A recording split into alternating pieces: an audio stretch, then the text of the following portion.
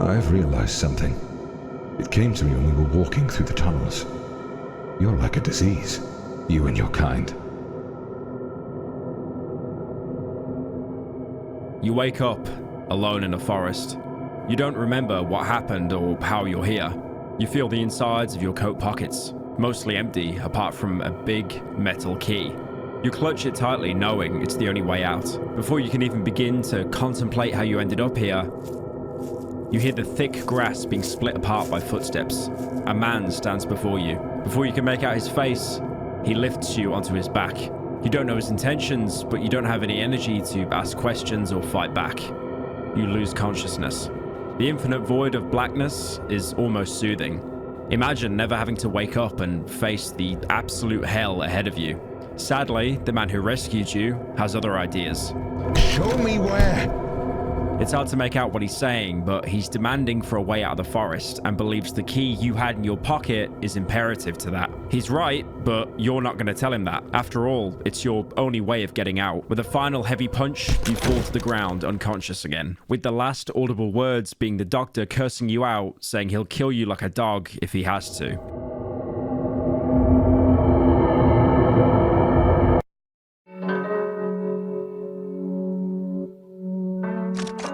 And that is the introduction to Darkwood, one of my favorite all-time games, and I still cannot think of a better way to open a game. And because no one wanted to sponsor us, we're selling Darkwood merch. With permission from the creators, you can buy 2 different designs.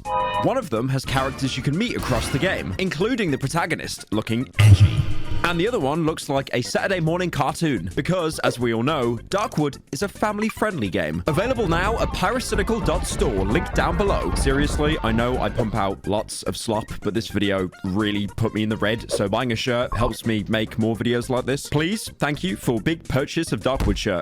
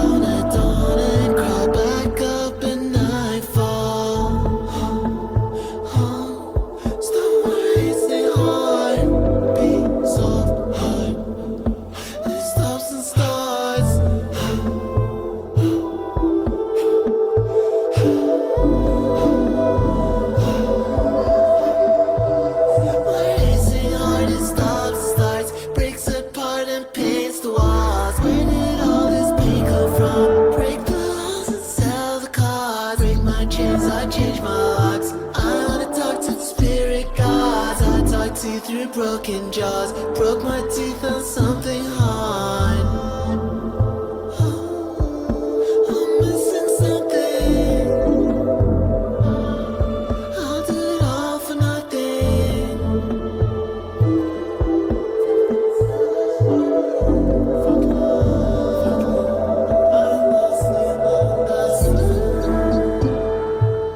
I'm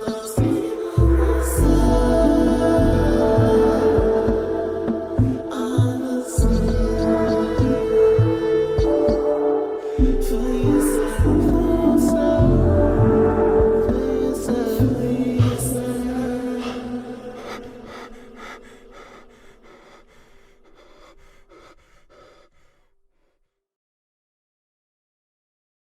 Now, I've begun so many videos by saying I hate horror games, and especially I hate jump scares, but Darkwood is one of my favorite games because despite being a horror game, it has 0 jump scares. I've always hated jump scares because it's a cheap tactic to scare people. Have a scary image appear on screen with a loud noise. Rinse and repeat, and now you have an entire franchise based around a cheap trick. Why don't her pants fall down? But Darkwood scares me in a completely unique way, because instead of worrying about a PNG appearing on my screen and losing 6 minutes of progress, instead I'll lose a valuable extra life with only a finite amount of them being in the game. Or I might lose that pistol I spent all my currency to get, that fully upgraded shovel I spent the best part of the game searching in car wrecks, haggling with traders, and killing enemies to get the parts of. Or I might even get a full game over, being forced to restart the game after sinking half a dozen hours or so. There's no... I died. Why did I not switch? Cry about it. I feel happy. Sorry.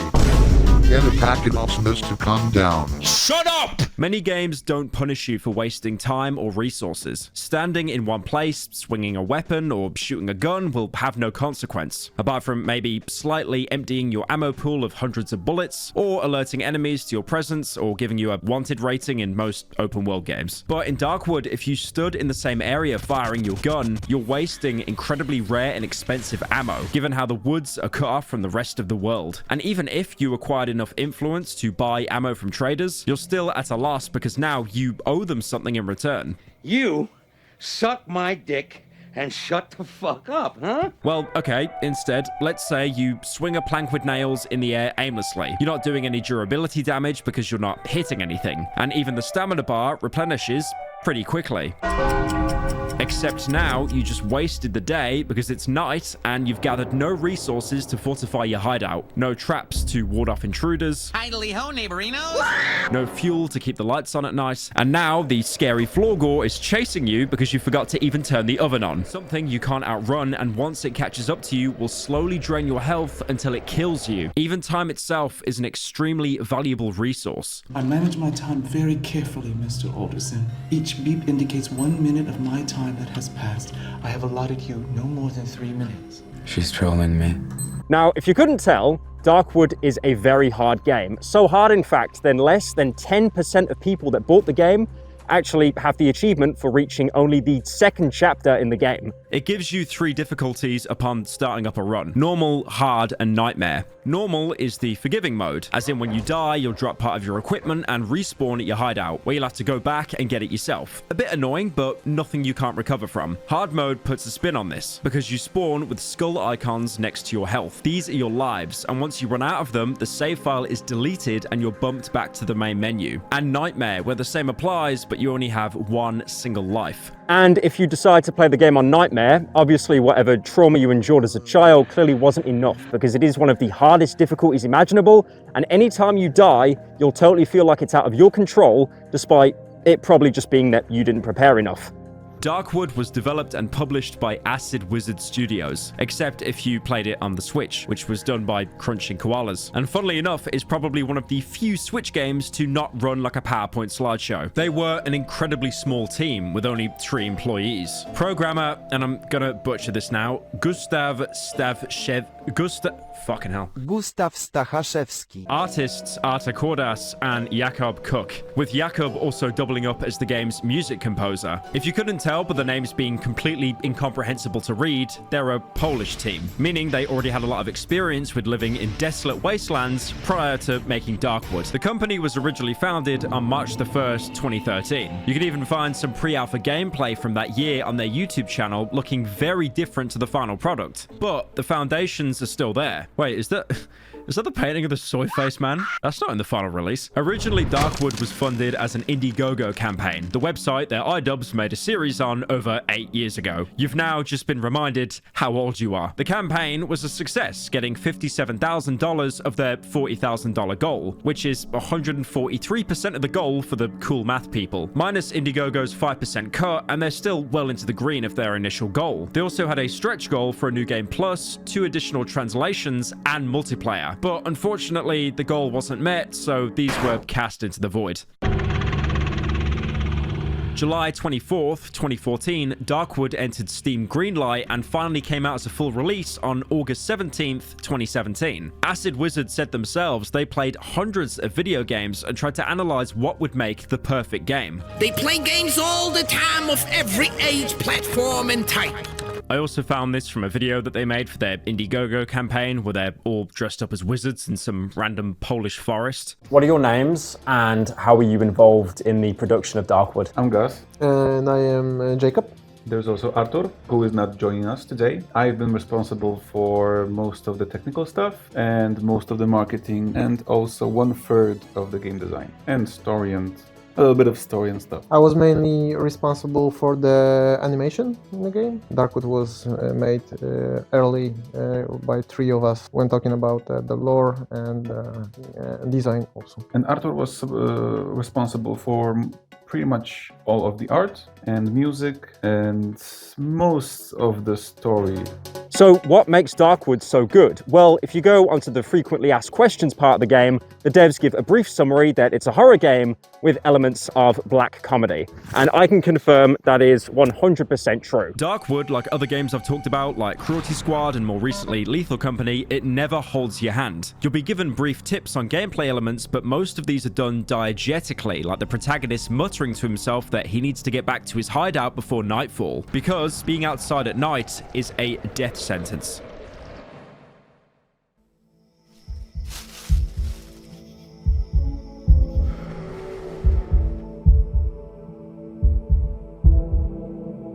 Booting the game up, it'll warn you that you're playing a challenging and unforgiving game. You will not be led by the hand. But if you respect the woods and be patient, focus, there might be a chance for you to survive. It's a game that forces you to experiment with items and how they interact with the world. You can also find bottles of alcohol lying around in the woods, because of course. Even in the face of an apocalypse, Polish people will still be making moonshine. You could drink said alcohol to get a decent health boost, a great substitute if you don't have any medical equipment on you. But because it's Polish vodka, which is over 100% proof, it'll impact your field of view, speed, and vision for about 30 seconds, making you pretty much useless in combat. Oh, sliver bits. It's Polish. It'll make us go blind. But let's say you're a teetotal like PewDiePie. You can instead wet some bandages, giving you bandages with alcohol that gives you a much more potent healing item that'll continuously heal even when you're taking damage, making pre-medding a very viable strategy, just like that other Eastern European survival game. Oh my god. Or you can stick a rag inside a bottle and light it with a match, and now you have a Molotov cocktail, which is great for setting up areas of denial and choke points. Or you can add a wooden plank, and now you have a torch, a decent melee weapon that can also light the way in darker areas. That's just a single item in the game, and you already have a multitude of uses for it. But let's say you're cosplaying the average beer-drunker, parking lot-dwelling Polish citizen, and you drank the bottle anyway. Well, now your bottle's empty, but it is still incredibly useful. You can now throw it on the floor to create a broken glass trap that'll deal damage and alert you to enemies. Or you could even fill it with rotten mushrooms native to the Darkwood and create a gas trap, which deals low damage because the farts aren't very potent, but you can also ignite the gas to create a huge explosion. You can even make a lantern by combining it with fuel and rags, a much more powerful light source than the torch. Again, you've got so many options from literally a single item you find in the forest. And keep in mind, there are over 200 items across the entire game. You'll notice that you have a cone of vision wherever you're looking. Places you aren't currently looking at will still be present, but will be purposely obscured. Things like important objects, key items, and of course, enemies. You want a little sex? It's almost like the player has a mental image of how the area would look like in their head. You can still see big objects like tables being moved around or doors opening. This can be terrifying for combat encounters, because although you'll be able to hear an enemy at all times, you won't be able to see them unless you're looking directly at them, or relying on your pathetically small 360 cone of vision, which will only show you the enemy when they're already chomping on your flesh, which usually means a stun lock until you die. It means certain strategies are way harder to pull off, like baiting enemies, as you don't actually know how far away they are apart from their sounds. According to the devs themselves, they were inspired by the works of David Lynch, most known for Twin Peaks, the show where if you watch it with the knowledge that everyone is deeply mentally ill, it actually starts to make sense.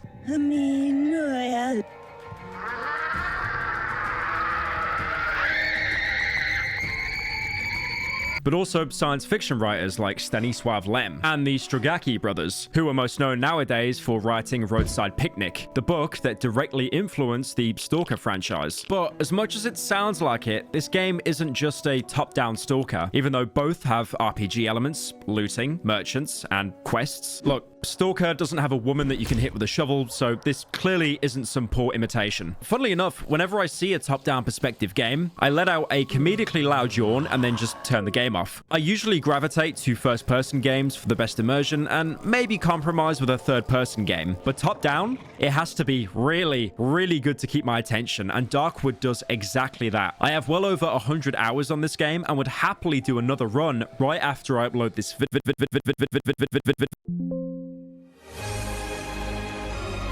Beginning the game, we're playing as someone who knows the situation is dire. If the intro text and him waking up from a drunken stupor doesn't convey that, you can see that this man is on at least stage 6 of male pattern baldness. Pity you won't live long enough to see it. This intro is mainly used to teach mechanics to the player and give some world building. You'll notice that you have a cursor that you can use to interact with objects, like open doors and drag furniture. But if you move your cursor too far from the player, it'll black out as if you couldn't reach it in the real world, making it so you can't even see if an object is interactable. Food seems to be a real scarcity here, with some of the last edible food left being basic potatoes. I mean, of course, this is Poland, after all. The only edible thing growing on this land. I still have some left. The man also seems to have barricaded his house to keep intruders out. Being in such a dangerous area, the game doesn't even let you dismantle them. Dismantling this now would be suicide. This will be a vital mechanic once the game begins proper. Shit! Walking into the lobby of the house, you can see rusty cages, and investigating a drawer, we can finally learn a bit about who we're playing as. My tools. They haven't been sterilized for years. The local patients can't be helped anyways. We can assume this is the local doctor, though it seems like he hasn't practiced proper medicine in quite some time. Next to the drawer is a bag with a photo of what looks like to be some kind of human, with the date marked 12th of June 1985. A medical bag, which the doctor calls useless, and a Zenit camera, which is a real-life Soviet brand of camera which was in production since the 1950s. By now, we know two things. There's some kind of outbreak or infection to the point that normal medical tools don't work, and the game takes place somewhere in 1980s Poland. There's a good chance this takes place within the PPR, and one of the main players of the Warsaw Pact Alliance. You know, one of the teams you can pick in COD Warzone? Yeah, those people. You don't need to read into it anymore. The holiday time, when we were kids, looked Summertime, like yeah. summertime in the rural areas. So we visited our grandparents, for example, and it looked like this, like this village. And we wanted to make it like it from our experience. We didn't want to place Darkwood in some places that we don't know from our experiences. We were born in the Polish People's Republic, but it stopped being a thing when we were like 2 or 3. We didn't really experience this time, but our parents used to tell us a lot of stories about this time. It was a crazy time, like totally different from what we have now. And I think all of those stories kind of kept this crazy image in our heads of how that time looked like, this very kind of surreal even time. I don't think it was a very deliberate choice about the setting. I think it was just what we found was cool, and then it kind of went on from that. We also know the doctor has taken drastic measures to try and treat the people in the village. Cages. This time they're empty. And next to it, a locked metal door. I would rather not open it. I spent too much time to lock him in there. For the last 800 hours, I've been non-stop gooning. Finding the doctor's medical book, there's some vague outline of how the infection works, with different stages of the illness progressing. He's been obsessing over these notes to the point where if you interact with any of these scribblings on the floor, he'll simply say this. I know these notes by heart. I don't want to read them now. Obviously, all the studying and research has yielded little helpful results. One very important item is a radio in the middle of the room. The radio's been silent for years. Although, sometimes I think I can hear voices through the static. This seems like a throwaway line, but it will play into the story very heavily, especially later on. Exploring outside the doctor's house, you can find his wrecked car, a Polish Fiat 125P, which was a real car produced from 1967 to 1991. It was a variant of the Italian-made Fiat 125, but instead of being made by Fiat, it was manufactured by the Fabryka Samochodów Osobowych. I'll kill you for what you've done! or passenger car factory in English, because it was the only passenger car manufacturer in socialist Poland. Still an icon for the Polish people, as you can find them on online marketplaces where they'll usually be bought or sold by collectors or patriotic boomers trying to relive the old days when the 125p was the peak of motorization. But since all the access roads have been devoured by the woods, it became a useless pile of trash. How closely would you say that Darkwood encapsulates average Polish life? More it's like a meme thing. The reviews are telling that, oh, it's my average day in Poland. I think there's a bit of this like Slavic kind of misery theme that is sprinkled across the game. But obviously the things that happen in the game are completely not real and not based on real events. They're real. It's less than a few minutes into the game when Darkwood presents you with the first player choice. There are dozens of choices you make across the game, and some of them even ripple across your playthrough that grant you access or block you off from certain items, characters, or even entire areas. It's basically impossible to experience everything the game has to offer in a single playthrough. But here, your first choice, with seemingly minimal consequences, is the Doctor's dog. My dog. I don't think he's gonna make it. I should end his suffering.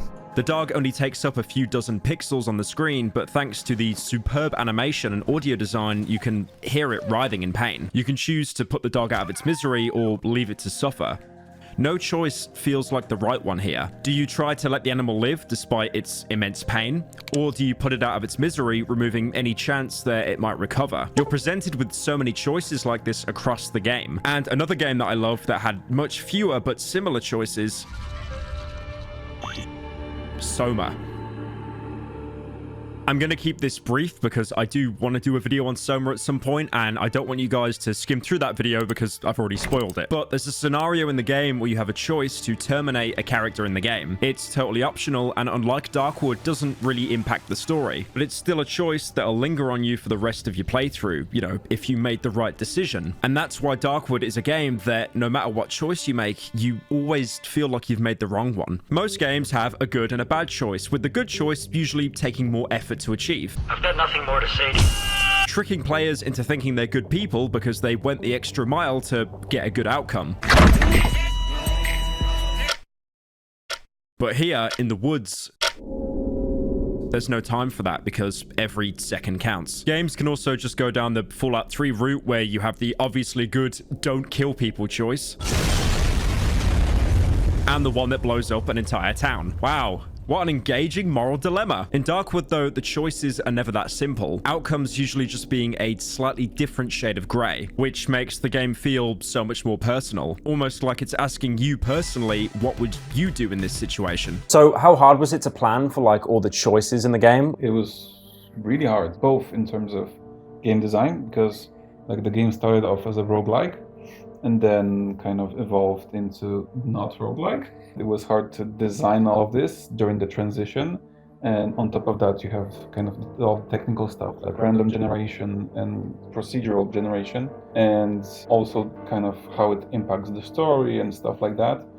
So I don't even know how we did that, honestly. It was just so fucking hard. After finding an axe and cutting down part of a fallen tree, you're probably wondering, well, if the situation is so dire in the woods, why don't they just cut all the trees down, Lamau? Look, it's like Minecraft, guys. If you punch the tree long enough, it'll lose a block. Maybe you can make a crafting table and cut down the trees faster. Well, the doctor acknowledges how this was never a permanent solution. These trees are growing too fast. Soon I won't be able to cut them down fast enough. You can even see the remnants of a road, something incredibly rare in the forest, but both sides have been consumed by the tree line. The woods have been devoured. All the roads that connect us to the outside world. No one is able to pass through the thicket. Coming across an abandoned house, we can see the body of someone that's fused into a tree. In a few days, it'll be completely absorbed. This gives us some indication that the plague is associated with the woods, with bodies being absorbed into the tree, presumably for sustenance, which could also be what the grainy photograph the doctor picked up shows. Past the house, the doctor stumbles onto an unconscious man, wearing a long, damaged coat, and a rather large rimmed hat. Whoa! With a blood trail behind him, it seems that he barely escaped whatever was chasing him. I think this one is still breathing. Searching the man's pockets, the doctor finds a large metal key with the item description. If there is an exit out of these woods, this key will surely open it. He's unconscious. I've never seen him around before. He's only carrying a key in some journal. Since he managed to sneak in here, he must know how to get out. Of course, he won't help me voluntarily. But that is of no importance. When the cutscene ends, you're no longer playing as the doctor, but the man he found in the woods, with your health bar practically empty and having nothing in your inventory. The doctor might have saved you from bleeding out in the woods, but it was for purely selfish reasons. I need to get out of this accursed forest. You hear me, rat? Show me how and I will let you go. After the doctor searches you for a second time for any clues to escaping the forest or supplies, he takes a moment, simply staring into a corner of the empty room. He's calling me to return home. You pass out again, but when you wake up, your character is tied to a chair while the doctor begins interrogating you. Where is the exit? Where? Show me where! I'll kill you like a dog if I have to. Ironic words depending on the choice you made as the doctor minutes prior. Eventually, the doctor will leave, letting you free yourself from the restraints and getting back on your feet, with the first words of your character saying, "That fucker stole my key." Keep in mind that these subtitles appear at the bottom of the screen, not in-game like when the doctor was shouting at you. These are your inner thoughts and not actual dialogue said out loud, which will make a lot of sense much later on. Already, it's acknowledged how important that key is, with the man completely focused on how it was taken from him despite being beaten half to death and everything else that's happened to him. The door the doctor left you in is locked, so you'll have to improvise, with the game giving you an incredibly brief example of the game's crafting system. By searching the doctor's jacket he left behind, you can tear some of it off to make some rags and find some wire in his pockets, with the game diegetically telling the player how to craft. "I'm hurt. I could use these rags to craft some bandages and heal myself. Locked. I could open it with a lockpick." After healing our wounds with the bandage and opening the chest with a lockpick, we can find a flashlight and a shovel, with the latter letting us break down the door, which completely breaks the already weary shovel. But at least now we're out. What the fuck is this piece of shit? But now we have another problem. The power to the house has died, which is indirectly your fault because the entire point of playing as the doctor was to refuel the generator, and instead he had to bring your fat ass all the way back to the house. All we had to do was fill up the generator. CJ? Before the power goes out, you can briefly see the doctor standing in front of you before disappearing. If we were playing any other game, there'd probably be a loud jump scare noise right after, but we're playing Darkwood, where instead of a scary face appearing on the screen, you get scared more often by the characters disappearing once you turn around.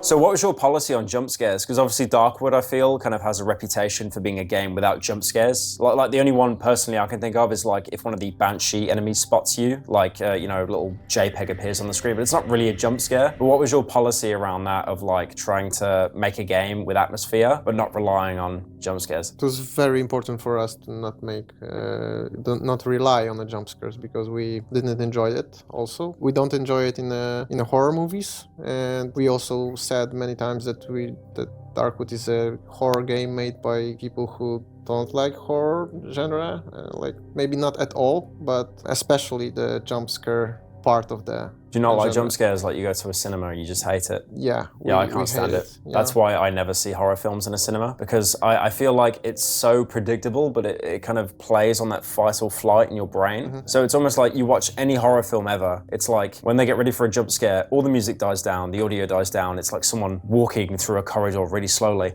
And I swear I am like a child. I will actually do this in the cinema, like put my fingers on my ears because I know the jump scare's coming. I know it's coming, but it's still gonna scare me because it's just such a loud, sudden noise. But yeah, I think it's really good that you guys didn't really kind of rely on that. It does make the game very refreshing, definitely. I think we found it a little bit cheap. I mean, I know that the people enjoy it because of the adrenaline or something, like really hits you. And I respect that, but I don't really enjoy it and I find it a little bit cheap. Yeah.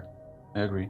We actually were, when we were talking about inspirations of how we want to make horror, I think a lot of the inspirations were completely outside of the horror genre. You remember the first UFO games? Yes. And stuff like that, where we remember from the childhood, and we like the idea that you have to the horror plays in your mind, not exactly in what you see, but what you hear and what you don't hear and see kind of makes this a bigger impact on you than just a jump scare, right? Your imagination kind of Yes. filling in the blanks kind of thing. Yes, exactly. So we like that, and I think it's played really well in Darkwood. We're now exploring the Doctor's house, but without the knowledge of the Doctor, so everything is alien to us. The door that was best to not open will now present us with a combination that we don't know the code to, and we can see more of the Doctor's experiments. A metal table with leather belts strapped on. Inside another chest is a half-empty can of gasoline and a table leg, which we can use as a melee weapon. It's very apparent the Doctor wanted to forget about this room because it was blocked off by a wooden shelf. And there's also gasoline that he could have used earlier instead of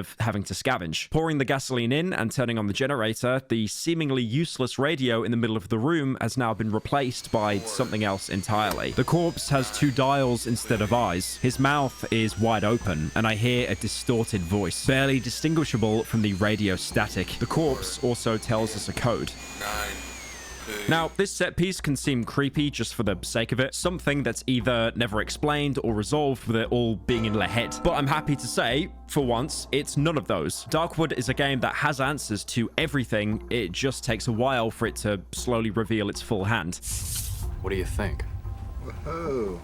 Very nice. Using the code to open the door, and with the hindsight of playing as the Doctor, we know that someone is trapped in this room. Help me.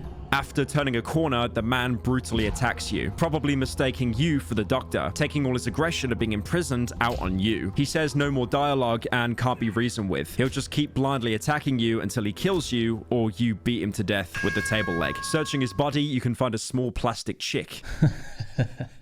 And how do you want to get out now? You think you could manage all by yourself? Suddenly, monstrous voices can be heard outside the Doctor's house. All the power in the house goes out, and ravenous clawing and chomping can be heard at the Doctor's barricaded windows and doors. Something is trying desperately to get in. You can try to run, to barricade yourself in a room, or even try to fight back, but it's no use. You're not equipped to survive the woods. No one is. But maybe it's not over yet. The blood-soaked screen fades to a washed-out grey. You make out the figure of someone in the distance behind the woods who recognizes you. He reaches his hand out to you, unlike the Doctor who forced you onto his back. It looks like he really does mean to help you. Maybe you'll just make it after all.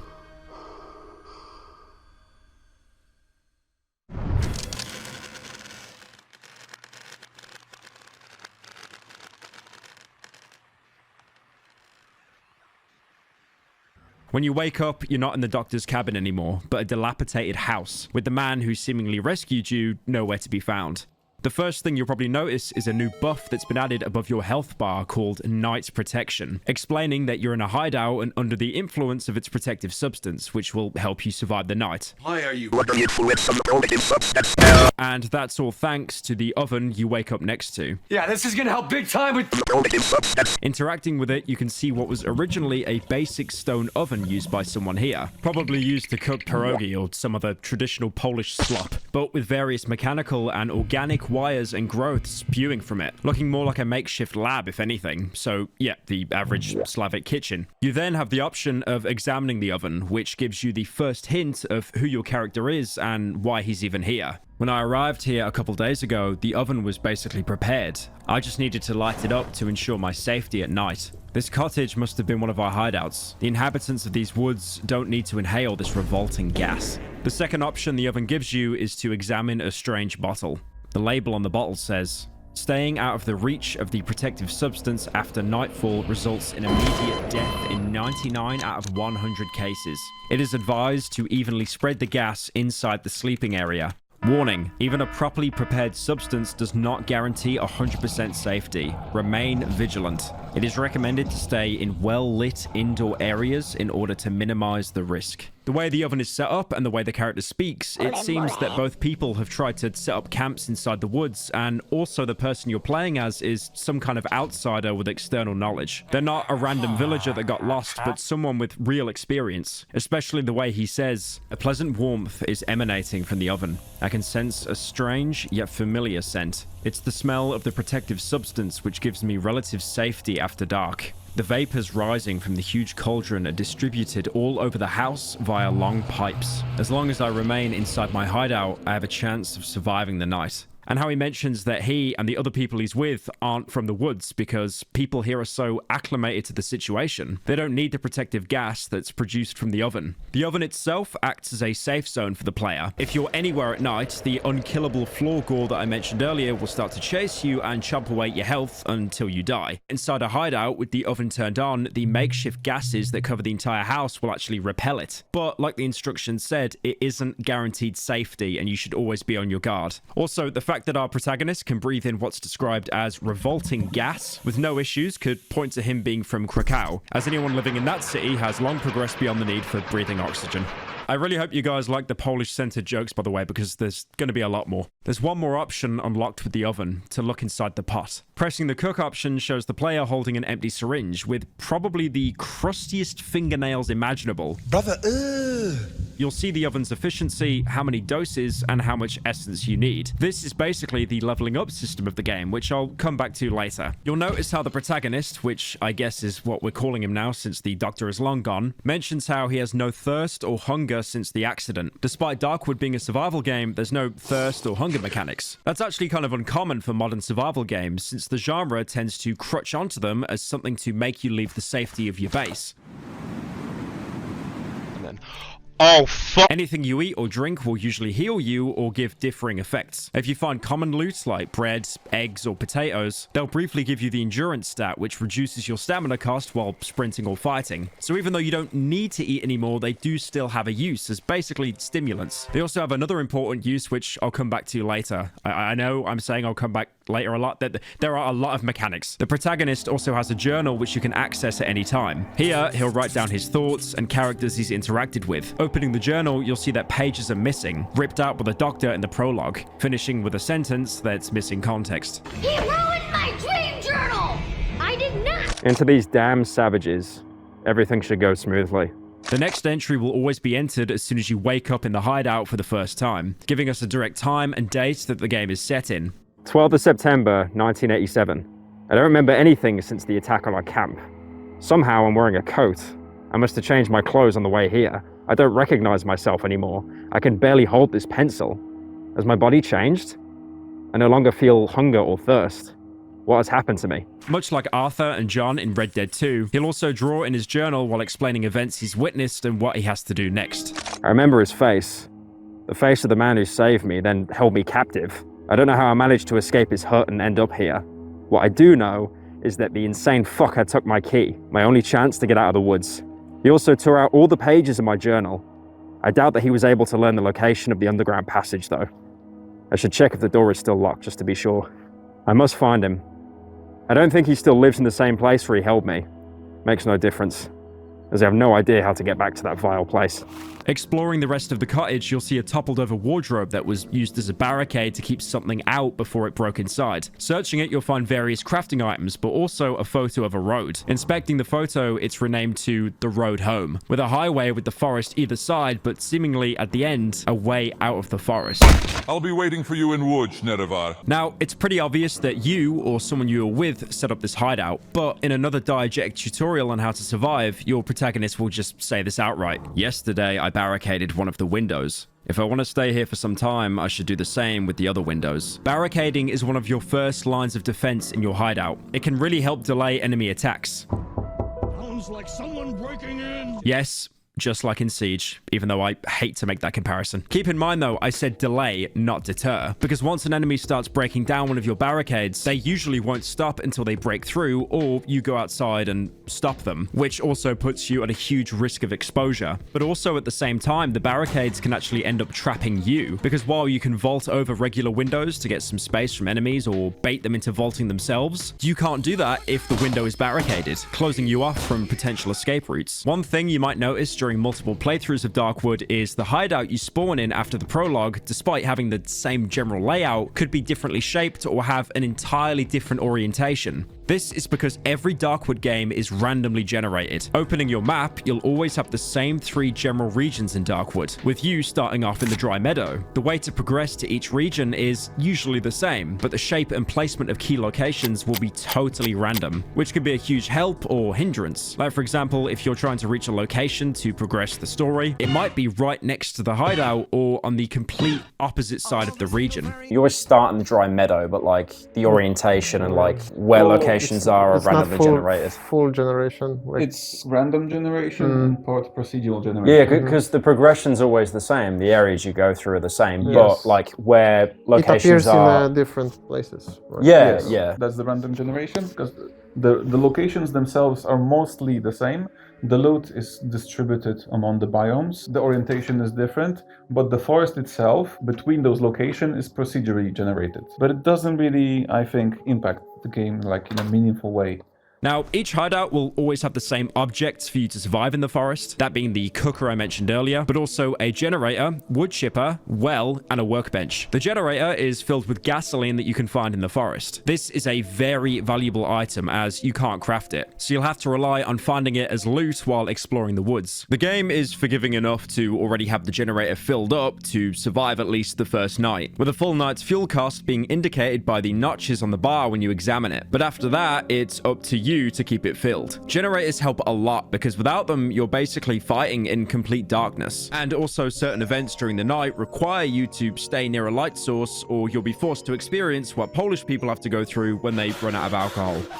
Next up, the wood chipper. Now, this thing is a gasoline guzzler because wood is such a huge part of crafting in this game for barricades and also many other items. You'll also want to keep some planks handy. Now, you're probably wondering, in a game called Darkwood, which takes place pretty much entirely in the woods, why is it so hard to get wood? Well, like the doctor explained in the prologue, the woods are expanding at such a fast rate that no one can control them, and normal tools aren't able to cut them down. So unfortunately, this isn't like Minecraft where you can just hit a tree until it turns into a block of wood. In the intro, he was able to cut down some branches with his fire axe, but it was basically a twig, and secondly, you don't have an axe. You can find planks out in the world, but very infrequently. But what you will find in abundance are logging areas where people were harvesting trees, probably before the outbreak. You'll get a few of these in each area, and looting the logs, you'll be able to collect the wood. Among other important loot, like nails and stones. What was... No, I saw you put something in your pocket. What was that?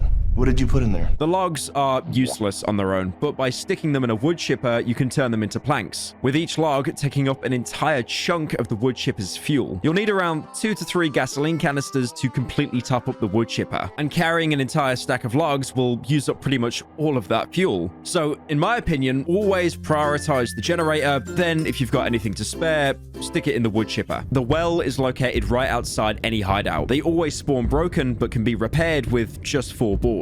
Afterwards, you can drink from them once a day to quickly and fully restore your health. Now, this is a great option when you're out of healing items when trying to survive the night, or to save up using any healing items when going out to explore. Despite rain actually being very common in the game, it doesn't actually fill up the well, so it's apparent that the benefits you're getting are much deeper in the earth. There's also a cut mechanic related to the well. In early builds of the game, you'd actually get a debuff called Thirst in the evening, forcing you to either drink from the well or continue taking damage throughout the night. Apparently, it was supposed to be caused by the plague's influence, but probably more likely the protagonist suffering with alcohol withdrawal. I mean, it's never marked what the alcohol is you find in the game, so it's probably just pure ethanol.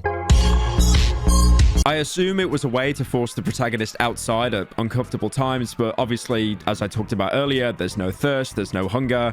They're not mechanics in this survival game. There's also the workbench, an essential tool of any hideout. In it, you're able to store any excess loot that you find, because your inventory in Darkwood is comedically small to begin with. And it actually kind of makes sense, because you have no backpack, and you're probably just sticking everything in your coat pockets. Again, I don't really understand how you could fit an entire wooden log or a car battery in a coat pocket, but video games. But it also doubles up as a crafting bench. You can only craft smaller items on your person, like bandages, torches, and lockpicks. You'll be crafting anything more advanced at your hideout workbench. To start off with, your workbench will always be level 1, and the items you craft are pretty limited. You'll be able to craft a chain trap. This costs 2 scrap metal, an incredibly rare and important resource, especially late game. The most common way to find them is by scavenging bear traps left around the forest, which people were probably using to catch the last remnants of food here. I don't have a bear trap for this video, so I just bought a mouse trap.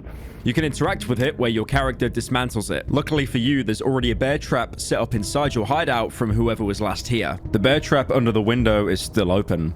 Looks like this night was exceptionally uneventful. Unlike bear traps, the chain trap doesn't actually do any damage when stepping on it. Instead, enemies that step on it will be stuck onto a chain for 30 seconds, giving you the opportunity to get some cheap hits in. The only problem is, unlike the bear trap, it's single use, and there won't be any salvageable metal once it's used up. But you can pick it up to get the scrap metal back if you want to place an unused one in a better location. Both of these traps are great to place at choke points like doors and windows, as enemies are never actually smart enough to do a Dark Souls iframe to dodge the traps, and will just take the fastest option to get towards you. Next up in the crafting is the antidote. Now this thing costs 1 mushroom, something I'll get into later. It'll cure any poisoning the player gets and gives you immunity from any other poison for about 30 seconds. Thankfully in Darkwood, and I do want to say thankfully for how unforgiving this game is, no enemies actually deal poison damage. But what you'll come across, especially in later areas, are patches of poisonous mushrooms randomly scattered across the map. These skinny, pale mushrooms will poison the player when stepped on. Now usually if you step on one for the first time, you'll panic and then you'll probably start running around, probably onto other mushrooms. And the thing is with poison, it stacks. So if you step on too many, you'll just end up dead on the ground.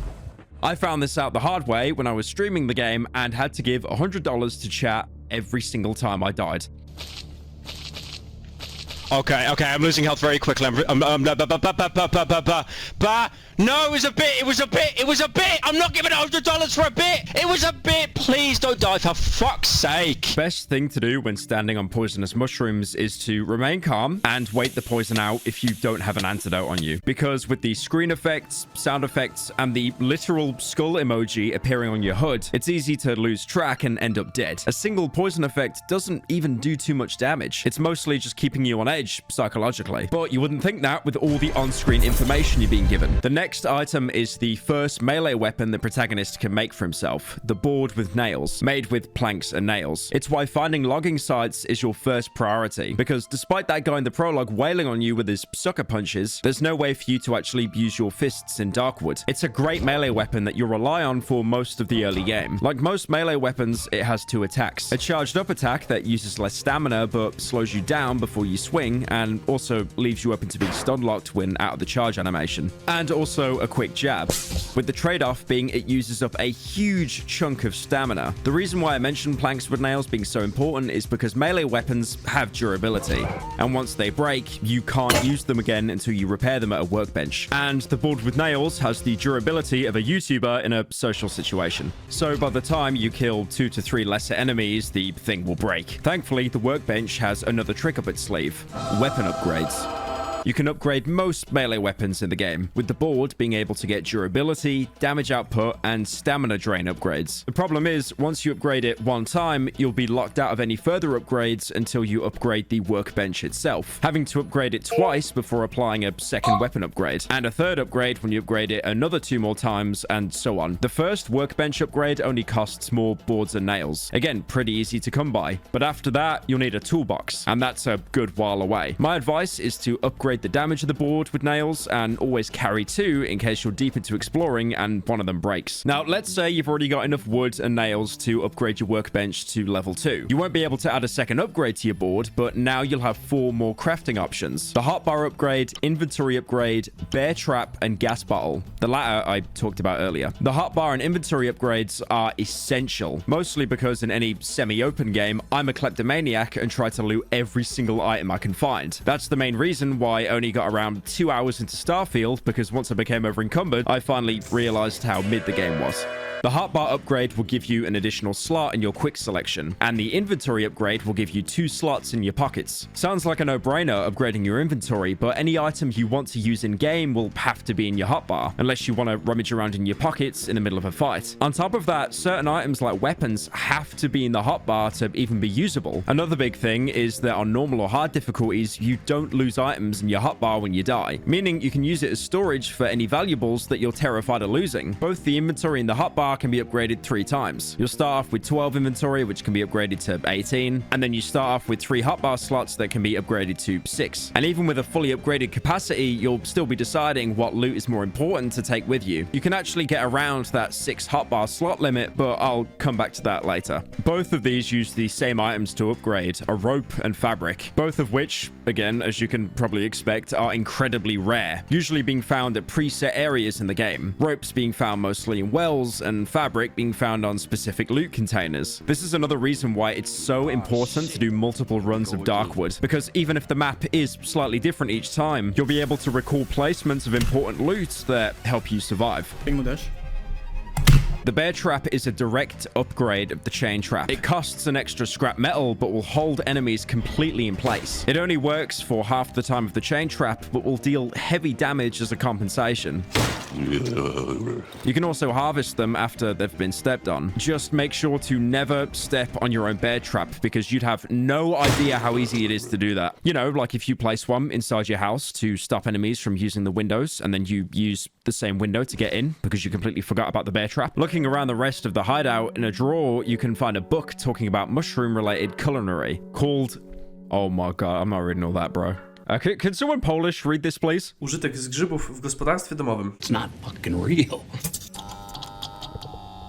This is actually a real book written in 1928 by Josef Swoboda. You can even read it online, listing what mushrooms can and can't be eaten and how to even prepare them. More on the mushrooms, you might have noticed near the generator there's a growth of pulsating mushrooms. Mushroom! Mushroom! Mushroom! Enough about the mushrooms. We all know it's a mushroom. We get it. Like the poisonous ones, they will still damage you when you step on them, but if you keep your distance, you can actually harvest them for a single odd-looking mushroom. Now, this sounds weird, but this is essentially your XP, because you can use them in the cooker to fill up the needle, probably by making mushroom pierogi, the Polish equivalent to magic shrooms. Ja pierdolę, jakie bydle! Mushrooms always spawn in preset locations like houses and camps, never as loot, but can also appear as clusters in mushroom fields, a minor location in the game which will be marked on your map when exploring. Now, remember how bad I said the poisonous mushrooms are? Well, now you'll have to wade through a field of them, because at the center are 3 of these invaluable mushrooms. It's a great way to level up early, but that being said, get ready to count the literal pixels on your screen trying to shimmy through all the white mushrooms. If you do step on one on accident, like I said earlier, don't freak out. Stand still, don't move. Maybe even open TikTok for a couple of minutes to feed your Zoomer brain and everything will be okay. That is until later areas where a man made out of fucking mushrooms climbs out of the ground, chasing you while laughing, knowing how fucked you are, only to explode when he knows that he can't get to you. Like I said, the game is pretty unforgiving. Oh, and if that wasn't difficult enough, any mushroom you do harvest will immediately begin rotting. So you'll have to run back to the cooker to turn it into essence before it fully rots. After it rots, it can only be used in a gas bottle that I mentioned earlier. Because of this, it's probably better to wait picking them until you know you're about to head back. But let's say you harvested all the mushrooms you can find, and you did manage to fill up the needle. Before injecting yourself, as any normal person would do with an unwashed old syringe, you're presented with a skill tree of perks to pick, with each syringe being filled unlocking another tier of perks, probably an STD or 2 as well, and costing more and more essence with each level. This isn't mandatory to progress by any means, and you can complete the entire game without leveling up once. But if you choose to, each tier will give you a positive perk to choose from and a negative perk. Only in Darkwood would you willingly spend time harvesting XP just to directly downgrade your character. The first tier will give you the positive options of Eagle Eye, Moth, Navigator, and Mushroom Healing. Filling up the syringe a second time will let you pick a second perk from this tree before moving on to the next one. And also locking blocking all the previous options out. Eagle Eye lets you see farther ahead. Now, this sounds like a must, you know, to see loot in situations farther away, but it's only about a 15% increase, which is basically nothing. Despite knowing that, I still pick this perk for every run. Moth is an active ability, meaning you have to voluntarily activate it in the perk selection screen. All of the active perks can only be used once a day, while passive perks will last your entire playthrough. When you use Moth, any light source you're next to will buzz, giving you an incredibly slow healing boost. It seems useless, but it's a great perk when you're low on health during the night and you don't have any healing items on hand. Navigator is a mostly useless perk. As mentioned in the prologue, if you're not at a key location in the game, you won't show up on the map. Navigator, when activated, will drop a part of your body onto the map, which can be used as a marker. But surprisingly, it can also be used as bait for some enemies. The reason why it's useless is because in each region, you're usually 20 or so seconds away from a location that's marked on your map, letting you know where you are. Now, you might find it a bit weird how the protagonist can drop infinite body parts and never seem to run out of them.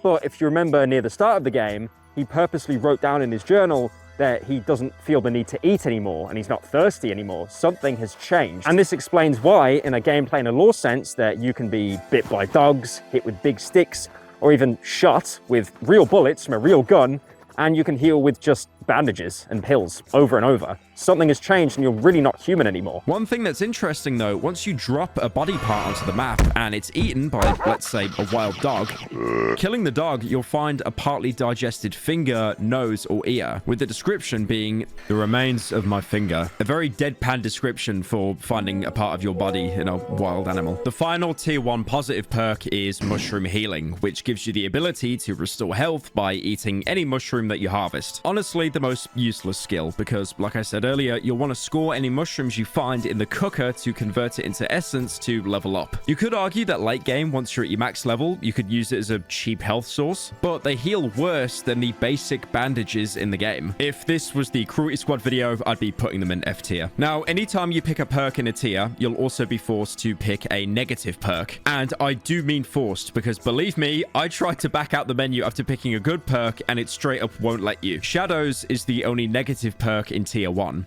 with a vague description saying, staying in dark areas at night can be dangerous to me. With picking this perk, you're now forced to make sure the generator is always stocked up, because now you just spawned in a new night event.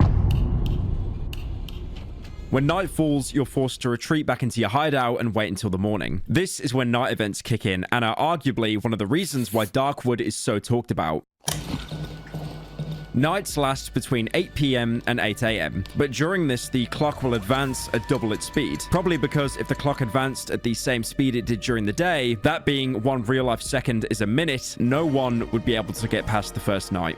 There are 28 unique events that can occur each night, and these all depend on which hideout you're staying at, and this doesn't even include all the normal monsters that try to break in each night. A few are beneficial, but most will make surviving even harder. But as a reward, you'll get a shiny stone. These are items that are intrinsic to the lore of understanding the Darkwood, but for now, they're an incredibly rare item that you can't craft, but can be sold to certain individuals for a hefty amount, and again, I'll talk about that later. You can even find randomly appearing glowing mushrooms that if you're brave enough, you can run outside to harvest for a unique glowing mushroom that gives you double the essence of a standard mushroom.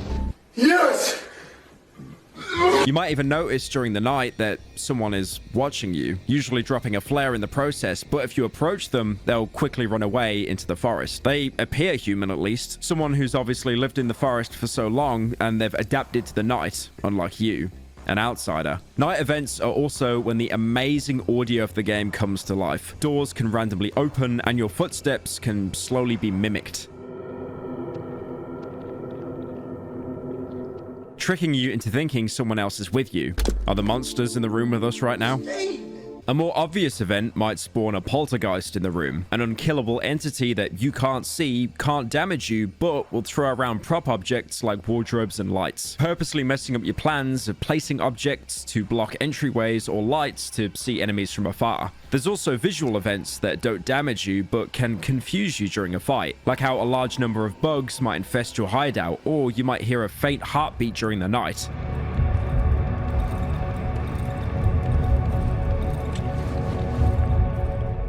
And when you investigate outside, you'll see how all the trees and grass are replaced with pulsating flesh, hinting that the forest is more alive than it seems. Earthquakes are also a common occurrence, with the shockwaves kicking up dust, massively affecting visibility and even temporarily killing all the power to your hideout you've spent precious gasoline to keep running. Remember that negative perk you were forced to pick earlier? Now, randomly at night, shadows will invade the hideout, killing all light sources except a single random lamp that you'll have to hug to avoid taking damage, drastically reducing your options for fighting back. It'll also instantly extinguish any torches you've crafted. I like how this is the first negative perk in the game, since that effectively baits every new player into picking it, forcing a trial by fire if you're lucky enough to get it early on, and basically teaching you that you should always try and stay near the light. Also, I found this out. Apparently, if you never leveled up the entire game and you never picked the shadows perk, it'll still be applied later on in the game anyway. The protagonist will also make a note of the encounter in his journal, accompanied with a vague drawing. It was a rotten, strange night. Shadowy silhouettes emerged from the corners of my hideout. I thought my eyes were playing tricks on me in the dark, but I'm certain I've seen something. If they come back, I should keep close to the light. There's also a unique night event to this specific hideout. There's a bed in the hideout that can't be moved or searched, and on a random night, you'll see a man sat on the bed, wishing to go home and saying, "We need to move on." He'll sit there the entire night until dawn arrives, or if you hit him, which, if you do, will make him disappear and you'll end up taking damage. Look, I promise, this entire game isn't all in their head. Please just stick with me here. If you somehow manage to survive the night, you'll notice how the hideout is covered in grey roots and growths wherever you're not looking, and you'll have a new buff called Time Freeze. This is one of the very few forgiving elements the devs added. Essentially, the in-game timer won't activate until you leave the hideout, giving you time to organize your inventory and board up any barricades that were destroyed. But on top of that, there's someone here to greet you next to the cooker. He has a backpack and a hood, but interacting with him, you realize what he truly is. Even from afar, I can smell your putrid stench. Be glad I don't have an appetite for carcasses, meat. The figure hides its face under the hood. It smells of wet soil and fur. I know what you're after. I can help you reclaim what you've lost, if you help me attend to a certain matter. What do you say, comrade? As he leans towards me, I hear him giggling under his hood. I knew it would interest you. Before we make a deal, you need to prove that you can do the job. I've got no time for weaklings, meat. You follow? Show me what you're made of. Get through the silent forest. You think it's so easy? If I were you, I would prepare myself well before setting out. When you get there, you will find me in this spot. Remember it. The wolf grabs my map and scribbles something on it. The likes of you always crawl back to me. This is the Wolfman, and to be fair, it does look like someone's furry self-insert into the game. Is that your fucking persona? That's cringe. Bug infestation. But somehow, completely makes sense as to why a literal furry would exist in Darkwood. He wears a long coat with a single bullet hole while carrying an assault rifle on his back, an incredibly rare weapon in the woods. It's obvious he knows that you've lost your key and he wants to help you get it back, but only if he gets something in return. You have two options here. Try to progress to the next area, the Silent Forest, and meet him at his camp to progress the story. Or if you really, really hate furries, which I hope is most of you, you can go outside the hideout, go up to this locker that you don't know what the code is, as it was meant to be exclusively for early backers. The code is, by the way. Take out the explosive barrel inside, single shot pistol, place the barrel next to him, and then blow him up. To which he'll probably still kill you anyway, because he has insane health. But if you do manage to kill him, you're still allowed to progress the story as normal. You probably just have no idea where to go now. What the heck is this? If you don't want to kill him, that locker does still have some really good early items, like nails and boards and items to make a single inventory or hotbar upgrade. There's even a knife in there, which as a British man, I can always appreciate. If you hear the Wolfman out, which to be fair, he doesn't give you much of a choice not to, you'll be presented with three options, which many other characters you meet also share. To show him an item, to trade, or gossip. Gossip is usually just lore dumping, like a character giving context to the woods or talking about themselves. The Wolfman on the first encounter will only give you 3 pieces of incredibly basic advice. I wouldn't recommend wandering around these woods at night. It would mean certain death for you, meat. Better hide out in that hideout of yours before dark and pray for morning light. If I were you, I wouldn't venture too far from here, unless you got bored of your lousy life, meat. Only a few returned from the dense woods, and those who made it back were not happy to share their stories. I'd avoid getting into trouble if I were you, meat, or at least until you get a decent weapon. You can also show him some key items that you found. So far, most players will only have the road home photo they found in the hideout. What's that you got there? The wolf snatches the photograph from my hand and studies it carefully. Finally, he snorts, his thick yellow spit landing on the photo. This road doesn't exist anymore, overgrown with trees, like all the other ones. The wolf throws the photo to the ground. Better forget about the road home, meat. Around here, all roads lead to nowhere. And the plastic chick on the body of the man that attacked you in the prologue. Beautiful item, perfect for a church fair. On a rare occasion, during one of the nights, you might actually hear a knocking on the door.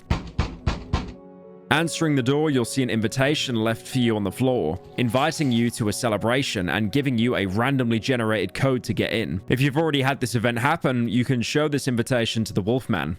Excellent, meat! An invitation to a wedding party! The wolf snorts with laughter, his putrid saliva landing on my face. It's an invitation to that house in the edge of the dry meadow. The music there has been playing non-stop since I remember. Day and night. A never-ending wedding. The wolf throws the invitation back at me. It's wet with spit. Have fun, meat. Just remember to hide that disaster of a face, or it's no dancing for you. His last words are a clear indicator that the protagonist's disfigured face isn't just what he perceives. It's how others see him as well. There's also one more thing the Wolfman offers. As you might imagine, there are no Zabka stores in the forest, even despite their aggressive expansion, which I'm sure has no problem crossing the boundaries of time by now. So instead, if, like me, you need to buy 3 boxes of LaCroix... Why is that in the script, you dickhead? I don't fucking buy LaCroix, you fucking dickhead. So instead, if you need to buy 3 boxes of sparkling water, you're gonna have to trade. Any real-world money is long useless in the forest. The only way to trade being something akin to basic bartering. Every trader has a reputation value, which works as the game's currency, with it going up if you do something they'd respect you for, like, for example, surviving a night or just giving them stuff, which is why it's basically just bartering but with extra steps. Items you have vary in how valuable they are. Like how I mentioned earlier, the shiny stones are useless to you, but valuable to traders. They also give you 100 reputation to start with, so it's a great way to access some of their inventory when you first meet them. Most items can be traded, but depending on who you're talking to, they might not be interested in certain items. Like how the Wolfman has no interest in wood and scrap metal. You can never go into negative reputation with the trader. If you make an offer which puts you in the red, they'll just flat out refuse the entire deal. You'll use them as a great way to stock up on items that you might not be able to easily find yourself. Like how the Wolfman will always sell a toolbox that you need to upgrade your hideout's workbench to get access to better equipment. And also, all that food I mentioned earlier, you can sell it to the Wolfman here to fetch a good amount of reputation, which you can use to buy a random gun component you probably won't even be able to craft with until about 10 hours later. Each trader will sell the exact same stock every single day, but every one of them has a unique variety of stock. Most of them you won't even be able to afford until after the first couple of nights. Reputation does stack though, so if you give away half your inventory to a trader, they'll still keep that reputation earned for when the next time you trade with them. But it's also important to keep in mind that all traders are incredibly stingy. Anything you buy from a trader is worth double what you actually get for selling it to them. One item that's always a must from traders early on is the watch. The icon looking like a Casio F91W, which was actually made in the late 80s. Having this anywhere in your inventory will show you the time of day at the top right of the screen, which is a lifesaver in planning your day ahead and not having to rely on the sun setting to let you know it's time to go back home. After talking to the Wolfman, the protagonist makes another entry into his journal, accompanied with a sketch of the Wolfman. My mind must be going. If I'm not delusional, the man whom I met had the head of a wolf. He told me he will help me get the key back. I just need to get through to the other side of the forest. I am to meet him in the part of the silent forest. I should explore the surroundings before venturing forth. I do not wish to act too hastily. The dry meadow is the first biome you'll always spawn in no matter which way the map is generated. It's covered in grassland and is the most forgiving biome. That being said, it's still incredibly difficult, especially for new players. The Wolfman also has a camp set up here as well, and you can meet him there to trade. If you wish to spend some more quality time basking in the striking yet natural beauty of my features before you head off to the Silent Forest, you will find me in my camp in the Dry Meadow. The wolf points to a location on my map. The main creatures you'll face here are dogs. They'll roam around and are incredibly territorial. If you get too close to one, they'll bark at you to stay away. And if you don't heed their warning, much like any beloved Rottweiler, they'll charge you, biting into your flesh until you're dead. All while the owner will probably go on an incredibly long rant how their dog is a beautiful princess and wouldn't hurt a fly. Dogs are fairly easy to deal with because of their easily telegraphed single attack of lunging at you. And once you kill one, you'll always find a single piece of meat on its body. This can't be crafted into anything, and selling it to a trader, you get a measly 5 points of reputation, but it can be used to bait and distract any other dogs from attacking you, even mid-combat, as apparently they can't give up a free serving of Rottweiler and will instantly stop attacking you to take the bait. So yes, you technically can do a non-lethal dog run of the game. The only other enemy in Dry Meadow is the elk. These things are terrifying. They have a similar attack pattern of the dog, but instead of being territorial like the dogs, will instantly attack as soon as they spot you, charging straight towards you with a much larger width than the dogs. Thankfully, the game gives you the ability to quickly backstep for a small stamina cost, something Dark Souls would shamelessly steal 3 years earlier. You'll always want to bait an elk into attacking, as there's a brief window to swing at it before it attacks again. Getting too close to it before it attacks will make them swing their antlers around, doing massive damage. It only takes around 2 to 3 hits to kill you. Meanwhile, you'll probably go through 2 boards with nails to kill a single elk, with the reward of making the forest a little bit safer and harvesting its antlers. I'll tell you what. Which again can't be used for crafting, but can be sold to a trader with the same value as a shiny stone. But also, strangely enough, you can actually eat the antlers to give you the biggest health regen in the entire game, although you should always sell it. You'll need the reputation to repair all the weapons that you broke killing it. There's also passive creatures in this part of the forest. Crows, which will fly away whenever you get near, usually feasting on a nearby corpse that you can loot. And rabbits, they always flee when you get near them. But if you're able to kill one, which is usually near impossible because you're such a fat bastard, you run out of stamina before being able to catch up to them. Thankfully, rocks are abundant in Darkwood. They're worth absolutely nothing to a trader, actually taking them away for absolutely free. And as a weapon, you'll need to throw about 15,000 to kill a single dog. But because rabbits have 1 HP, if you throw one at a rabbit, you'll actually one-tap it. Finally, all those hours in the long dark paid off. It's time for the mean course. Everybody, please. And because the world technically functions without your input, there's actually a chance that a rabbit you're chasing might even wander into a random bear trap. The same applies to poison mushrooms, by the way, and is a very viable strat for both catching rabbits and disarming shrooms in dodgy placements. Lamau! Looting a rabbit instead of having meat like a dog will have odd meat, which you can actually cook in the oven for more essence to level up, if you can score it before it rots, of course. Odd meat can also be eaten, which gives you a stamina buff, but also an armor buff, which halves any damage you take for just under 2 minutes. But again, it's always best to cook this stuff. Someone cooked here. Also, the meat actually decays into rotten mushrooms for some reason. I guess the forest is big on plant-based alternatives. You'll also see creatures that resemble humans. Sometimes you'll see them praying to a destroyed shrine, most likely Christian. Poland's current Christian population is 98.5% after all. Europe.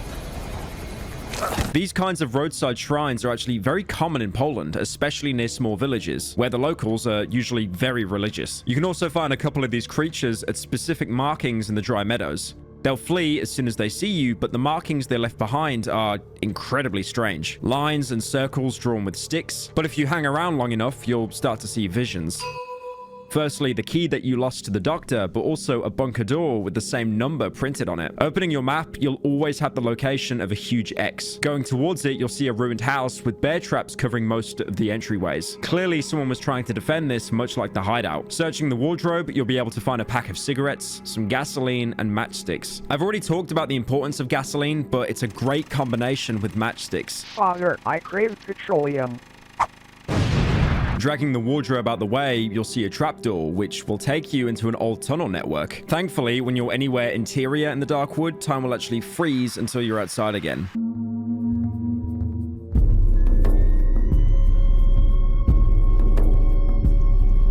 This area is incredibly dark, so you'll need a light source unless you want to hump the walls for the entire game. Going deeper into the tunnels, you can see that there's something above watching you, and up ahead is a bizarre growth, almost like a gaping mouth pulsating. You got fired, so you drowned your sorrows in booze. The protagonist won't comment on this, but searching the growth, you'll find some more odd meat that you can cook. You can also find a motorcycle magazine, with the description being from this year, showing a 1975 issue of Czasopismo Motor, a real Polish motor magazine with a Fiat 126 on the cover.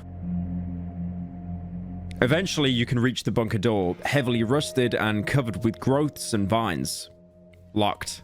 It's my only way out. I won't be able to open it without my key. You're then given the option to look at the handle. The hatch handle is covered in a thick layer of dust. It hasn't been opened for at least 2 weeks. Next, you can press your ear against the keyhole. I hear a faint voice throughout the howling wind. It sounds familiar.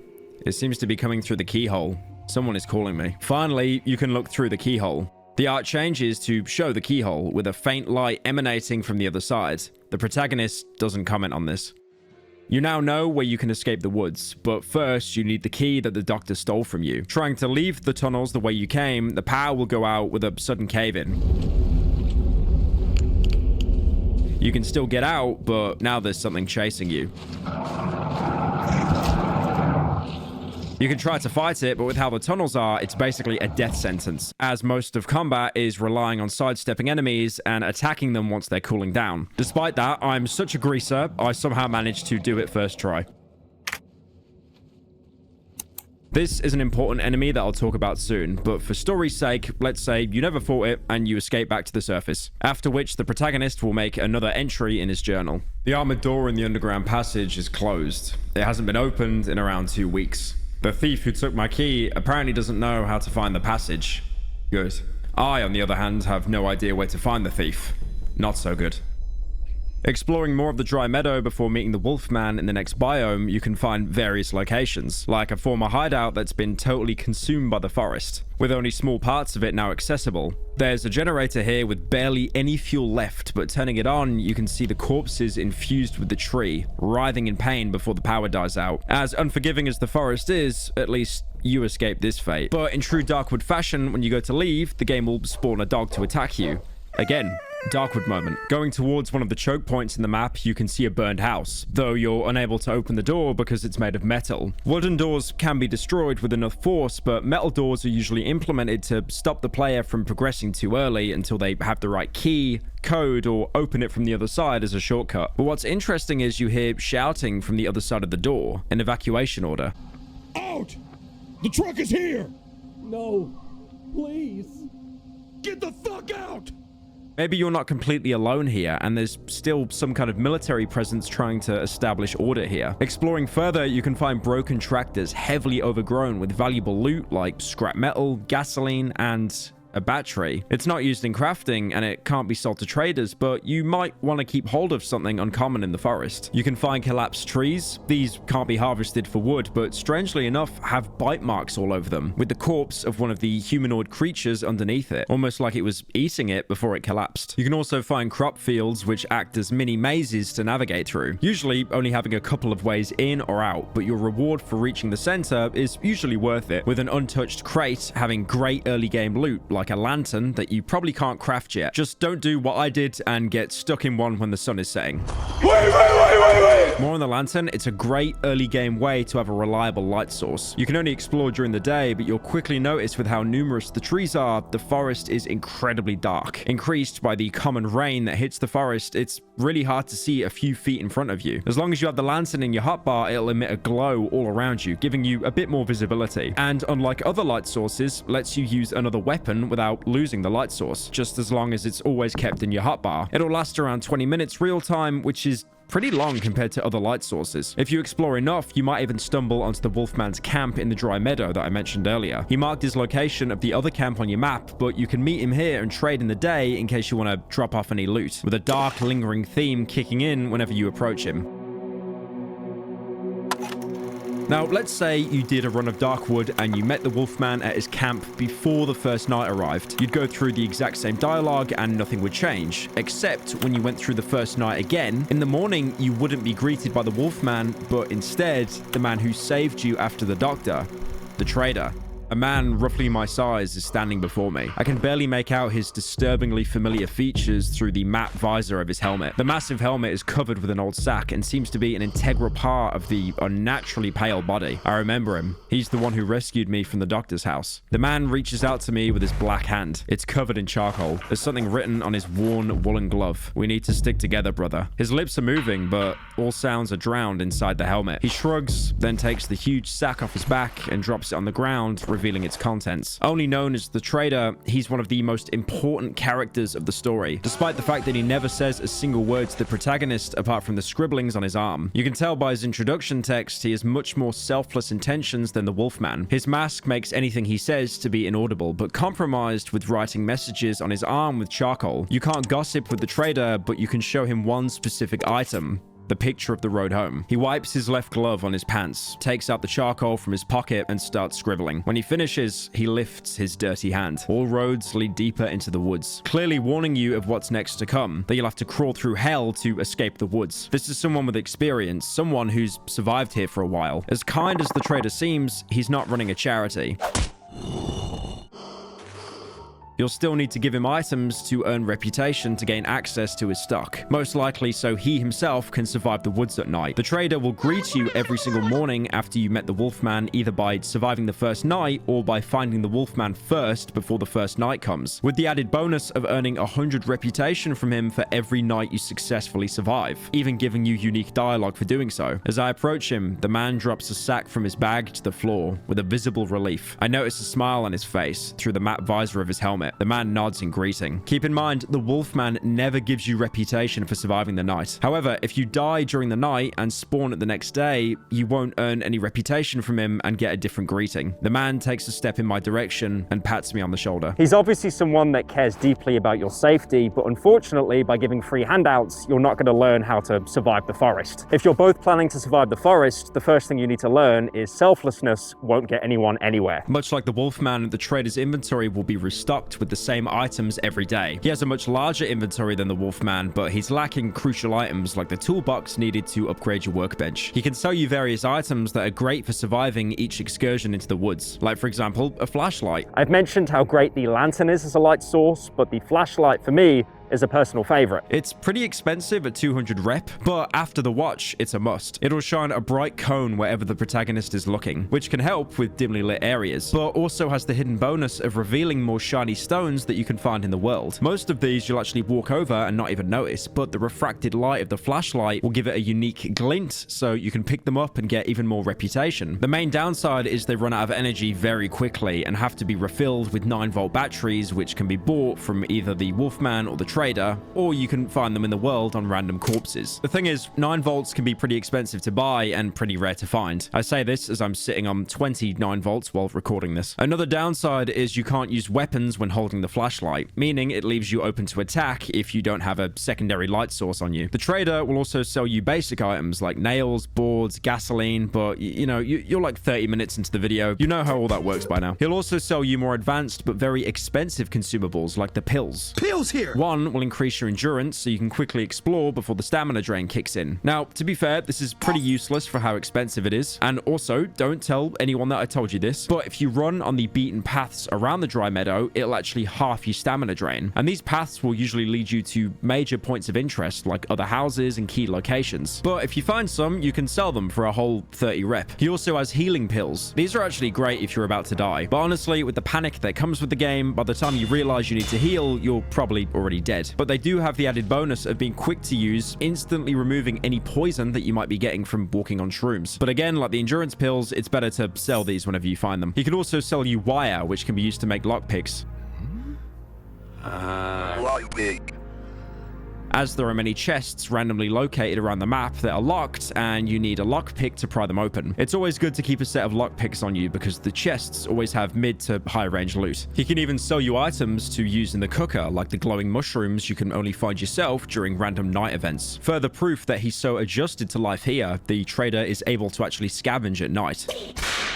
¿Quieres? Both him and the Wolfman can sell you a red chicken egg. Seemingly corrupted by the forest, it glows a bright red color. Look at this little fella on it. And can be used in the cooker. Both traders giving you a daily resource of XP if you have the reputation to trade with them. Moving on to the more advanced items, the trader will also sell components to craft guns, which is something you won't be lucky enough to experience until the mid to late game. He'll sell weapon parts, bolt handles, handgun frames, long barrels, tubular magazines, shotgun shells, small caliber magazines, and medium caliber bullets. All of these look incredibly tempting to buy, but keep in mind they're only as useful as your workbench is. So if you don't have it upgraded, you can't make any of these weapons. But let's say you grease the game and you got a toolbox from the Wolfman. You can now make the single shot pistol, Molotov, and lantern. Now, the single shot pistol is a complete scam. It's the first firearm you'll be able to craft, which will trick you into thinking you've just unlocked easy mode, despite the fact it costs 2 rare scrap metal and the even more rare or expensive metal pipe. The problem is, it's not a single shot pistol, but a single use pistol. You might be tricked into thinking that you can buy bullets from the trader, and this is the ammo to reload the pistol, but nope. You stupid. Once you fire it, it'll break and can't be repaired. This is a last resort weapon that you should only use when you're facing an enemy that you know is going to kill you at close range. Also, when taking aim, like all firearms, it actually takes a few seconds for the protagonist to adjust his sights to narrow the cone of vision, which in turn will narrow your vision of anything coming at your peripherals. But let's say you somehow got another toolbox. Another one. And now your workbench is level 4. You can make the shovel, homemade shotgun, and pistol, and this is where the game really changes. The shovel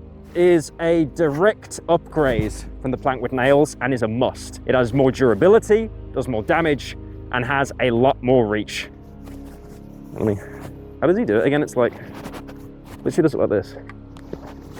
And yes, this is yet another game where the shovel becomes your main combat workhorse.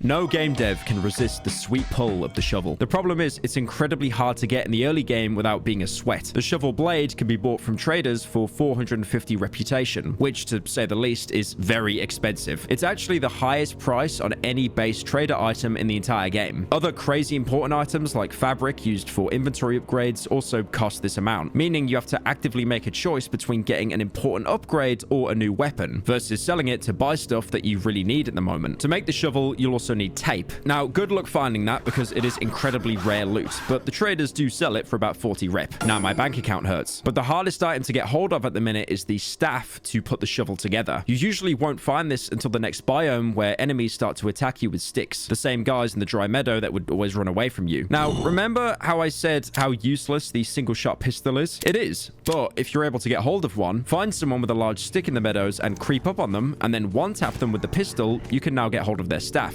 Excellent work, 47. Once you make the shovel, it is absolutely game-breaking in early stages, as you'll be able to 2-tap or even 1-tap early enemies. It functions the same as the board with nails, having 2 attacks, a charge and a jab, but the charge swing has a much larger radius than the board with nails, meaning you won't even have to go into an enemy's range to hit them with it. And because the workbench is level 4, you're able to give it 2 upgrades out of the possible 4, either less stamina consumption, more damage, more durability, or much more durability. The latter costing a whole new shovel head to upgrade, but it's totally worth it. My pick is to save for another shovel head to get that 70% more durability as opposed to 30% with just the metal pipe, and to also pick more damage, which will sharpen the head of the shovel with stones to give it more of an edge. Finally, stones do have a use apart from throwing them at rabbits.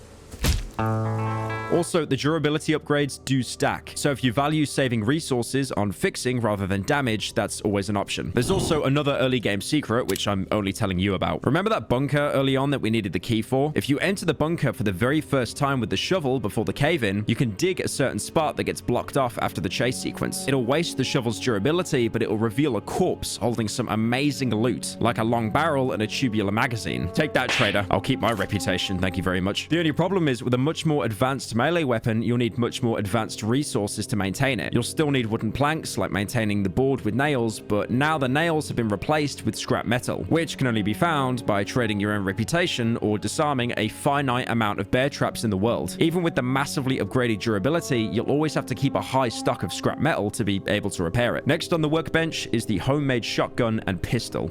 The homemade shotgun is the cheaper alternative, not requiring advanced weapon parts, but just 4 scrap metal and 2 metal pipes. That being said, the pipes are still incredibly rare loot and expensive, like I said earlier. But if you manage to make one, you'll have the first firearm that is useless after firing a shot. Oh, for fuck's sake. But don't worry, guys. The devs were actually lying here. The homemade shotgun can actually fire a whole 2 shots before turning into dust in your hands. Does that make it worth it?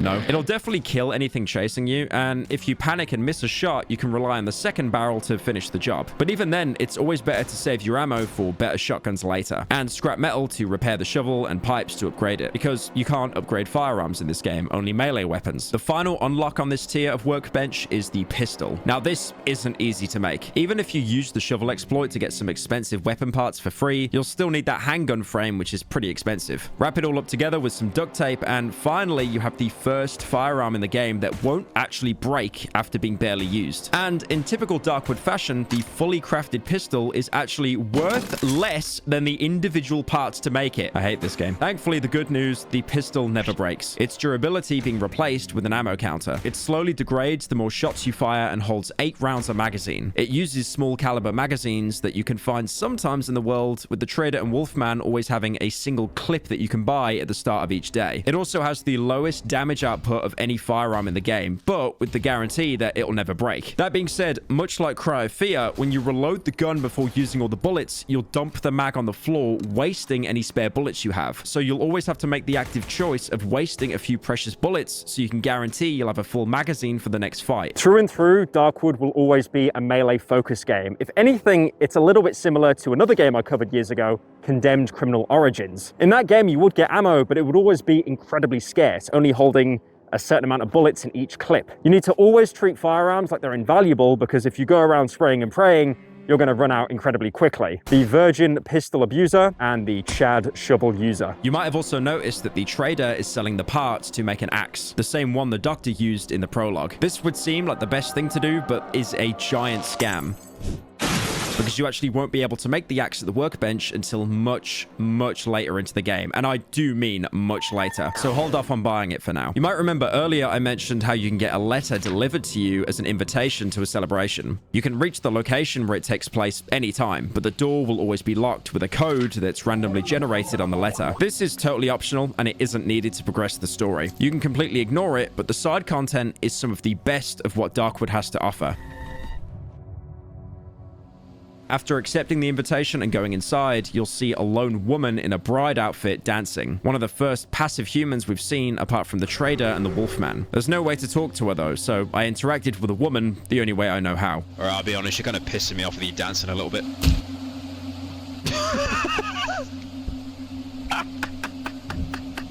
Oh, okay, that's kind of funny. Going inside, you can see what's left of a wedding, with candles on tables, and another bride quickly running away from you. Probably unrelated to what I did 5 seconds ago. After vaulting over a broken window, you can get into the main room, barely lit with flickering lights. You can hear a banging noise. Investigating, you can see a man slamming his head repeatedly on the table. We've been waiting for you. Behind the man is an open door, with more brides dancing around you, asking to dance with them. You can choose to kill or ignore them. It doesn't change anything, because when you return into the main room, the man is gone and you can see a lamp quickly move, letting you know that there's someone behind the door. We've been waiting for you. Dance with me!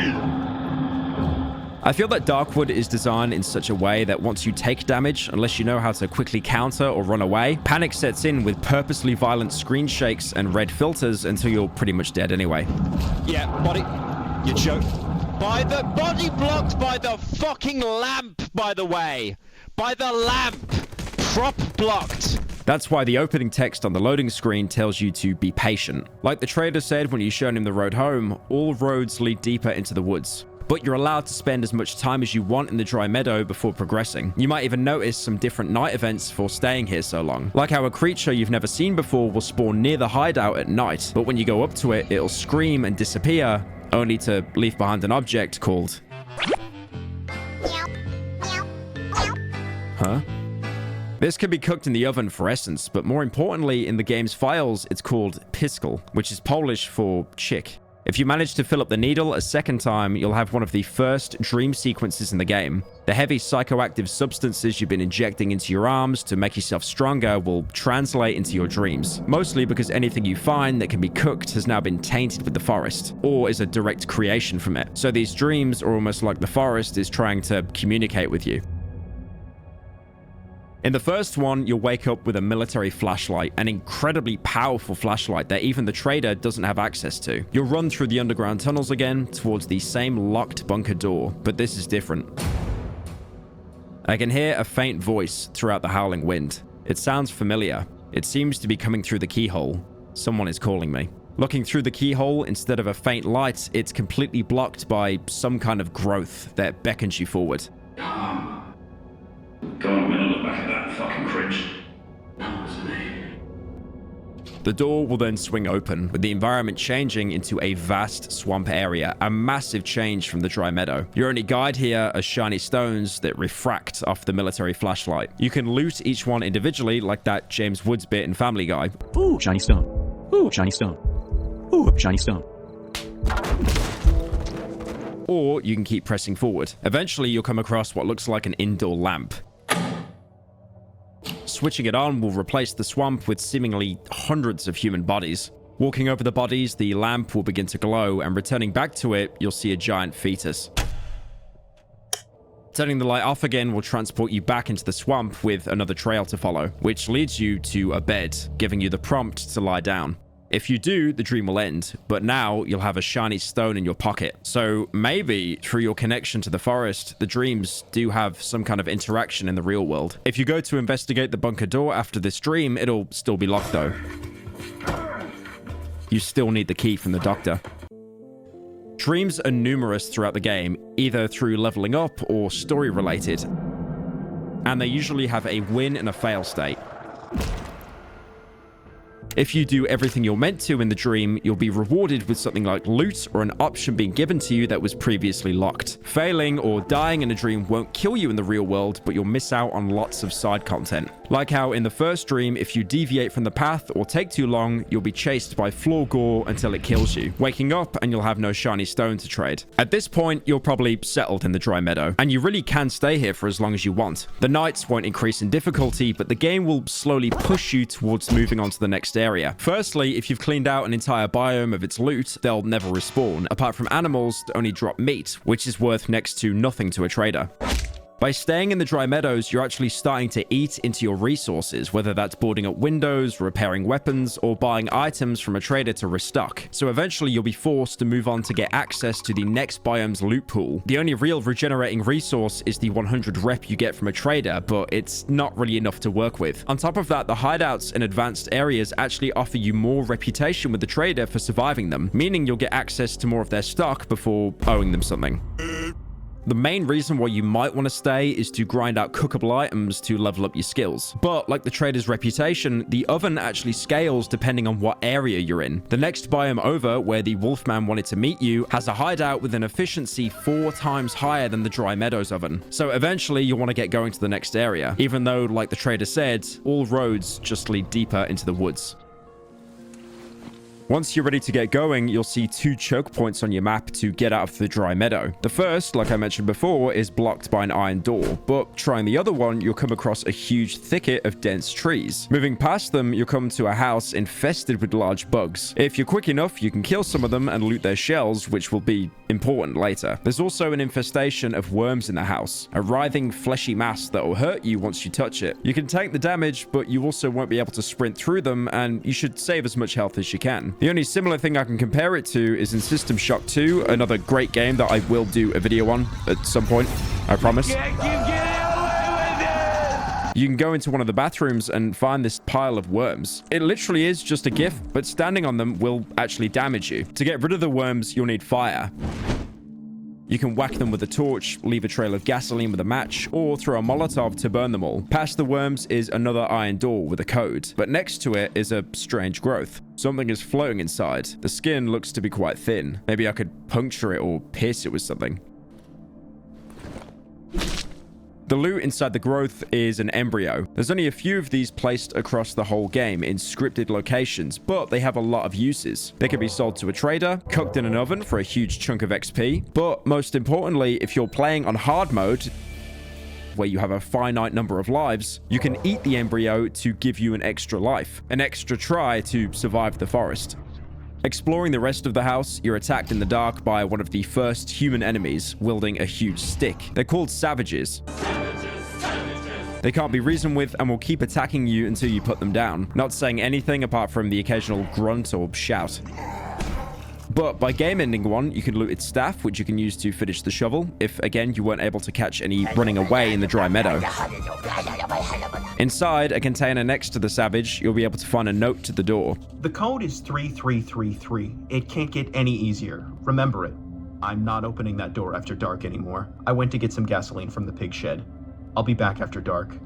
After using the code, obviously left for someone else, you can get access to the Silent Forest. But before you can do that, there's the corpse of a man you can search, giving you some shotgun shells and a map, which shows you the location of the hideout in the area, but also another location. But then you quickly realize the man's actually not dead, but sleeping, and despite that, he'll still talk to you. Hey there, friend.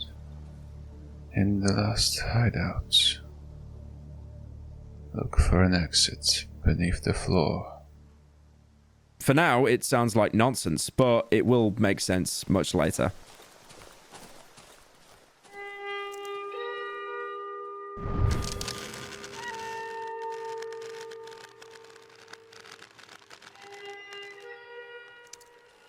The first thing you want to do is set up base at the Silent Forest hideout. Once you reach it, you'll notice the layout is very different. Instead of a couple of rooms, it's a much larger building having a total of 7 rooms, which gives you more options, but also more ways for enemies to get inside and reach you. The building is in a much worse state than the Dry Meadow hideout, having huge parts of the wall blown out that can't be repaired. You'll need to manually switch on the oven here to start pumping gas around the house and get that added night protection. And you can only have one switched on at any time. So for now, the Dry Meadow hideout has gone dark. The Silent Forest hideout and all future hideouts function mostly the same, having a cooker, generator, and wood chipper. One problem you might find is dragging all the loot you've found between the 2 hideouts. This can waste an entire day or even more if you've hoarded everything you found, having to drag it back and forth because of your small inventory. But thankfully, the devs did think ahead with this. Investigating the workbench, you might notice that it will be the same level to the previous workbench you upgraded. This thankfully applies to all future hideouts. Inside it, you'll find a single item, a bell, a rusty bike bell. Someone has attached a note to it. Opening the note is a small message that reads like an advertisement. Ringing the bell, you'll get the notification that something is happening, and eventually a new character will spawn outside the hideout, a man on a bike. Hey there, boss man. I'll be honest here, boss, I'm real thirsty, you see. If you could share a refreshing beverage with a weird traveller, I'd make it worth your while, boss. Ashes to ashes, dust to dust. When life's a bitch, booze is a must. He doesn't act like a trader. The only option you can do is show him an item. Like most characters, you can show him a picture of the road home. Beautiful road, Mr. Boss Man. Long and straight. You'll find only twisted paths in these parts, mister. The man waves his hands sloppily, almost losing his balance. Let me tell you something, mister. Good liquor straightens out all the bars. Every single one of them. The other item you can show him is a bottle of alcohol if you have any. Ah, good vintage. A bottle a day keeps the monsters away. To your health, boss. If you want, boss, I can bring you junk from the other hideout. This option trades the bottle of alcohol, and in return, he'll travel to any previous hideout and bring all the items you've stored in your workbench. If you choose not to, you can just shake your head and he takes the booze anyway. Have it your way, boss man. Thanks for the booze. If you can't leave the woods, drink up all the booze. You might want to kill him for this, but believe me, it is not worth it because he has no loot and now you've lost the only way to quickly move your gear from each hideout. After he takes off and a couple of in-game hours pass, you'll have a package delivered in front of your workbench. So now you can board up any windows you need, set your traps, refuel your generator and wood chipper. Basically doing the exact same thing all over again. Hooray. You know what, to be fair, with every video essay I do, Vars's words just become more and more accurate. Did I ever tell you what the definition of insanity is? Insanity.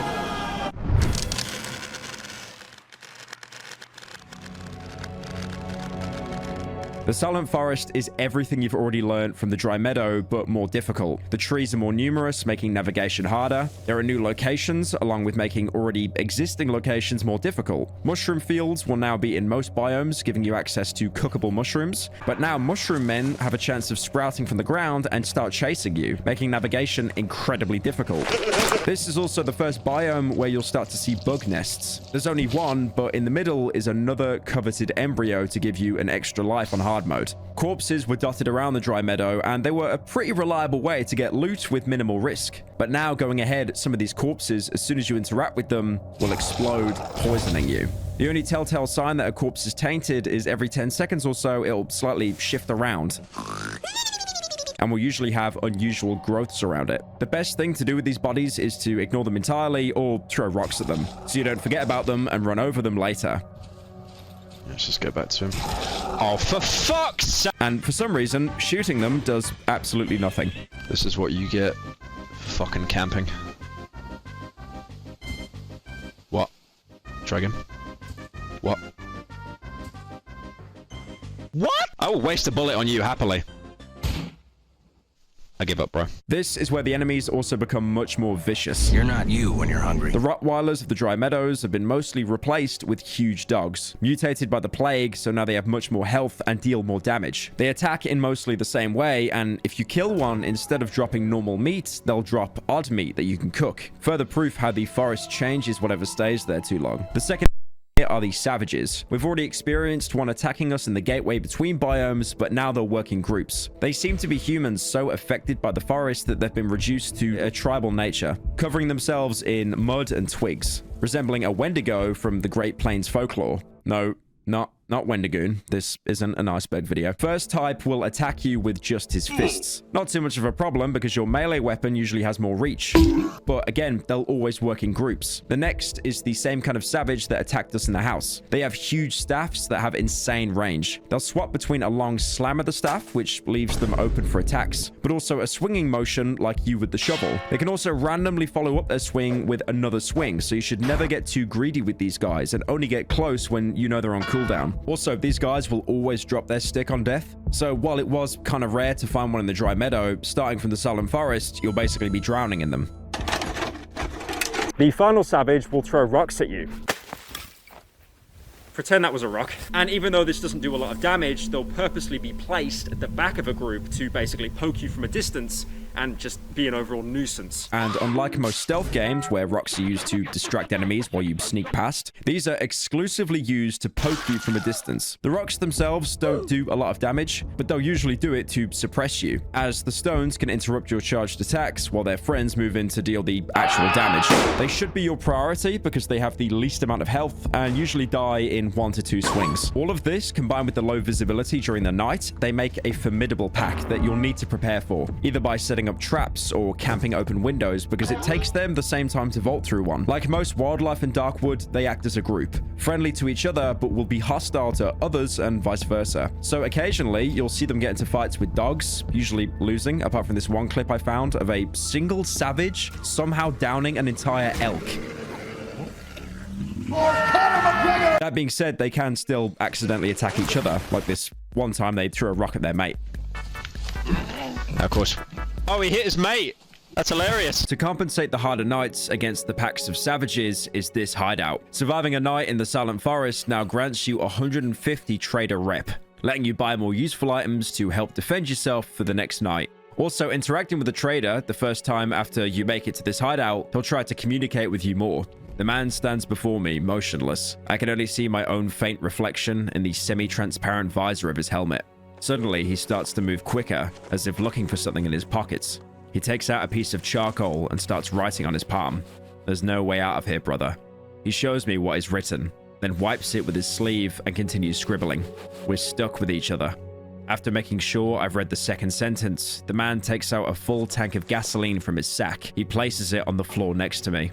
He's warning you that there's no way out, but we know for sure that the bunker door is an exit. All we need is to get that key. What most players will likely do by now is try to reach the Wolfman's second camp he marked for you near the beginning of the game. Before you talk to him, you might see 2 crates behind him, locked with a code. This code is randomly generated and can't be found anywhere in the game. So if you want to open them, you either have to brute force the combination or worm your way into the game files to find it. Inside the first one, you can find some ammo for all kinds of weapons. Pretty useful if you already have a firearm. Meanwhile, inside the second one, you find the average American's weapon locker, complete with parts for melee weapons, 2 shotguns, an assault rifle, and 2 guns that you cannot otherwise obtain in-game, the submachine gun and the pellet gun.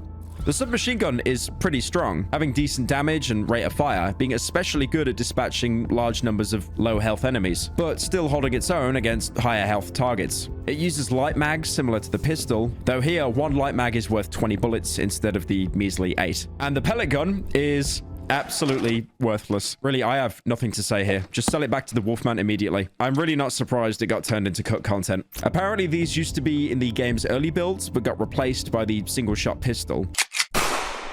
Despite that, I was actually able to find BB gun ammo despite not having any use. Again, Darkwood moment. Opening these crates will easily break the game's flow, so on a first playthrough, you should probably just leave them. But again, like I said, you basically have to run like a brute force to be able to even open these. Once you finally interact with the Wolfman, he'll be glad to see that you've made it, but again, never drops his condescending tone. I'll be damned. I barely believe my beautiful eyes. You made it! I need to admit, you're quite a resourceful piece of meat. The wolf smiles, revealing a row of sharp teeth. Time to get to the specifics. Follow the path located in the edge of the Silent Forest. You'll get to a village where you'll find a hag who reeks of chickens. Talk to her, maybe you'll learn something interesting. This will lead to the protagonist making a note of the conversation in his journal. But be on your guard, comrade. Don't let her deceive you with that kind face of hers. The selfish bitch is keeping something that does not belong to her behind the locked door in her house. Something I'm after. Bring me the key to that door, and I will tell you where to find the thing you lost. Is it fair, comrade? A key for a key? Good. Now take off. Get to work.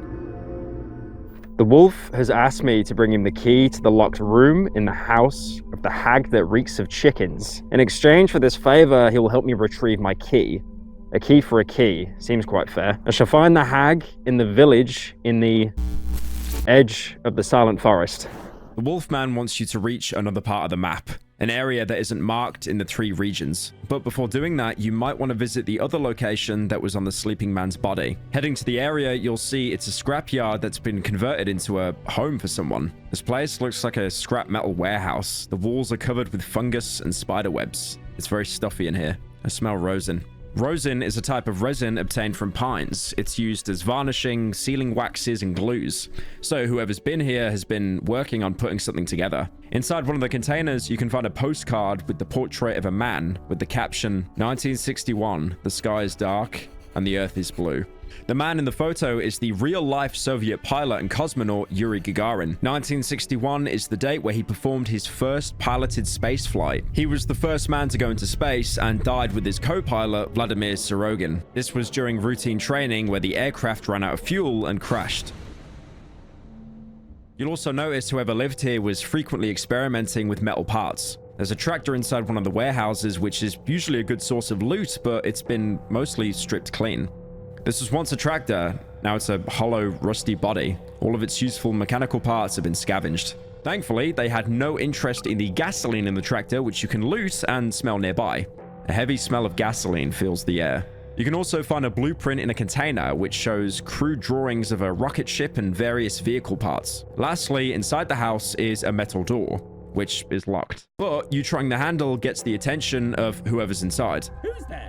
I'm not coming out until that beast lurking in my garage is gone. What the voice is talking about is a lone dog lurking around the scrapyard. So sadly, the vegan run of the game ends here. No! Killing the dog, the door will be unlocked and you can meet a new character called Pietrek. Oops, I didn't hear you come in. The boy's eyes wandering around the room. I found this wiggly metal thing yesterday. It was laying there in the grass. I don't like grass. It's so slippery and it tickles your feet. Rather than grass, I would prefer these metal wigglies. Yes, I would wrap myself in them like in a spacesuit. The metal antennas in his wiry hat suddenly start vibrating. Do Do you have any metal wigglies? Pietrek, which is basically Polish for Peter, is an eccentric builder. Like most of the inhabitants of Darkwood, he's abnormal, but you pretty much have to be to survive here. His obsession with technology is apparent with his metal hat and half a dozen wristwatches on his hand. You can start off by showing him various items, but his brain is so scrambled he doesn't really make much sense of them. You could show him a photo of the road home, which he also agrees, like the trader, isn't the way out. You won't be able to make it home via this road. You should build a rocket. You could even show him the postcard with the space pilot, which you took from him, but he'll have no idea and just think it's another copy. Oh, I have one too. It's such a beautiful photograph. You can show him the crude picture of the blueprints he obviously drew himself. These are the blueprints for my space rocket. Almost ready.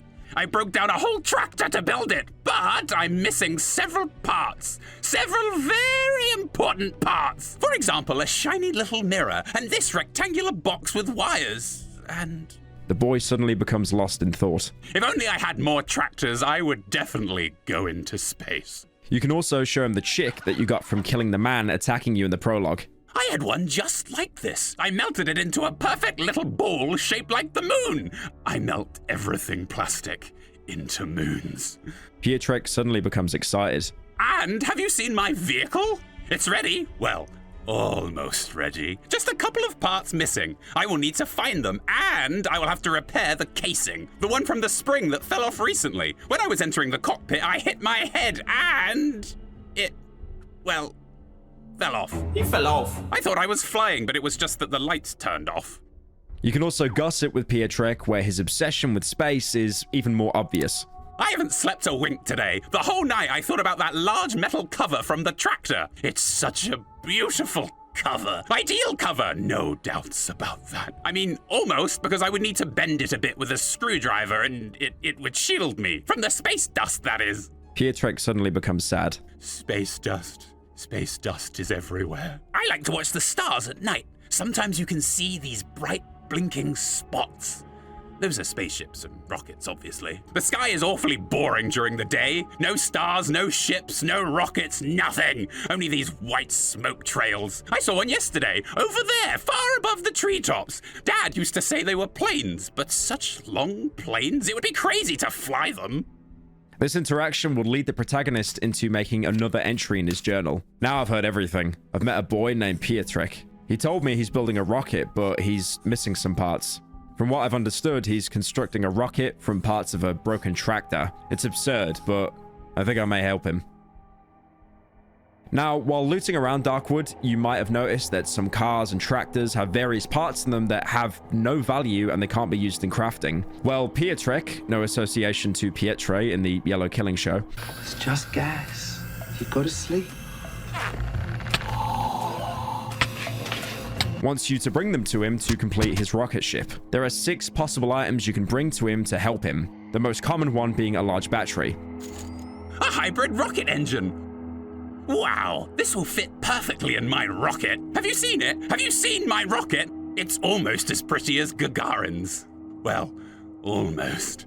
I just need to find some parts and it will be completely ready. Would you like to bring them to me? The other parts, I would then fly to space and to the moon and to Mars and Jupiter and to the sun. I mean, I would land at night. The boy suddenly looks into my eyes. Look for old tractors. You'll find the missing pieces for my rocket in them. A fan belt, which he calls hold door frame stabilizer. A tractor tire. Space rocket chassis. An old exhaust pipe. Carbon dioxide exhaust system. A rearview mirror. Advanced information display. And a steering wheel. Trajectory guidance system.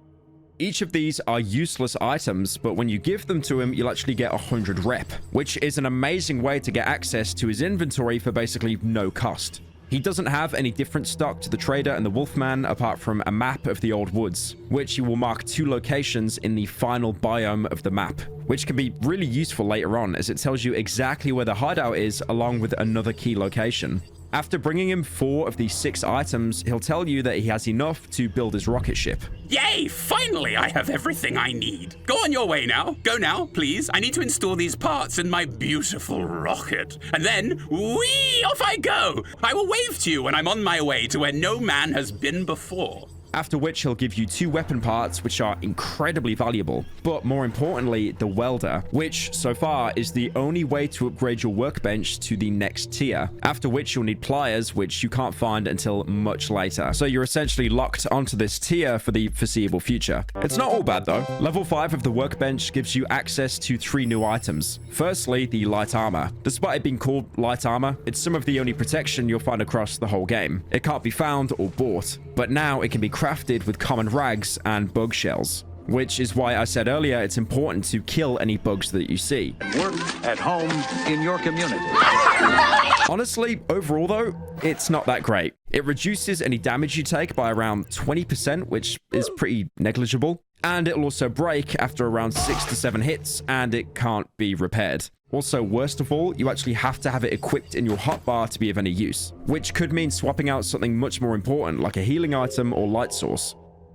Next up is the sickle. I'll be honest, I never really used this weapon. It has quicker attacks than most melee weapons and can do this cool double hit, which looks like a Dark Souls weapon stance. You also backstep when you perform any quick attack, gaining distance from your target. The reason why I think it's useless, in my opinion, is because you've already learnt the ropes of enemy combat, that being to wait for them to attack and then hit them back. But the sickle changes that, as it actually can't interrupt enemy attacks. Also, on top of that, it can't be upgraded, only repaired. So it's not a great weapon to invest into. The best use for it is to break down doors because it probably has the lowest durability cost in the whole game. But then again, you probably have the shovel by now, which can 2-tap most wooden doors. Say hello to my little friend! If it was throwable like the knife, it'd have more use, but yeah, it's pretty mid. The last weapon on this tree is the most important. The single-shot shotgun. Like the pistol, it is incredibly expensive to make, with more precious weapon parts and a long barrel. But if you've been watching this video like a guide, you probably have both of those by now. The weapon parts from Pyrocynical and the long barrel from the bunker tunnels. Add some duct tape and now you have a reliable shotgun you can take with you for the rest of the game. And, like the pistol, will never break. Like the name implies, you can only fire it once before having to reload, but the reliability of the gun is absolutely worth it. Being able to one-tap most enemies up close. Dude, you're not even coming close to me here. The only problem is now finding a reliable amount of shotgun ammo, with traders usually only sparing a single shell each day. You can find it as loot, but again, like a lot of things, it's incredibly rare, usually inside homes or locked crates. Definitely save all the ammo you can going forward because the game will only get harder from here. Now, this sounds like a great way to end Piotryk's story. You gave the delusional Polish man a bunch of random tractor parts, and now he thinks he's going into space. Well, there is another outcome to this quest. If you talk to Piotrek and then shown any of the items to the Wolfman, he has another idea. You've gathered some junk to show me. You excel yourself, meat. You're not telling me you're gathering junk for that nutcase. What's his name? Pufter Piotrek? Oh, meat. You must have a lot of free time on your hands if you're keeping yourself occupied with such nonsense. The wolf suddenly stops, remains silent for a moment, and his eyes open up in a split second and he continues. Hold on a second. I have this abso-fucking-lutely brilliant idea. Give me that piece of junk for a moment. Here, you're given the option to agree to give him it or reject him. If you shake your head, you'll back out the dialogue and you'll still be able to help Piotrek. But meat, there's no one better at tinkering with junk like that in the whole wide woods. I just wanted to take a peek before you deliver it to Pufter. But if you nod your head, the quest will be permanently changed. The wolf turns his back to me and starts tinkering with the part from Piotrek. After a moment, he hands it back to me. Now it'll work like it should. Thanks to my DIY abilities, I managed to increase the kick on this baby by 200%. Want us to help his neighbor, right?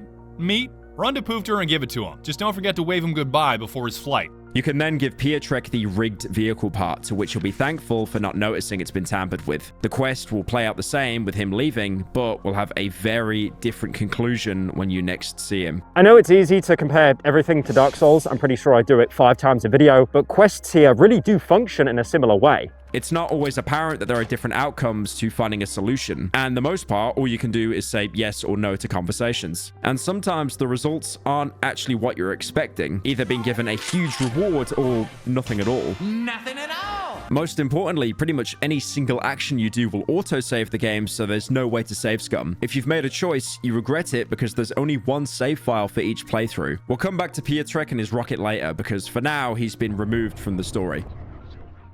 Exploring more of the Silent Forest, you might come across various tank wreckages. These are Soviet T-26 light tanks, which were used in the Second World War. But now they're broken down and not of use to anyone, usually being protected by savages. Despite that, there can be great loot for ammo and anything else the military here left behind. One corpse next to a tank will even have a single-shot pistol, meaning whoever was here was also known to improvise with homemade weapons. You can also find a layer of savages, with more ritual shapes being drawn into the dirt and shoot out trees that they've probably been eating. You can find the graves of savages here, with the protagonist saying upon examination, "A body of some savage lies in this hole." You can find a cross in the layer, a crucifix of Jesus covered in mud and twigs. If anything, more resembling one of the totems from the Blair Witch franchise. Savages in this cave will be passive and run away from the protagonist, apart from one, covering himself in dirt. He'll pay no attention to you, too occupied with burying himself alive. You can kill him, but there's no reward as he doesn't drop any loot. Funnily enough, the devs refer to the savages in the game files as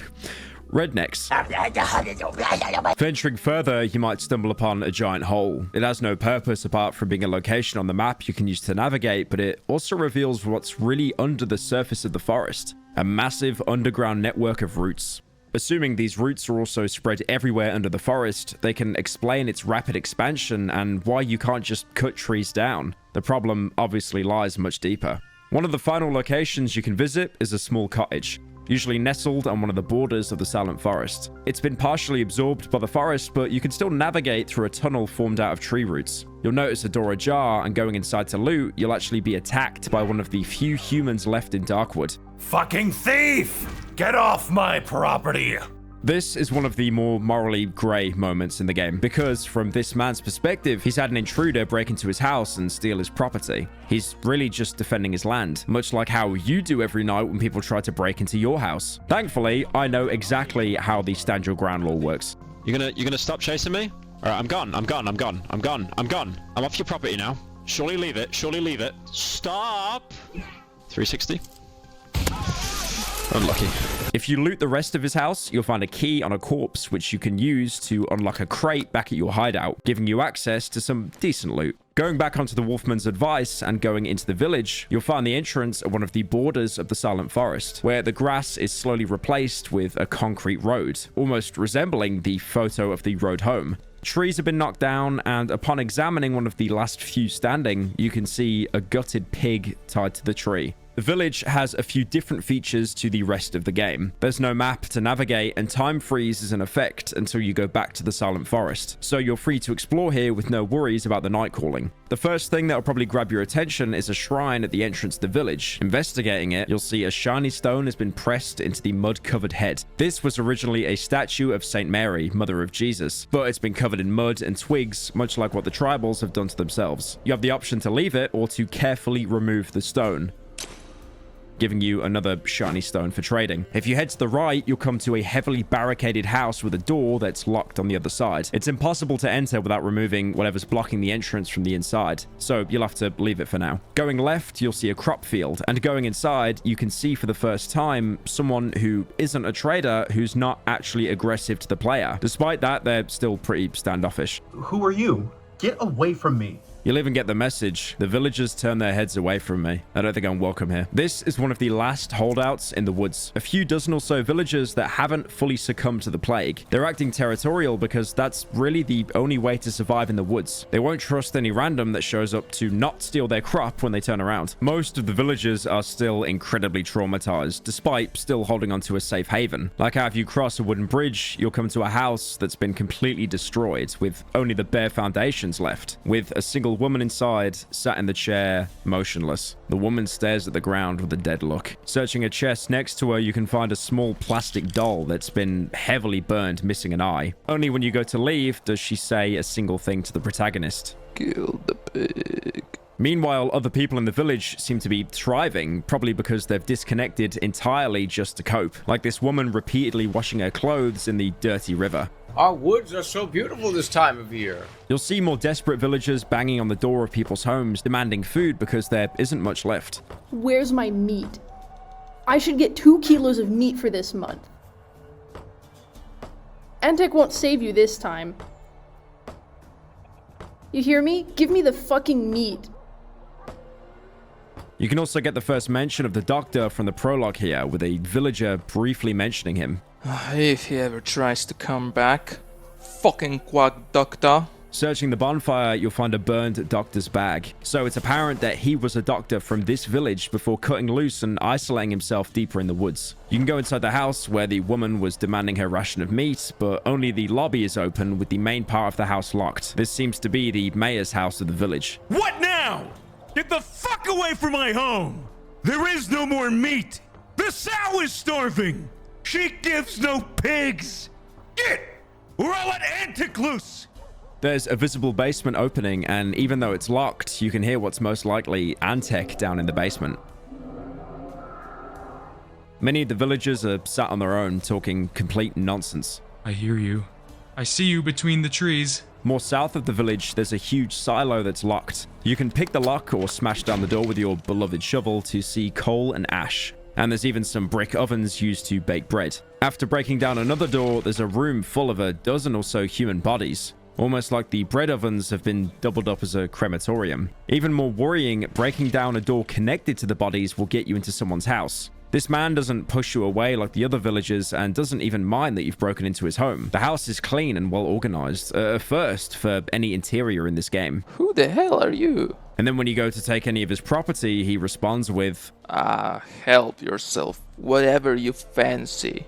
But don't tell anyone about it. Inside his cupboards are unique items, jars filled with an unknown minced meat and a singular bone. Going to a wardrobe and picking the lock, you can find some normal loot, but also another story item, a meat grinder. If I chop you up in a meat grinder... There's a theory that this villager, especially with how he wants to maintain his secrecy with you, has probably turned to cannibalism, using recently deceased bodies and cooking them in the bread oven to use as food, as the village is currently going through a famine. Although this might not be true, because the bone you find in the cupboard is also the same bone you can find on a cow's carcass as the doctor in the prologue. But it's still horrifying to think of the possibility that these people have had to turn to cannibalism just to survive in the forest. You can even consume the jar of meat if you want to, which gives you a huge health regen boost. But would you really want to take that chance of potentially throwing away what's left of your humanity? You know, after you gunned down the guy that was just simply protecting his home 5 minutes ago? A lot of the village homes are boarded up, blocked with wardrobes and various furniture. But if you push past, you can get inside to loot them. But inside, you'll see incredibly sick villagers, sounding more like the monsters that you'd hear in the forest at night, while others mumbling about trees. Trees humming beautifully. One of them curled up in the corner shaking, seemingly with an open top on his head. Nearby is a note left by the doctor. Solution for removing intestinal parasites. Pour the petroleum over the nuts. Add propolis. Put away for a couple of days. Drink 1 tablespoonful per day. You can tell it's a note from him because apart from the instructions, this is the exact same notepad you picked up as the doctor in the prologue. Obviously, it's done this person no good. The doctor, and probably no one here, actually understands how the plague works, why it only targets specific people or progresses faster in some people than others. Another person can be found bedbound inside their home. He said it needs to be done. It will help, he said.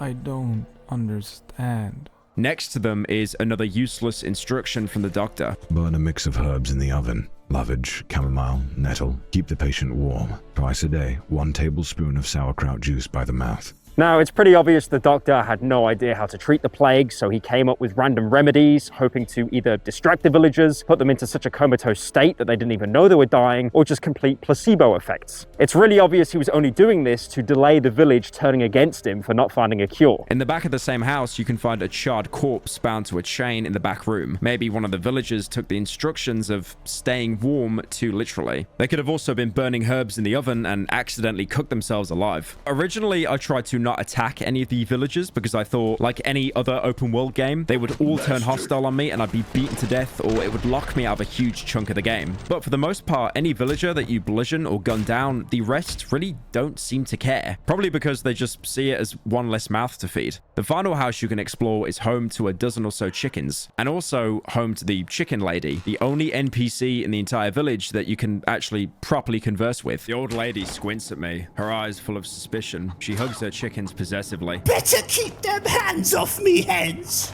you bloody scoundrel. The old lady puts one of the hens to her ear, mumbling under her breath. After a moment, she calms down. I've seen me share of things, lived through many a war, but nothing like this. Lord be my witness. This accursed place ain't a place for men, ain't a place for hens. She's someone who's seen conflicts and the death and destruction they bring with them in person. She still managed to survive. Remember, Poland's regions were basically one huge battleground during both of the world wars, and there's a good chance that the chicken lady's old enough to have lived through both of them, but even that hasn't prepared her or anyone for this plague spreading through the forest. This is the woman the Wolfman told you not to trust. But then again, can you really trust the Wolfman? Alright, let me rephrase that. If you weren't a disgusting degenerate fairy, would you still believe him? Funnily enough, the chicken lady also has unique dialogue if instead of using the door, you jump through an open window, which you're probably accustomed to in the forest. The chicken lady isn't a trader, but has some of the most detailed dialogue out of all the NPCs in Darkwood, giving more context to the village while also being a main player in the quest to get out of the forest. Like most characters, you can show her the road home. Oh, I remember this place, I do. It's been 6 years since I've been there last. This road used to lead to the other village. You could also take it to get to the city. Not that far from here. You won't get there now. These devilish trees have overgrown everything. This is the most descriptive response we've had for the photo yet. But even she says that the road is overgrown and it's of no use to anyone. So that also means the trader was right with all the roads leading deeper into the woods. Another really important item you can show her is the plastic chick you picked up in the prologue, which she has a very unique reaction to. Hell's bells! Where did you get it? Where did you find it? The old lady seems disturbed. The hens fall silent. I can feel the tension in the air. Holy mother! It's Yannick's little hen! A gift from me! My little brother! A couple of days ago, he got mad. I told him, stay. You're not one of the brainy fellas. You know nothing. But he wouldn't listen, and off he went to that other fella. Here, take this. He went to see this fella. See him? He never came back. The lady shoves a crumpled photo in my hand. The woman trembles violently. The hen on her shoulder struggles to maintain balance. You're all I have, my little sisters. Yannick isn't a name we've heard before, but if he was given a plastic hen by the chicken lady as a gift, we can presume that the man we beat to death while defending ourselves in the intro was Yannick, with her even saying that he wasn't the smartest, like how you couldn't reason with him in the prologue, saying that he went off with the other fella, and investigating the crumpled photo she's talking about, we can see a group of people. The damage to the photo makes most of the people unrecognizable, apart from the man sat on the bed smoking a cigarette. The doctor. The old lady who lives with chickens told me the plastic chick belongs to her brother, who went missing a few days ago. She gave me a photo of the person she saw him last with. It's the local doctor. I recognize the fucker. You can also show this photo to Pietrek before completing his quest with him. Beautiful. But I don't see Gagarin in it. I have never seen a photo without Gagarin in it before. Gagarin was this astronaut, a man who flew to the stars. I'll reach the stars too. One day. Gagarin, the astronaut I mentioned earlier, he was obsessed over. It's of little help, but showing it's the Wolfman, he recognizes him instantly. Well, well. I know this quack. A non-entity, a third-rate witch doctor. Useless fucking clunker, but he still managed to screw you over with that key, eh, comrade? This at least proves the Wolfman isn't lying about knowing you've lost your key, and knows who's taken it. For a doctor who's failed his entire village, though, it's not like anyone on the outside managed to create a cure for the Darkwood Plague either. So it's more like he was put into an unwinnable situation rather than failing on his own ability. He's still incredibly resourceful. I think it's genius how the game briefly gives you control of the character you're unknowingly going to be chasing for most of the game. Apart from the items, you can also gossip with the chicken lady. Poor Hanuska has lost her mind. Her fella knocked her up with this abomination. Even the mongrels tucked their tails and yelped when they saw it, I tell you. They burned her fella with a shack and took the horror somewhere. Everyone got the jitters. Little wonder. The old lady smiles kindly, baring her 3 yellow teeth. It was a long time ago, but you remember it still, my little hen, don't you? The chicken lady is probably talking about the lone woman we saw sat in the only burned house in the village, losing her family and home because she gave birth to a monster. Probably because the villagers thought that she was cursed or something. In the center of the village is a well that's been boarded over. You can repair the well and rappel down with a chain. This is the only use for the chain in the entire game. Pietrek and Wolfman will sell it to you, but you can also get one by pulling it off a burnt body near the doctor's note earlier. Once inside the well, you'll quickly realize it's a sprawling network of tunnels with loads of mushrooms to harvest for the cooker. Yeah, nice big Genopolis. Except you'll quickly realize that you're not alone.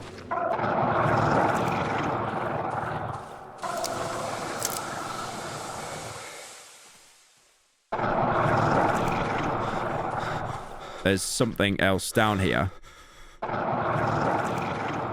It'll occasionally attack you before running off, and if you manage to kill it, you'll see it's a small human body that's been split in half, with its upper half transformed into a huge jaw. Looting its body, you'll find a small doll, the same doll you found in the chest of the burned house, although this one is undamaged. This is Hanuska's child, the creature that was so monstrous the villagers cast it down into the well and erased where it came from. So nothing like it could ever be created again. It obviously hasn't done much good though, because some of the villagers we've seen on the surface are already starting to transform into the same creatures. You might remember upon leaving the area with Hanuska, she'll quietly mumble to kill the pig. The chicken lady gives a bit more context to what that is. Thank the Lord for our sow. Poor thing seems sickly, but she has more life in her than the lot of us, if you ask me. Only thanks to her, we got something to put in the pot these days. If you travel back into the Silent Forest, you might stumble upon a pig shed. Actually, it'd be kind of surprising if you didn't, considering it's probably the largest location in the Silent Forest. Looks like no one else will enlighten you. Listen, the inhabitants of our lovely village hold many, many secrets, treasures they do not wish to share with anyone. Those selfish, deceitful wretches. They think they're superior because they have human gobs. They treat us like lepers. But you know what? Fuck them. We're buddies, aren't we? And them? They deserve to be punished, meat. The wolf moves closer to me. Hear that squealing? It's one of their secrets. The wolf grins, listening to the distant sound with great relish. Find that pig shed, meat. Make that squealing stop, and the treasure will be yours. It's a heavily guarded and fortified location, only having a couple of ways inside. But when you do enter it, unlike the village, you'll be instantly attacked by villagers trying to defend whatever's inside. Who in the flying fuck goes there? I'll rip your head off! Again, the villagers obviously don't trust you, but earlier in the village, you couldn't really do much harm to them, apart from straight up murdering them all, obviously. But here, the stakes are higher than 2 or 3 people being clubbed to death. Some of them will drop a pitchfork when killed, a weapon that has much more reach than the shovel but less damage, having a jabbing attack that can actually get stuck in walls if you're not careful, forcing you to pull it out. You can repair it and upgrade it much like the shovel, but honestly, like the sickle, I never really used it.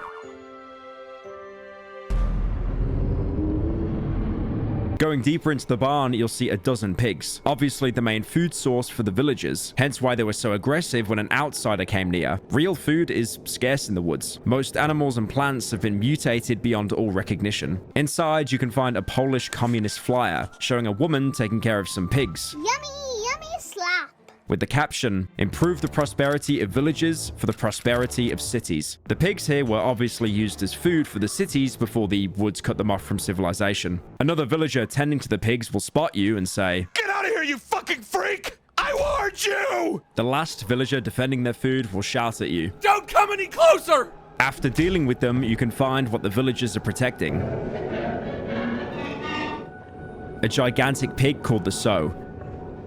You can see it's been heavily mutated by the plague, growing to an enormous size with legs branching off into sharp spikes, which it will use to attack you if you get too close. This is what the village has been using to feed off, with the sow producing pigs that the villagers would eat. It explains why so many of the villagers are becoming visibly infected, eating tainted meat being produced by the sow, with harvested meat in containers being the same essence that you can use in the cooker, and pigs eating other corpses. You might remember the mayor of the village saying the sow isn't giving birth to any new pigs, and that's why the village is starving. If you go around the side of the barn near the pig shed, you'll see a cut cable. And investigating the lever next to it, you can see the villagers are using some sort of short burst of electricity to stun the sow and harvest and feed it without killing it. If you go back to the village and kill Hanuska, on her corpse, you'll find a knife and a cable. She was the one who cut the cables, probably to get back at the village for throwing away her child and killing her husband. She did it while a pig farmer was tending to the sow. When the electrical charge stopped, there was nothing to stop it from killing him. If you manage to get past the sow, which is incredibly hard without wearing light armor and heal spamming, you can quickly loot the corpse next to it and get a note left by the pig farmer. It's time for my piggies to go to bed, the great big mother piggy has said. So I will count them first to see if all my piggies come back to me. 1 little piggy, 2 little piggies, 3 little piggies. You'll also notice the letter has 2 numbers on the edge of the paper. You can find the other half by going back into the village and searching near the mayor's house. What a joyous day! We shall meet again today! I hope she'll enjoy what I've prepared for her. She hasn't had much of an appetite lately, but it's okay. We have our ways around that, don't we? She must eat rich meals. I've dug out something delicious for her today. My queen, only I can be close to her. No one else! No one! No one else will get close to you anymore. You need to eat everything I've brought you today. If you're mannerly, I shall show you something I've found in the woods. This letter hints that the pig farmer has been digging up human bodies of dead villagers to feed the sow, which might be the reason why the meat it produces is tainted, as most of the corpses in the forest end up infected, even if they died from, natural causes. Why'd you give me this fucking thing? I thought it was airsoft. It might also hint that the farmer himself was going insane, calling a mutated pig his queen. Similarly, how Discord admins call men their kittens. Hug you while rubbing you against my huge, sweaty moves. With the complete code, you can now use it to open a crate in the barn, which will give you a picture of the farmer before his demise with the sow. But if you killed Hanuska or bought a cable from Pietrek, you can repair the cable to the village. You won't get a reward for it, but the chicken lady will comment on it. People say some fella fixed that machine in our piggery, changed them cables or some such. Maybe he's the same fella that cut it. His conscience surely got to him. It won't bring our sow's guardian to life. He was the only one daft enough not to get the jitters when feeding our sow. But Lord only knows. Wait till they get hungry, and 10 fellas will come to take his place. The machine is working, so we just need a new volunteer. By fixing the cable, we might have just given the village a chance to survive. Whether that's saving them or just prolonging the inevitable is a whole different matter. The Wolfman will also catch wind that you fixed the cable and comment on it. I've heard someone took pity on the poor villagers and fixed the cables in the pig shed. Some good soul. An angel of sorts. Probably crawled out of the ground. People like that haven't been seen in these parts for a long time. The wolf pierces me with his look and grins. A string of saliva lands on his hole-riddled jacket. Dear meat. The wolf puts his paw on me. I feel his claws puncturing my skin. If the cables are fixed, then be so kind as to move your fucking ass and finish the job. You just need to tweak the machine a little bit in order to silence the unbearable whining of that pathetic sow. You can do that much, can't you? Going back to the fuse box after fixing the wiring, the description has changed. Various cables protrude from the contraption. Some of them run through the door to the outside. There is a lever and a red button on the panel. The motion range of the lever is limited by a provisionally attached plate. A note is glued to the casing. Reading the note, it gives instructions to any villagers in the area. Set the voltage using the level. The lock is set to a voltage that paralyzes the sow for a moment, around 15 seconds. Procedure. The lever operator positions it in the middle. The feeder gives it a sound signal. The operator then pushes the button, and the feeder feeds the sow. Repeat until the feeding is complete. Remember, the sow is our common good. Do not remove the lock. Without the functioning cable to stun the sow, the villagers were unable to feed it, so that's why she was starving and not outputting any more offspring. You can stun the sow with the intended voltage, which will do pretty much nothing. But you're also given the option to break open the lock on the lever, giving you the ability to hit the max voltage. Hitting it, you can hear the sow wailing in pain as smoke rises above the barn. This is the most effective and easiest way to kill it. You can do it through normal means, but ammo is expensive and does very little damage to the sow, while Molotov cocktails also barely tickle it. Returning to the Wolfman, he's incredibly happy to hear the sow is dead. Bravo, meat. No more squeals. Suddenly, the wolf slaps me on the cheek. I can fucking hear the pitiful sobs of old wretches and the pleas of peasants begging their beloved forest to bring back the sow's life. Poor fuckers have no idea I'll be the only one to hear their cries. The wolf bursts into laughter.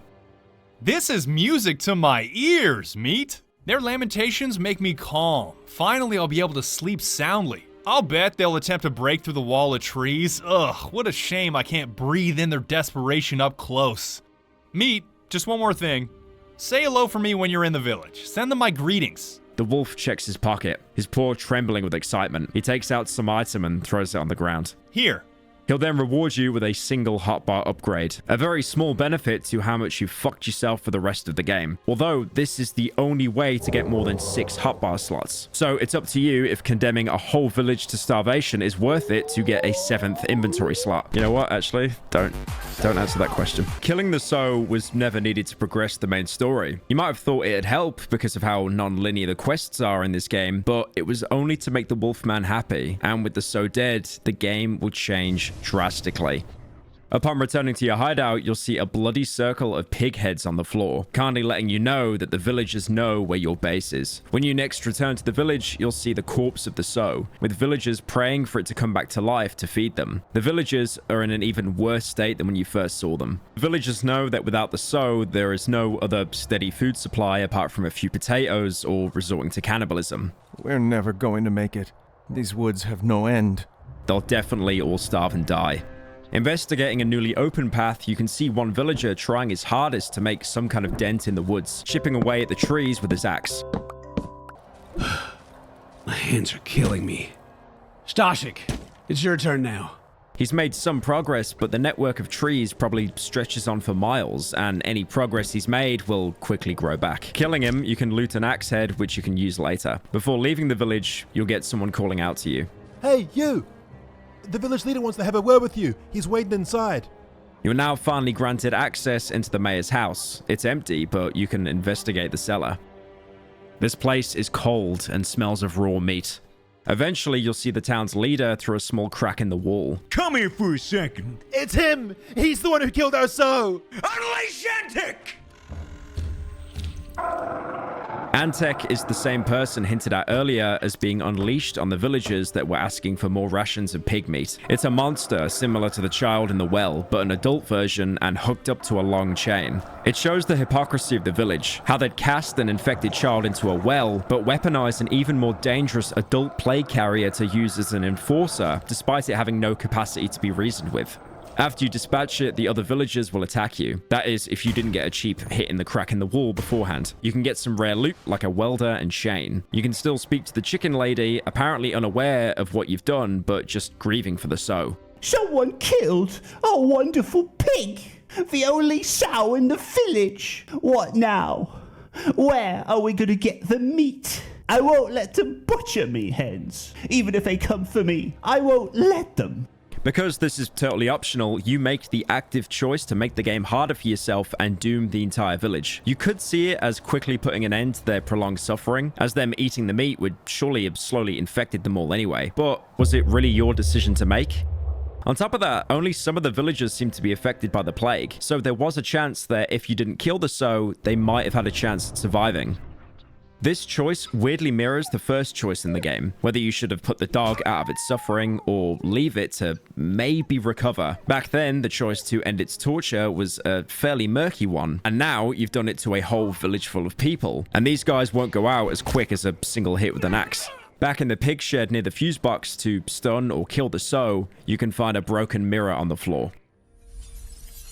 This is the only time we see him up close in-game. Barely visible through the broken glass, wearing a straw hat, scarf covering most of his face, but what skin you can see is grey in color. You've been heavily affected by the plague, either through exposure from injecting essence to level up or staying in the forest too long. There's only one line of dialogue. You are one ugly bastard. I guess you got what you deserved. This line lines up with how earlier on the Wolfman called you repulsive and how the villagers look away at you, calling you a freak when they see you. The animation shows the protagonist clutching his hands, disgusted with his appearance. There aren't any more lines of dialogue. At least the musician had the idea to cover up his face so no one could see it. Oh, wait, no, I haven't talked about him yet. Pretend you didn't hear that. I don't know why, but this interaction reminded me, if anything, of Disco Elysium. In that game, there's a mirror in the starting area, which lets you look at yourself and actually gives your character a portrait to replace the blank slate you start off with. You can even change your expression if you pass a very difficult skill check. It's too late.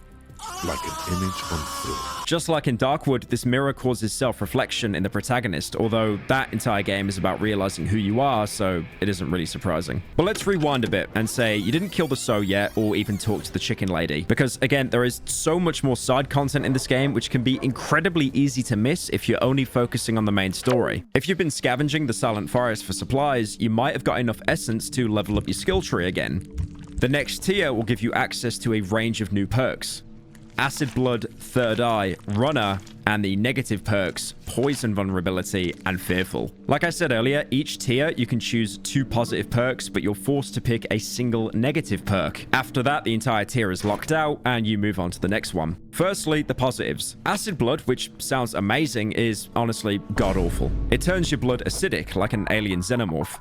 So whenever you take damage, you'll drop a small pool of blood that'll actually damage enemies that touch it. Now, enemies do take some damage, but it is incredibly small. And also, the acid pool will vanish after a couple of seconds. It never stun locks enemies either, and with blocking not being a feature in Darkwood, it's pretty hard to hold enemies in place to get them to sustain enough damage for it to be worthwhile. Also, keep in mind you'll have to take damage to spill any blood in the first place. So, if an enemy's that close, any acid blood will be pointless because they'll probably already be getting another hit in and finish you off before the blood can do some real damage. Next up is Third Eye, an active ability that for 60 seconds you'll be able to see everything around you, removing the narrow vision cone that you're used to. This reveals everything, both loot and enemies sneaking up on you. If not for the limited time of 60 seconds, this would be completely game-breaking. It's amazing how easy Darkwood is when you actually have the hindsight of being able to see everything around you. Usually when you take damage, your character will get knocked around, in turn messing up your vision. And if you try to run away, you'll only have the audio cues of where the enemy is, unless you want to risk some of your momentum to get a proper look. Third Eye removes all of that and is a great way to survive parts of the night where you'll have to camp multiple corners but don't want to keep switching between them. Runner is the final positive perk,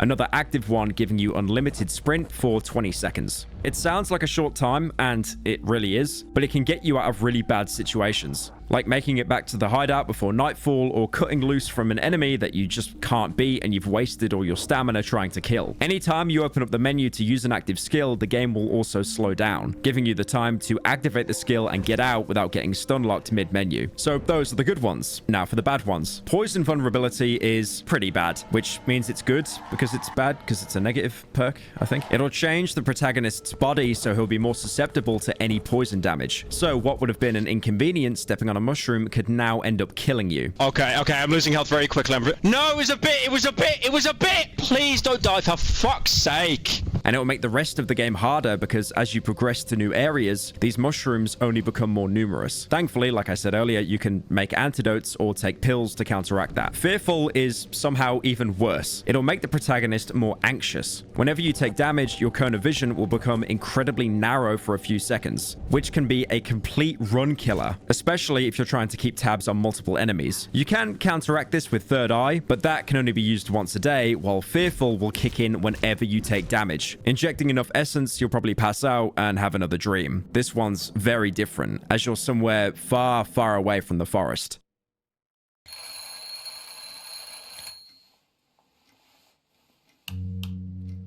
You'll wake up in an apartment playing the same calming music you hear whenever you survive a night at the hideout. There'll be a woman next to you telling you to turn off the light so she can get more sleep. From here, you can explore the rest of the apartment. Going into the living room, you can turn on a black and white TV set. Yay! Stars are falling from the sky. They twinkle first, and then they fall straight into your paws. But Floppy Bear, these are not stars. It's snow. What are you talking about? These are surely stars. I can see. You can walk around the rest of the house to see it's just a normal Polish apartment with a kitchen, cooker, and bathroom. This kind of living space would probably cost around $2 million in today's housing market.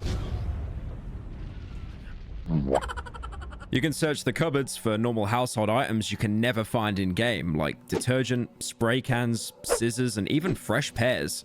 Surprisingly missing is the bottle of spirit that's at least 70% alcohol, which is pretty much present in every single Polish household. I guess that stash is just hidden away pretty well. Looking outside, you can see sidewalks and other apartments. It's amazing how something so normal seems so alien in this game. Eventually, though, the facade will stop. The music ends and all the lights in the apartment go out with a knocking on the door. When you go to answer, you'll see the man who's knocking is you, the protagonist, before waking up again in the hideout. There's also a secret ending to this dream. If you answer the door but never look at the protagonist, you can shimmy past him and walk down the corridor, opening another apartment door and walk down a corridor filled with chairs and valuable shiny stones. Reaching the end, you'll see another TV set. Teddy, drop here. You shouldn't be here. The dream will end and you'll wake up again in the hideout. Teddy Drop Ear was a Polish stop-motion children's animated show, which ran from 1975 to 1987. And as we know from examining various magazines in the real world, the current year is 1987. By now, you might feel ready enough to explore the rest of the map and head towards the third and final area, the Old Woods. You can access the Old Woods as soon as you reach the Silent Forest. There's no quest or items you need to get to the next area. The devs knew you'd try this, so placed its most common enemy on the bridge waiting for you. This is the Chomper. You've seen them before, either chasing you in the underground, the wedding, or in the well. But the Silent Woods are the Chomper's hunting grounds. Unlike most other enemies, they won't wait for you to leave, but will instead attack you on sight. They're humans that have been infected with the plague so severely, their entire upper torso has been transformed into a giant jaw filled with teeth. An obvious reference to the 1982 film, The Thing. It actually came out a couple of years before the game is set. That film featured a scene where one of the characters' heads split in half to form a jaw, similar to what you see here. Some of them will start out sleeping, waking up if you get too close, but the majority of them will be roaming around this biome. They have nearly as much health as you do, and their rapid attacks can easily kill any player. The main reason they're so terrifying is because they still show some level of intelligence, being the only enemy so far to dodge away from your attacks the same way you do. So baiting them into attacking and hitting them like you deal damage to pretty much every other monster in the woods might not work here. You can always rely on guns, but again, these are rare and ammo is expensive. If you kill one with a melee weapon, instead of dying, it'll split in half with its torso dragging itself towards you. They drop odd meat when killed, which you can use again in the cooker, but resource-wise, it's usually best to avoid them entirely. Thankfully though, because they're carnivores, you can actually bait them with meat to distract them. If you really want to go into the Old Woods, the first priority should be to get to the biome's first hideout and set up a base there. This location is even larger than the Silent Forest hideout and is vastly different from any previous ones. Instead of being a cottage or a large house, this is a sprawling complex and is the most difficult place to survive out of all three regions. This is probably where the majority of the military was organized before being separated. You can even find a letter of desertion in one of the drawers inside. You can also find a gentleman's magazine, again with the current year's issue. The devs really want you to know what year this game takes place in. Despite this probably being a military outpost, it's been picked clean with no firearms or ammo left over unless you get lucky searching a container. The base itself is in a really bad state, with even more cracked walls giving invaders an easy way in, and very few walls to actually barricade. There's still the standard wood chipper, well to repair, workbench, and generator, though it seems like there used to be two of them powering the hideout, one being completely destroyed by the time you arrive. Turning it on, you'll notice the lights are actually fixed to the walls, so you can't move any of them around, apart from a single lamp. Because you're deeper in the woods, the nights are much harder to survive. I mentioned earlier the trader giving you more reputation for each hideout you stay at. The Old Woods give you 200 reputation at night, double the first hideout, and for a good reason. From the infected dogs, savages, and chompers trying to break in most nights, which can easily sandwich you if you aren't careful. As soon as you step outside the base base at night, you'll lose night protection, so the unkillable floor ghoul will start chasing you, while the other two hideouts gave you at least the option to stay within the grass gardens. In this hideout, you'll be forced inside all night, giving you less options to escape a bad situation. Even the corridors you'll be fighting in are now much more narrow, barely letting you move around and making dodging enemies near impossible. Also now, there's even more night events. Black fog can form on top of you, which will drain your health and give you a gas debuff for inhaling dangerous essence. A red orb can spawn inside your base, warping around your hideout, illuminating the area much like a flare, which seems to be a benefit, giving you more vision. You'll chase it, thinking it's something beneficial, like how mushroom growths would work at night, but looking directly at the source, you'll be given the pain debuff, damaging you whenever you maintain eye contact, with the icon being a melted face. You'll also encounter a brand new enemy, one that you could have seen back in the Silent Forest, although it's much more common here. You'll hear a large number of crows overhead, and after that, nothing, until you hear slow, heavy footsteps closing in on you.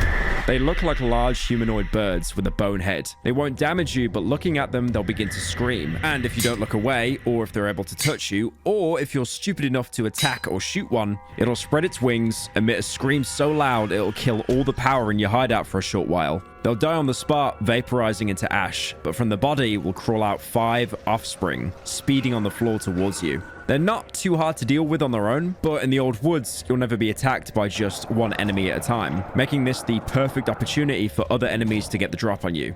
This is the Banshee, and is one of the reasons why surviving a night at the Old Woods is so difficult. You can never kill a Banshee without spawning its offspring. If you set up any preventatives like fire or bear traps, it'll simply glide over them. If you're forced to piss off a Banshee, you can quickly throw a Molotov onto its body, hoping it kills the offspring before they can attack you. The Banshee and its babies never have any loot on them, another indicator that you should always stay away from them unless you have to engage. I've seen people on the wiki say the best course of action is just to look away and stare at a wall, hoping the Banshee will leave them alone. Yeah, try and apply that same logic to the rabid dogs and chompers that are trying to break in as well. Interestingly, the Banshee can't actually break barricades by itself, meaning if you bunker yourself in one of the rooms, the Banshee won't actually be able to get in. Although again, the Banshee will probably never attack alone, and all the other night creatures have no issue breaking through wooden boards. All of this might make you want to go back to the Silent Forest for the nights instead, which, to be fair, is a viable option. That is, if you want to spend half the day walking to where you need to go. At least the Old Woods hideout compensates with the oven being much more efficient than the previous one, letting you inject even more Polish crack for less mushrooms. If you manage to survive the night and get a hefty reputation boost from the trader, you might want to stock up on some ammo and go exploring the area. The plentiful chompers aside, there are some unique locations here not found anywhere else. But first, give me that bug nest. I need an extra life. Talking to the trader after your first night here will have some unique dialogue. Visibly struggling, a man drops the sack from his back and bends in half, as if out of breath. He shakes the dust off his clothes, then rolls up the sleeve of his seemingly too small jacket. I see some words written on his forearm. The forest wants to devour you. You're heading straight into its jaws. He's again warning you against progressing through the woods. Stop right there! But you can't stay in the forest forever. You have to get out. You can see that the Old Woods are suffering much more infection than the previous areas, coming across roots of trees looking sickly with mushrooms growing on them. There's also the remains of a previous hideout completely covered in grey growths, even having an oven, workbench, table saw for wood. None of these can be used, but strangely enough resembles the very first hideout we had back in the dry meadow. There's also a road which has been overgrown by trees, but was at one point used as a checkpoint to get people in and out, probably set up by the military before the plague became so rampant. Railway tracks dot these parts of the woods, as it was probably used for shipping supplies from the village into the cities, but the tracks have been so deformed by the woods they're of no use to anyone. Not surprising considering one of the events when surviving the night, a huge earthquake shakes the entire forest. Following the rail lines, you might come across a toppled train car. There could be some useful supplies in here, but the door is locked and we need a code to get inside. This part of the woods looks like it was always rural, even before the pandemic, with you being able to stumble upon a hunter's house. In its terrible state, like most homes in the game, it is heavily guarded by plague-infected dogs and chompers, both of which won't attack each other, almost as if anything suffering with the plague has an implicit understanding of who to attack. If you manage to clear out the numerous enemies here, it is a great place to find ammunition for your shotgun and pistol. No, that's a lot of ammunition. You can see whoever lived here loved hunting, with seemingly dozens of bear traps scattered all across the house and a huge pile of snare traps all stacked on top of each other. Ransacking the place, you can find some important loot. like a photo the hunter had taken of a dog feasting on a corpse. With how sparse the trees are here, this was probably in the early days before the infection first hit the area. You can also find an empty trophy rack, the head removed with only the wood being left, with some grey hairs still stuck onto the wood. This has to be some pretty huge game, like an elk or wolf. Lastly, you can find a corpse covered in roots in the house. Searching the body, you can find a simple silver wedding ring. This has no significance and can be sold to any trader for some extra reputation. One of the last places you can find, which was marked on your map already if you bought the map from Pietrek in the Silent Forest, is a huge church. The front of the church is collapsed, but going inside, you'd see what would normally hold a congregation. Behind the altar is a door leading to a cellar that's locked with a code. To learn the code, you'll need to collect more items from the oven to level up your character. If you find enough mushrooms, odd meat from infected dogs and chompers, or buy cookables from traders like the delicious red egg, you'll be able to get into tier 3 of the skill tree, which will give you 3 positive perks and 2 negative perks. Careful Step is a passive perk that grants you a single instance to ignore the effects of a trap for each day. This includes bear traps, poisonous mushrooms, or infected bodies that you interact with. I feel this perk is mostly useless because by now you'll be aware of the hazards that the Darkwood has and you'll be able to avoid them as best as you can. Oh, ho, ho, ho. You nearly had me. You nearly had me there. You nearly had me there. You thought I was going to interact with you, eh? You thought... Oh, I can disarm? That being said, the old woods do have some pretty crafty bear traps that are purposely hidden among the grass. Appetite is the next one. Much like the savages of the woods, you'll grow a taste for wood and eating it will heal you. Now this sounds great, but unfortunately it's mostly useless because it provides one of the worst healing factors in the entire game. And even if you're in an excess of wood, you'll always want some to use for barricades or to fix your trusty shovel. I tried eating some to save myself from dying and believe me, it does not work. Wood.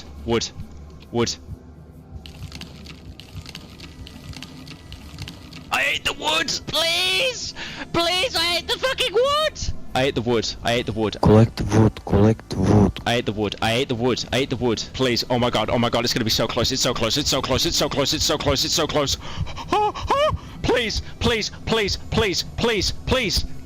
Please.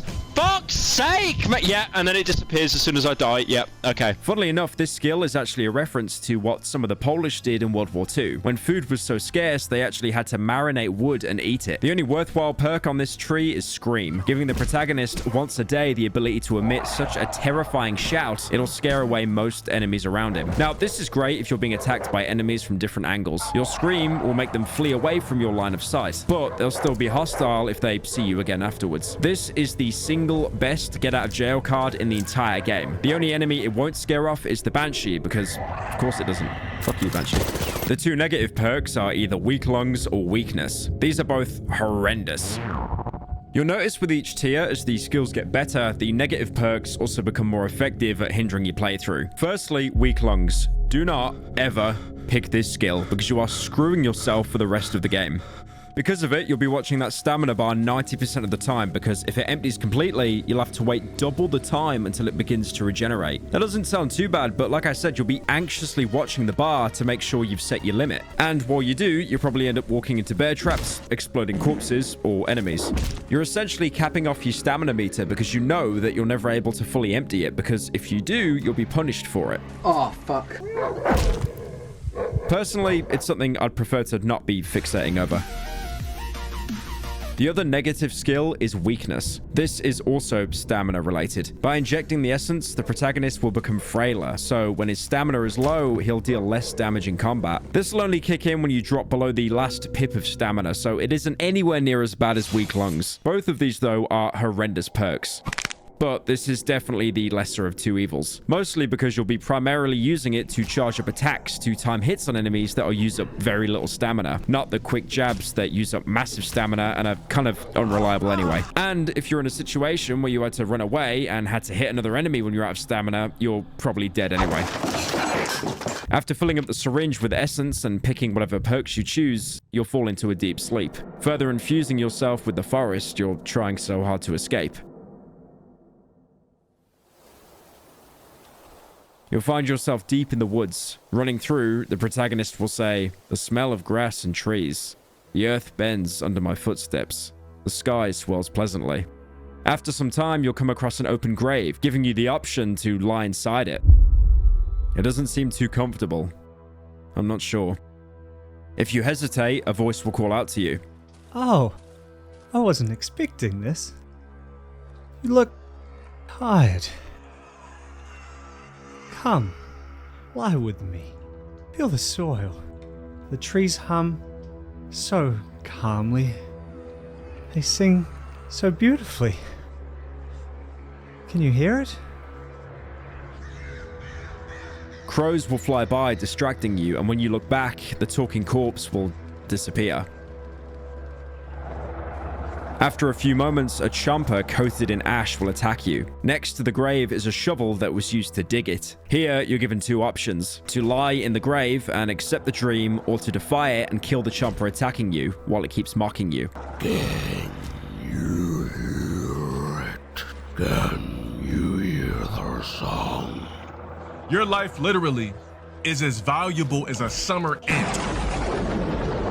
If you're killed by the chomper, you'll wake up as if nothing happened. But if you manage to kill the chomper, the dream will end. And when you wake up, you'll have a shovel blade in your inventory, crucial to upgrading the shovel that you already have. If you choose to lie in the grave, you'll wake up with an insect in your inventory, a cockroach that you can cook in the oven for essence. Injecting even more of the forest into your arm, you'll have another dream where you wake up in front of the church. Moving past the destroyed bell, you'll encounter a man telling you to stand in line. As you approach the altar, you can see what he meant, as a line of people appear behind you, shouting at you for skipping the queue. Fucking get alive, fat fuck! It looks like they're all lined up to go into the trapdoor behind the altar, which seems to be covered in some sort of shadow and is locked with a code. There's an open room next to it, with a broken wall that you can go through. Here, you can find a talking corpse. You have no voice, nor free will, but do not fret.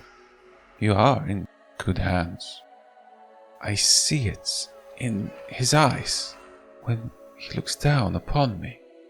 It mentions a he, possibly implying that there is a god of this forest somewhere, the driving force behind the forest's expansion. Examining the corpse gives you the description: a completely ordinary dead man with a smile on his face. There's no joke to be made here, but honestly, there's so many talking corpses in this game, we should basically be accustomed to this by now. To actually progress the dream, you have to take the lockpick from the chest near the trapdoor and open the room opposite to the one that leads outside. There's a wardrobe with an axe and an item called the strange box, though you'll definitely be focusing more on the axe, as once you loot both items,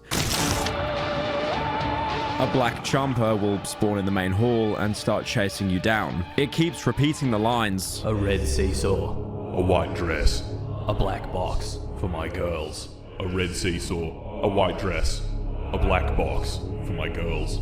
Here, you're given a choice on what to do. You can either avoid the chomper, break open one of the windows, yoink a lockpick from a corpse, and open the church gate, or you can try to fight. Dying to the chomper has the exact same result if you ran away. So realistically, you want to take the chance.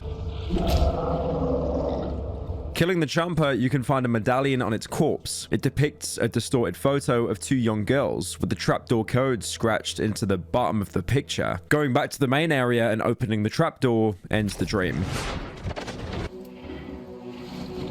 Now, this dream has a big influence on the real world once you wake up. Whatever ending you got, you wake up with the strange box in your inventory. If you ran away, upon waking up, you'll see the Wolfman standing next to you. Meat, what's with the big eyes? Scared? Bad dream? You can trade with him normally, but you can now also show him the strange box. Oh, it's one of these. An interesting find, Meat. Guess now you want to know what's inside, eh? Somewhere in the part of the old woods lies a place where you'll find a key to this box. Well, Meat, I would be careful if I were you. Trust me, you don't want to open it by yourself. Bring me the key and don't try to be a wise guy. You won't know what to do with it. But if you fought the chomper and opened the trapdoor, his dialogue changes just so slightly. You look tired, Meat. Busy night? And when you show him the box, he says this. And this? What is this junk? And what am I supposed to do with it? Bite it until it opens? Your brain must be rotting if you think I'll break my fangs for this shit. But you still want to know what's inside, right? Somewhere in the part of the old woods lies a place where you'll find the key to this box, but I doubt you'll be able to sort it out. Come to me. Maybe I'll even give you something for this junk. If you died or ran away from the dream, the Wolfman considers you a coward, talking down to you. I hear four ways, guy. But if you chose to fight your way out, he treats you with a little bit more respect.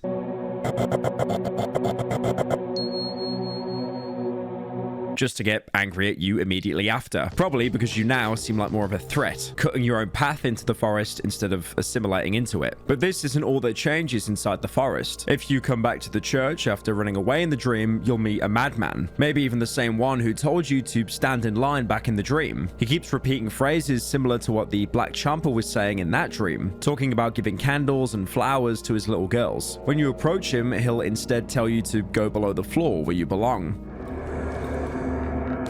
He'll also tell you the combination for the trapdoor so you can go inside. And if you kill him, he'll drop the medallion, the exact same one that you would get if you killed the Chomper in that dream, although the faces aren't distorted anymore. If you ended the dream by killing the Chomper and going into the trapdoor, you'll find a corpse cut in half in the middle of the church, also containing the medallion with the code to open the basement, with the madman now absent. Naturally now, you probably want to go into the basement, but please, for your own sake, do not go down there unprepared. There's a reason why the dream ended as soon as you went into the basement, and how the dream ended has easily the biggest divider in what comes next. If you kill the Black Champa, the basement is now filled with huge dogs, an enemy that you should be used to killing by now, except now there's an entire pack trying to kill you at once in an incredibly closed space.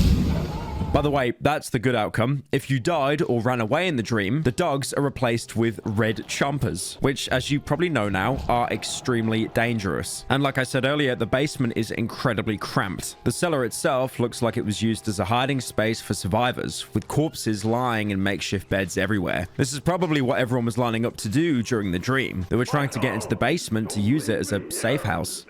Although clearly this didn't stall the infection for too long, as inside there isn't a single survivor. And if you didn't open the trapdoor in the dream, the corpses are now being converted into red chompers. They start out dormant, similar to that one you saw on the bridge and even in the village, but if you attack them or invade their personal space, they'll start to aggro. Also, there's a single functioning radio down here. Do not touch the radio. I'm being serious. Do not do it. That is unless you kill the Black Chomper, because when you touch the radio, you'll actually spawn a dog that has something very important in its inventory. That being the twisted key. And if you go back and show it to the Wolfman, this happens. Give it to me. The wolf snatches the box and key from my hands. With things like that, you need to be careful, meat. This may be a trap. Muttering under his breath, he attempts to open the box. After a while, the lid gently slides open and the wolf peeks inside carefully, squinting his eyes. He also looks at the contents in silence, then lifts his gaze at me. Is this a fucking joke?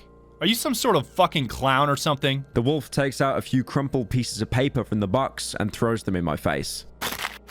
As they fall to the ground, I notice a shiny stone among them. Some fucking scribbles. I'm warning you, meat. Do not dare waste my time again. This gives you another valuable shiny stone, along with a child's drawings. By now, you've probably noticed that the entire quest line, if you can call it that, surrounding the church is focused mostly around a family, with both the Black Champa and the Madman mentioning gifts to give to his little girls, presumably the daughters in the locket. The details were mostly fuzzy up to now, but the child drawing basically explains everything. The first drawing depicts the entire family back at their house. This includes the father, 2 little girls, and a dog. It looks like this picture is supposed to be from a time before the forest expanded into the area, with it just being a nice, happy family scene. How wholesome. Although the next drawing might already start some alarms in your head, as it shows the family dog eating a red mushroom. Considering we've been using mushrooms like these as a way to attune ourselves to the forest, you can probably guess what that might do to a dog. The dog is already dead by the next drawing, with it being drawn 6 feet under.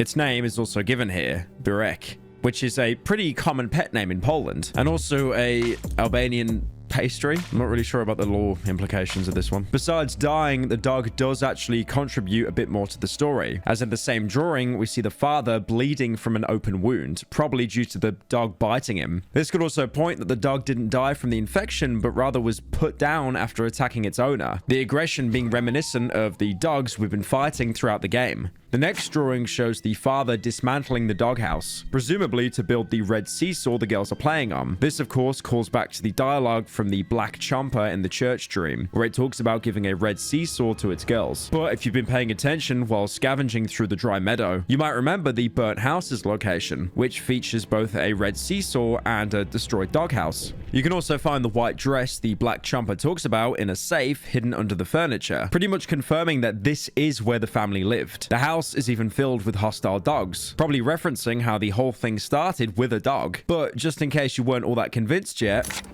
the next drawing literally shows the house being burnt down and the family running away. It's followed by a picture of the line of people we saw in the church dream, featuring a figure who we might know as someone dressed in a medical coat, as well as a boy holding a violin, who might be referencing a character I'm going to mention soon. This drawing explains the connection the family had with the church and why both the twisted key and the strange box could be found here. They tried to hide in the basement to wait out the plague ravaging above, again like so many others here. Unfortunately, as we know, hiding in the basement really didn't help. The last drawing shows two children hugging each other with corpses lying behind them, probably in the process of turning into red chompers that we encounter in the game. Strangely, the father seems to actually not be with them. I'm sure if he was, he would have been marked instead of just blending into the wall of bodies. But there is something that could explain this. Back at the burnt house, you can find a note, presumably from the father. I know they're there. I can hear them laughing. They're behind the wall of trees. I can't get through by myself. The trees go back too fast. This suggests that he might have left his daughters in the basement to keep them safe and gone back to his house. He probably knew he was infected from the dog bite by now, so in a way, he was protecting them from himself. After returning back home, he clearly wanted to go back and find them, but I doubt that was his own choice. He's hearing voices in this note, so it's more than likely he was starting to go insane from the plague. I think it's safe to say that the madman we find in the church is the father, considering we can find the medallion on his body and he's very clearly infected, as when you kill the Black Chomper in the dream, the corpse you find in the church much later looks like a mutated chomper. This entire plotline is completely depressing, but it's a good study of how the plague actually affected normal people living in the region. Even though the story is told through a couple of lines of dialogue and crude drawings, it does a really good job at communicating how horrible being here was. This kind of storytelling really makes Darkwood special. It feels very human, despite the eldritch horrors we've seen all over the forest. Look, I get it, okay? Like, so many horror games, you pick up the audio log and it goes, the monsters are coming, and it cuts to static. But this is a completely optional plotline that we really didn't even have to interact with, and it's communicated in a much more organic way. Interestingly enough, the child's drawings used to be accessible in a completely different way in previous versions of the game. Back at the church outside the dream, you could find a burnt piece of paper with a Bible passage inside. The Bible? The passage in question was Psalm 91, verses 3 to 6. And while it might sound weird to get so specific, this was actually quite important. At the top of the piece of paper, you can see a mirrored website address. darkwoodgame.com/Burek. Going to the website, you can see a code lock, similar to the ones you could find in the game on various storage containers and doors. Now, if you input the numbers of the Bible passage, 9136, you're shown the same pictures we've been going through. This is a pretty good puzzle with a nice lore reward, but I can totally see why the drawings were changed to be entirely accessible in-game. It definitely grounds the story better instead of, needing a Bible scholar to solve an ARG. Coming back to the church itself, in the same room where you got the strange box in the dream, you can find the electronic game. Upon inspecting it, you can see a game console with two characters resembling wolves. This item seems to be based on a Russian-made single game console, where one of the games apparently involved a wolf stealing eggs while trying to not drop what he's already collected. So technically, this game has still more games than the PS5, by the way. Another Slavic game where you can find the exact same handheld is in Herat, which is like this really cool original Doom boomer shooter. In that, you can also find a handheld game, but in Herat, you can actually play it. It's an unlicensed clone of Egg, which was a title in Nintendo's Game & Watch line. Have you seen this? He's got sunglasses on. The wolf in both iterations wasn't actually in Game & Watch, but was based on a Soviet-Russian cartoon called Just You Wait. The cartoon itself was about a wolf trying to eat a rabbit, so basically Tom and Jerry, but for Gopniks. The handheld game is another item you can show the Wolfman, which prompts this pretty funny dialogue. What the fuck is this? Do you think this is funny? Are you mocking me? Do I look like a joke to you? Daddy, chill. You're given a choice to either shake your head or nod. Shaking your head has him get angry at you, and he tells you to never mock him again, while nodding reveals a more humorous side. You're a brave piece of meat. And what's more important, one with a sense of humor. Where did you find this one? An electronic game, eh? About a wolf stealing chicken eggs? Good one. I have a soft spot for games. How about you? I can give you something in exchange, meat. What would you say to a surprise, eh? If you nod now, he'll take the console off you, but in return, you get a fully functioning pistol, which, to be fair, is a pretty good trade. You can also show the game to Pietrek and get a free 100 rep with him if you agree that the wolf will go to space when he collects all the chicken eggs and give him the game. But honestly, the pistol itself is already worth twice that much rep, not even counting the cost of items normally needed to craft it. Now, all what I've been talking about so far is side content. Yes, I know I spent this time on words, and I haven't even really progressed the main story. Anyway, let's take a step back and return to when we first met the chicken lady. After exiting dialogue with her, she'll notice that somebody's watching you both. Holy mother! This creep again! May the devil take him and his blasted violin! The old lady turns red and starts to scream. Devil, fuck your mother! Get away from me house! Leaving the chicken lady's house, you can see someone hide underneath a tractor before pulling a violin towards them. Talking to them introduces you to another major NPC, the musician. It's not my fault. I know it doesn't sound too great, my violin. It's a bit broken. I won't play anymore. Sorry. Sir, have you been in that hut? The chicken lady's hut? You're not afraid of her? You're brave. And have you seen her? The pretty lady. She's the most beautiful lady in the world. I watched her through the cracks in the window. She changes when I watch her, gets more beautiful. I play for her. I want her to be happy, because she doesn't seem to be. The chicken lady locked her in that room.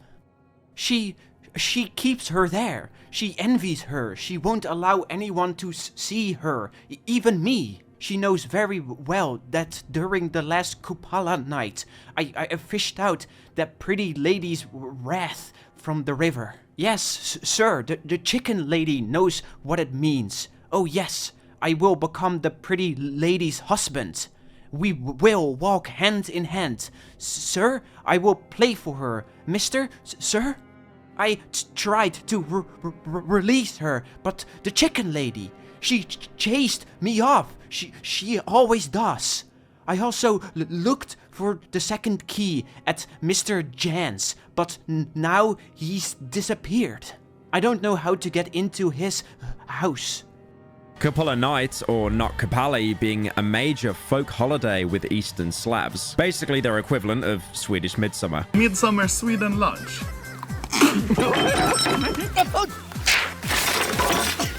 At this point, you can totally ignore his ramblings and walk away.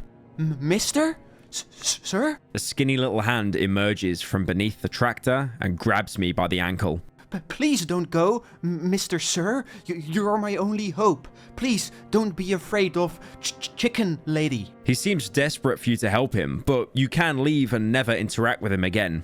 I understand. I'm sorry. Dull thuds can be heard from under the tractor, as if someone was bashing their head against the ground. Stupid! Stupid! Stupid! Now I will never find this key. Well, maybe near the well. Near the well where I saw Mr. Jan. Mr. Jan will have the key. Him mentioning a key, the same key you've been looking for, might pique your interest. So you can talk to him again and agree to hear him out. So kind. So very kind. You are just like him, my daddy. But my papa has changed, mister, just like my mommy. They will not listen to me. They won't hear how sad I am, sir. Oh, but am I not boring you, sir? Please don't go. Please hear me out. Don't go. Nervous grunting can be heard from underneath the tractor.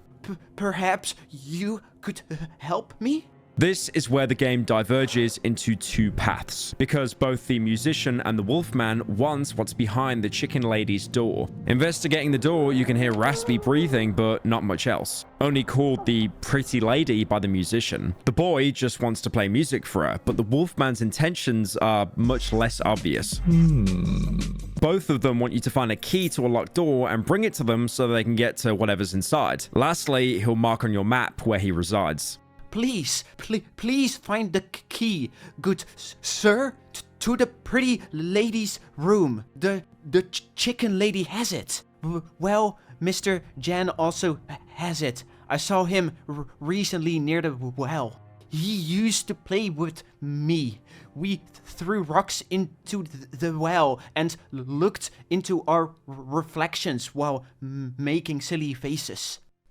Daddy used to say not to do it, else my face will stay that way. Now the water in the well is always hazy. It shows these weird images.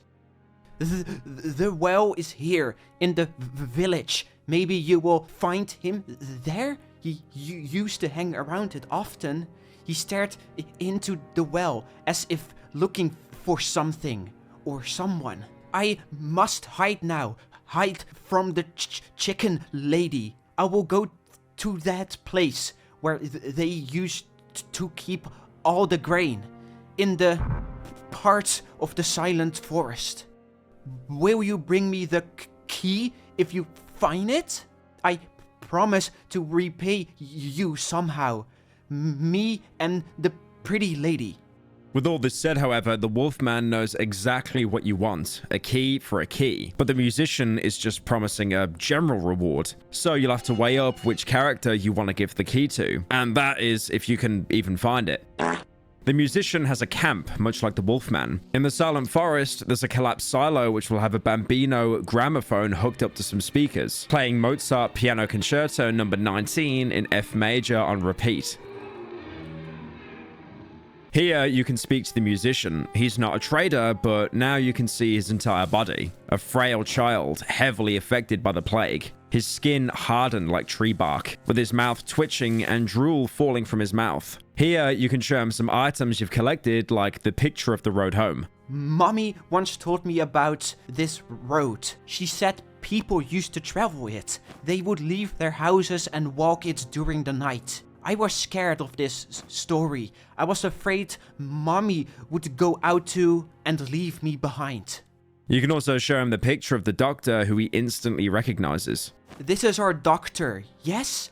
He is just as brave and good as you are. He helped me. He is helping all of us. He gave me this beautiful mask so I could be healed of my afflictions. Maybe you could have one too. Maybe the doctor would make a mask like this for you? I could ask him about it. Further going to show the doctor had no idea how to combat the plague by making masks to hide people's afflictions, but also saying he could ask the doctor despite him leaving the village, and this hints that he does actually still have contact with him, so giving him the key might actually prove useful after all. He'll also comment on the sow in the pig shed that the villagers have been feeding off. Have you heard about the sow? The villagers keep this sow in the nearby pig shed. They call it the mother of all pigs. They say it's beautiful, but I've never seen it. They don't allow me near her. They chase me off. They always chase me off. The little musician drops his gaze. Maybe you would be able to see her, mister? If you manage to get inside, maybe you could take a wee piece of meat for me? I've never eaten pig and I've heard it's very tasty. Would you take some for me? If you killed the sow like I mentioned earlier, sadly, he'll be able to relate to it from appearance. I saw the villagers dragging a cart with a dead sow. The one they called the mother of all pigs. It wasn't as beautiful as they said. Nowhere near the pretty lady. The boy drops his gaze. And that piggy. It was a bit similar to me. The boy sniffles and rubs his mask with his deformed hand. The villagers have been crying after her a lot. I saw them trying to cut through the wall of trees. Do you think it's even possible, mister? Mommy told me once that the woods are never ending, and there's nothing on the other side. To get the key, you'll need to go back into the well where you killed Hanuska's child. Navigating to the end, you can climb a rope to get inside another house in the village. This is the only way inside, as the front door is heavily barricaded.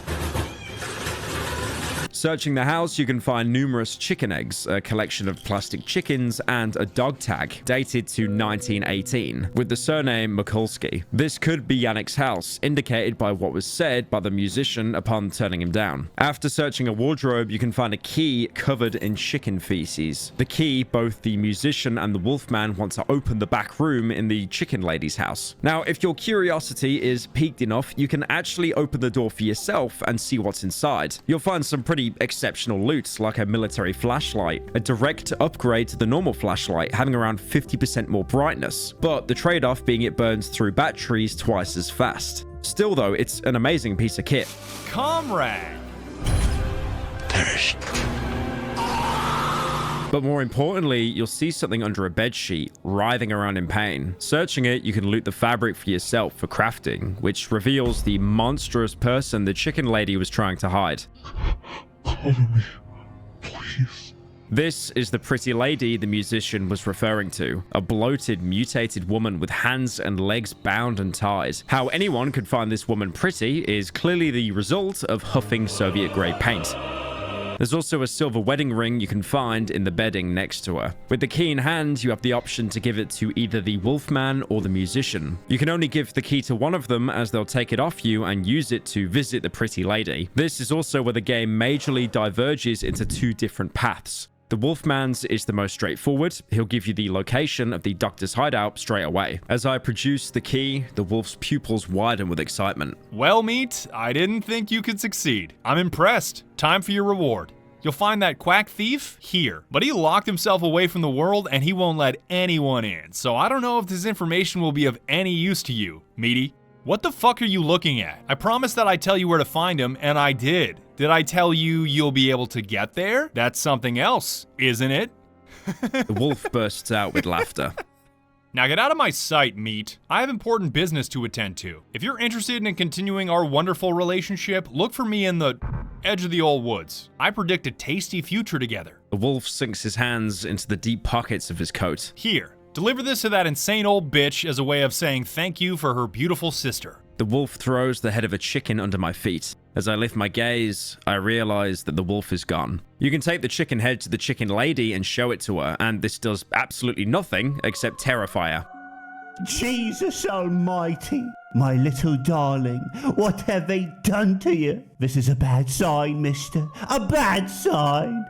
What will happen now? The Wolfman is using you as a messenger to let her know that her sister isn't safe anymore. One thing you'll notice, when you side with the Wolfman in a lot of quests, you'll actually be completing the game a lot more quicker, except with the instance of killing the Sow. But in that situation, you did have the choice to just leave the Sow completely alone. Because there's no karma system or warning message saying, uh-oh, you did a bad thing. Or Kenny will remember this. What's your name, sir? My name is Deez. Deez what, sir? Deez.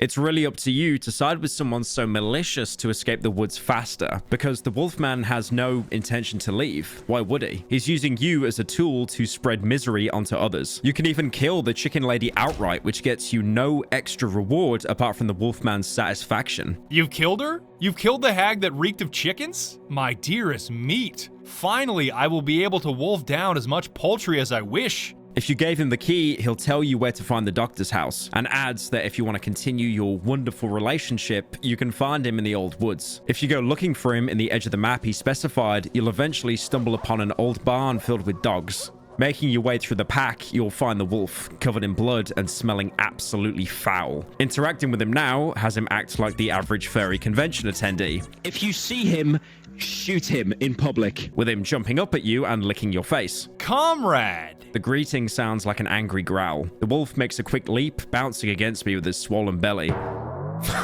That's giving me like my response video flashbacks. Oh, Jesus. Well, to be honest, I'd pick you up, hug you while...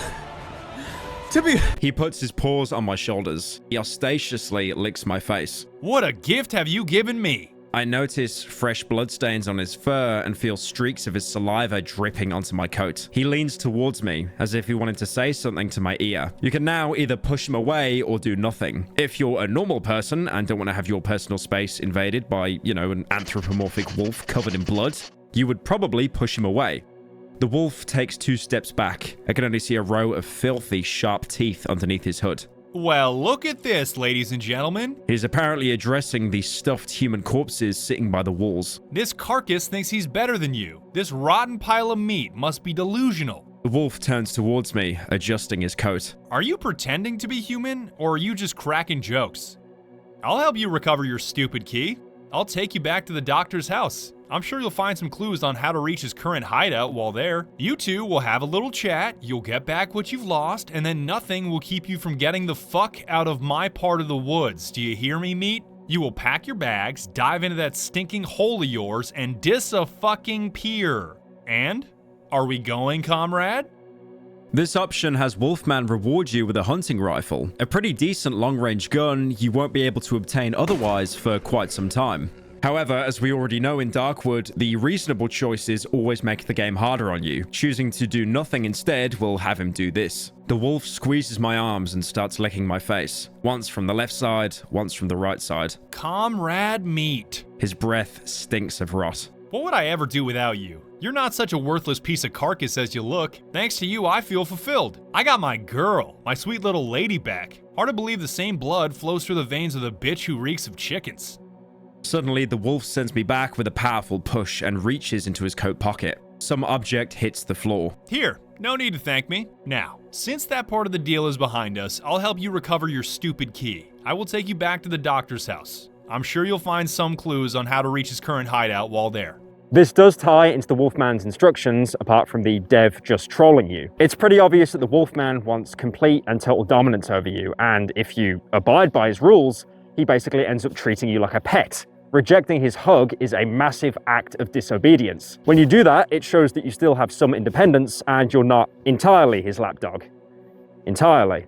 But if we choose to push the wolf away, you get nothing. One single dialogue option just fucked you over from getting a gun worth 400 rep, which is, as we know, a certified Darkwood moment. Also, how the fuck did he keep a hunting rifle in his pocket? But on the other hand, what's wrong with following him? Granted, basically every quest he sent us on was to spread misery onto anyone still alive in the forest, but he has rewarded us every time. Submitting to him did make the journey out the woods easier, and in the end, is that all that really matters? It might be demeaning to become his servant, but dignity doesn't really matter when you're a half corpse stuck inside a forest intent on killing everything inside. Before you even find the Wolfman in the previous room, you can see the pretty lady, now a half-eaten corpse. This was the Wolfman's end goal, and seemingly something he was obsessing about for a long time, evidenced by how happy he is, saying he's finally fulfilled. We're not sure where this obsession comes from, but unfortunately, it looks like we won't be getting any answers anytime soon, as this is pretty much your last interaction with him.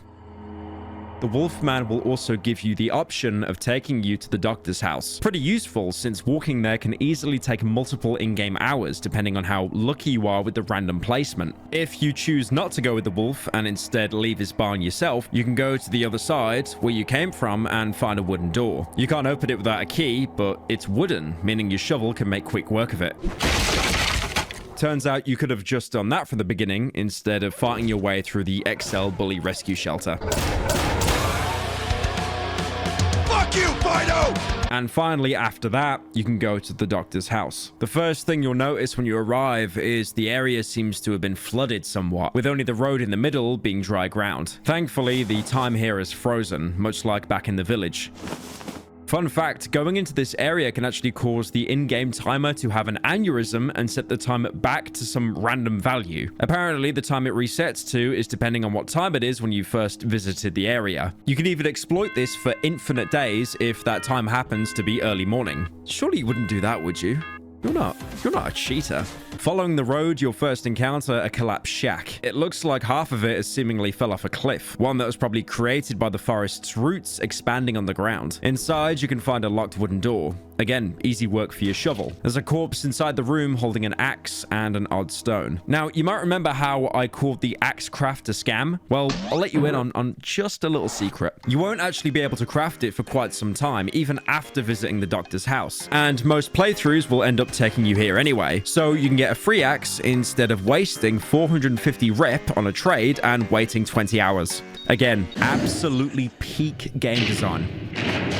There's also the odd stone worth 60 rep, not to be confused with the shiny stone we've been seeing everywhere. It looks like a plate of oatmeal. In the current version, it has absolutely no use. It's just a barter item. However, in old alpha versions, this item was actually used to make potions, items you could use to permanently increase either your health or your stamina. Now, this would have made the game easier, which I'm sure the devs would not have wanted, so I'm not surprised at all that they were removed from the game, especially considering how important the health and stamina bottlenecks are for gameplay, instead being replaced with the essence abilities, which not only force you to pick a negative perk, but also give you more interesting options than just a stat boost. What happened to the potions you'd be able to craft from odd stones? They were a thing, I think, in the early alpha versions, right? Random world where you started at the center and you could use those potions to level up your health and stamina. They were removed in favor of skills that improve those stats, but I don't remember why. Just because of balancing issues? I think the map constructions changed to biomes, and we figure out that it will be better to also place the items that are making, that are like developing your character also. It's going to be better. Yeah, because the essence is like the main leveling up system now, Yes. so I guess that just kind of became outdated. Yeah. Moving on, you can find a fortified building with even a trap set up in the only entryway. When you go inside, you can see it's actually something like a field hospital, probably set up by the doctor trying to find a cure for the plague. Most beds are either empty or have a corpse on them. Hey everyone. Some of the corpses even missing body parts, although one patient, if you want to call him that, seems to still be alive. Where's the doctor? Where? Daddy went out and left. Angry and hungry he was. I'm hungry too. Can't move. Head is exploding. And if I move, I'll burst myself. But just because he survived the doctor's experiments doesn't mean he isn't completely insane. He still mumbles to himself and jitters around frequently. He's probably undergoing the same mutation that happened to people that we saw in the church basement or even back in the village. To back this up, he also mentions that his head feels like it's bursting, which is exactly what happens when a human finally turns into a red chomper. Their head splits open. You have the option to kill him here, and if anything, unlike the dog at the beginning of the game, this really is a mercy kill. If you don't, he'll probably turn into a red chomper. There's no reward, he doesn't come back later, there's no secret Easter egg item, but yeah, you're just putting someone out of their misery. He even calls out to you to do it when you're going back the other way, possibly still lucid enough to know what's coming. He also tells you to take his broken house. On his corpse, you can find the rusty key, so if you didn't break down the door in the collapsed shack earlier, now you can open it normally. The last building is the doctor's actual house, looking similar to how it was in the prologue. You can open the chest outside just to find that it's actually a freezer full of ice and body parts, probably parts the doctor was experimenting on. And in case you were wondering, yes, you can eat the ice, and it even gives you a small endurance boost. And no, you can't eat the body parts. Darkwood can stand for a lot of things, but cannibalism is not one of them. Well, at least not yet, anyway. Before you enter the house, the interior, outside your field of vision, looks exactly like it did back in the prologue. Probably because the protagonist remembers it looking like that. But when you enter the house and actually get to gaze on it properly, you'll see it's been even more ravaged. The surgical table is flipped, the cages are knocked over, and even the carpet is a complete mess. Peed on my fucking rug. There's also a lot of mushroom growths. Clearly, the building has been abandoned for quite some time now. You can explore the same areas you could back in the prologue. Even the hatch in the interrogation room has new items. There's even another odd stone in the same place that we got the table leg from. There's also a photo of what looks like a savage lying on the table. It has an inscription on it with the date 12th of June 1985, meaning it must have been taken around 2 years before the protagonist was stranded here. In the side room, you can also find a moonshine distillery. This is probably why there's so much alcohol to be found around Darkwood. We know that the doctor ran away from the village, but who's to say that, you know, he hasn't been brewing his own alcohol to sell with traders just to get by, using the money made from it as fuel for his generators. Give uzet jeżobrówkę.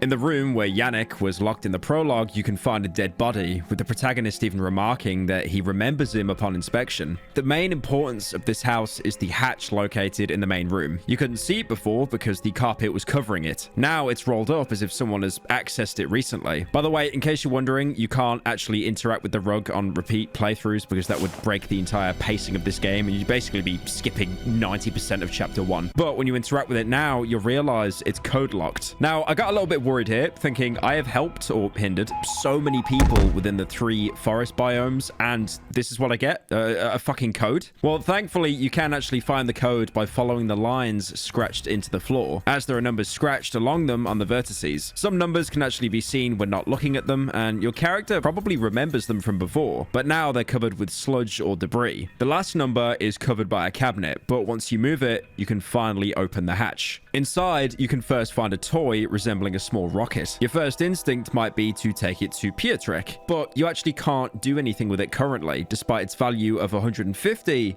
no trader will actually buy it from you. Mate, can I borrow your pen? I've looked everywhere and this item really has no use. It's like the BB gun pellets. I feel it's something that was meant to be in the game and had a use and the devs just couldn't find a use for it. Or maybe it's just flavor text. The next 2 items are pretty self-explanatory. One of them is a note with a code to a train cart door written on it. The other one is a map that marks the train wreck location if you haven't discovered it yet. You can probably already guess what's inside, but for now, let's get back to the musician's path. Now, if you ignore the Wolfman entirely, you can actually give the key to the musician. Yes, you're amazing, mister, sir. Thank you. The boy shuffles his legs. He's visibly excited, but also seems uncomfortable. Sir, now I have the key, but don't have the courage. She's too beautiful. My pretty lady. Just look at this violin, mister.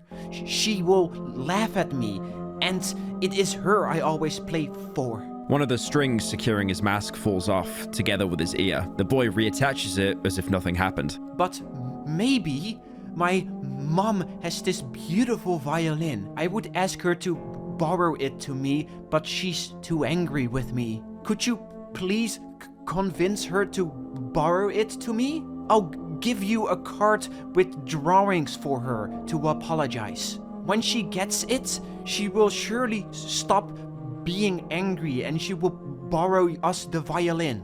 It's behind the cupboard. My mommy always hides it there. Please, mister, bring me this violin. You're not afraid of anything. Anyway, there's nothing to be scared of. You will find my parents' house in the part of the old woods. If you come back with my mom's violin, I will try to get you an appointment with the doctor because you look pretty sickly. I will be waiting for you near the old church in the part of old woods. Now, unlike the Wolfman, the musician won't directly tell you where the doctor is. Instead, he'll just reward you with a chestnut doll that's entirely pointless. You can't trade it, it doesn't do anything. I guess it just looks kind of cute. To get the doctor's location, you'll have to do a second request for him, which is to travel to his parents' house and retrieve a violin. Marked as creepy house on the map, you'll see it's a badly damaged house like most other places in Darkwood. But inside, you'll find a half-dead man. Pale, withered skin, hollow eyes, teeth black as night. He looks dead alright, but he's still moving. Anything he says to the player is incredibly hard to understand. Inside one of the chests, you can find a chestnut man, similar to the doll he gave you, so this is definitely his house. Inside the bathroom, you can find a woman sat in a tub, half dead, just like the man. She's been lying in this water for quite a while. The protagonist will also remark that the floor around the wardrobe is heavily scratched. Someone must have moved it frequently.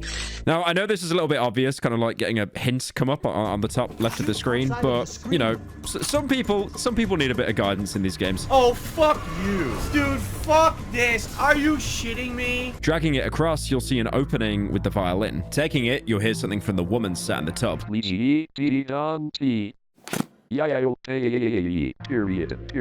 Period. Ignoring her request, when you try to leave, the musician's parents will turn into chompers. Now, you could argue that their infection accelerated due to aggression, because from their perspective, someone really has just broken into their house and stolen their valuables. But regardless of that, escaping, you return to the musician. Gee, you did it? This is my mom's violin. So beautiful. Was she happy about the drawing? Is she feeling well? The kid stares at the violin with bated breath. Now I can play my pretty lady a visit. I will play her a serenade. Will you visit me at my parents' house, mister? If they borrowed you the violin, they surely aren't angry with me anymore. Ah, I almost forgot. We have an appointment with the doctor. He was happy to learn about a new patient. I told him about you. He's inside the train wreck in the edge of the old woods. Now, this should be a good ending for him. I mean, you know, we helped him get his violin, but the next day, if you do visit his house, you'll see his body being mauled at by his parents, probably still fueled by the blind rage of you robbing their house. Stay out of my territory. After finishing off the parents, you can take the violin off his body, although it's useless as it can't be sold. You can probably use it as the first of many reminders that everyone you encounter ends up worse. But if you take the musician's advice, you can actually leave the picture he gave you with his mum, which will thankfully stop them turning when you take the violin, probably distracted by one of the last happy memories they had of their child. But again, if you return the next day, they would have already succumbed to the plague and, as chompers, again eaten their son. Here's a protein tip. Eat your freshborn. The drawing the musician gives you is a song piece with a character made out of leaves. It was probably just enough of a reminder to pacify them but not actually reverse the infection. The only outcome to save the musician is if you kill the parents at their house before bringing the violin. If you return to the house the next day, you'll see him standing outside with graves that he's dug for his parents, unable to understand that you saved his life. Why did you kill them? The boy silently stares at the ground beneath his feet. He clutches the violin in his hands. Please, go away. For this path, this is the last time you'll ever see the musician. Ironically, him mourning his parents or being killed by them is a much better outcome to what happens if you don't help him, but I'll get into that later. Now, on top of the two choices to give the key to the wolfman or the musician to get to the doctor, there's also the third outcome. Now, if you go back to the village, you can actually kill the pretty lady. But if you do this, this locks you out of either of the paths, making you have to pick up the pieces for yourself. Why did you kill them? The boy silently stares at the ground beneath his feet. He clutches the violin in his hands. Please, go away. When you kill her, you can loot the bloodstained shawl from her body and show it to the wolfman, who also isn't very pleased. What's this? We had a deal, comrade. You were supposed to bring me the key, not use it and try to fuck about with something that doesn't belong to you. I should kill you, you know? Blood for blood. But you caught me on a good day, meat. You can still make up for it. Kill the hag who reeks of chickens too, and the reward will be yours. He'll want you to kill the chicken lady in return for the doctor's location, but before you do, if you're feeling extra evil, you can actually show her the bloodstained shawl.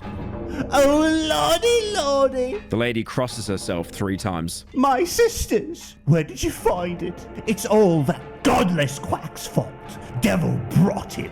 All he did was prescribe this and that. Scribble this no-good drivel. To hell with them papers. This is confirmation the pretty lady was actually the chicken lady's sister. She throws a crumpled piece of paper at you, and it's another note from the doctor. Remove growths with a sterilized, washed-in spirits knife. Drink plenty of water. Do not, under any circumstances, untie the legs or hands. In case of emergency, the path to my home is in the edge of the old woods. This is the only way to progress the story if you killed the pretty lady instead of giving either the wolfman or the musician the key. If you instead killed the chicken lady as well, returning to the wolfman, he won't reward you with anything, but at least now you have the option to trade with him again. The old hag is dead. You've been a good dog. What's that, boy? You want a reward? Better fuck off as quick as you can. Interestingly, if you aren't completely honest with the wolfman and don't show him the bloodstained shawl before killing the chicken lady, he'll get even more mad and flip you off. What have you done? We had a deal, Meat. You were supposed to bring me the key, not use it and try to fuck about with something that doesn't belong to you. Fuck off. This instant, or I swear you'll regret it. The murder path has you follow the same steps as the Wolfman, except with the added benefit of both major characters now completely despising you instead of just one. Finally, you arrive at the train wreck, but depending on your choices, this sequence will play out very differently. If you went down the musician's path to set up an appointment, the car door will already be unlocked. Going inside, the door will be immediately locked behind you, and the room will be flooded with gas.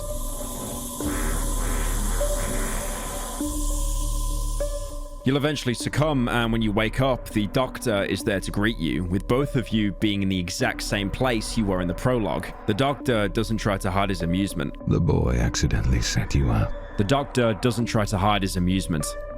You mentioned you'd like to make an appointment. As you can see, I found you just in time.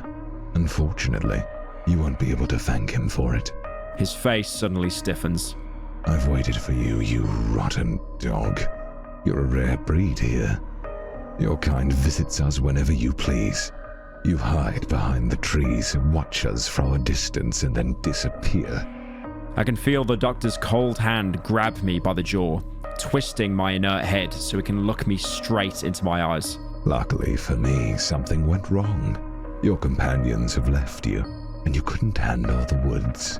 I'm not wrong, am I? You had your taste of local life, eh? Did you enjoy it? Do you want more? He takes a full syringe out of his pocket. I'll show you more.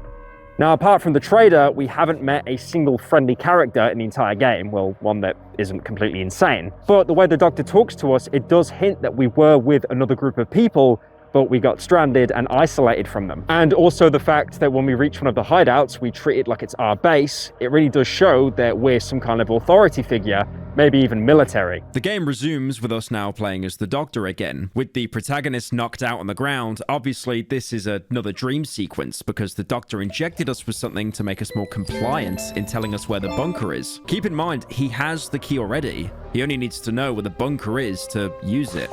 Where's the door? Running through the train car, you'll see moments of the Doctor's life before he fled the village. Visions of the plague spreading across villages, even one of the first cases of a woman in bed in agony. She was feeling well this morning. In another room, you'll see the same woman slowly transforming into the pretty lady, with the locals having no idea how to treat her. Fetch the doctor! My brews are not working. We're still playing as the protagonist, sedated, but due to whatever we were jabbed with and also the seemingly mystical properties of the forest, we're seeing the Doctor's trauma through our own eyes, even when he had to cut his losses and escape the village. Where the hell do you think you're going? You haven't done anything for her yet. You can interact with the Doctor's medical bag, which gives you the last treatment that he gave for the pretty lady. I tied up her hands and legs and gave her a sedative so that she doesn't hurt anymore. That's all I can do for her. Now, it's obvious the doctor wasn't a hack or lazy, he just had no idea how to treat the plague, so he'd prescribe people bizarre concoctions in order to usually either put them to sleep or as a placebo while he was working on something that might actually be a treatment. Obviously that never happened, and he realized that his head was on the chopping block because the village blamed him, so he slipped out. Get you fucking charlatan, you're completely useless. The pretty lady might have even been patient zero for the village, but you'll quickly see other villagers become infected, begging the Doctor for help while he tries to leave. It hurts. Help. Do something. Save us. Doctor, I beg you. Eventually, the Doctor will find the protagonist again. focusing his attention on dulling out his trauma to perform his interrogation. I feel as if my head is about to explode under the pressure of the train car's walls. Hello, can you hear me? I know you can hear me, motherfucker. I barely recognized the doctor's blurry image in the dark. You wish this would end, right? You'd like to get out of here. Maybe now you'll understand how it feels to be locked away, surrounded by deformed, rotting bodies, among the cries of those pathetic villagers. How was I supposed to help them? How? First, they begged for help. Now I have to fucking hide from them. The doctor falls silent. It feels like whole hours are passing by. Can you hear it? It's the walls.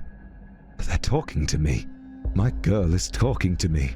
She's calling me. I know she's waiting for me. I must go back to her. She's so close. His voice breaks down. I want to go back home. Much like the protagonist, the doctor is having hallucinations. You might remember in the first hideout, the man sat on the bed wanting to go home to escape the nightmare. The pain becomes unbearable. Show me where to find the exit from this accursed place. His silhouette slowly blurs away. Show me where. Where is it? Where?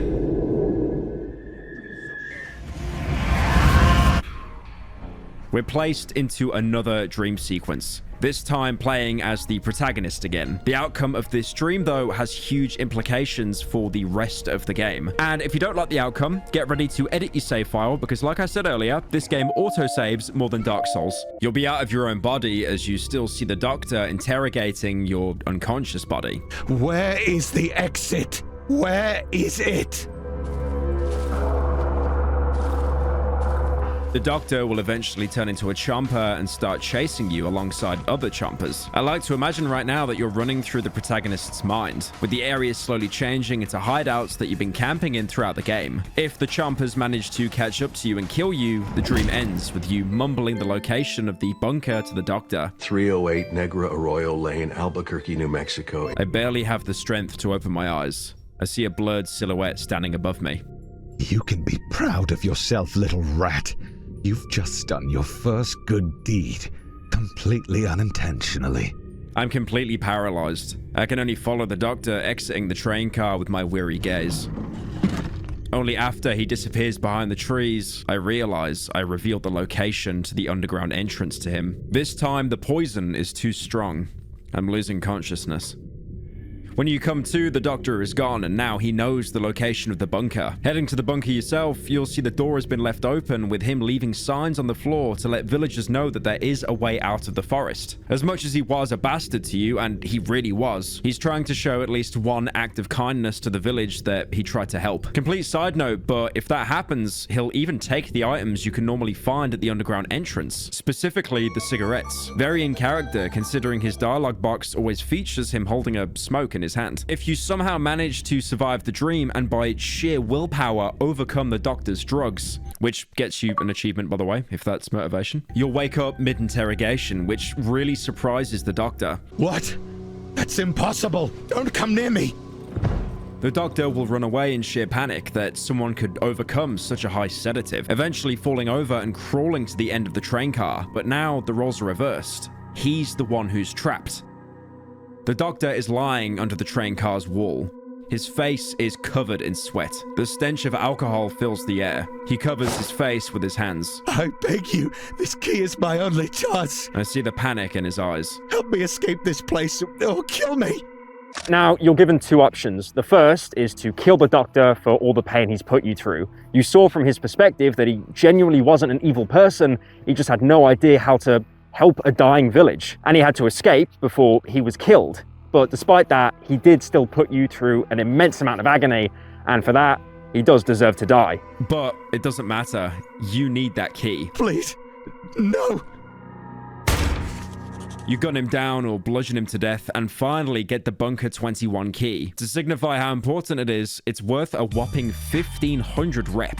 Or, on the other hand, you could show some compassion and, despite everything he's done to you, tell him the location of the underground entrance. Just keep in mind when you tried to help the musician and how that ended. I take out the map and show the doctor the location of the abandoned house with the hidden underground entrance. The doctor stares at the map for a while without lifting his gaze to meet mine. The same map you've spent hours marking various locations all across the game. The wolf camps, the bug nests, logging areas, mushroom fields, broken tractors, burned houses, hideouts. Realizing after all you've been through, you've chose to spare his life, and he really only has 2 words to say to you. Thank you. He removes his dirty glasses with a trembled hand and freezes, probably realizing that in most other cases, the protagonist would have chose the other option. I will wait for you there, and better take the essential things with you. Looks like returning here will be impossible. If you instead went to the doctor's house and got the code to the cart, you can completely avoid the dream sequence and ambush him, skipping directly to this conversation. What? What are you doing here? Don't come near me.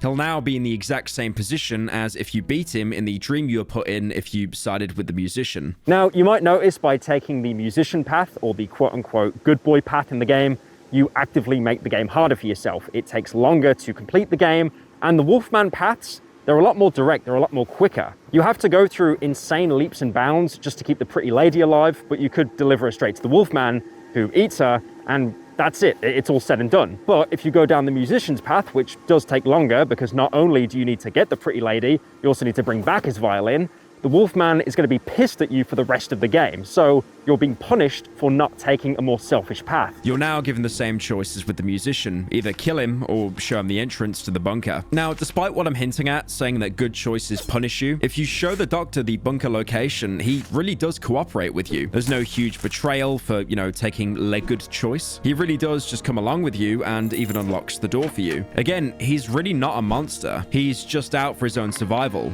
just like you. And now, at least, you have someone keeping you company. Maybe he can even help you along the way. But before you leave, you probably should prepare for the journey. Like the doctor says, returning here will be impossible. But surely that won't matter, right? I mean, Bunker 21 is the exit. Like, that's near the end of the game. Yep, 21 that's got this far in the video, just have a look at the little red bar that YouTube has. Yep. We're not done. Also, looking through the train car now, you can find a torn photo of a woman holding a child. Considering where we find it, it's probably related to the doctor somehow. It might even be his family. But this is the point of no return. The doctor wasn't lying. Once you go past the bunker, there is no coming back. So it's best to gather all your important resources, which is punishing for players that have spent time gathering everything they need to fortify and secure hideouts, especially because of how limited your inventory space is compared to the workbench stockpile. My personal suggestion, bring any guns and ammo with you. And don't forget crafting materials, because it is so easy to make the mistake of not bringing the basics. And if you don't have any space for healing items,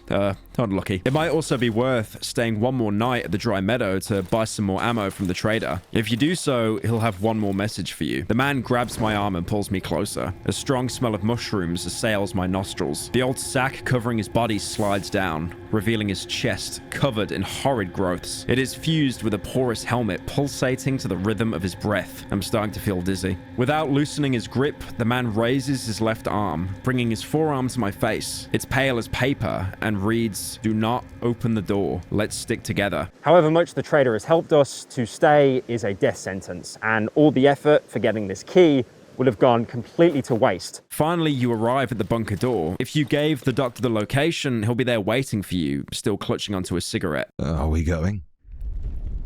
Immediately as you go through the door, the walls start trembling. Another earthquake. The doctor doesn't wait for you and runs ahead, almost consumed with the obsession of trying to escape the woods. As you go along, the tunnel becomes more and more overgrown. Clearly the forest has even reached here, trying to keep everyone inside. All along the corridor, you can find giant roots, with your character commenting that this white sludge is draining from them and being pushed out along the main tunnel by an invisible force. The tunnel eventually ends with it being collapsed. The protagonist comments that this is a fresh fall. It's possible that it was caused by the earthquake way back when you first went underground, as the more recent ones didn't really feel strong enough to collapse an entire portion of a reinforced corridor. I've managed to walk a few good kilometers through the underground tunnels, but further passage is blocked by growing roots. Despite this, I feel that I'm closer to my destination. There's also another corridor splitting off, but the way is locked with armored doors and you don't have the key. The doctor, if he's still with you, will also comment something. I think someone's still moving there,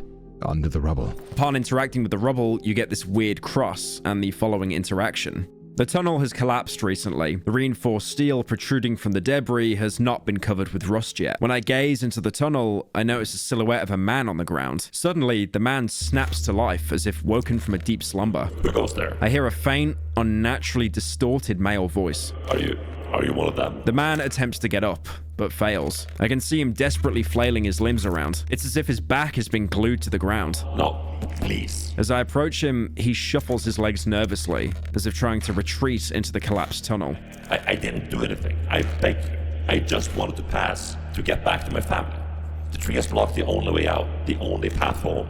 A huge talking tree. I begged it to let me pass, but it wouldn't listen.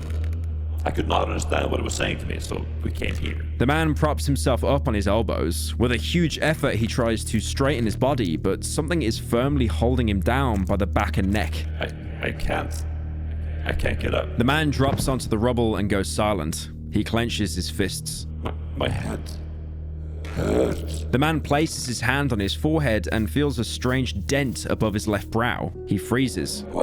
What is this? He carefully inserts his index finger into the hole. His eyelid twitches. My stone. I hear a sound as if an eggshell cracking. The forehead bends under his hand. The stranger pushes another finger into the hole. A thick goo spews from the wound. I can hear his skull cracking. My little stone. The man slowly removes his finger from the hole in his head. A colorless ooze is dripping from them. He's holding something, a round object. That's why. He swings his left hand and throws the object at me. A small, irregular ball bounces off my arm and lands at my feet. This is what put me to sleep. His head lifelessly drops to the concrete floor of the destroyed tunnel and goes still. You pick up the bullet the man just pulled out. Both it and the cross are soft. I could understand the wooden cross since wood can rot into mush, but a fragmented bullet? Something isn't right here, but we don't have anything else to go on at the moment. The man also mentioned something about a tree blocking the road home, which the protagonist takes note of in his journal. While in the underground passage, I met a peculiar man. He acted strangely, blabbering about a talking tree, which emerged on a path to some house in the village. I need to investigate it. It seems like this part of the tunnel did lead outside, but we can't use it now that it's collapsed. Also worth noting, if you spared the doctor, he'll actually run away when you end the conversation with the man, probably thinking that he can do better on his own rather than relying on you, which to be fair is his loss. I've got a pistol, a shotgun, a lot of Molotovs, some explosives, and he probably has a pack of cigarettes. Although that being said, it would be a cool concept if you were surviving the night with the doctor, you know, like both of you teaming up to fight against the enemies that attack, but I just don't think the game was designed around that. Suddenly, I hear the bang of the metal floor, followed by a sound of scraping footsteps. It's the doctor. Your character even makes a note of it in his journal, writing how the doctor would have just been dead weight. The doctor has escaped. So be it. It would only be a hindrance anyway. There's a corpse right by the door, holding a torch, rotten mushrooms, and a rusted iron cowbell. The cowbell doesn't have any inscriptions or anything, so there's not really any information to go on. But my game theory is it belonged to a door guard that had been using it to signal people in the main tunnel to open the door, as this area was clearly some kind of importance to an outsider group. Or it could just be an SCP-513 reference. Actually, yeah, scratch that. It's literally the SCP. As you follow the doctor's footsteps, it looks like this corridor is less of a tunnel and more of a cave, with its walls being irregular and made out of roots, even having people embedded in them, who try to speak to you as you move past them. I just wanted to pass, return to my family. This entire area is flooded with deep water. Walking through it, you get slowed down considerably. You can sprint, but it barely makes you any faster, and uses up pretty much all your stamina in seconds. Trust me, you really want to save your stamina for water, as you first start seeing splashes and shadows of things below the surface. Progressing through the cave, you can find locked crates, but unless you brought lockpicks with you, you won't actually be able to loot them. The loot inside is pretty standard: pills, maybe even a lamp or bug shells. Finally, you'll reach a narrow passageway where the thing lurking in the water reveals itself. It looks like some kind of mutated alligator or crocodile, though neither, surprisingly, are native to Poland. So it's fair to assume that it's another mutation caused by the forest. It starts approaching you, but instead of attacking, it repeats the same phrases the people in the walls did. I just wanted to pass. Before slinking back into the water. Afterwards, you come into a chamber with the corridor blocked with some sort of growth. These are part of a new game mechanic and serve as a sort of basic puzzle. Having the large eye on the ground in your line of sight will cause it to retract and close, also retracting the growth blocking the way, allowing you to progress. But that means once you go past the growth, you won't be able to make eye contact with the initial one, so after this, you really can't go back. In the next room, you can find a body with a shiny stone tied to a wooden cross. It looks very similar to the weird cross from earlier, though the weird cross seemed like a distorted version of this one. Examining the body gives you this: a dried body of some man, only skin and bones, covered in roots. They are surprisingly well preserved. There's a small hole in his forehead. I'd say he's been lying here for more than 2 years. Now, if the body's been lying there for around 2 years, that means there was a restriction set in this area around the same time. And also keep in mind the bullet hole in his head. There was someone that had a bullet hole in their head much earlier. This is the end of the tunnel. There's stairs leading to the surface and just maybe an exit outside the woods.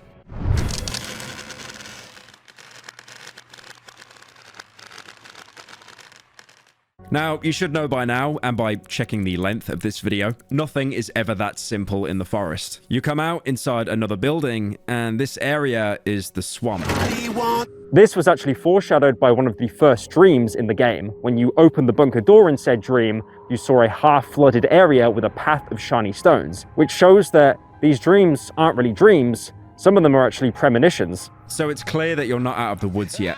Frankly, this place seems even more diseased than the old woods were. The entire area around you is flooded, with only some strips of dry land in between the deep water. You'll quickly realize the building you woke up in is yet another hideout, complete with an oven, workbench, and even a compressor, something we haven't seen in previous hideouts or at all in the game. Apparently, it's used to fill oxygen tanks. But not only do you not have any on you, apart from some rusted ones lying next to the generator, the machine itself is also broken. So I guess you won't be able to pretend you're playing Iron Lung for a little while still. Beautifully.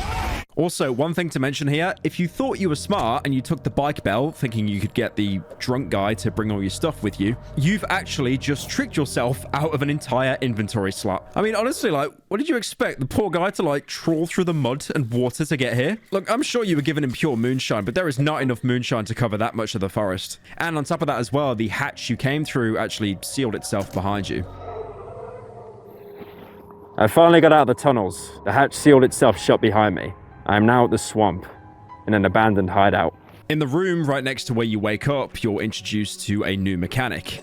The black substance, or black shell as the note next to it calls it, is covering a crate that you probably want to open, especially if you bought no crafting supplies with you from chapter 1. But to burn it away, you'll need a light source. That note I mentioned earlier points to it in case you can't figure it out. I can only decipher individual words: shell, black goo, light. This can be a lantern or flashlight, and since you're usually carrying around one of those anyway, it shouldn't be too much of an issue for now.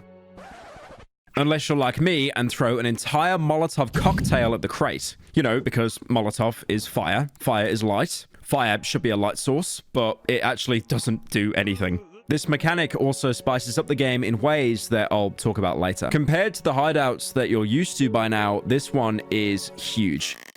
It's split off across 3 major buildings, all of them comparable to sizes in the Dry Meadow hideout. It also looks way more worn down, even more than the Old Woods hideout, with walls missing parts basically everywhere, entire collapsed sections, and one of the buildings even seems to have been burnt down, leaving only the front wall and wood saw outside intact. It's ruined so badly, the piping from your oven doesn't even reach out there, so you can't use it as a shelter during the night. But all that being said, still the most desirable property in Birmingham. £10,000 a month, take it or leave it.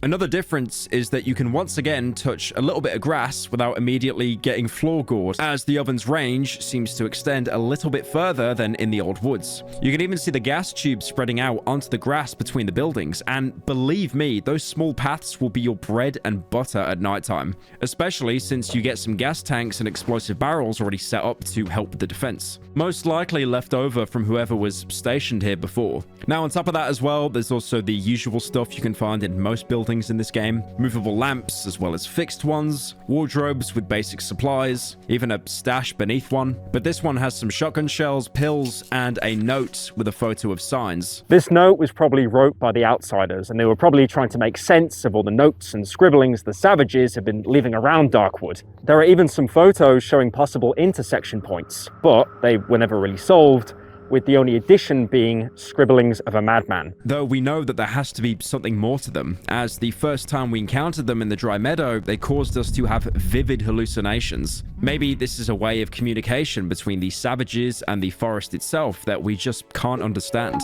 Like how the native Polish language is completely incomprehensible to anyone without unmedicated schizophrenia. I'm not joking, I've been trying to pronounce Polish stuff in this video, I just can't do it. Why do they have like the letter C and Z in like every word?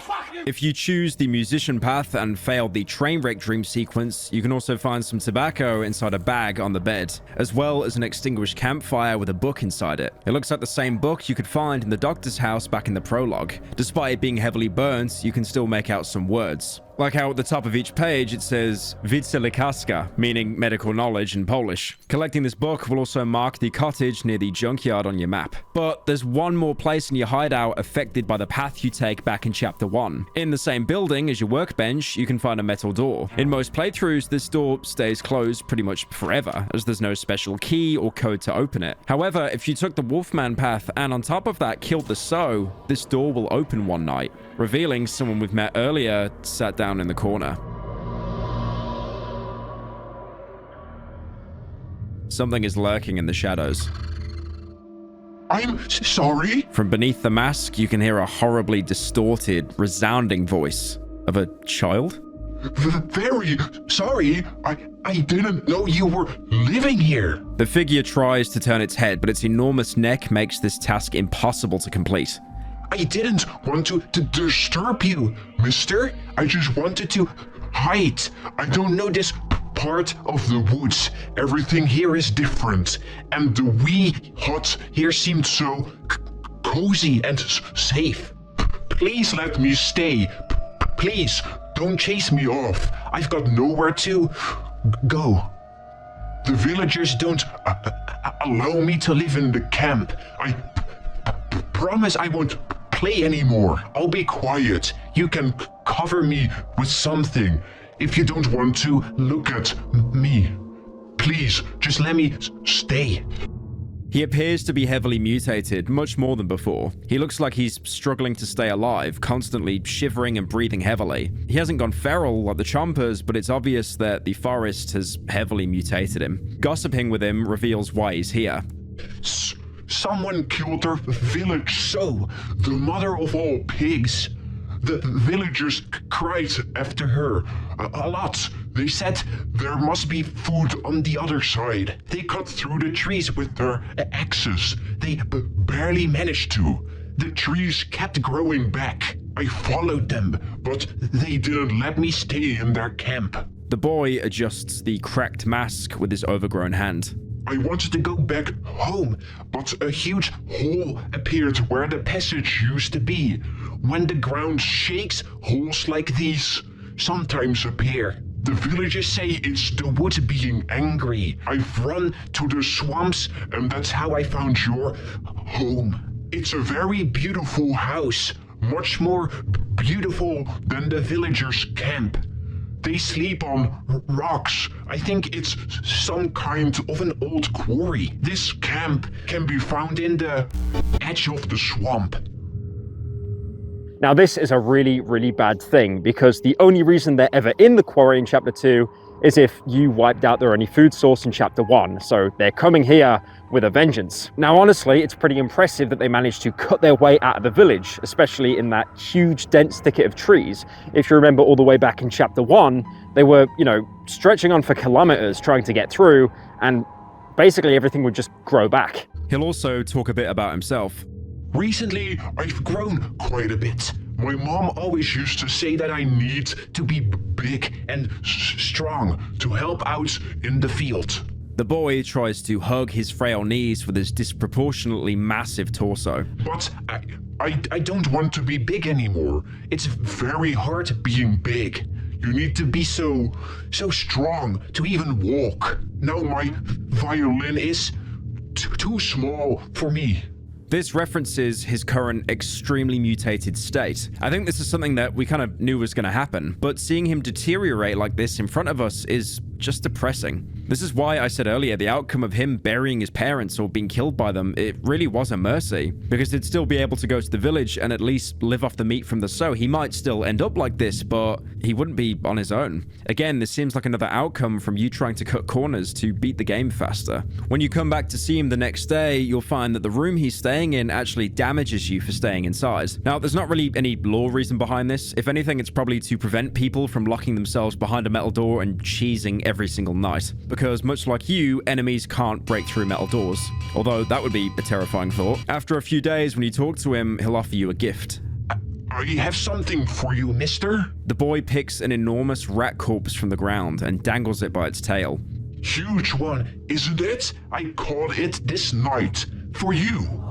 I saw it sneaking by the wall. I played dead the best way I can play dead, and it's this mouse, I mean, she jumped on my hand. It started nibbling on my finger. I quickly clasped my hand and bit through its neck. I always do that. That way they stop running. Corners of the boy's mouth turn up in a grotesque smile, exposing rows of overgrown teeth which even his mask couldn't hide. Mice. Mice are good.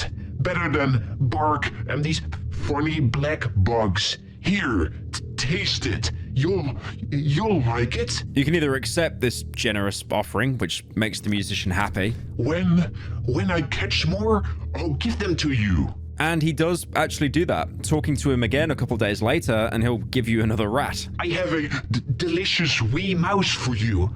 I caught it this night. Here you go. This rat is actually pretty useful as well. You can eat it to recover some HP or cook it in the stove for more essence, which goes to show that even the rats are heavily infected. Alternatively, you can lose out on it and refuse his gift, which just, makes him a little bit sad. You asshole. The boy quickly glances at the rat's blood-soaked corpse and freezes. But they are so tasty. I thought you liked them. I'm sorry. The boy drops the rat to the floor, then hugs his knees and falls silent. I feel the way the dialogue is wrote here, you are purposely made to feel like a piece of shit for refusing a bloodied rat corpse. One day, you can also find him playing with a ping pong ball. The musician hums and bounces a small ping pong ball against the wall. He probably found it amongst the junk. Suddenly, he notices me. Oh, it's you. The ball bounces off his deformed hand and lands between my feet. You can either give the ball back or take it for yourself, but come on. You're a monster, but you're not that much of a monster, surely. If you aren't a horrible piece of shit, you'll be rewarded with yet another rat. How generous. After a few more days, he'll mention being hungry.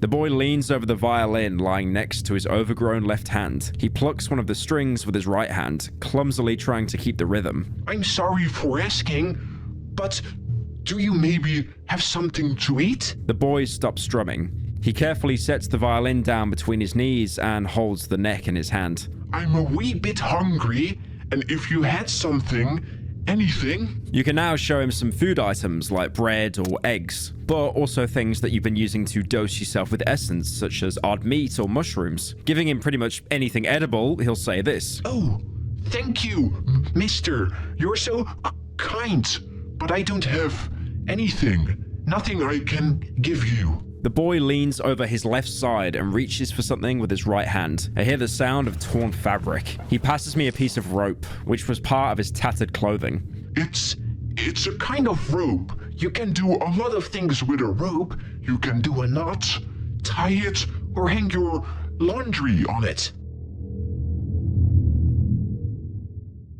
He gives you a rope in case you still needed to craft any inventory upgrades that you missed. What happens with the musician next is entirely depending on what food you gave him. If it was regular human food, he'll stay in the room and continue to keep you company throughout chapter 2. However, if you gave him any food that was affected by the forest, which is most things, You'll come back the next day and find him transformed even worse. At this point, he looks like something I'd commission. Being so fat, he actually pushes out of the room. He's clearly mutated even further, the essence from the food accelerating the process at a breakneck pace. You can't interact with him anymore, and once he's in this state, after one more day, he'll disappear entirely. It's unknown what happens to him then. We can't find a bloated corpse outside the hideout or anywhere. He's gone. The room still damages you after he leaves, in case you were wondering. No exploiting the game for you, maggot. Maggot! Another interesting thing is that if you killed the Sow, but also killed all the villagers that were cutting down the trees, the musician won't actually appear in Chapter 2. Most likely because the villagers weren't able to find a way out of the forest, because, you know, you killed them all. It's really impressive how the devs thought of pretty much every individual outcome. Exploring the hideout further, one of the paths between the buildings lies a corpse holding a knife, some flares, and a note. The map is outdated. It must have been prepared around 2 years ago. The woods have changed considerably since then. Moreover, it's so ragged it's barely readable. However, I think I can make out the position of the cottage near the junkyard and the village with that tree. Also important to mention is the map is about as old as the corpse we found right before the tunnel exit, possibly meaning that this entire area got restricted and evacuated around that time. The actual note reads this. Day 1, 13:15 hours. The compressor is broken. So is the lock on the trap door leading to the underground. Had to use a blowtorch. Fucking moisture. Day 2, 1200 hours. We took 45 photos of the tree from the observation point in the vicinity of 3C. It grew twice its size in a month. Really quick, even for the local standards. Day 2, 1520 hours. I'm slowly running out of oxygen. I've sent 2 men to search the nearby junkyard. Maybe we won't have to go back for spare parts for the compressor. Watch out for the cottage near the junkyard. Someone could be living there. Day 2, 1812 hours. At least 10 locals lurking between the trees. How do they know about us? We won't be able to gather our equipment in time. The risk of getting detected is too high. Need to evac.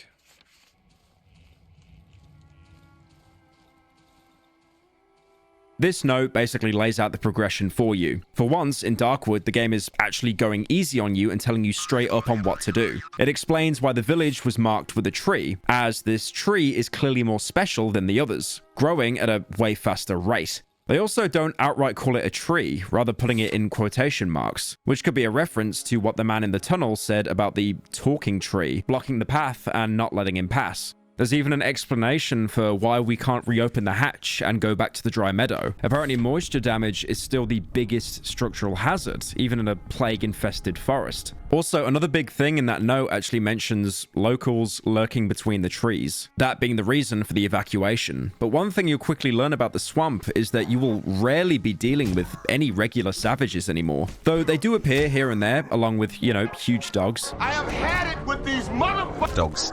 You'll mostly be dealing with things much more dangerous than a rabid human. After spending the first day gathering your bearings in the new hideout, you'll probably end up having to survive the night without doing too much exploring. The nights in the swamp are much more dynamic, with night events being much more common. The game even giving you the shadows trait, even if you never injected the essence dose, just to make sure, you know, you're not missing out on all the fun. Apart from the night events you might be used to by now, there actually are a couple specific to this hideout. At some point during the night, your lights may short out completely, aside from one singular lamp. After which, the unused radio in the oven room will actually start speaking to you. At first, the words it repeats are garbled, but soon you'll be able to make out what it's trying to say. Come back to us. Inspecting the radio after the event will have the protagonist say this. It's covered in a thick layer of dust. It looks like no one's used it for a long time, but it smells of warm plastic and burnt wires.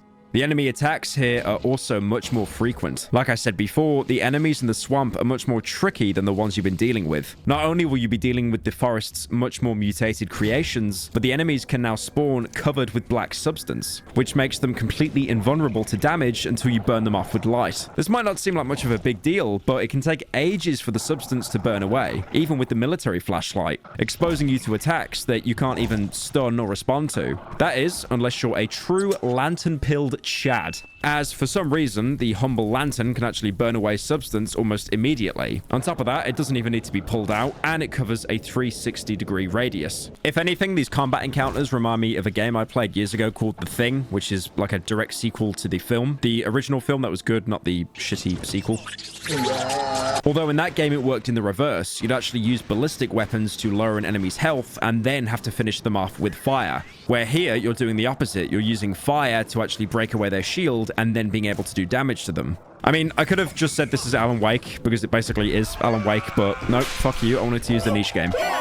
There are some upsides the hideout offers, though. Like I mentioned, the entire safe area is actually much bigger, letting you dodge and avoid enemies a little bit easier. You might have also noticed the giant growth in the middle of one of the paths. Looking at it will trigger a red light, almost looking like a flare just outside the main complex. This can really help with night fights, being able to let you see enemies approaching before they start breaking down your barricades. I mean, it's not like it changes anything for me. To be fair, I just camp in the corner the whole time like it's round 4 on Siege. To be fair, this hideout really isn't the worst for surviving the night. I'm gonna die on this hill. I really think the Old Woods was the worst hideout to survive in, because there were so many corridors and it was incredibly cramped. But here, having a bit of breathing room to dodge with these square spaces, it makes combat much easier. Once you survive the night, you'll be able to meet your new daily traders, the 3.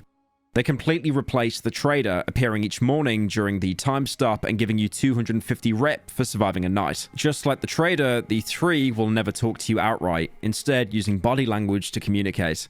The 3 visitors stare at me in silence, as if waiting for my move. I can only hear the heavy breathing of the tallest figure, holding a giant bag. As the tallest figure opens the bag, the room is filled with an intense smell of mushrooms. Apparently, they wish to give me something.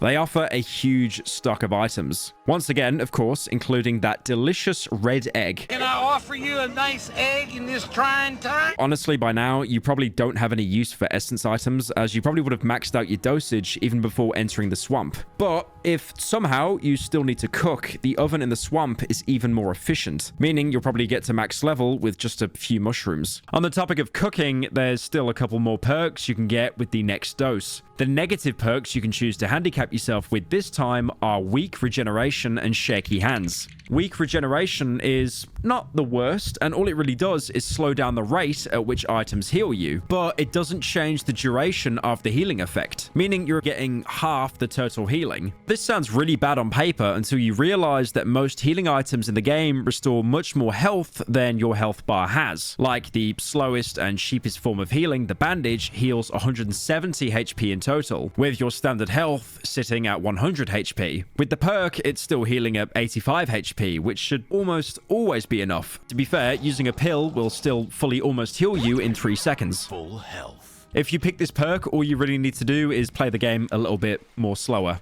than you've already been playing the slow game. Shaky hands, meanwhile, absolutely sucks.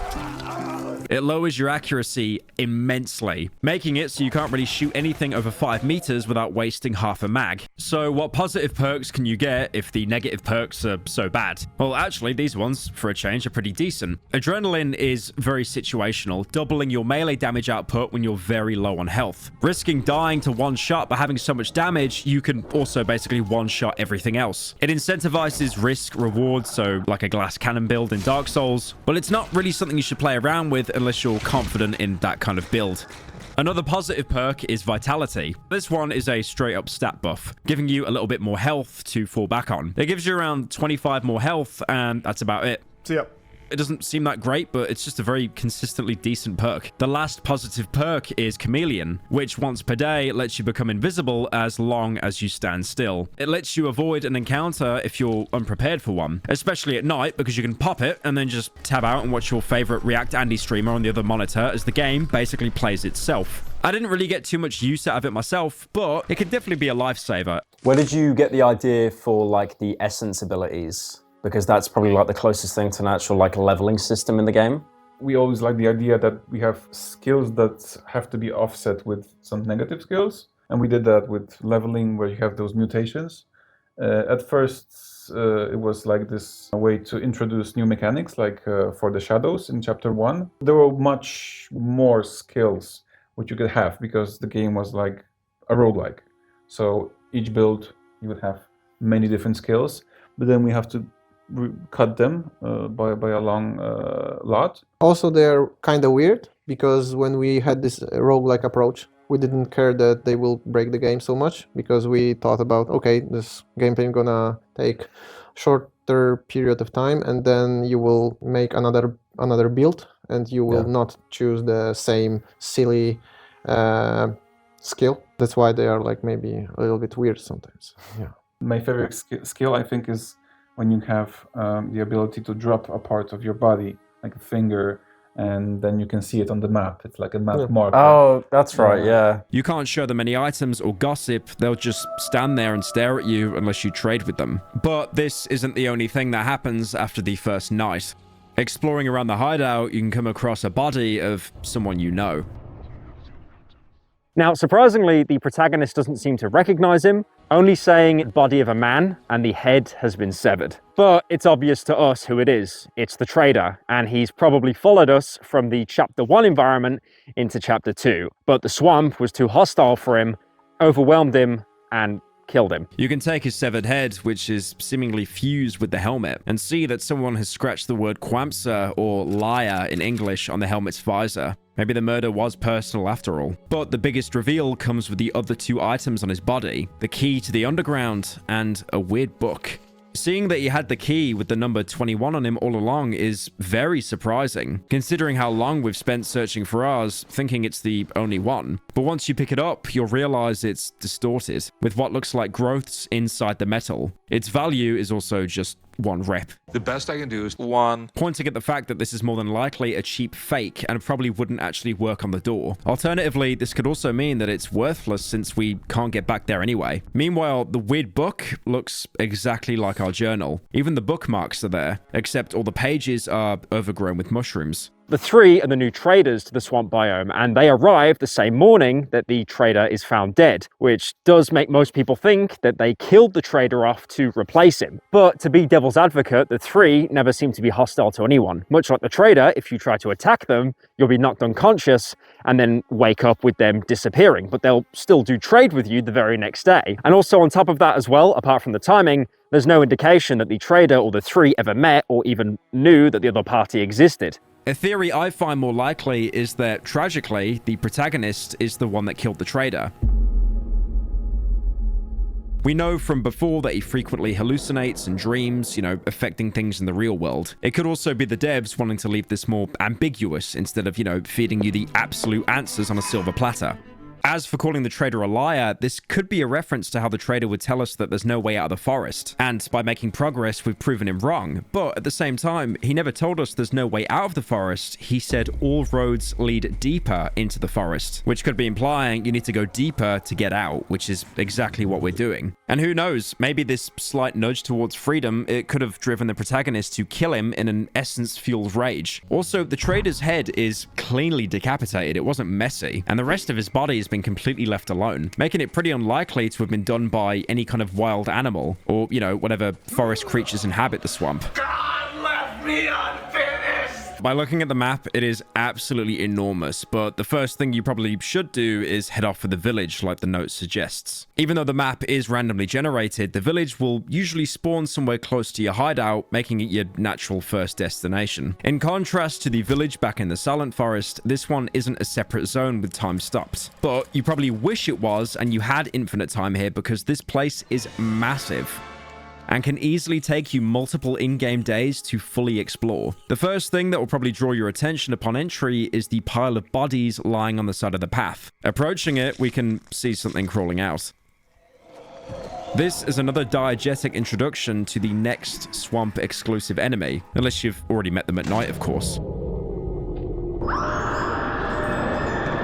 This is the human spider, presented as a weird combination of body parts walking on multiple limbs. It has a regular swipe attack, but also one of the few ranged enemies in the game, being able to throw its spare appendages to damage you, sometimes even throwing entire torsos instead. When that happens, you better focus on killing that torso quickly, as it's about to replicate into another spider. This happens so fast that you can actually easily be overrun if you're not paying attention. Another important thing to mention is that spiders actually move much faster when outside your cone of vision. Together with the ability to duplicate means that they should be a priority target in pretty much every single combat scenario. Aside from scripted encounters, they can be found pretty much anywhere in the swamp, just roaming around, basically filling a similar role to the rock savages, although scaled up in difficulty to make the region feel so much more hostile. I mean, to be fair, what do you think's more scary? A man throwing rocks at you?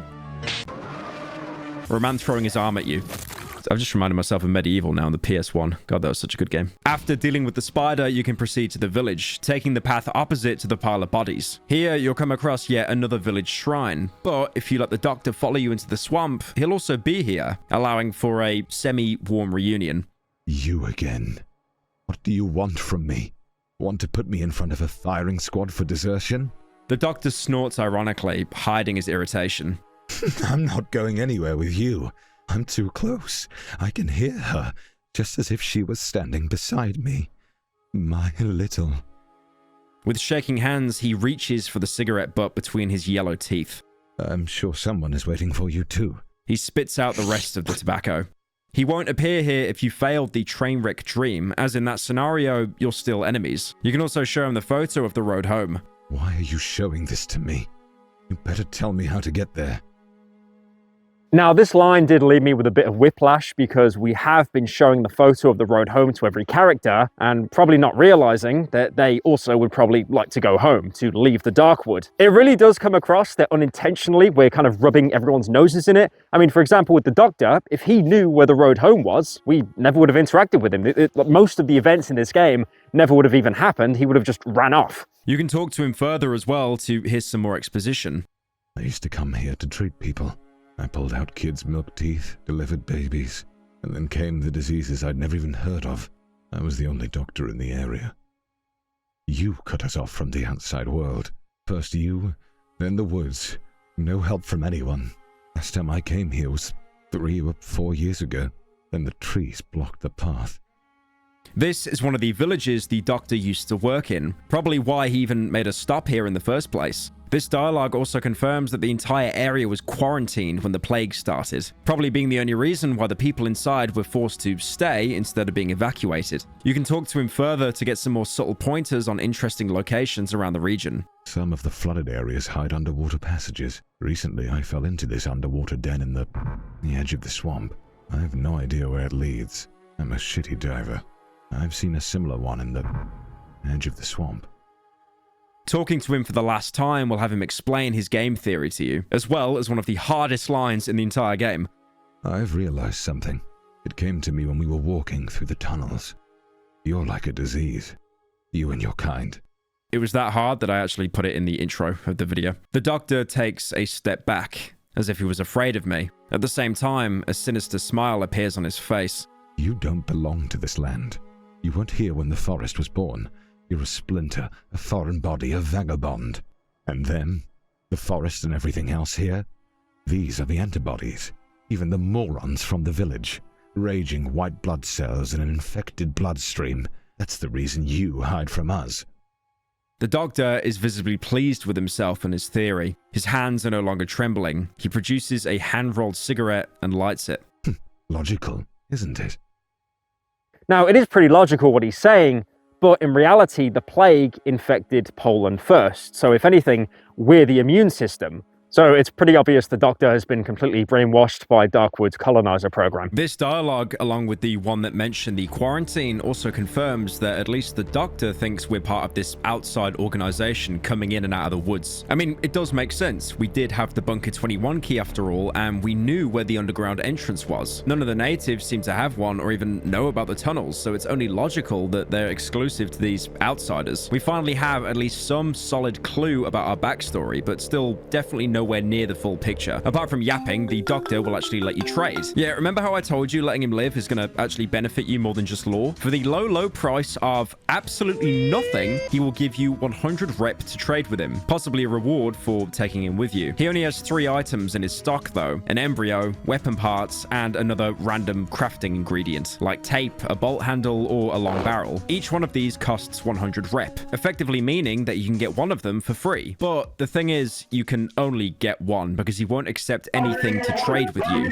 So once you pick an item, you'll actually be locked out of picking the other 2. The doctor obviously not wanting any of the various tools of survival that he would have cherished in chapter 1. Out of all the items, you'll probably want the embryo. The weapon parts are incredibly valuable for crafting or being sold, but embryos have that unique property on hard mode of giving you an extra life. So like I said much earlier, if you were to die and it'd be a game over, instead you just respawn, dropping your equipment exactly like normal difficulty. On top of that as well, they can also be cooked for a huge chunk of essence and sold to traders, although less than the weapon parts. After speaking to him once, the doctor will leave the village the next day, presumably to wander the swamp in search for his daughter, who's apparently been calling to him. He's mentioned her before when you tried to talk to him in the train wreck, and unfortunately, it's probably a sign of the insanity that the forest drives everyone mad, and it's setting in. In the same clearing as the doctor is the village shrine that I mentioned before. Once again, it looks like a standard Catholic shrine of St. Mary holding baby Jesus, although it seems like this one's been defaced by something trying to eat at it, as there's bite marks on the wooden figure. This is probably the work of the local savages, as even back in chapter 1, you could find them eating away at tree trunks. This being a holy figure really doesn't seem to bother them. Further along the path, you can find a backpack containing some expensive fabric and a map, which marks the hole's location. This place is very important for getting around in the swamp, and I'll get to why later. Following the path deeper into the village, you'll first stumble upon some houses with barricaded windows. One of them has a chest with some random items inside, but the other one is much more interesting. Instead of breaching in, you can instead go around and through a destroyed part of the house. As you approach the wooden door to enter the barricaded room, you'll hear a voice calling from inside. I've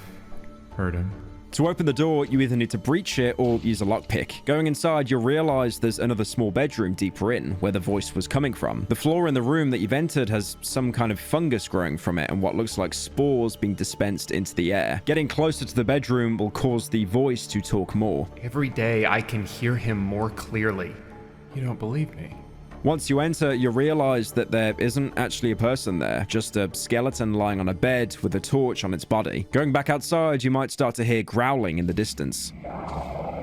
Walking up and around the destroyed carriage will reveal the source, another red chomper, but this time covered in a black substance. Now this fight can really take you by surprise, since the chomper wanders around the area instead of, just standing there waiting for a shovel indentation in its head. And once again, the black substance that I mentioned earlier gives it some initial invincibility, so it's allowed to get some cheap hits. After dealing with the chomper, you'll pass some burnt houses with a generator stood up against a wall. Activating it causes the light fixtures to turn on around you, only for it to die around 2 seconds later. There's nothing of note inside the houses, but once you go through, you'll find a surprisingly well-preserved doghouse and a well. Approaching the doghouse will spawn a huge dog inside and have it lunge at you. But at this point, it really shouldn't be too much of a challenge, especially with how equipped you are by now. Again, you are equipped, right? Like you did bring the stuff from chapter 1. God, I hope you did, or you're absolutely fucked. Now, thankfully, unlike the well in the chapter 1 village, you can't actually descend into this one, so you're not going to be fighting any, mutated children.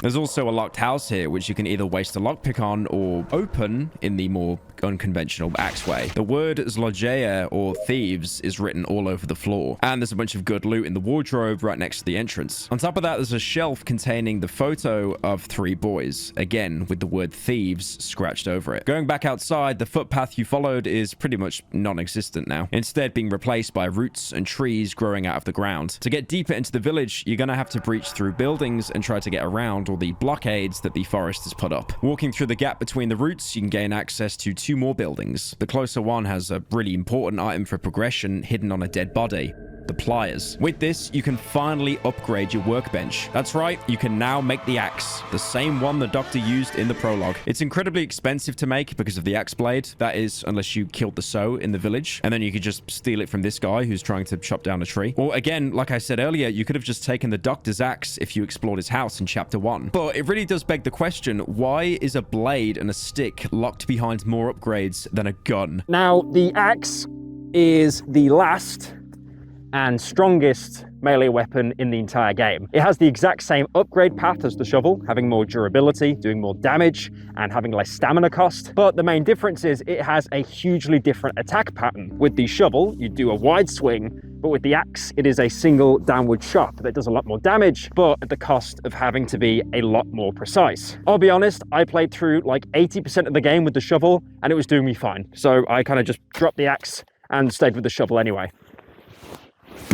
Good enough. The other unlocked crafting recipe is the exploding barrel, the same one you'd find in the very first hideout in the locked chest. These are pretty good to actually have set up at your hideout at critical choke points, as you can trade one piece of scrap metal and a bit of gasoline plus a single bullet to activate the barrel to dispatch an entire group of enemies. Even better, if you throw a piece of meat, you can actually bait enemies towards it. And remember, this hideout is huge, meaning that you can bait even more enemies into barrels to save ammo and health. If placed properly, the barrels can be an amazing panic button when you're getting overrun. This isn't the Cruelty Squad video, and I'm not making another tier list, but these would probably go in S tier. Aside from the pliers, there's a wardrobe next to a window for you to loot. Approaching it will have the protagonist look out the window. I can see the crown of a huge tree through the small window under the ceiling. Inside the wardrobe is some more fabric to sell, but also a lottery ticket, which, if anything, reminds me of that guy in Fallout New Vegas. Yeah, you know that guy goes like, "Who won the lottery? I did." This ticket is supposed to be a setup for a puzzle to unlock the crate in the next room. Except, like, I'll be honest, look, I've spent like way too long sucking this game off, but this puzzle, if you want to even call it that, is really unintuitive, and it's just kind of bullshit if you're playing the game without any kind of wiki open. It's actually so bad that someone actually put a note on the wiki itself saying, "Unrecommended to solve the puzzle yourself." Now, there's a lot of numbers selected on the ticket, so it's not like you just take a quick glance and you get the code. Nope. Instead, you have to check only the single numbered columns and only use the selected numbers from those, giving you 2531. Thing is, it sounds simple, right? But there's basically no indication on how this is supposed to be solved. Maybe aside from the fact that there's like 5 single numbered columns and only 4 are used. People stumbling on this, they're gonna think that they're gonna need another lottery ticket. Now, despite the puzzle being really, really mid, the reward is actually worth it. Inside the crate, you can find 8 shotgun shells, 2 long barrels, both worth 225 rep, and a metal pipe. The game is basically screaming at you to make the double-barreled shotgun here, though for that, you'll still need another workbench upgrade. Going through the window, you'll find some campfires, one of them still lit. It looks like there might actually be some human presence here after all. Inside a small blockaded room in the next building is seemingly the last human alive in the entire village. Who are you? Entering dialogue, you can see that he's an incredibly old man in a makeshift wooden wheelchair, his clothes being incredibly overgrown with branches and roots, but despite looking similar to a savage, he's completely coherent. Wait. Bloody hell! You're alive! The old man extends his hand, blindly trying to reach me. Oh, you're not from around here, eh? You cannot be. All them lads are dead. It's only me. Me and... He finally finds my arm and grabs it. For a moment, he clutches my hand in silence. Then I hear him mumbling under his breath. I don't have anything, mate. Only this chair. Bloody hell. His gaze stops somewhere under the leaky barn ceiling. What? The old man suddenly jumps up. What are you saying? I feel his long fingernails digging into my hand. The tree! Ain't no fucking tree, that. Well, it looks like a tree, yeah. But those faces, well, I know 'em, Buckers. Every single one of them. So close and so fake. They're not real. They're not. From time to time, I thank God I went blind. I don't have to look at them. The old man lets go of my hand to lean against the broken back of the chair. He sighs with relief. It disgusts me. It fucking disgusts me, this buggery. This fucking scum. All the time I have to listen to his pathetic blabber, complaining all the time as if I was supposed to believe it's human. That it's me, Zocker. Yeah, right. He suddenly reaches towards me with both hands, almost falling out from the chair. He grabs onto my sleeve and I feel all of his weight on me. You lad, you've got your hands and legs. Ooh, strong arms, I beg you. Get rid of that filth from our village. Can't bear another day of that abomination wailing and sobbing. I want to die in peace. Fucking hell. I want to die in peace. Listen to me. I thought about it for a long time. I've had a lot of time to think. For fuck's sake. His eyes widen, his pupils are milky white. I can feel him climbing my coat. You need to find the basement. Jassie's basement. Yes, I remember it. It's right next to the tree. The tree is too large, so if you can't reach it from the top, you gotta try it from the bottom. Find the basement. When there, well, surely you'll find the tree's roots. The bloody thing must have roots. That's where they are. Destroy them. Pull them, drag them, twist the fuck out of them. Oh, you'll find a way, eh? I know you will. The old man slides down my coat, straight into his destroyed wheelchair. For a moment, he searches for his stone, which he uses to prop himself up against the muddy floor of the barn. Thank you. Thank you. This is the last survivor of the village, and you're probably wondering, where is everyone else? Well, if you go past him, you will see a monstrous tree that grows so high it is actually almost touching the top-down camera we've been using the entirety of the game. And this tree is blocking the final exit to basically finish the game. It's the final, last roadblock. The tree itself is an amalgamation of dozens of people from the village, even including some of the livestock like cows. When examining the tree, the protagonist will remark that the tree is gigantic. Its bark stays in constant motion. It swells up and collapses into itself as if breathing. I see human silhouettes growing out of the tree trunk. They're also moving as if gesturing in slow motion. Dozens of mouths repeat their lines simultaneously, creating a uniform, noisy murmur. Much like the other character art, this is animated, and seeing all the people trapped inside the tree opening and closing their mouths, it's terrifying. Between the bows, I catch a man's gaze. It's fixed on me. His body, similarly to the other beings, seems to form an integral part of the tree. His limbs are gnarled, and his face is grotesquely deformed. He's the only one to acknowledge my presence. His hand slowly raises, pointing to something on the horizon. Above the roofs of the destroyed village, the man's lips are moving, but the ghastly murmur of the other voices drowns out his words. You're now given various options. You can kick the tree, hoping the voices will go silent. I kick the tree trunk with all my strength, breaking a branch sticking out from between the roots. It hurts. I hear a silent voice coming from beneath my feet. It's the face of a man who has grown into the root. He's completely covered in bark. His lips barely stick above the mud, and his raised arms resemble branches. One of them is broken in the elbow. The stump bleeds a white, gooey substance. Instead of seeping down, it slowly flows upward, forming a new arm. And the funny thing is about Darkwood, with how unforgiving the entire game is, most people I've seen play through this game, either streaming or Let's Plays, they purposely chose to not pick this option, thinking it would punish them, maybe it would kill them, and because obviously the game auto-saves like every 5 seconds or after every stray cough the character does, they would probably think that they're going to be locked out of actual content or punished for it. But in reality, all it does is just show that the tree is completely unkillable. Also keep in mind, when you pick this option, the white substance that oozes out of it is the exact same white substance we saw when crossing Bunker 21. You can throw Molotovs and line up as many explosive barrels as you want, but you'll never be able to damage the tree. But now you're given another option to try to climb the tree, which, from looking at what it's done to the rest of the village, probably isn't a good idea, but nevertheless, you can still try.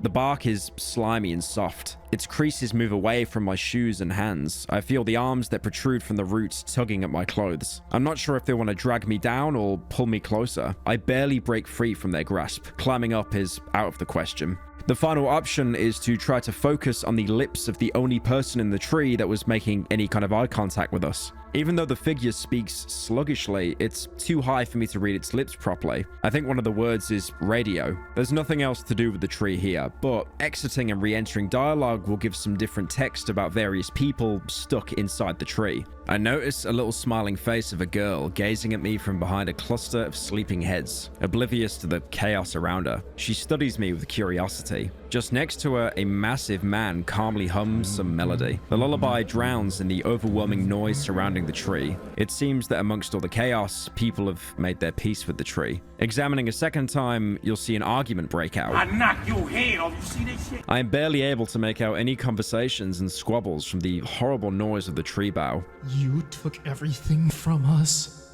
The shouts come from an old man. Only the tip of his head and one of his arms stick out from between the tightly crowded bodies. You stole it! Thieves! May the dogs piss in your face! Right next to him, a woman's head, wobbling from side to side, repeats, We were hungry. We were hungry. Another figure, hiding its face under an enormous root, lets out a chilling shriek. Quiet! Fucking quiet! Leave us in peace! Shut up! He is interrupted by a man next to him, his intestines hanging out from his stomach. It was our common good. It was meant for all of us. You stole it.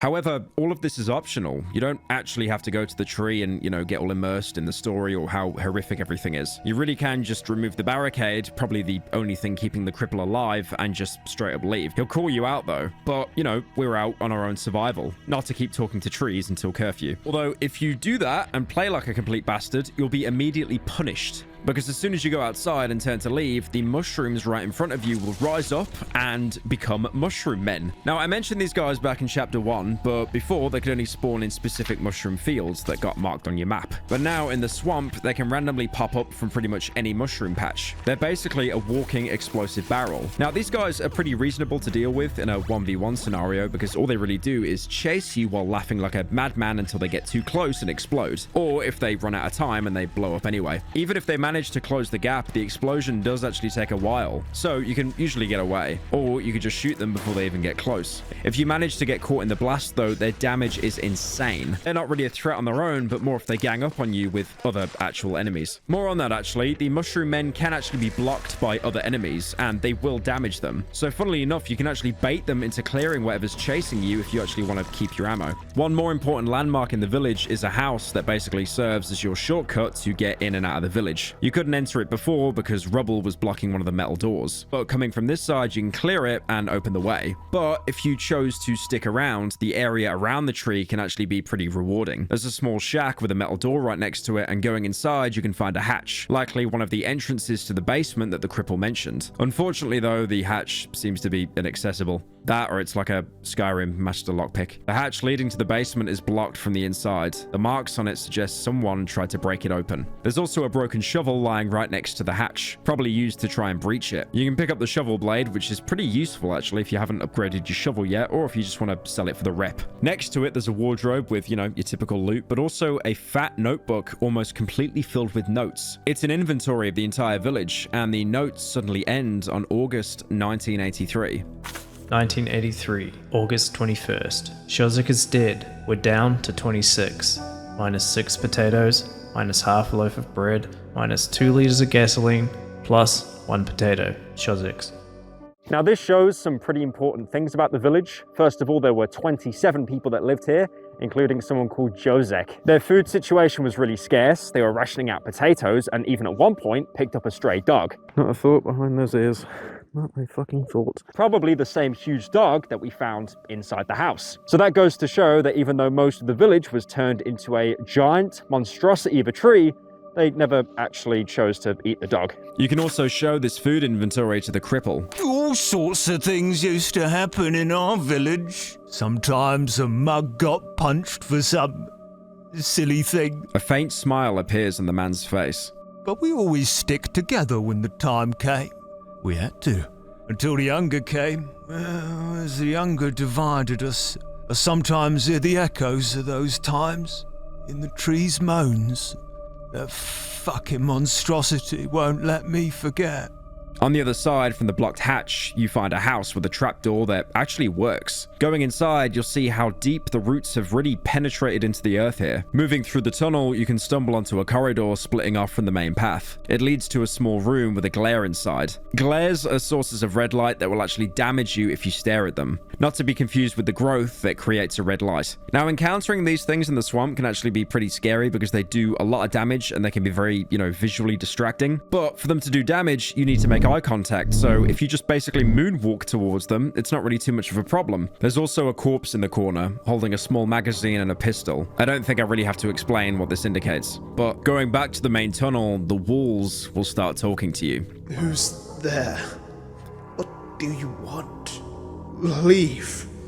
There's an entrance in the water here. Approaching it, the protagonist will say that my feet are slowly sinking in the soft, quaggy floor. Quaggy is a word, by the way. I had to Google it before reading this. Apparently, Polish people know more about English than the English person. I can barely move, as if something was holding me by my ankles. You can try to swim through the hole, but it's no use. The water is dark and cloudy. The corridor seems very long. I'll probably run out of oxygen. I won't be able to swim through the passage without an oxygen tank. Talking to the old man, he was right about the tree. You might remember he mentioned finding a basement next to the talking tree that has a weak spot. There is a trapdoor, but without an oxygen tank, you'll drown trying to make it to the other side. Remember, there is a compressor back at the hideout, but it needs parts to be fixed, and also you don't have an oxygen canister. Thankfully, the cripple, he has a solution. The basement is flooded, eh? Am I right? Dogs, bollocks, everything is fucking flooded! He turns around as if looking for something. Hey?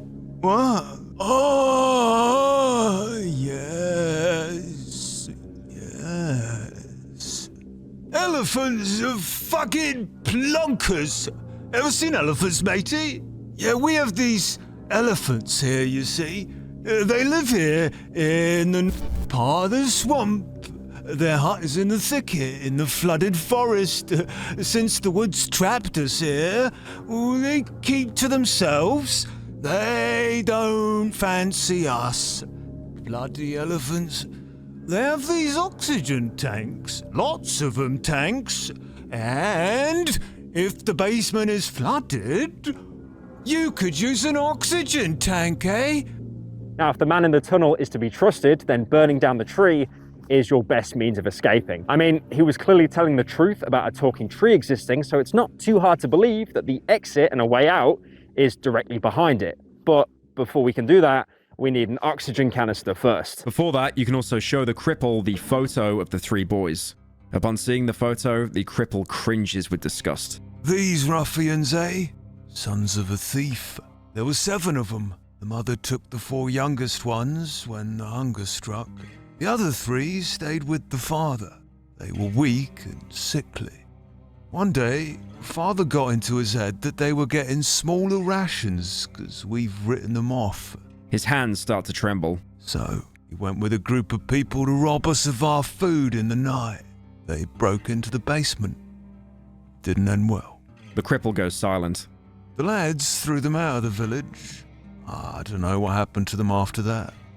People used to say they wander the woods with the savages, looking for their place. He gives me back the photo. I can still hear the cries of that thief all the bloody time. 3 boys wandering the wasteland does sound familiar, but we'll come back to that later. Aside from the items found in the village, you can also show him the road home, just like pretty much every other NPC. The old man grabs the photograph, feels it, and then takes out a small glass object from his pocket and puts it to his eye. The road home. What a load of bollocks. The road to madness is what it is. This sounds very disheartening, considering the man is basically the person closest to where the road home might be, and yet he doesn't believe in it himself. You can also gossip with him to get some backstory on who he is and what actually happened here. What are you going on about again? The old man leans towards me, scowling. The wheelchair? Well, the war took my legs, and those wankers burned my house and my pigs. But it was years after the war. They said it was to fight the disease. So they said. My Zocca. The disease took her from me. All I have is this wheelchair. This land. The cripple is a war veteran, probably from World War II, considering the time frame. It's insane to imagine surviving one of the bloodiest conflicts in human history just to be left to rot in an all-consuming forest. This dialogue also confirms that the various burnt houses we found throughout the chapters were burnt by an outside group, possibly the one we're associated with to fight the spread of infection. There's also one more exposition on what happened to the village. It used to be different here. First, the woods changed, trees started sprouting up everywhere. We were cut off, then the water flooded our fields. People went crazy out of hunger. They fought over food. Once again, he brings up the village's hunger for the cause of why it died out. You might wonder how he managed to survive if there's nothing to eat. Well, in a backpack next to him, you can actually find a couple of fish. Considering how much water there is, it's not surprising that there'd be fish around. And yep. Wait, you can fucking fish? How the f did I not know that? How many hours have I put in this game? I have 90 hours on Darkwood, and I did not even know you can catch fish until now. Thankfully, unlike other games with a fishing mechanic, there's only one kind of fish, and catching them doesn't require, you know, inhuman reaction times. What? That's like a frame! The fish themselves aren't really anything special. You can eat them for an endurance boost or cook them in the oven for essence. But again, it's still a really nice touch. I was going to give this game like a 9 out of 10, but it's got to go straight to a 10 simply because you can catch fish. In earlier builds of the game, the cripple would actually give you a quest to fix his wheelchair so, you know, he could move around with some dignity. The quest itself, though, isn't in the game any longer, and you can't find the wheels anywhere. But the dialogue, surprisingly, is still there when you try to gossip with him. Have you come across some wheels? 2 little wheels so that I can fix my chair? Maybe you would benefit from it as well. Apart from cut content, he's also got more to say about the tree. Years ago, when my eyes were good, people used to pass through it. They would leave their huts and go there where that damn tree grows. They would often leave at night so that no one could see them. They went into the deep, dark woods and never came back. Some of them would say they're going home, but most of them were silent. I don't know. The land's changed. The trees have cut us off from the rest of the world.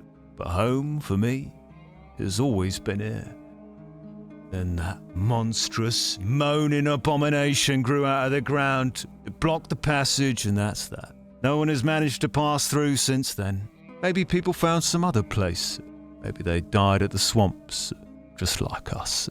This is huge, as it's basically confirmation that behind the tree really is the road home. So maybe following the cripple's quest was actually rewarding after all. After you finally finish talking to the average British man after hitting the age of 26, you can continue to explore further into the village. There's another room with campfires, as well as some rubble you can clear off if you have a shovel with you, which opens up a passage deeper into the flooded houses. Following the flooded corridor, you'll eventually be taken to a house with, again, thieves being carved onto the floor. That is, unless you get jump scared by the mushroom man right at the entrance and, you know, die immediately. There's no items here. The only thing of note, aside from the carvings, is a completely indestructible barricade placed on the window. I originally found it a bit stupid. You know, you can't destroy a barricade because it's made of wood, not metal. But, you know, let's just say it's special, dark wood.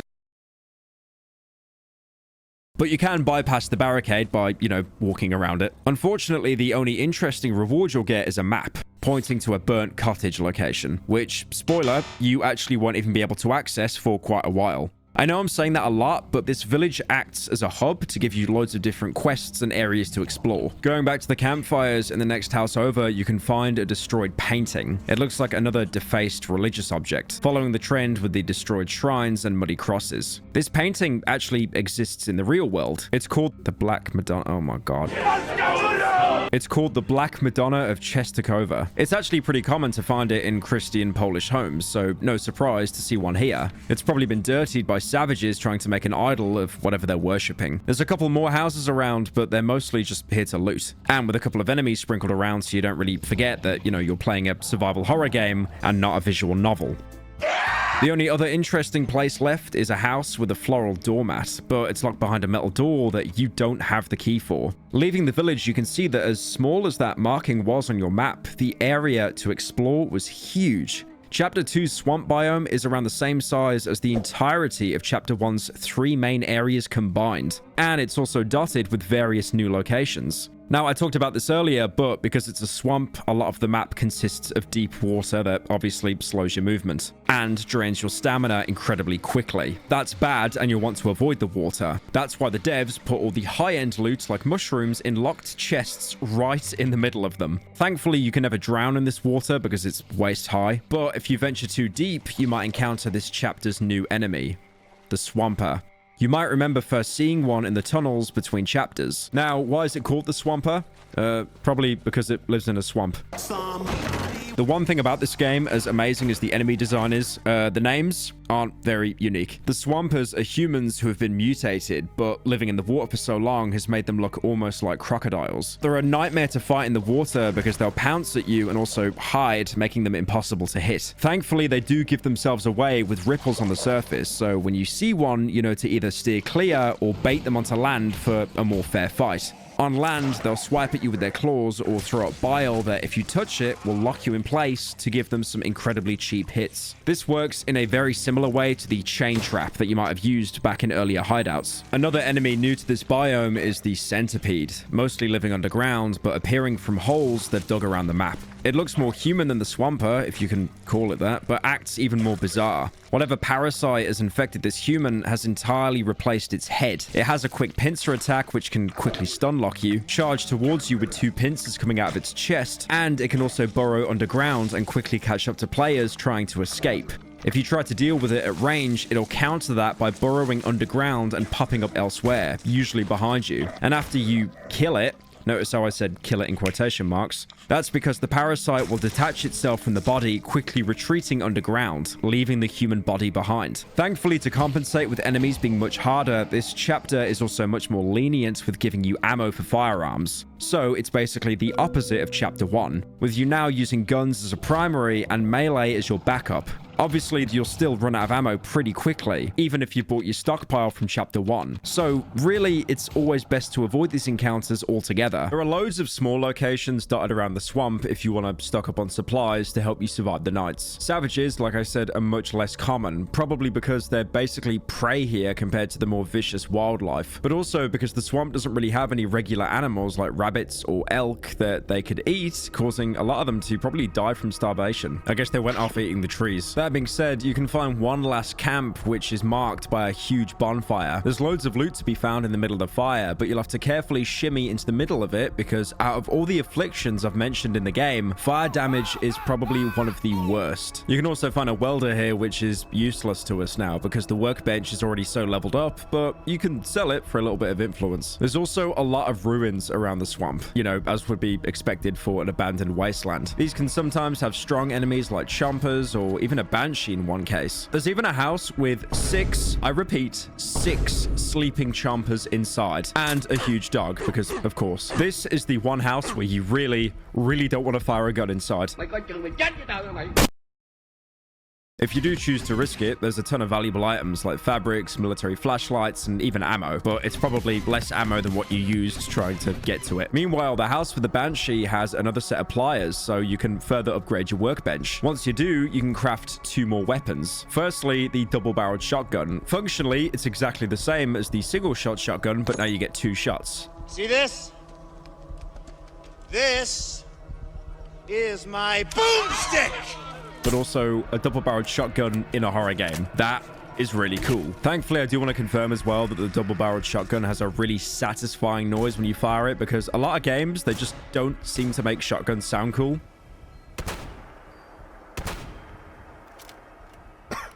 And, of course, the hunting rifle, which I mentioned way back at the end of the Wolfman path, which he gives to you if you pick the correct dialogue option. If you either messed up the conversation or you didn't take his path, you can now craft one. Now, as much as I like the hunting rifle, and I really do, I really just prefer using the pistol or the shotgun. The hunting rifle's really weird because it's an accurate gun, and it basically works as the single-shot shotgun, having to reload after every single round. It does a lot more damage, but at the same time, if you're not one-tapping a single enemy, you're a little bit screwed, and you'll probably have to rely on a backup weapon. Also, as well, so many encounters in Darkwood are at incredibly long ranges, so if you see an enemy at the corner of your screen that you could probably take out only with the hunting rifle, you might as well just ignore them anyway and save the ammo. I think the only reason why you should use it is probably because by now you have a lot of high caliber ammo lying around and you probably don't want to sell it. And if you're wondering, yes, you can technically do a 360 no scope because the hunting rifle has no scope.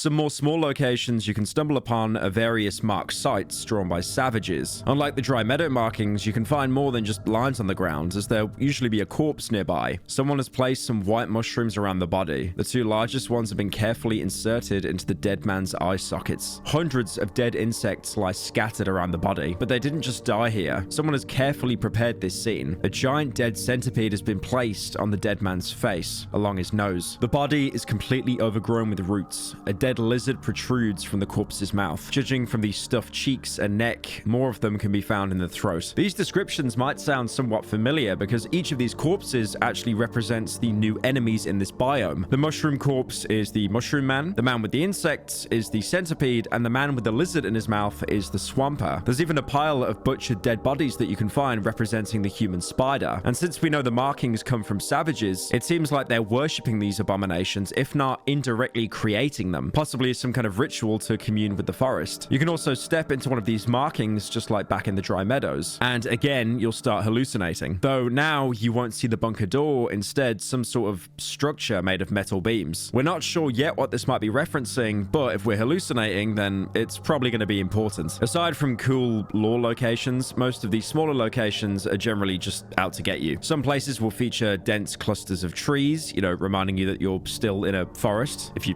didn't know that already. If you explore these clusters, you'll probably find some items, as well as some red chompers. Or even worse, chain traps lying between the trees, and you're most likely going to miss them. Another location you can find is the holes, which should already be marked on your map when you found them in the village. The holes will usually be very far away from your hideout, but they're definitely worth the trek. Approaching them for the first time, you'll see the doctor digging in the ground, looking much more rugged, with sticks and mud now glued to his head, and his hand twitching wildly, but still holding that cigarette. This land hides more secrets than your little fucking rat brain is capable of understanding. The doctor digs through the mud. I think he's looking for something. Deep underground, there's a current of electricity.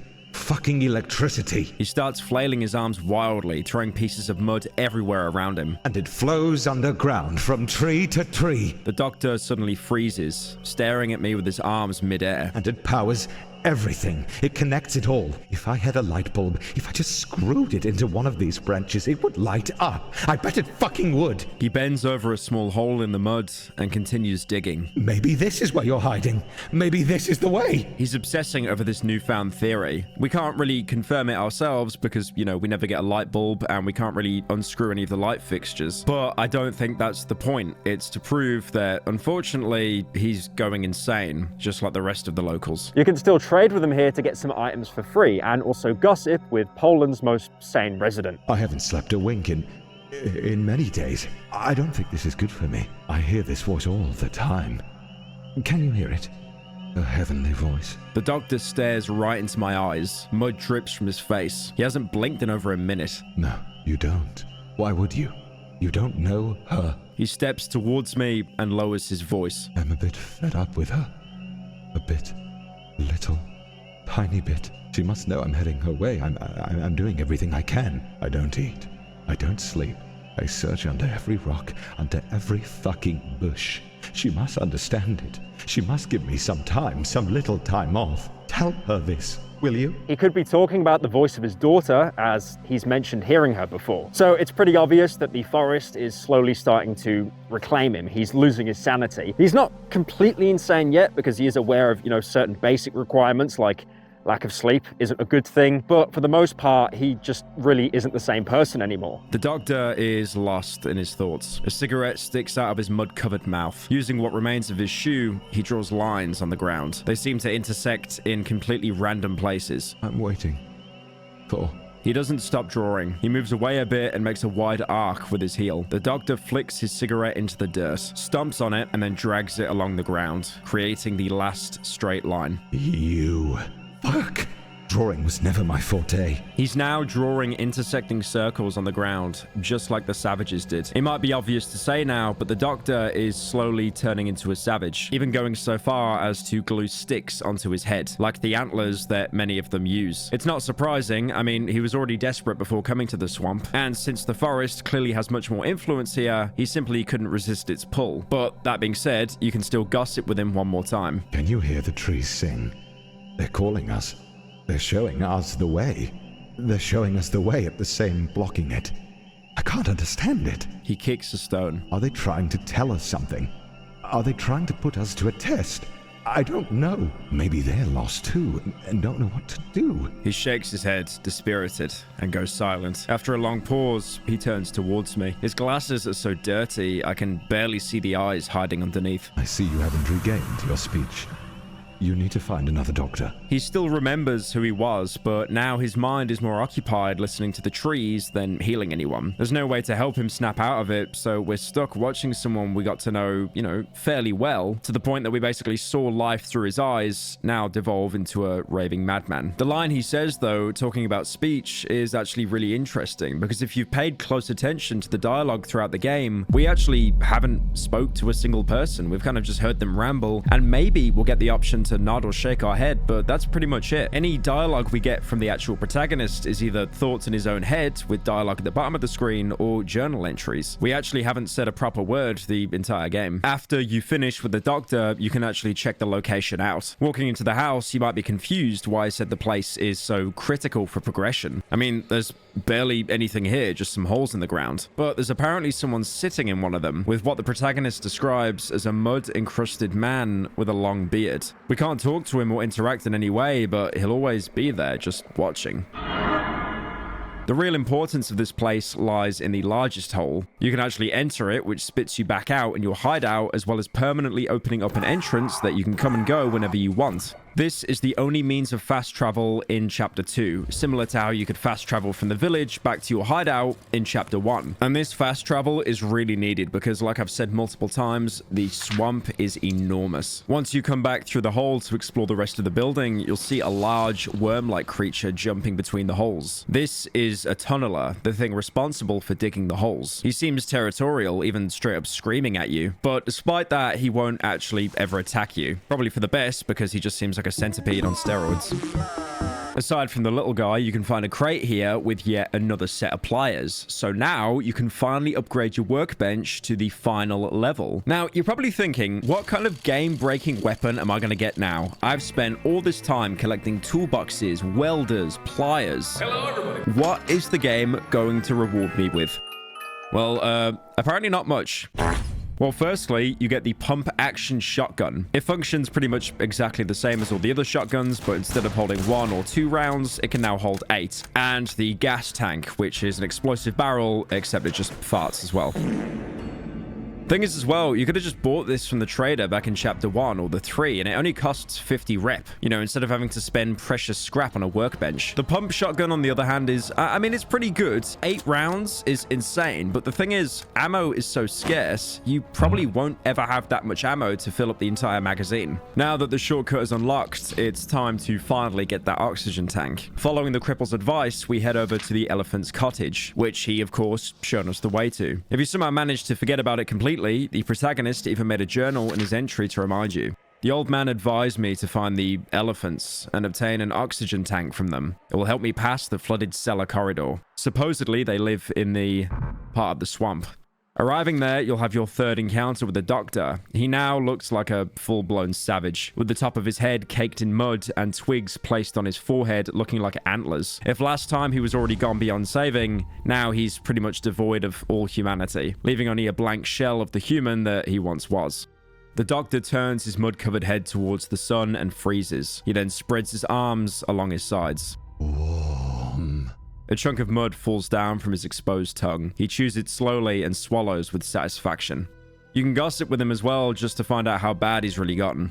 The doctor puts the muddy hand into his mouth, grimaces, and pulls out a yellow tooth. He puts it into the pocket of his torn trousers. The tooth falls through a hole. He does not notice this. The doctor begins staring at a nearby tree trunk, paying no attention to the blood flowing between his lips.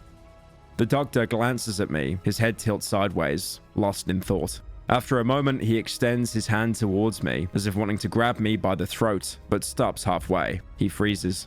Slowly, he bends down and grabs a thick branch from the ground. He starts biting the bark off it. He swallows the bark with effort, but also great satisfaction. He places the stick among the other ones sticking out of his mud-covered head. This might point to the doctor still retaining at least some information before his transformation. Hello guys, here is the tutorial on how to become a savage from the hidden dark world.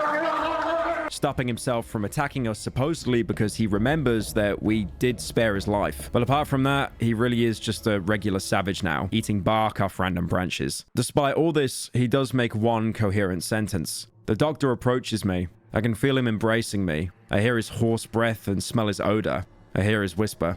Soon. Very soon. Not long from now. He clearly has some sort of end goal. So far, it's been going back to his family, but we have no indication that he's any closer to escaping the forest than we are. And now he's fully succumbed to the plague. It's more likely he's talking about something else entirely. This is the last time we see him. After this, he disappears completely with his fate left uncertain. Although it's most likely he transforms into a savage completely.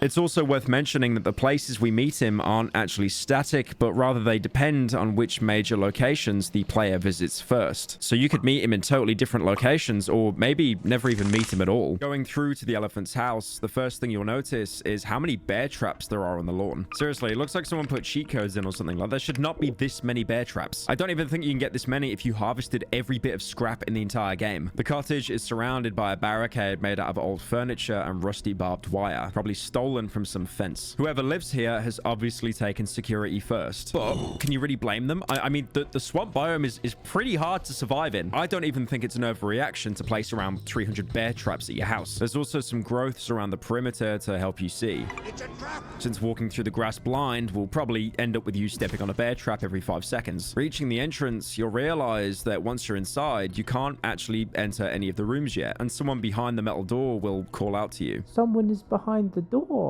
Can you hear it?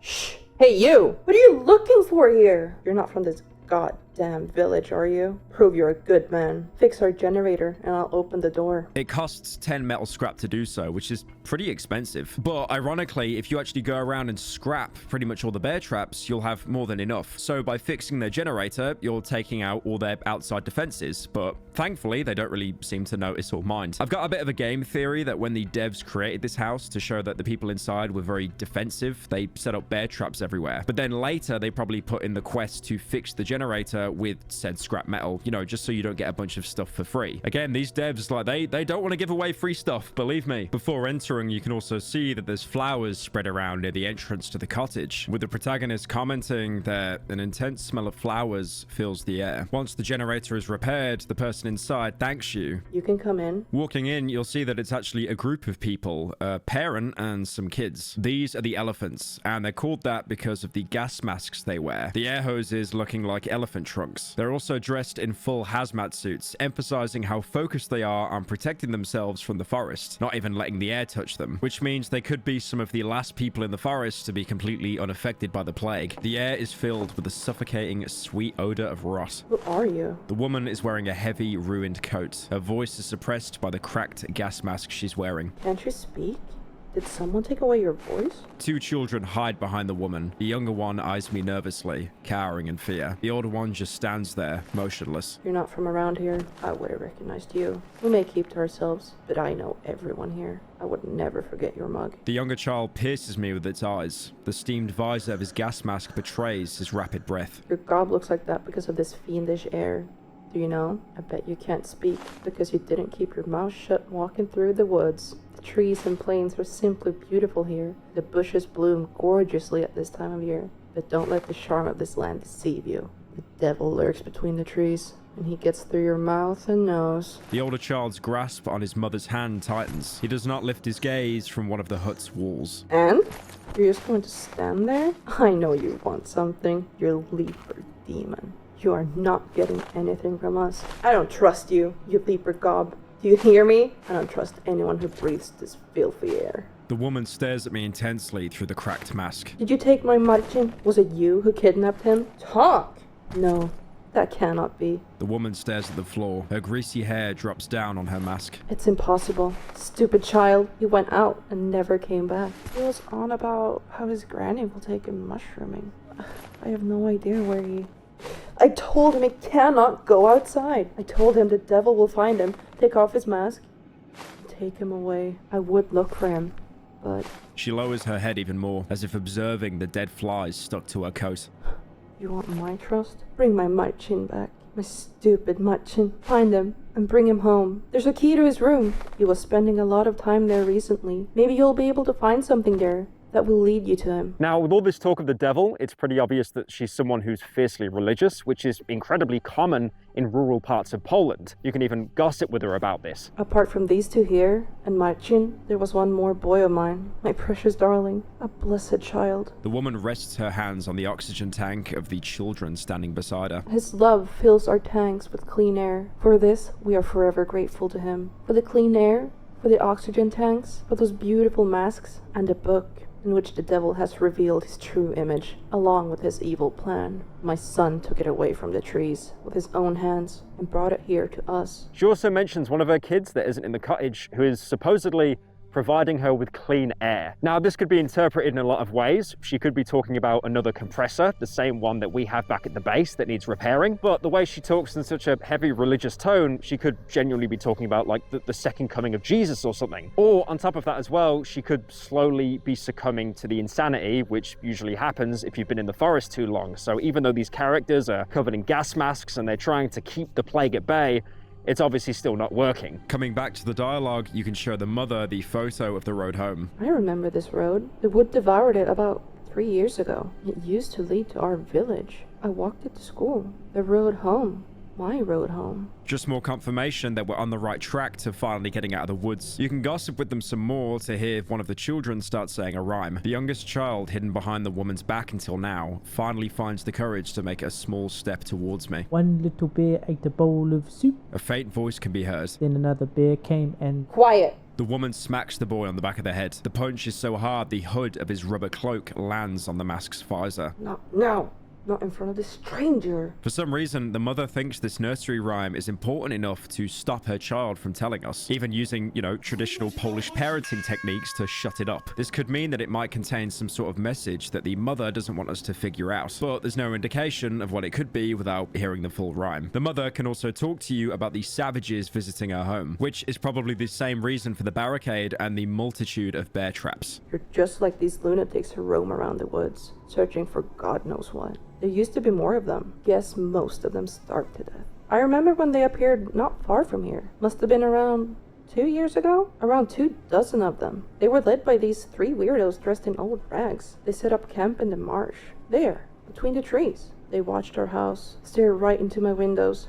The oddities. I thought they wanted to kidnap my children or harm them in some way. But when the night fell, I lost sight of them. There was no one there in the morning. 3 weirdos dressed in rags does sound familiar. You can even show her the photo of the 3 boys. The woman takes the photo and freezes. No, I don't know who that is. Unfortunately, she doesn't recognize them. There's also some conditional dialogue here. If you chose to give the key to the musician, but failed the train wreck dream, she'll talk about the doctor. I remember one loitering around here. He used to be a doctor. He would come to the village to treat people. Now he looks like an unholy pig, face smothered in shit, dressed in rags. The devilish disease finally gets to everyone. You better watch out, or you'll lose your mind too. He left towards the part of the swamp. It looks like the doctor is turning into a savage whether you took him along with you or told him the bunker location by failing the dream. The mother will also point out as where you can find him, but that's something I'll get to later. You can also get some more gossip about another character. Something exploded in the part of the swamp. Made the ground tremble. Devil knows what it was. I see you're curious. Investigate it. If you have a death wish, I think it happened in the junkyard. We haven't yet seen an enemy able to cause an explosion this loud, and we haven't seen any evidence of the forest, spontaneously combusting. So maybe there's someone sane enough to be able to craft explosives at the junkyard? Scotland! It seems necessary to head there anyway, since we do need parts for the compressor, like the note back at the hideout suggested. But this, if anything, just makes things more interesting. We already have the cottage near the junkyard marked on our map from the note back in the hideout. But if we didn't find it, at least the mother points us in the general direction of where the junkyard could be. Now, first of all, we have to gain the mother's trust. And the only way we can do that is by finding her child, Marcinek. You can first visit his room using the key that she gave you. Inside, you'll find some of his drawings depicting mushrooms, as well as people with mushrooms on their heads instead of hair. I'm pretty sure, if anything, my stream chat would make me believe that this is a reference to my haircut. There's a pile of clothes you can search with a single odd-looking mushroom inside. I think there might be some emphasis on the kid going somewhere related to mushrooms. I don't know. Maybe the devs are just trying to point us somewhere. Lastly, there's a doormat in the corner, which the kid apparently used as a bed. Once you fold it, you can find a map underneath, which the protagonist will talk about in his journal. I found a primitive map in the Mast family's cottage. One of the kids must have drawn it. It's very inaccurate, almost scrawled. Looks like the kid wanted to indicate some place using it. I've circled the area where that place should be on my map. It's too primitive to make out exactly where the place is marked. But now you can at least narrow down your search to an area that you can use on your map. The logical step now would be to go searching through the circled area, though if you explored the swamp a bit more beforehand, you might actually connect the dots to where Marcinek might be. Confirm now, it fits neatly in the circle. The mushroom glade. With all the mentions of mushrooms, this is definitely what the clues have been referring to. This area is filled with poisonous mushrooms. Walking through it safely is incredibly hard, especially as well when you can just have a mushroom man pop up and force you to try and dodge and weave in between what are pretty much landmines. There is something you can do to mitigate this, but it will require finding and visiting a different place entirely. The Great Lake.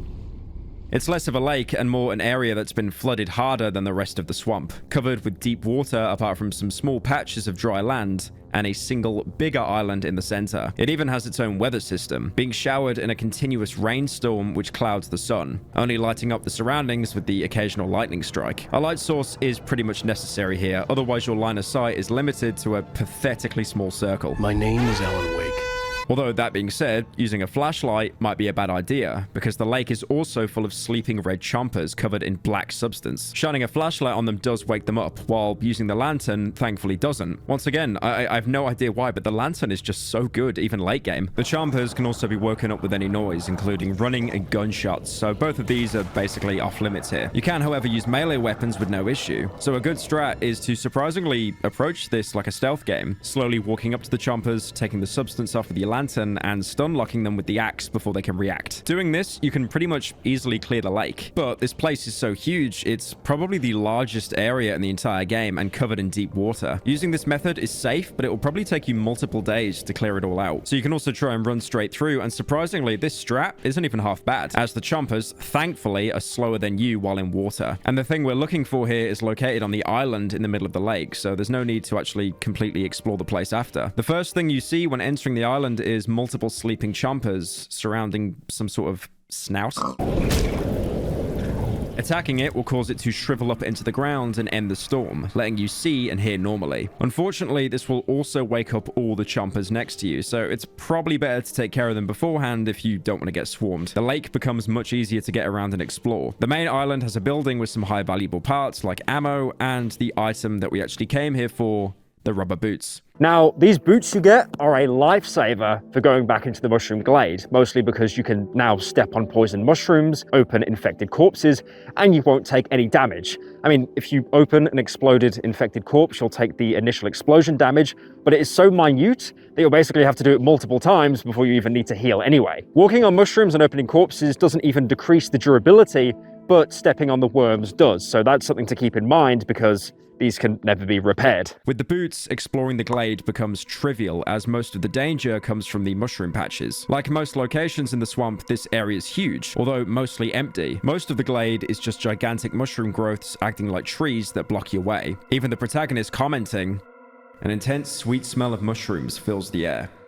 Even the ground is a darker grey, rather than the green grass we've been walking on throughout the swamp. There's actually so many mushroom spores in the air that you might even experience hallucinations while walking around, seeing figures of villagers passing by just to disappear. There's not much to see in the glade. There's a puzzle building you can solve for some pretty good loot, as well as a group of grey figures, frozen in place, which you can examine. Doing so gives you rough scraps of conversation, not even properly synchronized between the figures. It doesn't even seem like they're talking to you, it's more like they're puppets, each repeating their part of the conversation, even talking to each other. The first group talks about some people breaking in and locking themselves in a basement. What is happening?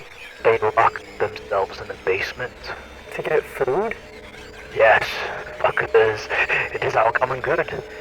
This is probably referring to what happened in the swamp village, where the thief led a group of people to rob the village's food stores, thinking he had children and were written off to starve. These figures seem to somehow be related to the villagers, but clearly they aren't actually human. More like crude imprints of people that died out long ago. They're just echoes now. The second group doesn't even mention the incident. Instead, they talk about the outsiders. Although this conversation is so disorganized, it's hard to even properly align their dialogue. Into the night, I saw them. With guns? You didn't see shit. No one from the village goes there. They were not from the village. Where were they from? Since the relocation, no one from the outside was here. That is what I said. This further shows that this military group had a presence in the region at some point, sending expeditions here, but unfortunately this dialogue doesn't point to where it might be. The main thing to find here will usually be in the middle of the glade. There's a shrine here, looking like one from the swamp village, although not chomped up by savages this time, but rather overgrown with mushrooms. Behind you, you can find a house with a destroyed doormat next to the front door. You probably don't want to enter through the door though, as the floor beyond is booby-trapped with enough poisonous mushrooms to overdose the entire savage population of the forest instantly. Even if you have the boots, the explosive damage alone can force you to waste a pill or bandage. Besides, there's a large window in one of the side walls that you can actually use without having your lower body blown off. This house is overgrown, much like the rest of the glade. Everything inside the cottage is covered with mushrooms. The floor, even though it looks like it's made of wood, bends under my feet. A white, colorless goo seeps from the ceiling and walls. There's another mention of that white substance again, but the kid we're looking for is nowhere to be seen. In the last room, there's a shelf with some random loot, as well as a key. There's also a container, but it's code locked, so we can't open it for now. But in the corner, next to a metal door, we can find the mushroom granny, seemingly the only inhabitant of the house. The elephant mother mentioned Marcinek going to his granny, so she might know where he is. An old woman sits in a weathered rocking chair. Her sleep is deep and peaceful. A handful of ripe mushrooms grows out from beneath her thick hair. Just like the house we find her in, she's covered in mushrooms. When we find her, she's asleep, meaning we can pick some of the mushrooms from her head, which I'm sure, she wouldn't mind sharing.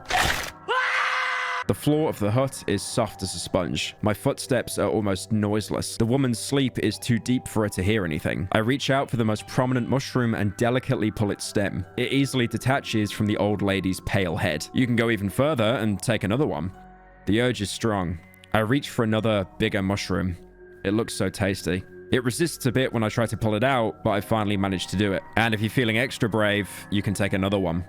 Now I reach for an exceptionally shapely specimen, growing from the very top of her skull, but it resists firmly. Despite the sudden jerk, the old lady is still asleep. You can put some more force into it if you really want that mushroom. The mushroom shows resistance, but after a moment I pull it out, together with a piece of the woman's skull. Her head drops to her chest, and the slimy contents of her skull start to ooze through the opening. At this point, the only next step you can take is to eat the old lady. I slowly bite into the woman's body. Her nose is soft and juicy. I don't feel a single cartilage or bone, only the delicious, sweet taste of delicate mushrooms. A white goo seeps from her body and flows down my coat. I cannot contain myself. I must eat her whole.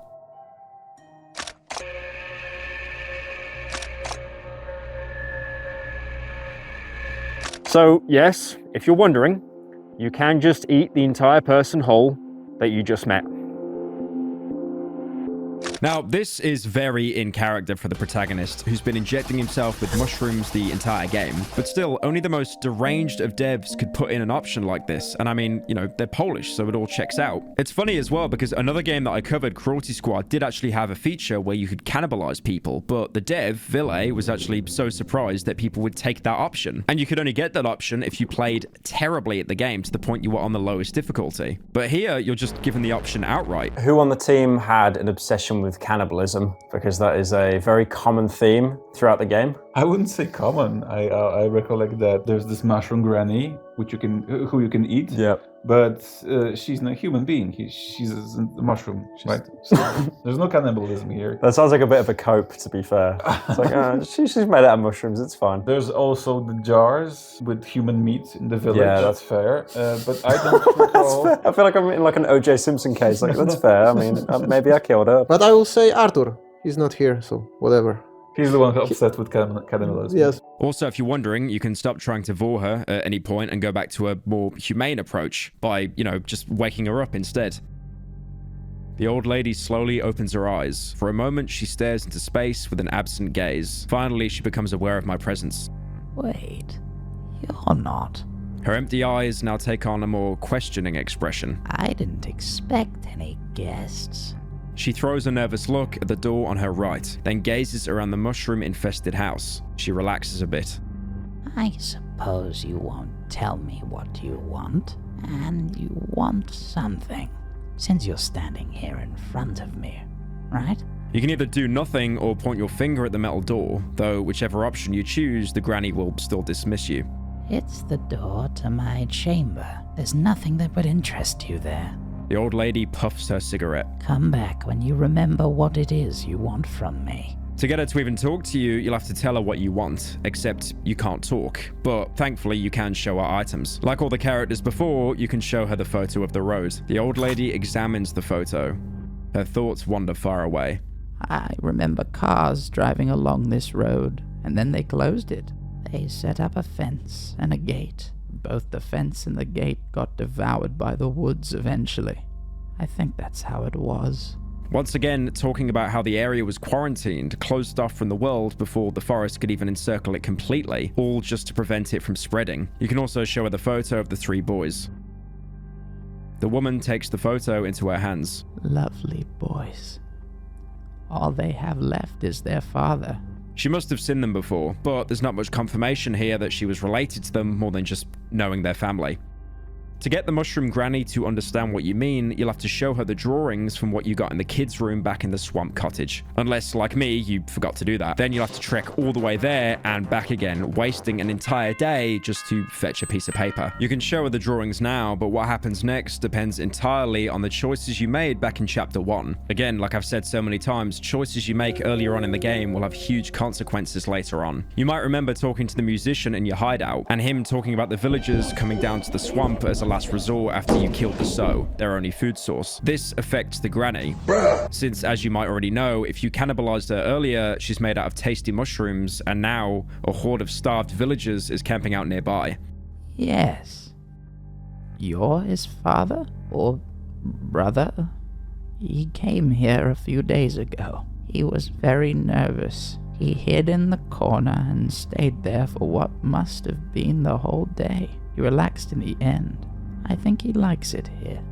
I like when he's around too. He enjoys drawing, although his drawings are not very childlike.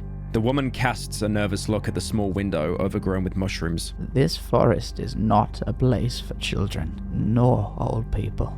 It's a place for the likes of you. I saw some villagers through the window yesterday. They were hiding. Right there. The woman raises her hand with great effort, pointing to an unspecified place with her trembling finger. They were hiding, but I have a keen eye. Despite my years, I saw their hungry, hollow eyes. I know what's on their mind. They want to devour me. Me and my house. At first I thought you were one of them, but you seem like you can control your, appetite. Get rid of these hungry madmen. The old woman lowers her voice to a silent murmur. Do a good deed, son, and get rid of them. I don't know where they live, but you're young and strong. You will manage. I'm sure you'll find some clues near my house. Make them go away, and the child will be safe. I will let him return home. So now we've got confirmation that Marcinek is in fact here. The only problem now is we need to deal with all the hungry villagers. Going outside the house, you can go around looking for the clues that she mentioned. There's a lot of footprints around, but those alone won't be enough to track them all the way back to their camp, as unfortunately they usually end up with dead ends in these swamps' deep water instead. But by following the footsteps, you can find some items that can point you in their direction. There's a pack of cigarettes inside a bag, and you can even find a corpse of one of the villagers. Your character even comments that he looks very skinny, showing how starved they must be. You can find a bloodstained rock on the corpse, no doubt the murder weapon. You can show both of these items to the granny. Yes, it's a stone. You can probably find some good ones here, because of the quarry nearby, but the woods have surely devoured it by now. It was in the part of the swamp. And why are you showing me this? A torn, empty pack of cigarettes? Bring me a fresh one next time. The woman examines the drawing on the packaging. Is it our quarry? Ah, yes. It's the one located in the part of the swamp. Both items will point you towards the quarry, which was also mentioned by the musician when you talked to him about the village. This is where the villagers have set up camp, and if you want to complete the granny's quest, you'll have to find and take care of the rest of the villagers. As you can expect, the quarry is built into a rock wall. There's less trees here. Instead, your way will most often be blocked by stone walls and columns. There's some campfires, wood piles, and sacks of rocks on the way into the main area. This is a great way to get small rocks because even though they're basically worthless, you might need them for upgrades to your shovel or axe, and surprisingly, small stones are very rare in Chapter 2. Approaching the area will have the villagers immediately telling you to get out. We don't want you here. Fuck off. You hear me? The way forward is full of traps. The villagers probably knew you were in the area and tried securing themselves. There's also a gutted pig right at the entrance, reminiscent of the gutted pig on the road to the Silent Forest village, all the way back in Chapter 1. Moving between the rocks, you can also listen in on some of the villagers' conversations. Divine retribution, I'm telling you. Come on, Shozik. Just as we manage to break through, our way back gets blocked. We're gonna starve here. Shut your trap already. Stozik told me that they found something in the woods. Said it would keep everyone fed. If only our sow was still alive. That fucker will pay. I'm telling ya. Approaching them, they'll instantly attack you. But to be fair, you are here to kill them, and you are the only reason they're even here because you killed their main food source. So it's not really an unreasonable reaction. One more thing you might find while exploring the area is that the villagers still have potatoes. My life, it's potato. Meaning they do have at least some kind of rationing system going on. Probably the only reason that they managed to survive so long and make it here. But living off potatoes alone is impossible, so it's really not surprising the villagers have turned to cannibalism. Before heading into the main area, you can take a small detour to see the deforested path the villagers have carved out to get here. And just like the musician said before, there's now a gigantic hole separating the swamp from the Silent Forest, making it impossible to pass and for you to go back. There's also an unfortunate villager still trapped on the other side, shouting at you. Who are you? What are you doing here? He's trying to alert the others to your presence, but no one's there to hear him. Hey, he's here! If you want, you can put him out of his misery. Help! I mean, he's doomed to die on that small patch of land anyway, as the forest has already grown way back.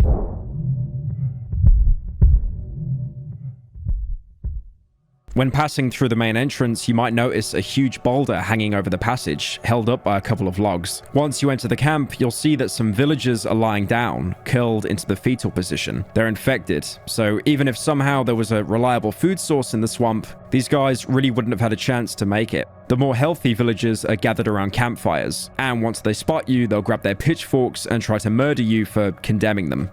If you want the villagers to leave the mushroom granny alone, you'll have to kill all the healthy ones in the camp. The sick ones will definitely die soon anyway. They can't really endanger the granny. Alternatively, you can go back to the entrance, and if you look at these logs holding up this boulder, they look pretty flimsy. So a couple of strikes with your axe and the rock will come tumbling down, blocking the entrance to the quarry and sealing off the villagers in a stone tomb forever. You might also want to make sure that you run outside the quarry before the boulder drops. This is something even your character will comment about when he's breaking the supports. The boulder might fall down any minute now. I must be careful not to trap myself in the quarry. However, if you manage to somehow avoid every single attempt the devs made to, warn you to not stay in the quarry when you knock out the platform. I mean, look at this. Even if you knock it, it actually takes a couple of seconds to fall. But yeah, if you're on the other side, then congratulations. You have now just soft-locked yourself. There's no way to get out legitimately because you can't turn the gun on yourself like in DayZ. So you'll have to reload a save and lose a bit of progress. Thankfully, I think the devs did accommodate people that were this stupid to ignore all the warnings because even though the game auto-saves every 5 seconds, it doesn't actually save when you knock out the platform. That is, unless you're on the hardest difficulty, then you're probably going to have to save scum. Even though the boulder is much easier and it feels cleaner because you technically don't get any blood on your hands, it feels much worse than just killing them outright. Death by starvation is incredibly painful, not to mention leaving them with the infected villagers which are slowly transforming into red chompers. The villagers will die either way, but honestly, again, it probably is better to mercy kill them because if you don't, they'll slowly starve to death, turning against each other, and then fade away into nothing, but incredibly slowly. Coming back to the granny, she'll have the reward waiting. The old lady smiles, revealing her white, toothless gums. She leans in her armchair and grabs me by my hand heartily. I feel a white goo seeping from her hand, smelling of mushrooms. You're a good man, Sonny. The woman produces a small key from under her skirt. Oh god, I want that, bro. The hell? Here, take the boy to his family. He will probably be safer there. And come back tomorrow. I'll give you a beautiful gift for the trouble. She'll now give you a key to the next room. Talking to her later, she'll even give you a gift. Hello. I barely see her smile through the cigarette smoke. I made this for you. Here you go. The woman grabs a thick woolen sweater from behind the chair and gives it to me. Winter is coming. May it serve you well. The reward you get is the sweater, which is the single best piece of armor in the game, mostly because the only other armor you get is the light armor. Just don't ask how this thing can block entire chomper attacks. It doesn't make sense, but I don't care. Its description states it prevents bleeding, and although that status effect isn't actually in the game, apparently remnants of it can still be found in the game files, so it could have just been a mechanic at some point in development.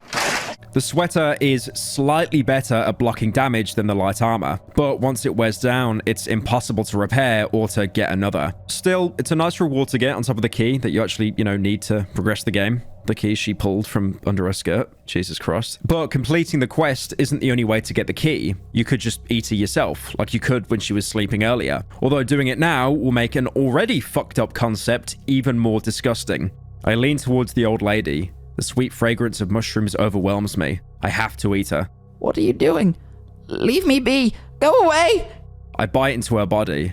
The mushroom juice squirts onto my face and clothes. I feel the woman's feeble hands trying to push me away, but they're too weak, and my hunger is too great. She kicks about only slightly when I bite into her face. I swallow one chunk of her sweet body after another, unable to stop myself from devouring her whole. In fact, the protagonist's craving to eat her is actually so strong, the option to do it shows up basically every time you make a choice in her conversation. You've been changed by the forest so much that you can barely stop yourself from cannibalizing someone just to sate your hunger for essence. Either eating the granny or just shoveling her to death, you'll be able to loot her corpse, and for the key that lets you progress like you normally would. Surprisingly, there is actually another option. If you wait a few days, you can just tell her that you took care of the villagers, even if you didn't. This, by the way, makes you an irredeemable liar and permanently sets you on the high chaos path. She'll still give you the key, like if you did her quest, but lying didn't solve the villager problem. So when you come back the next day, you'll find her and even parts of her house eaten by the hunger-crazed villagers, also making it impossible to get your hands on the sweater,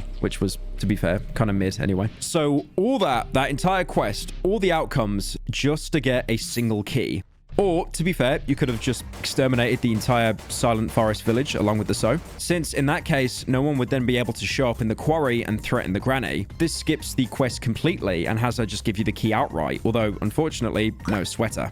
The old lady takes the drawing, squinting her eyes. A wide, toothless smile appears on her face. That's why you came here? The woman looks at the leaky ceiling of the mushroom-infested house, then squints her eyes. I thought you're like this wolf. The end of her cigarette lights up and a puff of blue smoke comes out of her nose. From that children's tale. The one who wanted to eat the granny. She opens her eyes and glances at the locked chamber room. A few days ago, a child appeared here. A boy. He thinks I'm his granny. The old lady stops for a second, trying to remember something. Grandma? He was very nervous. Kept repeating a rhyme over and over again. He hid in the corner and sat there for what must have been the whole day. I think he relaxed in the end. He seems to like it here. He draws. I think he likes to draw, but his drawings are not very childlike. The old lady smiles again. I really like having him around. His parents are still alive, right? Are you his father? Brother? He's in the other room. Here's the key. I will let him go if he wishes to go with you. I do like the fake out when she mentions the wolf, like she's about to tell us more about the Wolfman. The devs even made it so the next bit of dialogue actually takes a second to appear to, keep you in suspense. It's basically taking advantage of the player looking for a connection to everything, and I love that. Whichever path you took, you'll now be able to meet the boy, Marcinek. Now, you could have a nice conversation with him and bring him back to his mother, or you could do what I did and shoot him in the head immediately. I didn't know you could kill the kid. I didn't know. Apart from the voices in my head telling me that he was some kind of spy, I genuinely had no idea that shooting a child in the head would actually kill them. Mostly because I've only played Bethesda games where the kids are completely immune to any kind of damage. Needless to say, if you do this, you are completely and utterly fucked. There is another oxygen tank you can get apart from completing the main quest and, you know, taking the kid to the elephant family, which is what you're meant to do.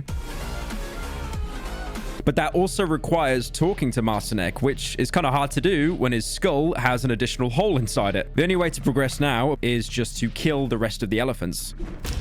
Which turns out you could have just done from the beginning and skipped their entire quest line. That's one thing I love about this game. No matter what choice you take, there's still always another way to complete a quest. That is, unless you lock yourself in the quarry. Idiot. For now, let's just assume you didn't exercise your Second Amendment right the second you spotted the kid. When you come in, you can first find some of his drawings on the floor, depicting the elephants and some sort of monster looking into the house. Possibly a manifestation of the things his mother had warned him so much about. Approaching him though, he's not very talkative. The boy is standing under a wall overgrown with enormous mushrooms. He's visibly scared. His lush mop of hair veils a restless, wide-open pair of eyes. The kid is whispering, as if reciting something under his breath. The boy cowers and presses his back against the soft wall, which starts to ooze a white goo. You can kneel and extend your arm towards the boy. The boy is terrified. Slowly, he slumps down from the wall to the ground, curling into a ball. The murmur turns into a loud recitation. One little bear ate a bowl of soup. Then another bear came and there were two. 4 little bears made a sudden pow. Along came the fifth and took a little bow. Now you can put him on your back and carry him to the elephants. When I take the boy into my arms, he starts screaming, reciting the rhyme over and over. One little bear ate a bowl of soup. Then another bear came and there were two. 4 little bears made a sudden pow. Along came the fifth and I took a little bow. This is going to be a long journey. Important thing to mention here, if you killed the mushroom granny to get the key instead of completing the quest, you'll get a bit more dialogue as you leave. As we pass the remains of the old lady, the boy stops reciting. I feel his hands tightly clutching my coat. Granny? As I cross the cottage's threshold, I can hear him sobbing quietly. You brought back my child. The woman leans towards the boy. Marcin, where have you been? The boy stares at the ground in silence. Come here. Marcinek walks towards the woman, nervously plucking at his old, torn sweater. Look at you. Where's your mask? And the gas tank from your gracious brother? His love protects us. It fills our lungs with clean air. And this is how you thank him, young man? Your childish behavior has made him very, very angry. Now we all have to apologize to him for your stupidity. The two kids standing behind the mother flinch. The woman grabs the boy's hand and disappears in the hallway. After a while, she comes back with an oxygen tank. Take it. It's a tank for you. It will protect you from this devilish air, the devil's breath, and other evils lurking in this foul place. It's the only thing I have, and the only thing I can give you. The tank is a little rusty, but it seems intact. On the side, I can see some unintelligible scribblings. The valve opens with little resistance, but I don't hear a hiss of air. It's empty. Do not open the valve without need. You will only waste the clean air. She pushes my hand away from the valve and closes it hastily. May it serve you well. You finally get the oxygen tank you need. Funnily enough, even though the mother claims the tank is full, telling you not to waste any clean air inside, the tank is actually completely empty. Your character even comments on it mid-conversation. This could mean that the elephants are actually breathing in the same air as everyone else, meaning they're just as infected as everyone in the swamp, despite the gas masks and protective gear. Once you bring the kid back, he'll be locked in his room for the rest of the game, probably as punishment for disobeying his mother. I mean, it doesn't matter for us though, we've still got the oxygen tank, and with that, we're one step closer to escaping the forest. The other oxygen tank I mentioned earlier can be obtained by solving a riddle for a code. The riddle in question being the rhyme that Marcinek constantly repeats, with the protagonist even making a note in his journal about it in case she forgot it. The boy kept reciting this rhyme. One little bear ate a bowl of soup. Then another bear came and there were two. 4 little bears made a sudden pow. Along came the fifth and took a little bow. You might remember this back from the elephant's dialogue, as the mother kept one of her children from repeating this rhyme to us. The fact that she reacted so strongly to a stranger possibly hearing is clue enough that it might be important. And now we finally have the entire phrase. If you look at the completed rhyme, you'll notice it actually has a sequence of 4 numbers, corresponding to how many bears there are. 1, 2, 4, 5. This clearly makes a code, but where's it used? While looking around the area, you might spot a trail of flowers coming out of the cottage. The same flowers you could see spilling out next to the entrance. Following them will lead you to a small shed. Approaching it, you can find a rusted barrow. There are some blurred traces inside the barrow. Looks like recently dried blood. Next to the barrow is what looks like a freshly dug grave. This actually isn't the only one in the swamp, as you can find similar ones all across the map. You can even use the shovel to dig them up, which will usually get you some random loot. This grave is different from the ones you'll find outside though, as looking through it, you can find a body holding an underground key to Bunker 21. Whoever died here must have also been a member of your organization. If they had that key, maybe you even knew them before you were stranded here. Unfortunately, the key is basically useless now. We can't go back to the dry meadow anymore. Even the description says so. Key to Tunnel 21. Another one. I don't think it's going to be of any use. I got the keys now. Besides, we're so close to leaving the forest, if we really chose to go back now, we'd basically be undoing all the progress we've made so far. Whoever dug this grave probably used the barrow to transport the body. So despite the obvious connection to the elephants, it could have been anyone, and there's nothing else pointing to them being murderers. Seeing as the bloodstains on the barrow are recent, the person buried here could have came here with you. The time frame fits, and we haven't seen any other outsiders coming in after us. Looks like we were the only ones to make it after all. Going into the shed, your character will comment about the flowers. The floor is covered with flowers of various colors. Some are fresh, the rest must have been lying here for some time. They're clearly important to the elephants, but there's not a lot of indication as to why. One thing the usage of flowers and gas masks reminded me of was the plague doctor masks in real life, which were worn during the Black Plague epidemic. Its beak-like design was actually made to hold herbs like lavender and flowers to be put in to filter out the bad air, known as miasma. The belief at the time was that diseases, including the plague, were caused by breathing in miasma emanating from the bodies of the infected. The herbs were supposed to counter the bad air, and while the filter didn't actually do anything to stop the spread of the plague, the suit itself did provide pretty decent protection from the easiest forms of transmission, coughed up bodily fluids and infected fleas. The elephants are pretty clearly inspired by the plague doctor aesthetic. With the huge gas masks that earned them the nickname and their obsession with bad air, causing infection, and now even the flowers used in stuffing in the plague masks being everywhere. There's a shelf here, but nothing of note inside, just random loot. The more interesting bits are actually inside the next room, locked behind a metal door that you need the code for. Using the code from Master Neck's rhyme will actually unlock the door and let you enter, but the first thing the protagonist notices is an awful smell. The air is dreadfully rancid and stuffy. The heavy, sweet smell of the flowers mixes with the stench of rot. Next to the entrance, there's a crate, and believe me, it makes solving that riddle very, very worth it. Inside, you can find some extremely precious loot, like a bolt handle, long barrel, and a tubular magazine, as well as 2 weapon parts. This is well over 1,000 rep in total, and it's insane loot for a single container to have. There's also one more item here, a map pointing to a location called the radio tower. Going further inside the shed, you'll find a book on the table telling you more about the tower. The pages are glued together, creating a rotting chunk of paper. On the bottom of the note, it reads, Radio Tower, Door 21, 12 p.m. Kowalczyk, Trzeszkowski, Stelmaschuk, Zielinski. At the top, I can only make out the words, Devil Horns, Augur. This causes your character to make a note of it in his journal. I found an old journal in the elephant's cottage. Looks like it was written by one of ours. One of the notes mentions a radio tower and some downward passage. Might be worth investigating.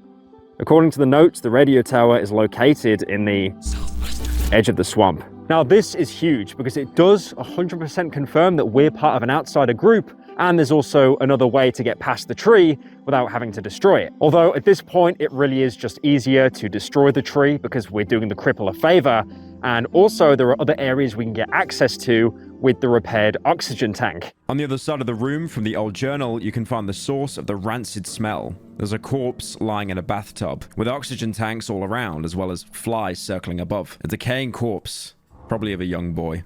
Looting the corpse, you can get an oxygen tank. This is basically the game's failsafe in case you glitched out and lost it, or, you know, killed the kid before talking to his mother, like, some people. This body probably belongs to the elephant's 4th child, the one that the mother basically revered as a god for providing them with clean air. He's been dead for a while though, locked in a shed to rot. The flowers spread around everywhere were probably brought here to fight the smell, and it looks like the elephants only really came here to refill empty oxygen tanks. It's really nice to know that in Poland, they use dead children's rotting corpses as air compressors. Although they probably don't breathe that air, you can't actually fill an oxygen tank with just free-flowing gas. Even if it comes from a decaying corpse, the pressure just won't allow you to suck enough air out to breathe. That's why we need a functional compressor to fill and use ours. The more likely theory is that the air tanks aren't actually used properly by the elephants, as plugging in a tank with uncompressed air into a sealed gas mask would probably just cause you to choke and suffocate. Notice how that would only happen in a sealed gas mask. Most likely their equipment is actually compromised and worn down by constant use in the forest. But the elephants believe that this works, and there's no option to confront them about that. But in reality, there isn't actually anything protecting them from the forest's air anymore. If anything, they're just as vulnerable as us, if not more so after being exposed to the aforementioned corpse. I like how the more I go on about this plot point, the less and less chance this video has of actually gaining any monetization at all. Back at the Mushroom Glade in Granny's house, you could find a key called the key on a key ring with the description. A colorless key. It feels soft to touch. There's a drawing of 3 flowers etched on the key ring. The flower etchings are actually something you might link to one of the houses in the swamp village. There's a house right behind the shrine which features a doormat with a flower pattern. There's a metal door inside though, preventing you from entering unless you have this key. Opening the metal door, your character will comment about the inside. Roots entwine the cottage's interior all the way up to the ceiling. In the first room, you can also find a bed. You can already notice a striking resemblance to Mushroom Granny's cottage. The room layout is exactly the same. The bed is in the same position as well. If you weren't convinced yet though, the next room contains the obvious giveaway. A fallen over rocking chair, looking just like the one we found the Mushroom Granny in. It's pretty much confirmed that this used to be her house, but why did she move to the glade instead? And why is the house there such a close copy of this one, aside from, you know, all the mushrooms? There's some more loot to find here, though somewhat hidden. If you remember the layout of the house from the glade, there was a stash in the place where the table is in the house. And sure enough, after you move the table, you can find and open the container. Thankfully, this one isn't actually code locked. Now inside, there's some decent loot, like a lantern and a shiny stone, but what's important are a bunch of paintings. They're all dated, with the oldest one being from 1972 and the latest 1979. It looks like Granny used to be an avid painter in the past. Looking through the paintings, most of them are just paintings of flowers with nothing of note, except for 2. One painting called Light from 1975, depicting what looks like a comet or a meteor, and her last painting from 79, which looks like another painting of flowers, but unfinished and uncolored. Alternatively, it could be depicting the white mushrooms that we find growing everywhere, but those don't grow nearly as high as the painting would suggest, so I kind of doubt it. That painting of a comet definitely stands out more, being unrelated to any flora unlike all of her other paintings. Another reason why this painting is so special is if you take the date from it, 1975, and use it as a code, you can actually open the container in the Mushroom Glade house. Although despite that, the only items you'll find inside are mushrooms, which, I mean, to be fair, is pretty fitting, seeing as the house just looks like an entire mushroom-fied version of the one in the village. But this pretty much ties both locations together even more, you know, in case you weren't sure about the connection yet. But unfortunately, as of yet, we're still not really sure what the painting is meant to represent. Next to the rocking chair, there's also a shelf you can loot. Inside, you can find a photo of a family depicting an older woman, probably the granny without the mushrooms, alongside a younger woman and a child. There's also a date in the corner, 1970. This photo is very, very important, as you can show it to pretty much all the characters connected in the village. First off, you can show it to the granny. My child. She went into the woods and never came back. I look for her, but my legs don't work how they used to. You can also show this photo to the cripple. The cripple pulls the photo closer to his face. Poor woman. He points to the old woman in the photograph. She was left alone when her daughter lost it entirely and ran off into the woods with her kids. The old lady was devastated. I don't know what became of her. The lads would say that even with her legs not working properly, she crawled into the woods looking for her daughter. Yeah, that was around the time when our fields were getting flooded. Even a healthy, strong lad would have a hell of a task getting through all the water. Not to mention an old woman who could barely move.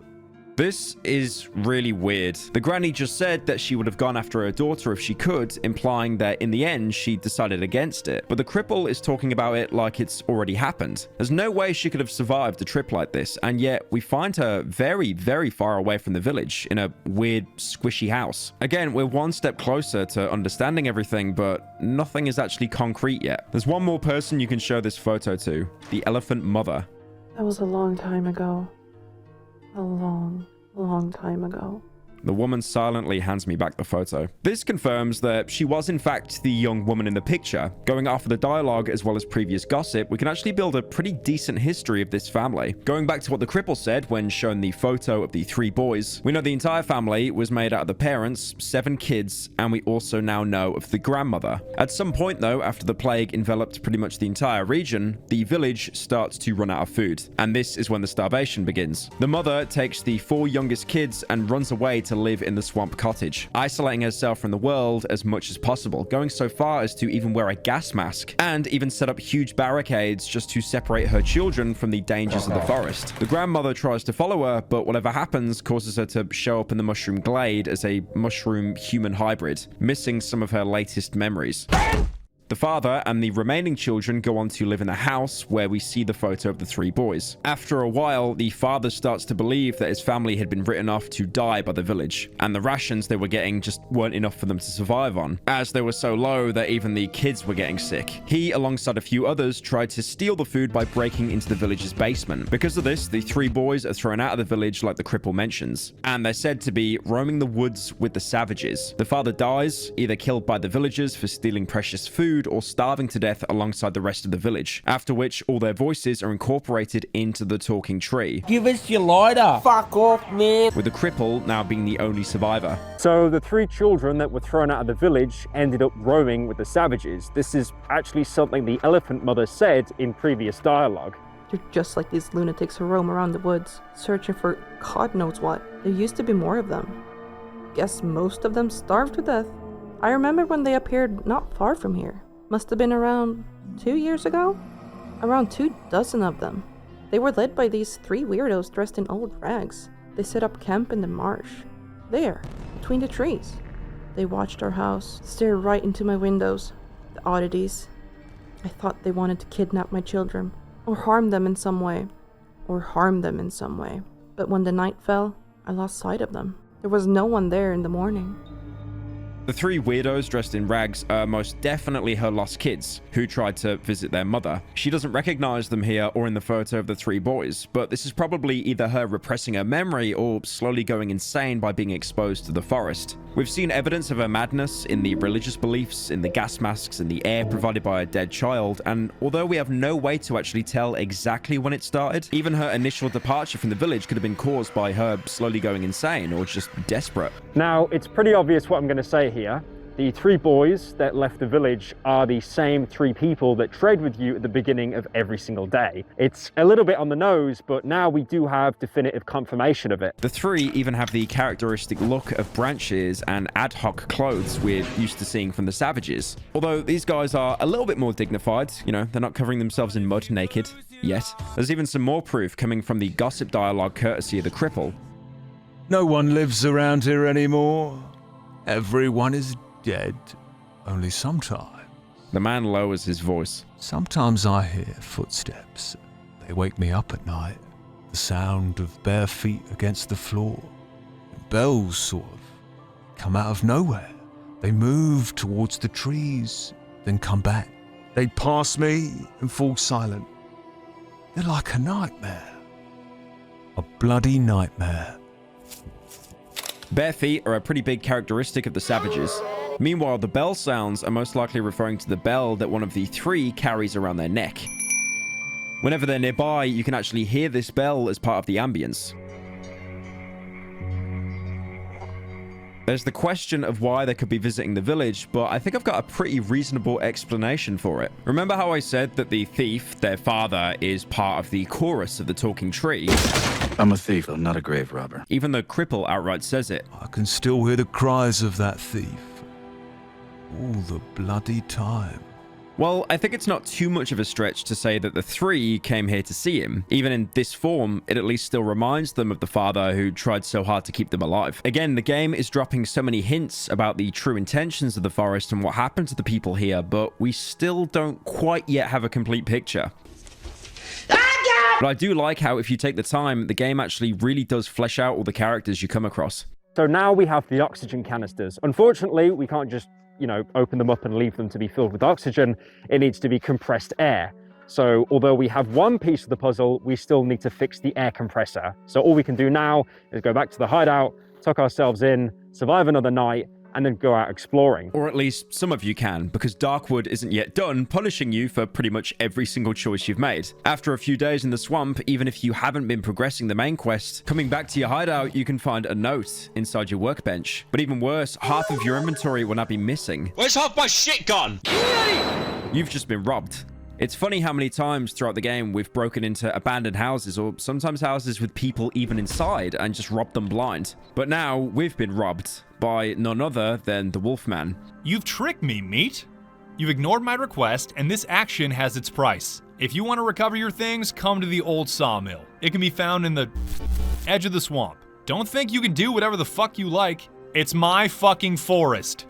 Once again, you're being punished for trying to take the moral path of not helping the homicidal furry intent on spreading misery to pretty much every single person in the forest. This encounter won't happen if you sided with him in Chapter 1, which is the easier thing to do, or if you killed him. But most players playing this for the first time probably won't do that, because time and time again, it's been proven that people will always choose the good path in video games, unless they're, you know, purposely trying to do like a renegade or a negative karma run. And also, most players probably wouldn't have predicted that he would have came back anyway. That is, unless you cheated and read the wiki, which is an act so despicable, I can't stand for it. The Wolfman will take a lot of your items. This can be crafting materials, ammo, even entire weapons. And it really can shake the game up, because if you're prepared now in the late game, this could almost put you back to square one. Now, fortunately, he only takes items from your workbench, so anything you've kept on your person or, you know, left around the base, maybe not in the workbench, will be left intact. But if you do want to get anything back you've left in the workbench, you're going to have to go to the sawmill, which he has graciously left you an invitation for. The sawmill itself is a huge structure, but it only has one entrance, right next to the train tracks, where carts would bring in wood into the sawmill. There's a couple of log piles here in case you still need boards or nails, but walking inside the sawmill, you can see the old machinery now covered in pulsating roots. In the corner is a metal door leading further inside. In playthroughs where the Wolfman doesn't show up for you in the swamp, there's pretty much nothing here to see. If you get his invitation though, the door is open and you can go inside. The next room looks like a connector between the entrance and the next hall. And there's a corpse here you can examine. A human corpse. Looks stuffed. Someone has hung a wooden board from its neck. It reads, assistant. The corpse has no items on it, but it has a huge inventory, which will be pretty important soon. Going through the hall, the lights will flicker on as you enter. The ambience here has a heavy breathing in the background. Possibly even the wheezing of the Wolfman, hidden somewhere inside. There's also a couple of speakers hooked up to both sides of the room, through one of which a voice starts talking to you. Meat! Your lack of respect is appalling. Ignoring my request has a price. Know my generosity, you stray. I will let you take back everything you've taken without permission. All you need to do is give me some quality entertainment. Before that happens, however, you'll need to hand all your belongings to my assistant. I don't want you to spoil the fun with your cheap tricks. You'll now have to go back to the body in the previous room and leave all of your weapons and gear. Fun fact though, there actually used to be a glitch that would let you bypass this by dropping your items on the floor in the main room. So if you left one completely pointless item on the corpse and then pick everything back up in the main room, you'd actually be able to go through with this sequence, making this fight pathetically easy. Unfortunately though, while I was recording, this glitch has actually been patched, meaning you'll be forced to actually get good at the game instead. Once you come back into the room after dropping off all your items, the Wolfman will talk to you some more. Excellent! Now, pick up the gift I left for you. The gift being a table leg, which was the same weapon we used in the prologue, a knife, and 2 whole healing pills. The deal is as follows. You will now provide me with some quality entertainment by fighting my brothers. And in turn, I will entertain you by playing on this violin I found recently. Let's begin. The speakers start relaying Wolfman's attempts at playing the violin, and the first enemies start spawning in. 2 huge dogs. Enemies that, to be fair, we've definitely got used to fighting by now. Even facing them with such little equipment really isn't too bad. The main compromise you'll have to make is getting closer to enemies, because the table leg's reach is much shorter than the shovel or fire axe we've been using by now. I assume the Wolfman would have thrown more aggressive wildlife at you, like chompers or human spiders, but he probably can't tame them like he does the dogs. After killing the dogs, the real fight begins. The Wolfman barges into the room, screaming, "Bore me, meat. Time to die." He immediately begins firing at you. This is the only time in the entire game that a firearm is actually used against you, and you do not want to stand in that bullet spray. Fortunately, the Wolfman has no concept of ammo conservation, so if you step behind one of the pillars, he'll keep trying to wallbang you like it's a match in CSGO. Once he runs out of his magazine, he'll drop his gun and instead attack you by lunging at you with his claws. His greatest tool against you is the pure fear factor of having this gigantic creature leaping at you while you're still trying to charge up and attack. The Wolfman works like a giant dog, but has a much shorter delay between attacks. On top of that as well, the lights will constantly flicker, so you can't really see him winding up a lunge. He can also follow up with a double punch, which can be deadly, as it can pretty much stun lock you from attacking for a good while. Despite all of this, the Wolfman still can't compare to the strength of a Polish table leg. This fight overall is actually pretty fair, but because of the frantic atmosphere this game creates, it's very easy to panic and get greedy with hits. Who's a good boy? Who's a good boy? I think that's one of the scariest things about this fight, because if you fuck up, if you die, that's it. Like there's no save scumming, there's no way to go back. Instead, you'll die, and if you come back to the sawmill, you'll find a note from the Wolfman basically telling you that he's just gonna keep all the items that he stole from you. Fuckable meat. But don't worry, he at least left you with a gift. There's a key attached to the note, which you can use to open a side room. Inside, there's a gramophone on the ground, as well as a violin, both items that used to belong to the musician. To be fair, to even get the Wolfman to follow you here, he most likely followed the musician's path. And in that case, he's probably dead anyway. So at least the Wolfman didn't kill him, probably just robbed his corpse. Now, the gift I mentioned, the protagonist will be reluctant to open it, but once you do, it's piece of shit. Wolfman basically shat in a box and gave it to you. But if you're good at video games, you might actually knock the Wolfman down. He'll be unable to move now, as you can even take his assault rifle, but he's still alive, so you'll have to finish him off. But even when he's about to die, he'll still keep up that tough guy facade. You hit like a woman. After which, he promptly dies. You can loot his corpse to get the sawmill key, as well as the wedding ring. Although, this one isn't real. It's a colorless imitation.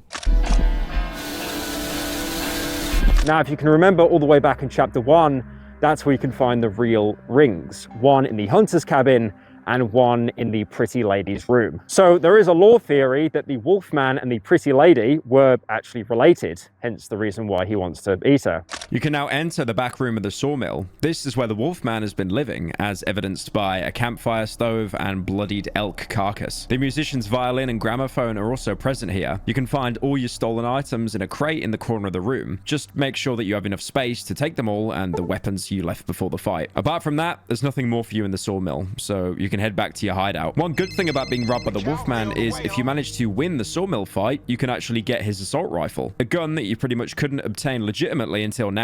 You might at first find it a little bit underwhelming. It's locked in a 3-round burst, with every burst summing up to about half the damage of a shotgun shot. The medium caliber magazines hold around 20 bullets, so just under 7 full bursts. It fires $200 custom tool cartridges. The magazines themselves are much more rare, as you actually can't buy these from any traders in the game. So trying to laser high health enemies with it pretty much comes down to you wasting an incredibly precious resource. Where the gun excels at, though, is crowd control. It's especially good against banshees, as each bullet in the burst can take out a different banshee baby, making it very ammo efficient. For me, though, it'll never replace the shotgun. No, fuck off. But it's still a really good gun to keep in mind if you've got some spare medium mags. I've even seen people say it functions as a direct upgrade to the pistol, fulfilling the same role the pistol does, just with higher damage and more rate of fire. Now, after killing the Wolfman, you can take all of your items back, but we're still left with the original objective, to get the compressor. Thankfully, from the note we found, we know that there's a clue lying for us in the junkyard. You'll even have the cottage near the junkyard marked on your map. Both of these locations are right next to each other, so you just need to explore around the cottage and find the junkyard. although the cottage itself is definitely worth exploring. The note you found before mentioned someone could be living here, and technically it was right. Approaching the house through a corridor made out of roots, you'll first see things that look like hybrids of snails and people. They'll speak to you in a distorted chorus, trying to finish each other's sentences but failing and repeating over each other's instead. Who are you? I'm here. Who are you? Trapped here. Got me loose. Please. The fentanyl got me moving like a claymation figure. When you get to the cottage itself, you'll see a gigantic snail resting on top of its roof. As you approach, it'll retract into its shell. There's also an organic cord leading from the building that you can examine. Some kind of organic cords. They're slowly pulsating. They are surprisingly hard and durable. You can't enter the cottage itself because the snail's blocking it, but you can actually talk to the snail by breaking down a vulnerable part on its shell and going inside. Who are you? The snail's speech is extremely slow and slurry. He moves his jaw with great effort. It looks like it's about to fall off. His eyes sag from their sockets. They dangle from side to side, trying to keep me in their sight. Why are you disturbing my forest rest? His right eye raises with great effort and wobbles. Your face! What happened to you? The snail's jaw falls so low, it almost detaches itself from the rest of the body. You scared me. You barely resemble a human. You should call me yourself. Suddenly, I feel a subtle shiver beneath my feet. The snail's body livens up. Quiet. Hear that? Do you hear that voice? The snail tucks his head inside his shell. She calls to me. Can you hear it? The snail falls silent for a longer moment. The inside of the shell is almost completely silent. She's calling me, and I'm here trapped, bound. The snail's body suddenly leans forward. The wooden construction of the cottage creaks under his huge bulk. I barely keep my balance. Cut me loose, please. I need to get out of here. If you will release me, I will leave. Come back tomorrow and I won't be here anymore. You can live in my home. You like it. You just need to cut me loose. The snail falls silent. His enormous head slowly drops to the shell. Giant gleaming drops of mucus appear on his slimy skin. You need to understand my predicament. I'm unable to do anything by myself. My legs are numb from lying here, but I can't feel my arms at all. I admit it. Lying in the sun gives me the strangest pleasure, but it's time for me to go. I have to. Like the other creatures outside the cottage, the snail is more of a human-snail hybrid, similar to how the mushroom granny looked like a hybrid of a person and mushrooms. His entire body looks like a snail, but he can talk normally thanks to a human skull and jaw embedded in its face. It makes a man hideous. For some reason, he still complains about the protagonist being barely human, despite itself having almost no human features. He even repeats this in some of his gossip dialogue. You're so ugly, I feel like puking. You barely resemble a human being. If anything, this reminded me of Soma. You'd find various robots throughout the game who were convinced that they were human, and you were the weird one. Now, this huge snail is probably what the other snails were referring to when they said to cut him loose. Much like the doctor, the snail can also hear distant calling, probably again from the forest. In fact, if you think about it, there is a voice calling to you as well. In the Swamp Hideout night event, even the radio keeps telling you to come back to us. Even all the way back in Chapter 1, when interacting with the bunker door, you could hear a voice saying, "Come to me." These could just be hallucinations, but then why does everyone hear the same things? The snail expands on this more when you show him the photo of the road home. Everyone is going well. It's the road home, after all. You might remember the cripple saying that a lot of people used to travel to the road where the talking tree grows. The snail seems to confirm this, although it's unclear why the voice would be calling him to the road, which supposedly leads out of the forest. You can talk to him a bit more about his life story. It was yesterday. A few days ago, maybe a year, I woke up in front of the house. I thought I was dreaming. I took a step and I fell down. I fell straight on the roof. How did this happen? Considering that snails can't physically take a step, and that he was revolted by the protagonist's barely human appearance, Ew! it seems that the snail thinks itself to be human. He could just be a human mutated from the infection, unknowingly fused with a snail, or maybe just another one of the forest's abominations that, fortunately for you, ended up being less violent. This is even further shown by more of his gossip dialogue. Once there was a beautiful clearing. Now everything's covered in water, and I've lost my gumboots. Do you have any gumboots on you? Obviously, snails can't wear gumboots due to a severe leg deficiency. You know. Meow. You can also show him your rubber boots if you manage to make it through the Great Lake. Gumboots. Two teeth pop out of the snail's disfigured open jaw, together with a thick goo flowed down near my feet. They'll be perfect for me. He doesn't take them from you or anything, he's just a gumboot connoisseur. Coming back to the actual game, all the snail wants is to be free. Just do that and overnight he will be on his way and he'll never bother you again. Although at this point, you've done enough errands. So why not sit back, relax, and go catch some fish instead? There's a path splitting off from this one leading to the cottage where you'll find a small pond. Going in it, you can grab some fish for yourself. Finally, a game with better fishing mechanics than Far Cry 5. Far Cry 5 was very good for nailing the realism. Jesus Christ, I'm fucking fishing! But if you actually want to make progress with the snail, instead of immediately going out to find out how you can free him, you can examine his belly. The roof beneath the shell is completely destroyed. The snail's shell is also badly damaged. Maybe I'd be able to get inside the cottage through the skin on his belly. It seems quite frail. This is yet another quest with multiple outcomes. The selfish option would be to just cut through the snail. It's a creation of the forest anyway, it's not really human. If the snail was once human, he's obviously beyond saving. This option is also a lot quicker since you don't actually have to find out how to free him, and also wasting an entire night for the snail to move his fat ass off the roof. Although choosing this, you'll be reminded by just how much of an asshole you are by doing this to the snail. Leave me! I won't fit inside. I need to keep trying. Why are you doing this? The hole is still too small.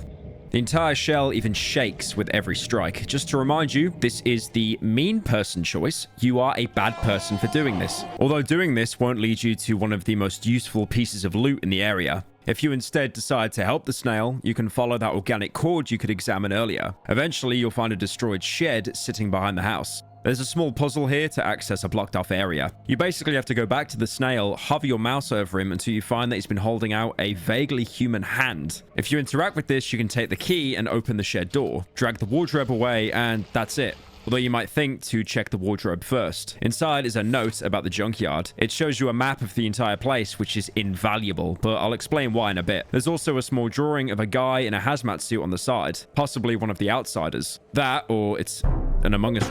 To free the snail the humane way, all you need to do is complete the puzzle and progress to the area behind the shed. It looks like a clearing of beautiful white grass with a weird cocoon-like growth in the middle. You can break it using any weapon, thus freeing the snail. Talking to him, he'll thank you and give you his house. I will flee again. When you return here tomorrow, I won't be here anymore.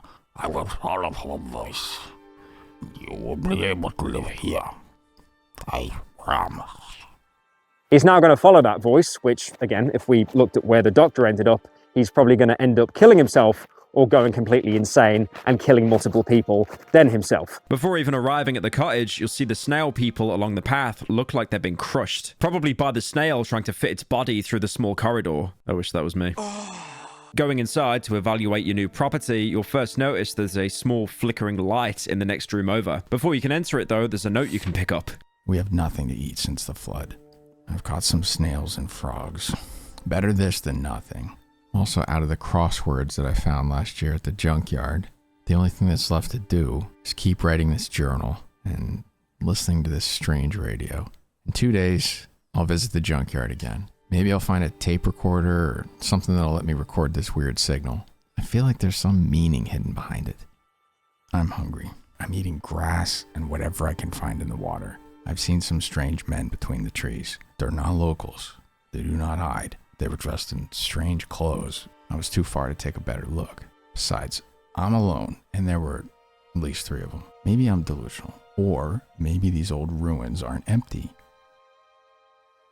I found a blank tape and a broken tape recorder. Maybe I can fix it and do something with it. I've also found some other useful things. I've written them all down and left them for later. I don't have the strength to wear them all on my back. Is it possible that the radio tower emits this strange signal? It's been a couple of years since it's turned over, but no other signal reaches this place from outside. It must be that tower. I need to take a break from this radio. I hear this voice everywhere.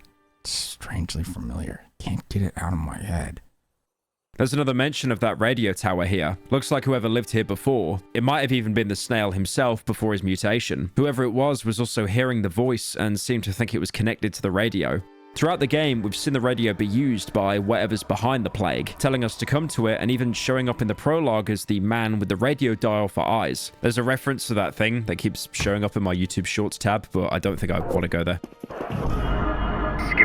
This could also mean that the radio tower has direct correlation to whatever is infecting the entire region. Either that or it's just normal Polish radio. There's also a mention of the 3, but that's really nothing out of the ordinary. They seem to be running the savages in this region, so it's only natural that they'd show up basically everywhere. This note also points out why all the creatures around the cottage were hybrids of snails. It seems like whoever lived here was suffering from hunger so badly that they had to turn to eating snails and grass to survive. It's possible that the forest may have got inspired by it, so to speak, just like how it got inspired by the bodies of the savages left in their marked circles. Next to the note is a crate that you can loot for some fabrics, as well as a map marking the radio tower on your map, in case you didn't get it in the elephant shed. It could be useful to visit the radio tower now, but honestly, we're so close to getting out, it's really not worth delaying anymore. Going into the side room, you'll realize the light you were seeing when you entered is actually an old radio connected to roots. A lot of rusty radio equipment is strewn on the floor, old recorders and destroyed tapes. Everything is covered in goo, dripping from the leaky ceiling. There's another mention of that goo again. You could actually see what it looks like outside on the cottage's roof, although that might have been the slime coming from the snail. Like the note said, the previous inhabitant of the cottage was obsessed with the radio and what it said to him. Looking for the source of the voice drove him insane, as in the end, he never managed to do it. You can just find him dead in the corner of the room, overgrown with roots and vines, just like the radio. A dry corpse overgrown with small roots. As you turn to leave, you once again start having visions, and the radio starts speaking to you.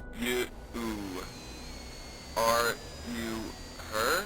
It's pretty much unintelligible, but it sounds like someone asking either, are you her or are you here? Leaving the cottage, all that's left for you to do is to explore the junkyard. As I said before, it should be somewhere nearby, so it really shouldn't take too long to find it. That map you found back in the cottage will genuinely come in clutch though. The junkyard itself is pretty large. It's composed of, well, you know, piles of junk. Some of this junk you can actually dig up for loot. And this sounds great, except digging a pile takes a fat 30% durability off your shovel. And only one of these piles actually has the compressor parts that you need. If you were to dig up all the piles of junk, you'd probably waste at least a few days and a bunch of wood and scrap just to keep your shovel in maintenance. Thankfully, to mitigate this a little bit, there's actually a free shovel lying next to one of the piles. Apart from being a huge time sink, it really does put you at a disadvantage because you're basically using what probably is going to be your main melee weapon to complete a quest, leaving you open to the elements while you run back to base to go and repair it. That is, unless you want to waste a large chunk of ammo. Now, the note you found actually contains the entire map of the junkyard, with each pile marked with a letter and catalogued, telling you what's inside. So all you need to do is find the pile marked as containing an old compressor and you're set. On top of that, if you need any specific resources, the note is a really good reference point, so you can find pretty much anything you need in the junkyard. Usually when you arrive here, the place is going to be overrun with enemies, forcing you to either waste a ton of ammo or beat them to death one by one, especially if they're camping one of the junk piles that you want to dig up.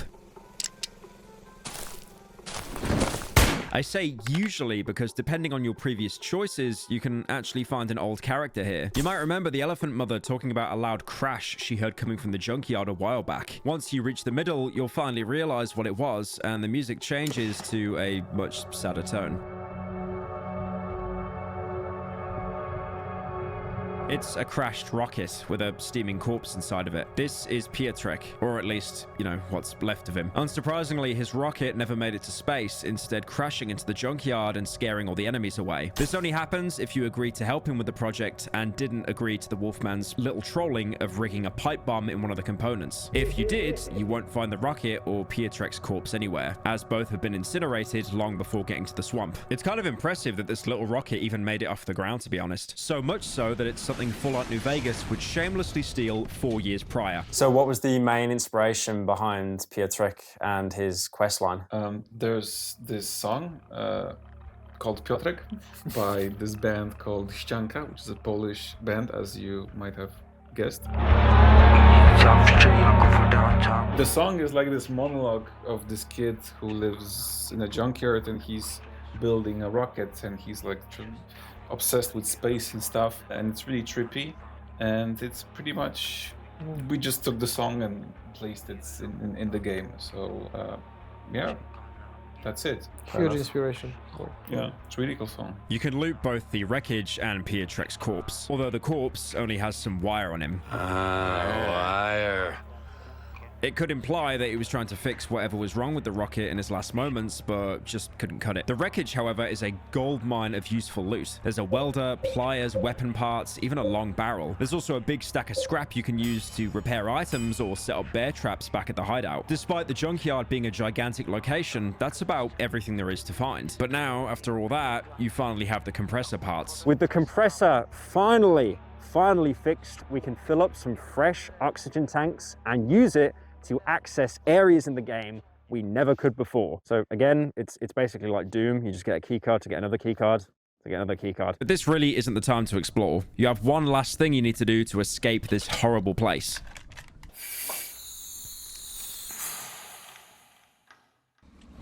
Arriving back at the village, you can now enter the cellar, and once you enter the water tunnel, you're thrown into another dream sequence.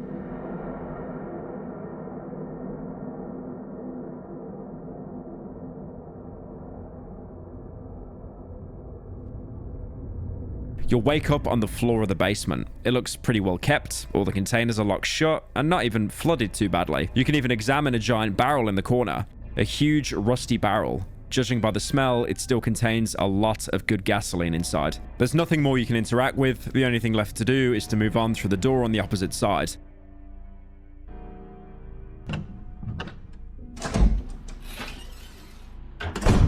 Except once you cross the corridor beyond it, you end up in a room that looks exactly the same. You can't go back either as the door locks itself behind you. You can only keep going deeper.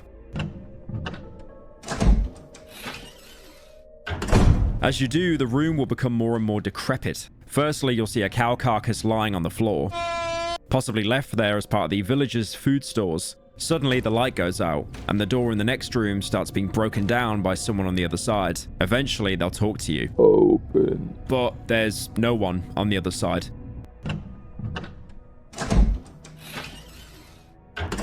You can keep moving through the next room, and once you enter, all the crates start opening by themselves. In other words, it's a crate jump scare.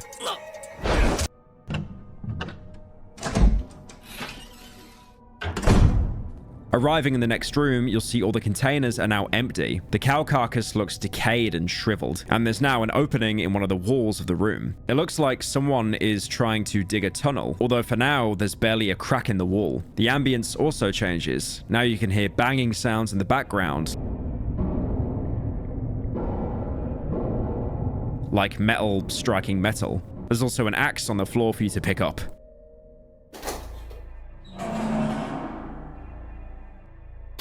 The next room shows more progress on the dig. Most of the floor is now covered in dirt, and the tunnel is somewhat longer, with a backpack holding a torch laying at its entrance, but it's still a dead end.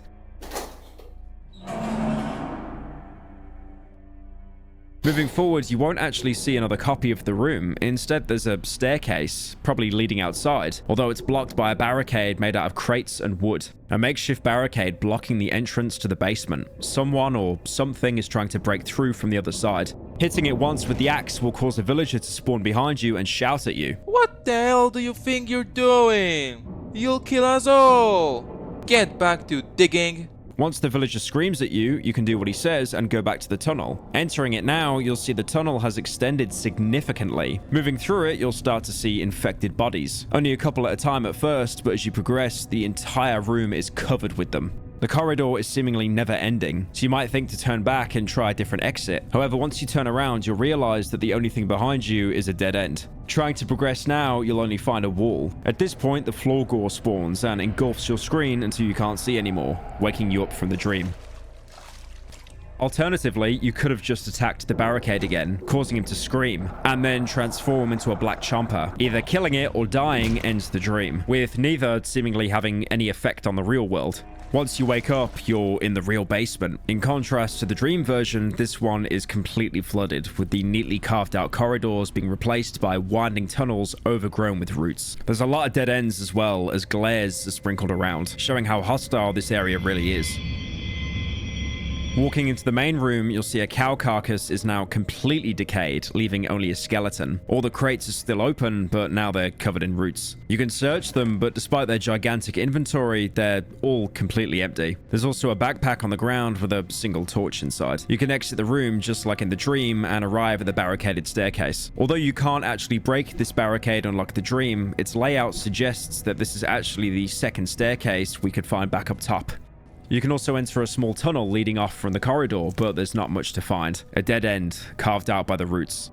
But there's also another tunnel, the one that the villagers locked in the basement tried to dig themselves to get out. This tunnel looks different. It was carved out by people, sloppily and hastily. It's a miracle it still hasn't collapsed yet. The further part of the tunnel is blocked by rubble. Looking through a crack, I can see giant, pulsating roots. Maybe I can find a way to destroy them. The corridor isn't wide enough to pass through, but you can see the beating heart of the talking tree in the next chamber. These are the tree's roots. Growing out the same tunnel, we've seen the thieves dig that was later filled with corpses. It seems the talking tree consumed them while growing, which is probably why it grew faster than the rest of the forest. These corpses are also probably the ones we see inside the tree, talking and arguing with each other. You need to ignite the roots, but because the tunnel's blocked, you can't just throw a match in. It's not going to be as easy as that Fallout 3 quest. I need to sell you television. Looking around for something to help, you'll stumble upon the fuel barrel that was also present in the dream. Interacting with it now instead puts you into a dialogue box. The barrel's valve is rusty, but it seems to be working. Judging by the smell, there's gasoline inside. You're then given the option to open the valve. I grab the valve and try to turn it with all my strength. It suddenly breaks. Gasoline slowly leaks out of the barrel. It slowly flows down the tunnel. You can see a small stream of gasoline leading down the tunnel. After doing so, the protagonist will comment, "The whole tunnel is flooded with gasoline. I must be careful." There's only one thing left to do now. You can use the torch you found and ignite the gasoline trail.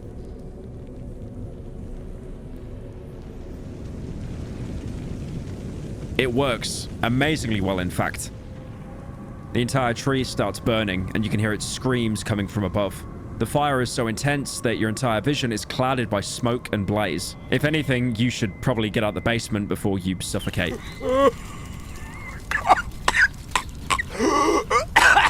Coming out on the surface, you can see the overground part of the tree is completely alight, and the screams are even louder, almost drowning out the crackling of flames. Unfortunately, even though we've done all we can, we still can't go through yet.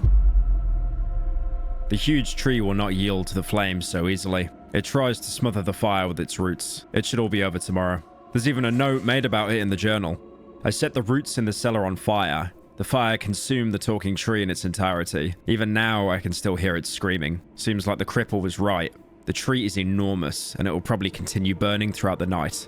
I'll return here tomorrow. Walking by the cripple, he'll call out to you. Come here now. Come. Although he doesn't have anything to say, but rather watch the tree burn in silence. The cripple's blind eyes stare hypnotized at the huge flame consuming the tree. It's as if the old man could see everything clearly now. The orange fire illuminates his pale, motionless face.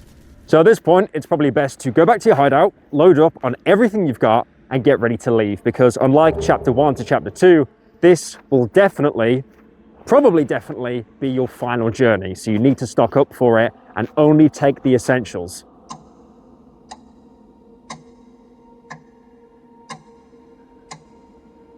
Starting the night, you won't see any of the usual enemies. You might think you got lucky that the forest is letting you off easy, you know, after all the challenges and all the hardships you've gone through. Until, at some point during the night, the radio once again turns on. At first, it's just static, but soon, it starts speaking to you.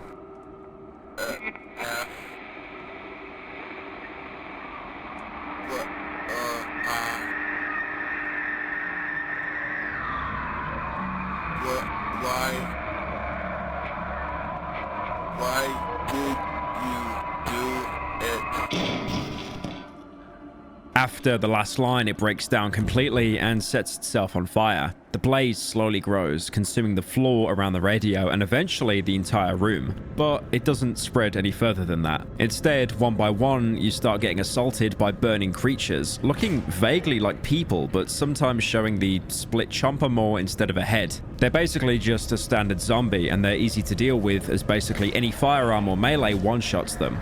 But as the night goes on, their onslaught ramps up. Eventually, there's so many of them that you can't even reload in time to defend yourself. You'll have to try to evade them instead, which is made even harder by the crowd coming at you from every direction and body blocking you. Just before you get completely overwhelmed, you start to hear that refreshing song cue, meaning dawn is coming.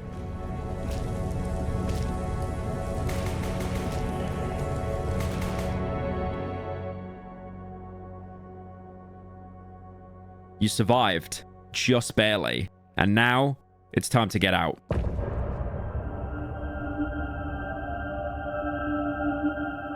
You wake up to see that even though you survived, the three aren't there to greet you this time. Obviously, they weren't too keen on you burning down the tree and probably don't want to do business with you anymore. Going through the village, you'll see that the cripple is gone and you get a new journal entry. It worked. Only ashes remain of the tree. I feel I'm approaching the end of my journey. Is it possible? Where the tree once stood is now a mess of burnt wood and roots, with a huge smoke cloud hanging above you in the air. The tree didn't quite turn to ashes, but rather collapsed. Its charred corpse leaving you a path finally leading outside the swamp. Once you step through, the music changes and you reach a clearing. There's some buildings off to the side and even a well, but there's nothing interesting to find here. It's a couple of old houses, just like the ruins before.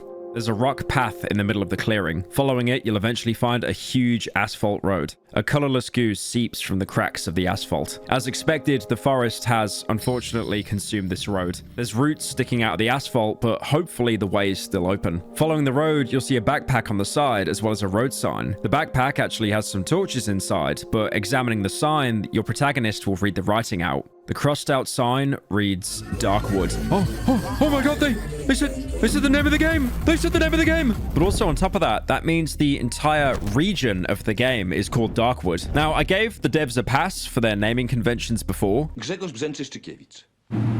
But this game is called Darkwood because it takes place in Darkwood. I thought because the atmosphere was pretty bleak and dark and the plot has heavy focus on the trees, the wood, or because, you know, the game literally occurs 90% inside a dark forest. But apparently, nope, the entire forest was just called Darkwood. More on the name, there is actually a real-life village in Poland called Czarnolas, which roughly translates into Darkwood. So apparently there's a village called Czarnolas, which translates into Darkwood. It's a coincidence. We didn't know about the village before we started to make our game. The name just kind of came up and we thought it was cool. We needed a name because we made a game called Kevin Costner's Tatanka Hunting Simulator 2013. You play as Kevin Costner and you jump from Tatanka to Tatanka, which Bisons. is bison, yeah. Some game press took it. They made some articles about it, and we were already developing Darkwood, and we thought that we have to have a name so they can also like mention about our new game and our studio. So we choose Darkwood and Acid with the studio.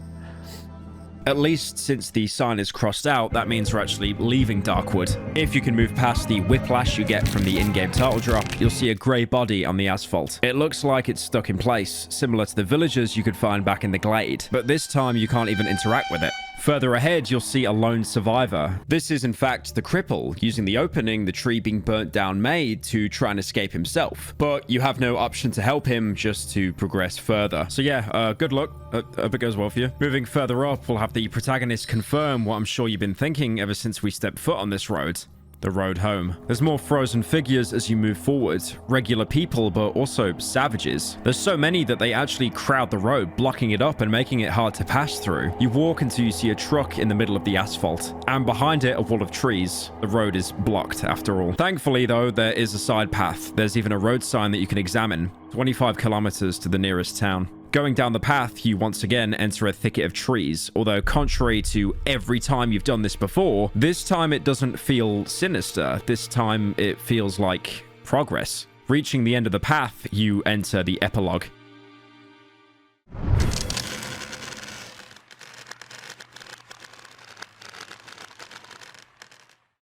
You're still in the forest, but something has changed. The dark, oppressive ambience, the thunderstorms, the violent creatures, they've all disappeared. And slowly, very, very slowly but surely, the forest is changing. This is it. Eventually, the trees become more and more sparse, up until you find yourself looking at a regular electrical tower out in the open. You're actually outside the woods. And when there's power, there's people. You can follow the electrical lines to find a town. Not a couple of ruined cottages barely held together, a real town, made out of the PPR's finest concrete.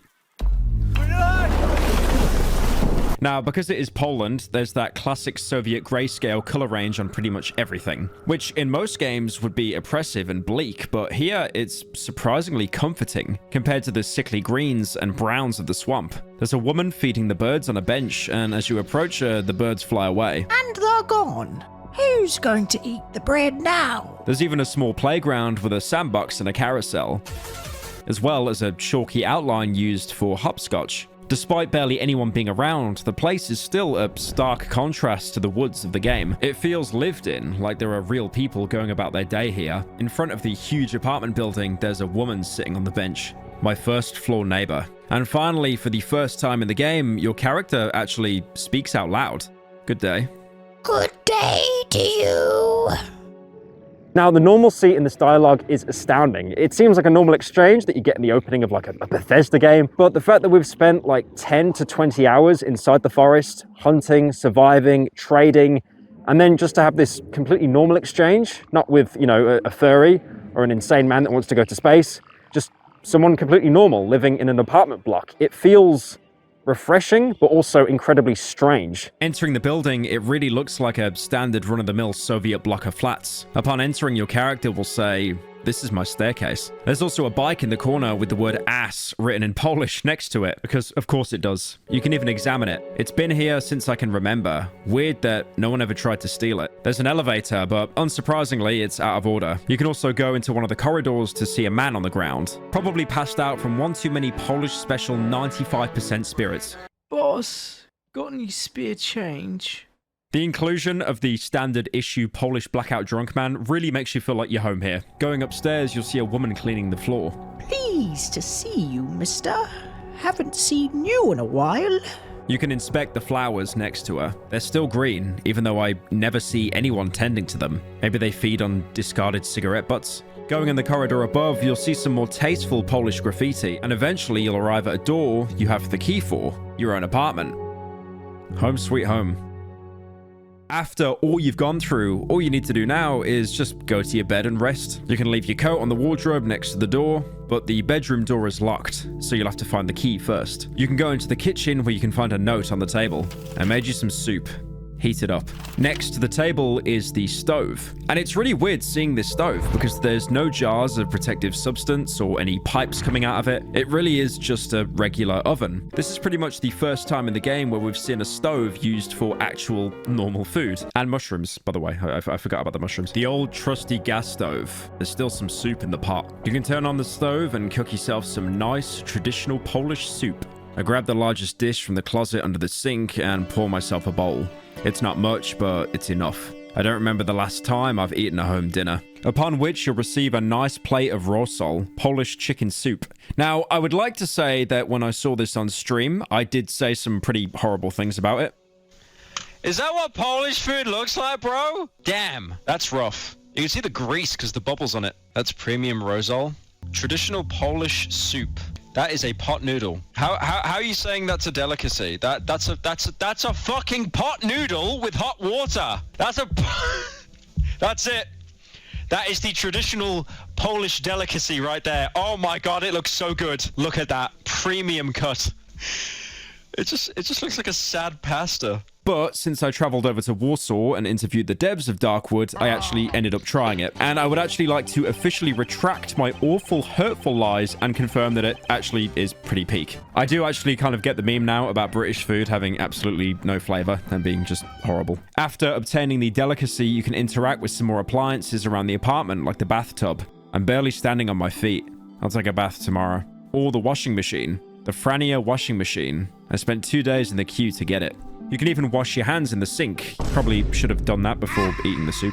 To get the bedroom key, you'll have to visit your living room. Inside, you'll meet the best part of the entire game and what your whole journey has been building up for. Your dog, Surek. You can even pet him. Look at that, so wholesome. Just ignore the fact that he uses the exact same model of the dogs that you beat to death in Chapter 1. You can examine and search the TV that back in the apartment dream played Teddy Drop Ear. A black and white Reuben, a real luxury. Unfortunately, it's broken. Inside, there's a flashlight and a battery, but it's not like you'll need those anymore. The wardrobe next to the TV has some fabrics, probably just blankets to put over the sofas. Although if you try and sleep on one of them, the protagonist will refuse. I'm very tired. I prefer to lie down in a regular bed. One thing to actually note here, all of your inventory is now inaccessible, so if you take anything from the wardrobes, you won't actually be able to use it. This is probably to stop people just pulling out their AK and gunning everyone down. In the corner wardrobe is the key you need to finally enter the bedroom. If there's nothing more on your mind, then finally laying down and taking your long-awaited rest. It's my bed.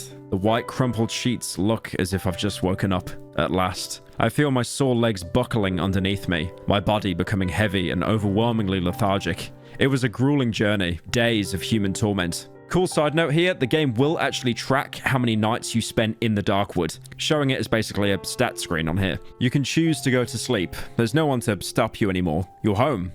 You're safe. After all the suffering you've endured, and definitely inflicted onto others, you can rest. A sedating warmth washes over me, a warmth of security and happiness. The camera pans out, and that's it. You've done it. There's some text scrolling by talking about the fates of characters you left behind. But other than that, it really is the end of the game. You escaped the forest. You didn't get the answers you wanted, but at least you're out. You're finally free. But it feels like there's still more to be found. It feels unsatisfying leaving the forest like this. So many questions are left unanswered. I know the protagonist is tired, but why would he go straight to bed instead of, I don't know, contacting the authorities or someone to let them know what's happening? Surely there's something deeper still left inside the woods.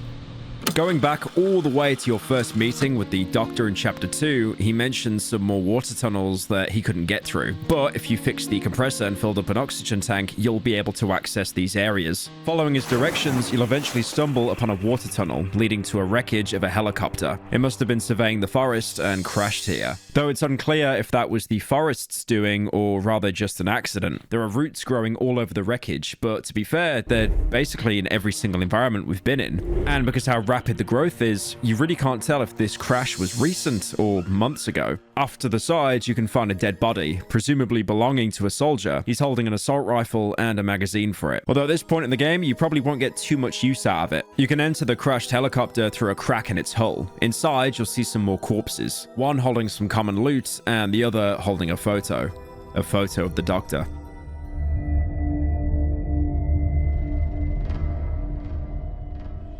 It's torn in half, but you might remember another photo that was torn in half all the way back in the train wreck. Back then, we assumed that it was the doctor's family, and now we're probably right. Combining the two torn photos together, it definitely does match. This helicopter might have even been one sent by the military to exfil the doctor, because he was basically the only person in the region with any medical expertise. And even though he didn't know how to treat the plague, he definitely would have heavily studied it, much more than any of the outsiders.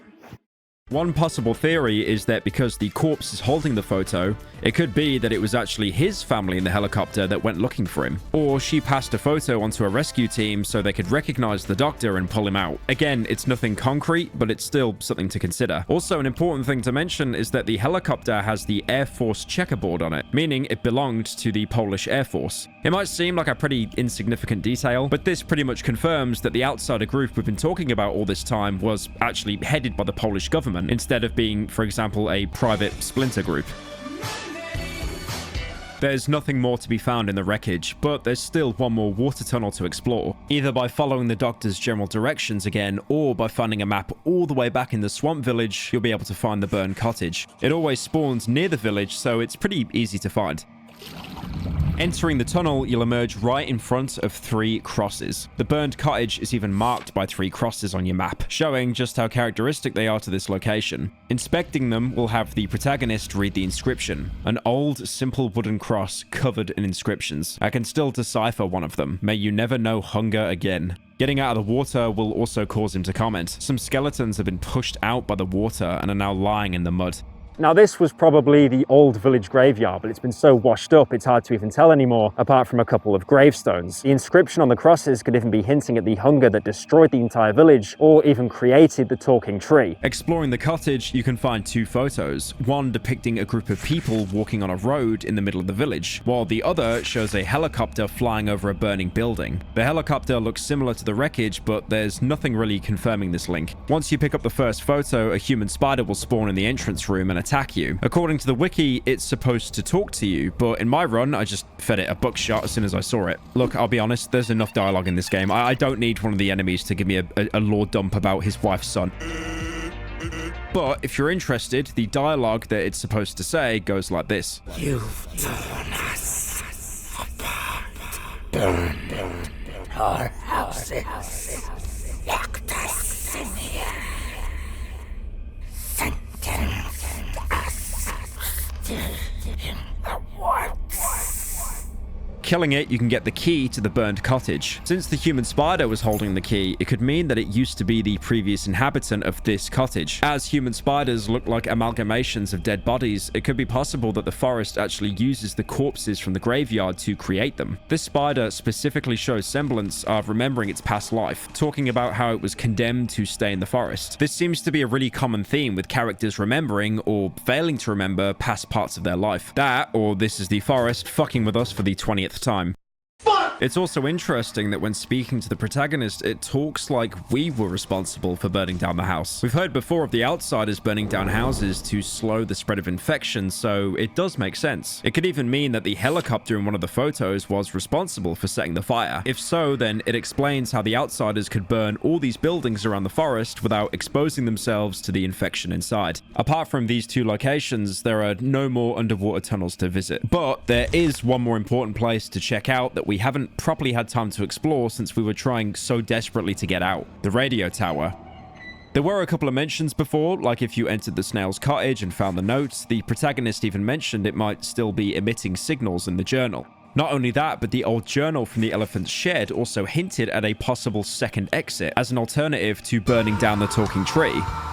Even though we already found a way out, this might at least show us some more of the areas surrounding the swamp. First, approaching the radio tower, you might see a slimy trail on the ground. It looks like this is where the snail was led to by the voice. Maybe the radio tower really is the source. It would explain why the forest can speak to us through the radio back at the hideout, as well as the strange transmissions described in the note I mentioned earlier. Before even going into the radio tower, if you stayed around the swamp for a long time, and I mean a really long time, which from my experience took around 20 in-game days to spawn in, you can find a small campsite near the entrance. You can search the campfire to find some paper scraps, and there's a burnt map. The map is unreadable. I can see some kind of drawing in the corner. Is it a combine? No, not the Half-Life combine. A combine harvester.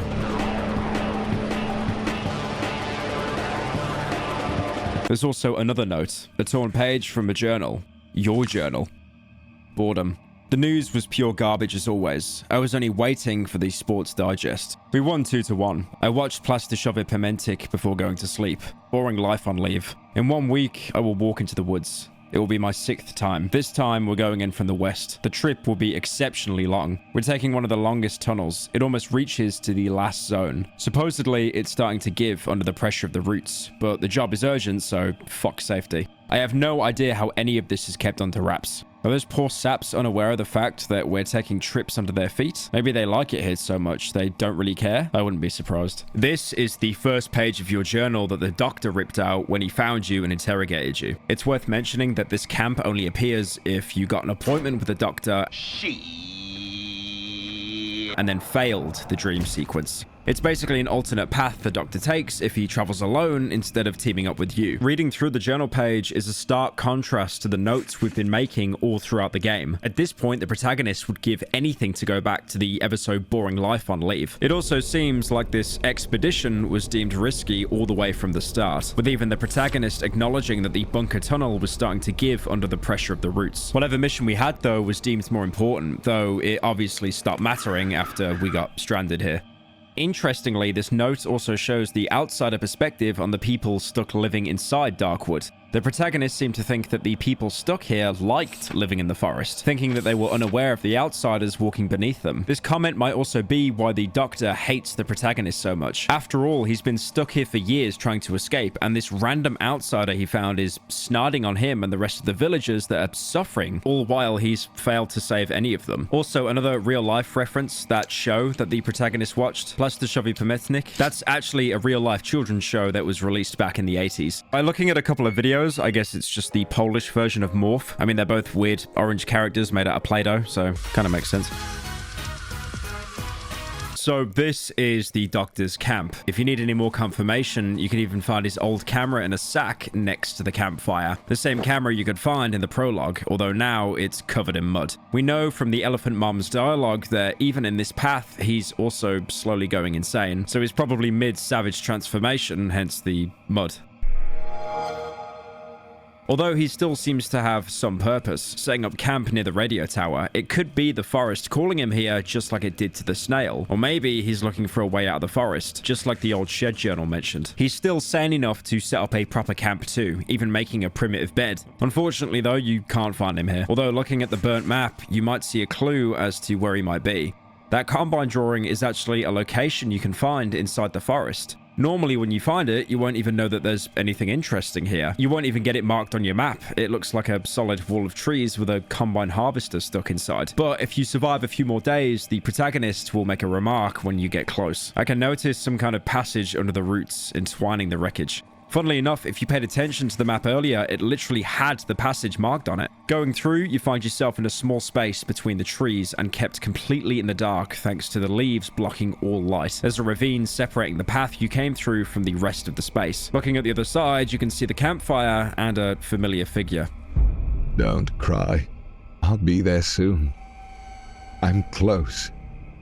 I'm so very close. Don't cry. To make your way over to his side, you'll have to cross a fallen log. Normally, if you manage to find your way here by complete accident, this area would be crawling with banshees. Fortunately, right now, it looks like only the Doctor is present, so you won't be swarmed yet. Approaching the camp, your character will identify the person on the ground. I think it's the Doctor. Getting any closer will have him wake up from his stupor and immediately recognize you. It's you. He crawls away a bit. Go away, you hear me? Just to grab a branch and set it on fire, waving it in front of him like he's scaring off an animal. Leave me alone. She needs me. He's despised you even before he went insane, but now he's trying to protect the voice, so getting any closer will have him lunge at you. Despite his demented state, he's actually a pretty strong opponent, having much faster attacks than a normal stick savage. He's gone into an enraged frenzy, trying to kill us by any means necessary just to help that voice. Once you manage to hit him enough times, he'll fall down with a leg wound and missing an arm, and he'll start crawling away. But just because he's down doesn't mean he's dead, because trying to get close to him, he'll still keep trying to whack you with his staff. Instead of finishing him off, you can check out the glowing spot near the campfire, looking like a shiny stone. Examining it will have the Doctor scream at you. Leave that alone! It's a figurine made out of mud, with a shiny stone inserted into its head, which you can remove.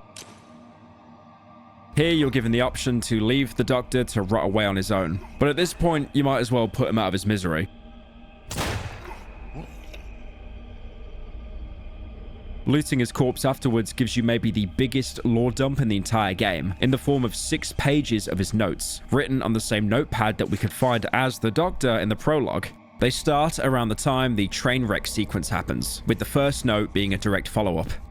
The fucker showed me the exit finally. Entrance behind the wardrobe. I was there, in the cottage. This is where the voice was coming from. I wasn't mistaken. How could I have missed it? The tunnel. Those village idiots would happily feed me to the woods, but I still couldn't close those fucking doors in the tunnels. They've suffered enough. Unfortunately, this means I'll also have to look out for the rat. He will come after me. That bastard. I'm sure of it. I should have killed him when he was lying in the cart helpless. Funnily enough, the Doctor seems to be marking his entries with titles similarly to how the protagonist does in his journal, showing that despite his hatred for us, the Doctor is still picking up on our behaviors. This note also confirms that the voice speaking to the Doctor was always present in some form, only getting stronger and fully turning the Doctor insane once he crossed into the swamp. It seems like it was guiding him here all along, probably because whatever is behind the voice has much stronger influence here. On the bottom of the page is a mutated insect, with a note next to it with the Doctor's attempts at identifying it as Rhyparochromis vulgaris, a real-life species of seed bug. Honestly, I have no idea about the implications of this. I have a feeling that the devs just wanted to include a cool bug that they found. The next note was made around the time the Doctor first entered the swamp. The swamp. I was hoping this damned stinking hole would lead me to the exit. Unfortunately, the roots have been broken through the tunnel walls and blocked the passage. However, I feel I'm getting more closer. I can hear her more clearly. The rat's hideout. I searched the cottage. I found some weird devices connected to the oven. Locals don't use such equipment. Rats must have made a hideout out of it. I'm sure of it. Apart from the oven, I've also found a broken compressor. Looks like they are using oxygen tanks when traversing the woods. I need to leave this house as soon as possible. He's following the same sequence of events we did when we first arrived here. There's nothing really interesting in this note, aside from the mention of the voice getting more clear once the Doctor ends up in the swamp, and his interaction with the oven. It's kind of funny seeing the Doctor find the only reason we can survive at night just to call it weird and leave. Aside from that, you can also see some camera film attached to the note, probably coming from the Zenit camera we found muddied in his radio tower camp. In the next note, he's already starting to sound more deranged, once again emphasizing the voices in his head. Whispers. Whispers in the radio. Whispers in my head. Louder than usual. I feel I'm close now. I've seen him. He's back to his place. I took a photo of the motherfucker. Village. I remember this place vaguely. I haven't been here in ages. Everything is flooded and overgrown. But I remember the shrine and the cottages. Used to come here to treat people. The tree in this village must have grown no later than 5 years ago. And the forest blocked me from this place. He's even drawing symbols on the page, similar to the ones savages would mark everywhere. This one feels like it's supposed to supplement the meeting we had with him in the village in the other path. The devs, obviously just making sure we don't miss out on delicious, tasty, scrumptious lore. After this note, the other ones are basically just insane ramblings. I can hear you cry, but I don't know where it's coming from. Tell me where to go. Don't cry. I'm close. Please, don't cry. I'm close. Are you behind the trees?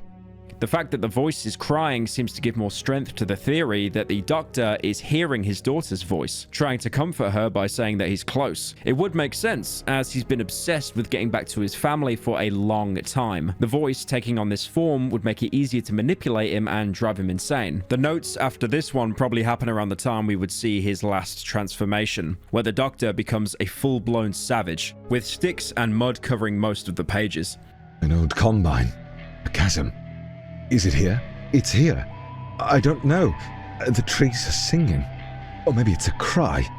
Is it coming from under the ground? I think it's here. This cry. I know this cry. He seems to think the voice is coming from here, but apart from the banshees, there's nothing to be found. The last note is completely covered in what looks like an idol, probably depicting the same thing that the shiny figurine did, with the only visible writing being, Is it you? Is it you? Is it you? This is written multiple times. There's no deep lore analysis here, he's just completely gone insane. I don't even blame him. If I had to survive this long in Poland, I probably would have lost it too. That wraps up pretty much the entirety of the Doctor's arc, but later on, we might see him for one final time. Coming back to the radio tower after closing off with the Doctor, going through the corridor carved between the trees, you'll end up right outside the tower's building. Unfortunately, it's never that easy, and your path is blocked by a singular crate held up by a growth. So unfortunately for you, you're gonna have to take the long way round. Oh boy. I sure hope there's nothing dangerous inside. Following the path, you'll first see some destroyed fencing and a corpse. The fence has been torn to shreds.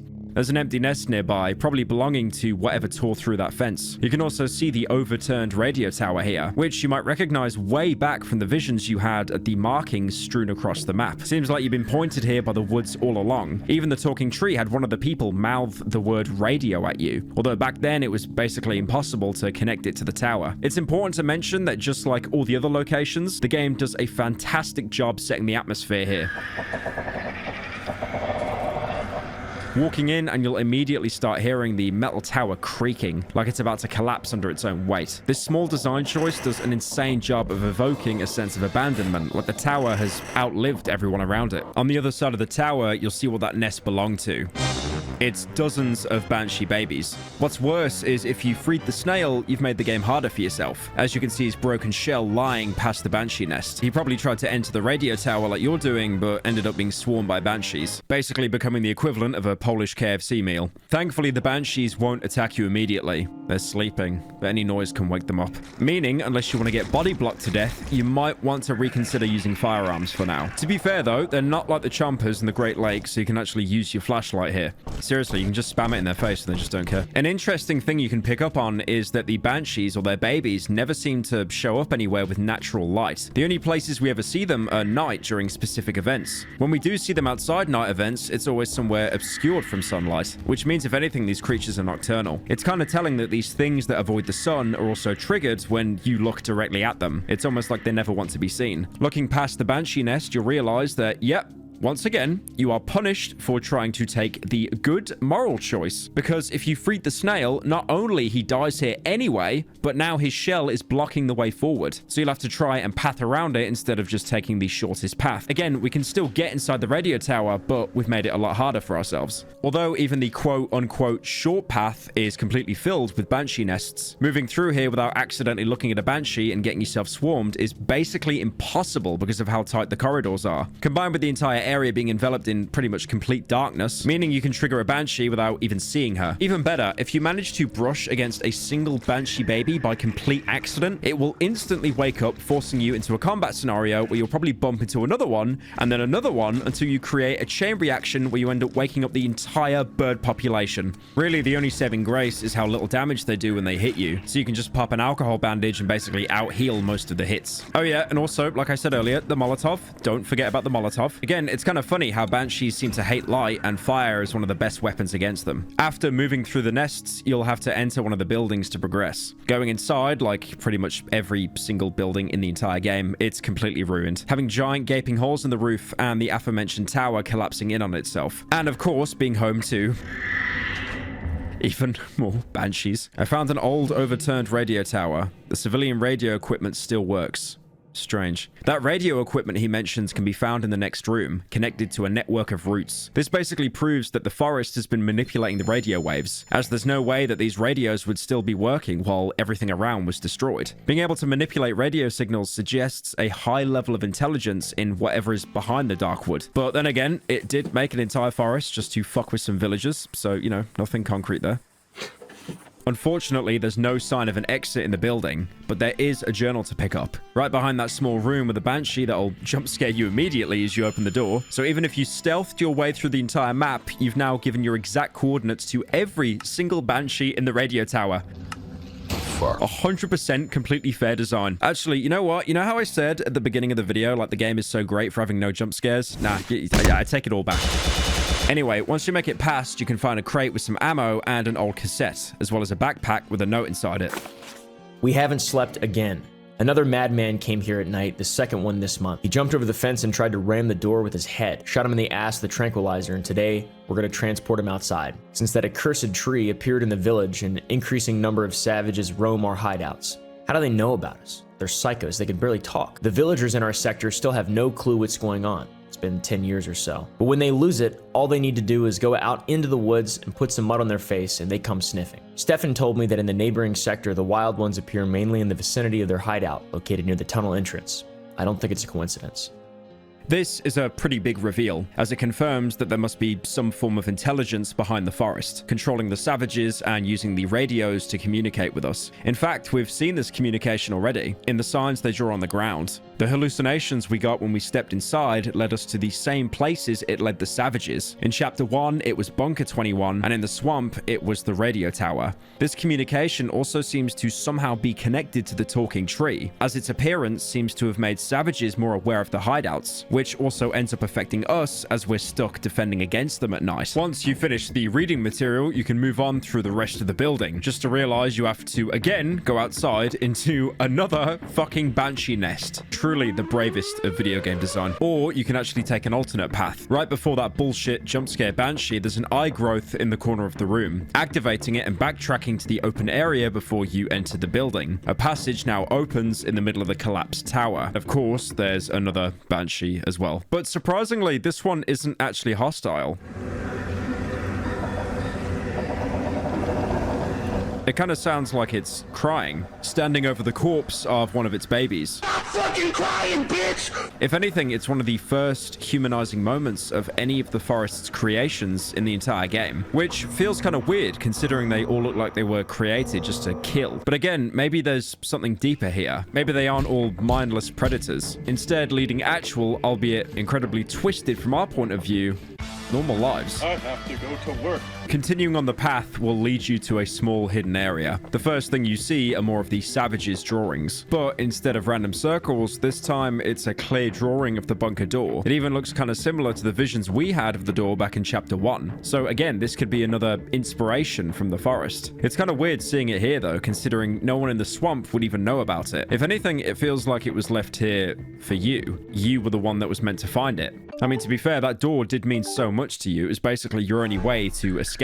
Looking around, you'll also see that this is where the base of the tower is. And of course, it's all entwined with roots, which is pretty much what caused it to collapse. You can actually go under the tower here to find a small roofed area with 3 graves under it. Behind the graves, there's a sack containing mushrooms, and also a charcoal drawing of the bunker door, and even another iron cowbell, the same one that you could find back in the tunnels. This, of course, is a callback to the 3, although I'm not really sure why they have graves prepared here. It could be that they made them themselves as some sort of offering to the forest, which could also be a reference to the dream where we were told to lay down in a grave. It would also suggest that the 3 are aware of Bunker 21. They're probably the ones to make that drawing on the ground earlier. I don't really see why it would interest them though, as that door only leads deeper into the woods. There's one more thing to find here. Behind the graves is another corpse consumed by roots, laying on top of the savage ritual circles, with bird corpses strewn on top of it, just like the corpses in the markings you could find in the rest of the swamp representing all of the different enemies, but this one represents the banshees. It's also probably why their presence is so heavy here, and considering that this area seems so heavily connected to the 3, it's possible that they were the ones responsible for this ritual. So technically, if their father wasn't a thieving dipshit, we probably never would have had to fight a single banshee. Now, instead of pathing back through the building and into that banshee nest, you can take a shortcut right before the door to the other part of the building. The first thing you'll notice is a mountain of corpses piling up against the wall, presumably savages, drawn here just like it was said in the earlier note. There's also one savage still alive, banging his head against the metal door. Killing him, you can now approach it, just to realize it's locked with a code that you don't have.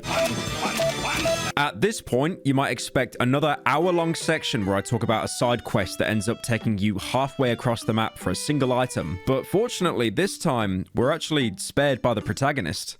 I think I remember the code to this door. 8684. Thankfully, like we've established, the protagonist is an outsider and he still has some tricks up his sleeve. This radio tower must have been secured by the outsiders, otherwise the protagonist wouldn't have known the code. Walking in, you can see more heavily overgrown radio equipment, but the interesting part is that there's another underground entrance here, the entrance to the underground tunnels.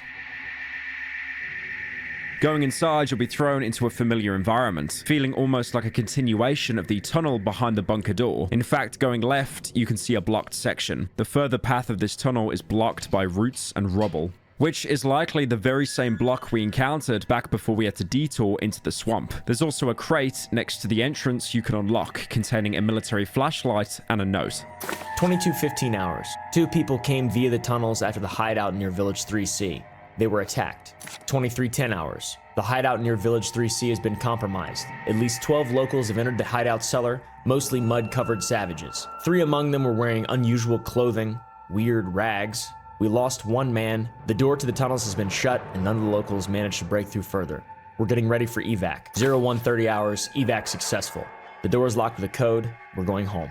The hideout mentioned is the one we've been staying at during our time in the swamp. This explains why the outsiders had to abandon the swamp entirely, as their hideout was being overrun by savages and were seemingly aware of the tunnel entrance. What's interesting is another mention of the 3, which also explains that cowbell we found in the tunnel right behind the area restricted door. This might also tie into that drawing of the bunker door we found in the area near the base of the tower. The forest might have been influencing the 3 to try and open the bunker door, effectively flooding the tunnels with savages from both areas. Now, you might find it weird that the 3 were leading the attacks that ultimately caused the outsider evacuation, since to us, the player, they've only been helpful acting as a trader. But you have to remember, we've become part of the forest ever since we injected ourselves with essence for the first time. And even if you didn't level up once in the entire game, there's still a canon event in the beginning of the game where the doctor forces an injection onto you. It might be possible that the 3 know this somehow. After all, they're clearly much smarter than regular savages. The closing of the tunnel door was probably the reason why so many savages piled up against the radio tower and stopped attacking the hideout at night. We already established that the forest communicates with them. Haven't you figured out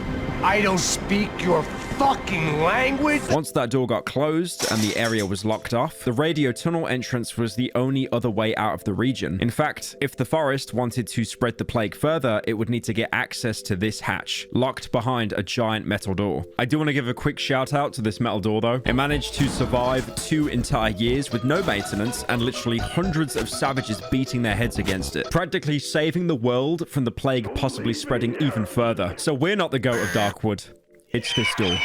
Now, you might ask, why does the forest not just send a stronger enemy than a malnourished, insane human? Is it stupid? I mean, surely a couple of chompers would probably take care of that door easily. Well, this could be a bit of a plot hole, or we can assume that all the other creatures aren't under the forest's direct control. The savages are the closest thing to an actual human in the game. There's still some consciousness inside them, meaning they can be influenced to do things, even after going completely insane. All the other enemies, which seem to come directly from the forest or from infected corpses, like for example chompers, act more like animals with no agency other than instinct. There is of course the banshee, which was actually showing some emotion, but to be fair, small bird wings, they're not really gonna do much against a metal door. I can't believe I've spent this section of the video just glazing a metal door. There's also the issue of the protagonist knowing the code. I did mention earlier, and while he could have been a part of that evacuation, I think it's more likely that the code was given to operatives if they needed an emergency exfil point, or maybe in case they ever needed to come back into the swamp again. This might just be me coping, but I like to think the devs had it all thought out, and this really does make sense. Coming back to the tunnels, you can finally continue the journey you started all the way back in chapter 1. And just like how you were warned before opening the bunker door, the protagonist again remarks how there's no coming back.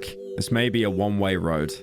Yep, I know last time I did that, it was a tease for another chapter, but please, I promise I am not doing another fake out. I really am trying to keep this video under 10 hours. Eventually, you'll end up in front of a metal door, which will prompt the protagonist to make another note in the journal.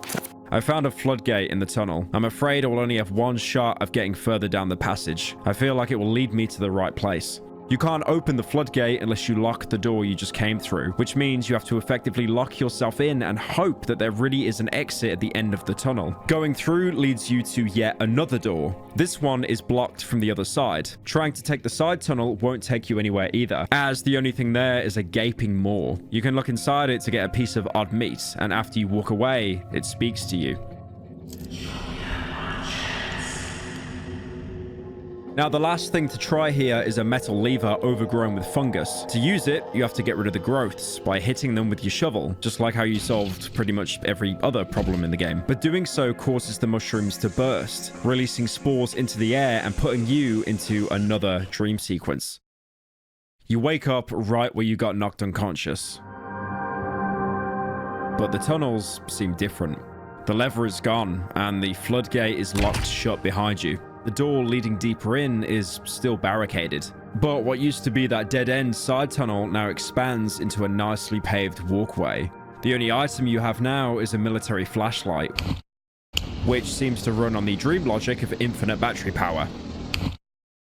But other than being able to see, you're once again completely defenseless. I can hear someone calling incomprehensibly from the depths of a corridor.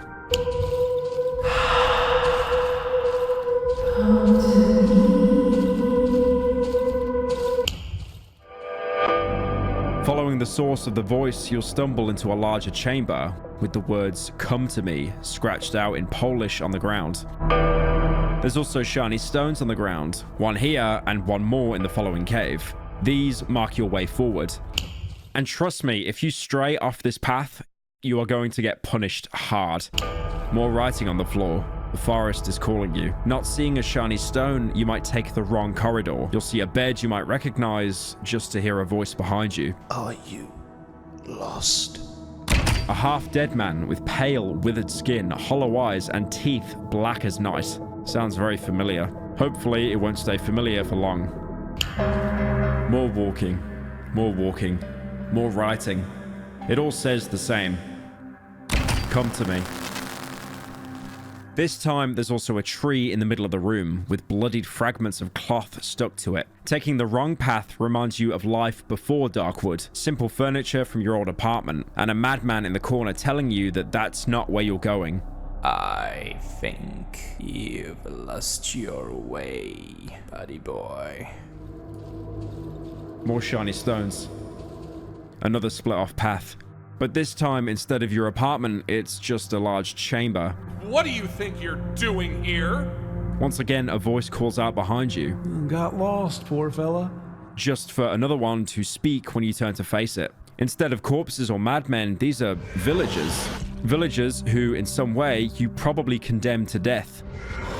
Instead of them disappearing peacefully, you can hear a shrill scream in a tunnel at the end of the chamber. Turning around to run away, you remember there's never just one enemy in the woods.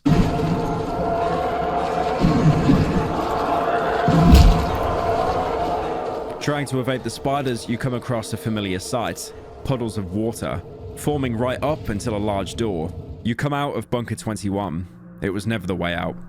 You follow the corridor, but instead of leading to the surface, you arrive where it all began. The doctor's interrogation room. The tunnel behind you turns into a wall, but you already know what to do. You walk into the big house. Banshees scream outside the windows. You won't be alone here for long. Just like you remember, you need to go into the room behind the wardrobe just to see yourself strapped to a surgery table. You won't give in to the Darkwood's tricks. Not anymore. You take the table leg from the crate, your very first real weapon. It feels reassuring to be able to defend yourself. Right until you hear the growling outside the barricades. Preparing for combat is futile. Even with a weapon, you basically stand no chance. Once again, running away really is the better option. A chomper breaks through the door, keeping Yannick locked, his corpse following behind. This is your chance. Dodging attacks, you make it through and jump out of the window. You pass through the doctor's old clinic. The constant growling follows close. You run until you reach a metal door. It's stuck. Just when you think it's over, the growling goes quiet. You push open the door with the table leg. You exit into an area even more overgrown than what you've ever seen before. The forest pulsates around you, beating almost like it has a heart. You end up back at the bunker door. Maybe this time, it'll be different. The water is red with blood. The shiny stones still guide your way, but taking the wrong path, you can pretty much always end up being dead. You retrace your steps. You see the writings again, calling you. Finally, you reach another open chamber. There's a savage here, praying to a giant head in the roots. It opens for a moment, once again calling out to you. You run into the mouth, barely making it as it closes behind you forever. The tight corridor between the roots leads to another door. You open it, and the music fades.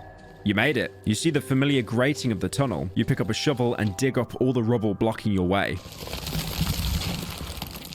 You open the tunnel door, and the dream ends.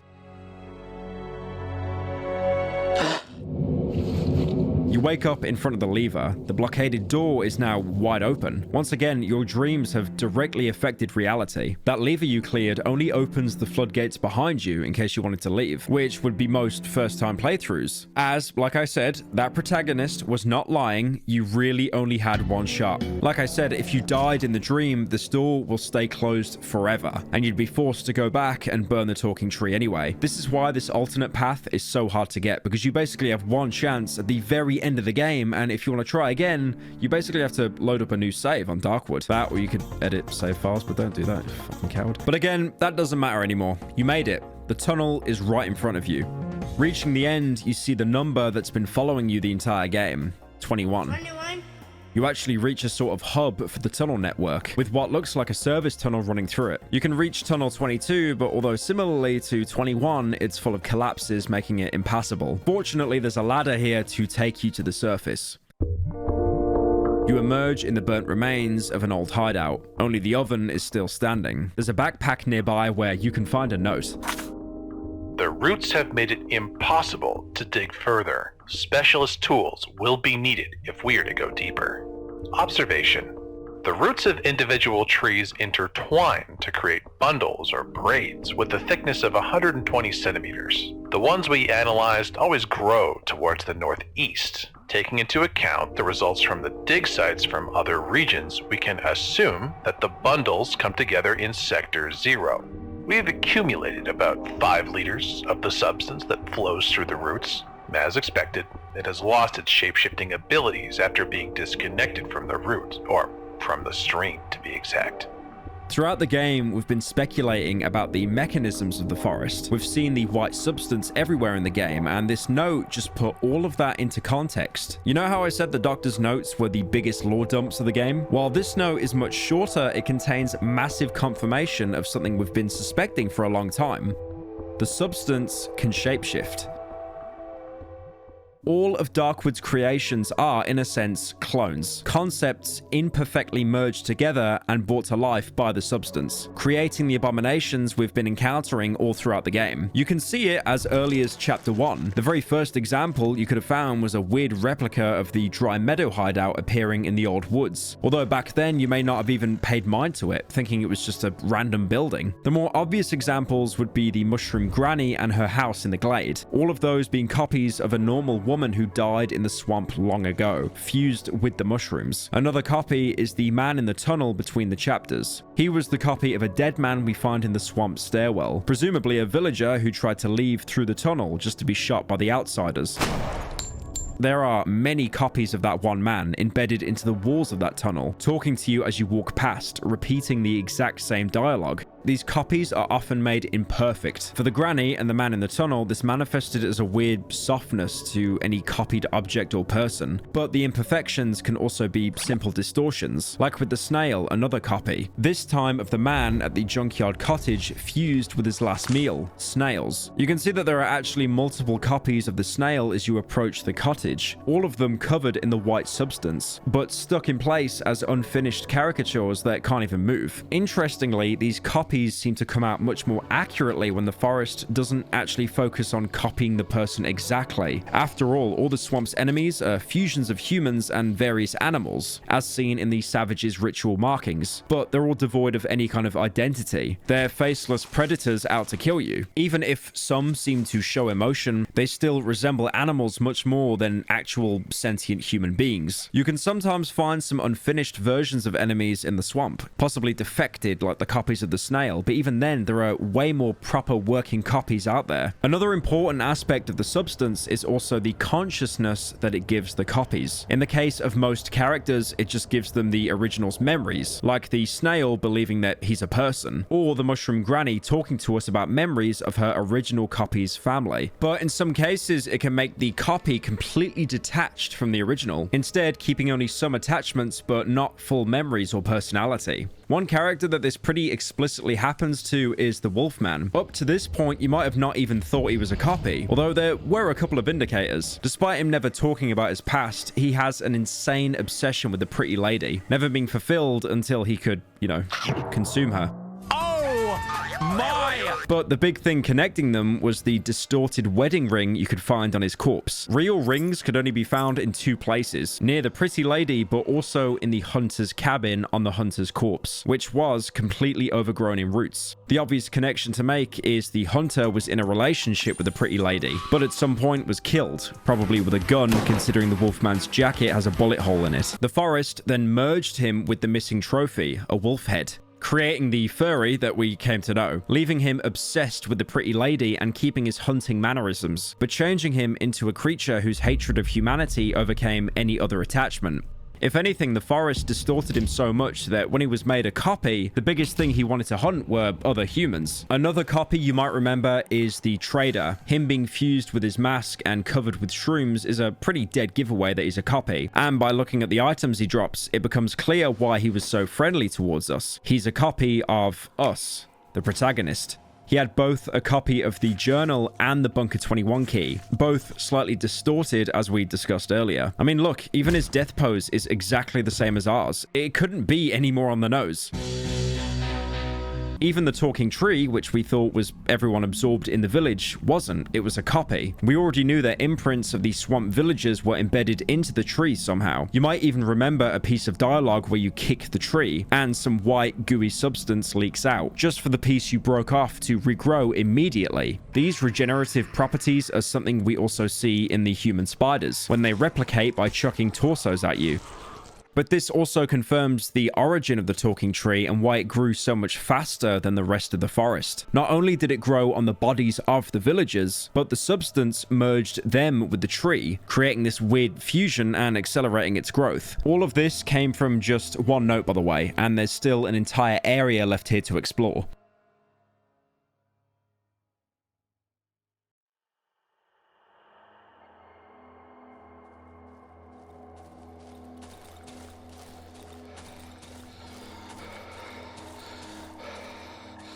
Looking around, the area you came out in seems to be some sort of clearing within the forest.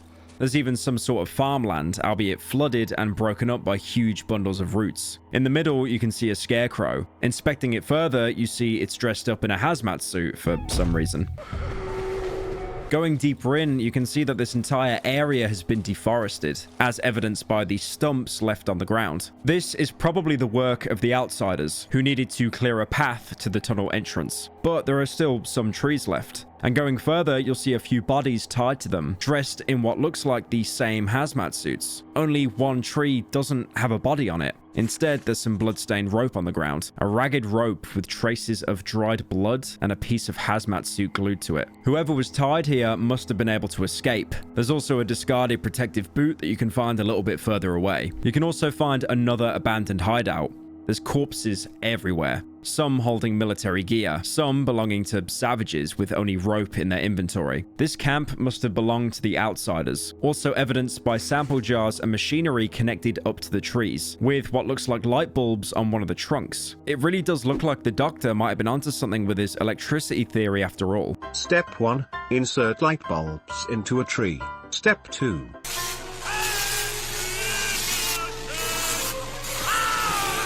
Going inside the hideout, you'll see more remnants of the campsite, as well as the familiar oven. Unfortunately, inspecting it, you'll see it's completely destroyed. A destroyed oven. The jar with the protective substance lies shattered on the ground. There must have been a fight here, a surprise attack, judging by the, half-eaten sandwich on the table.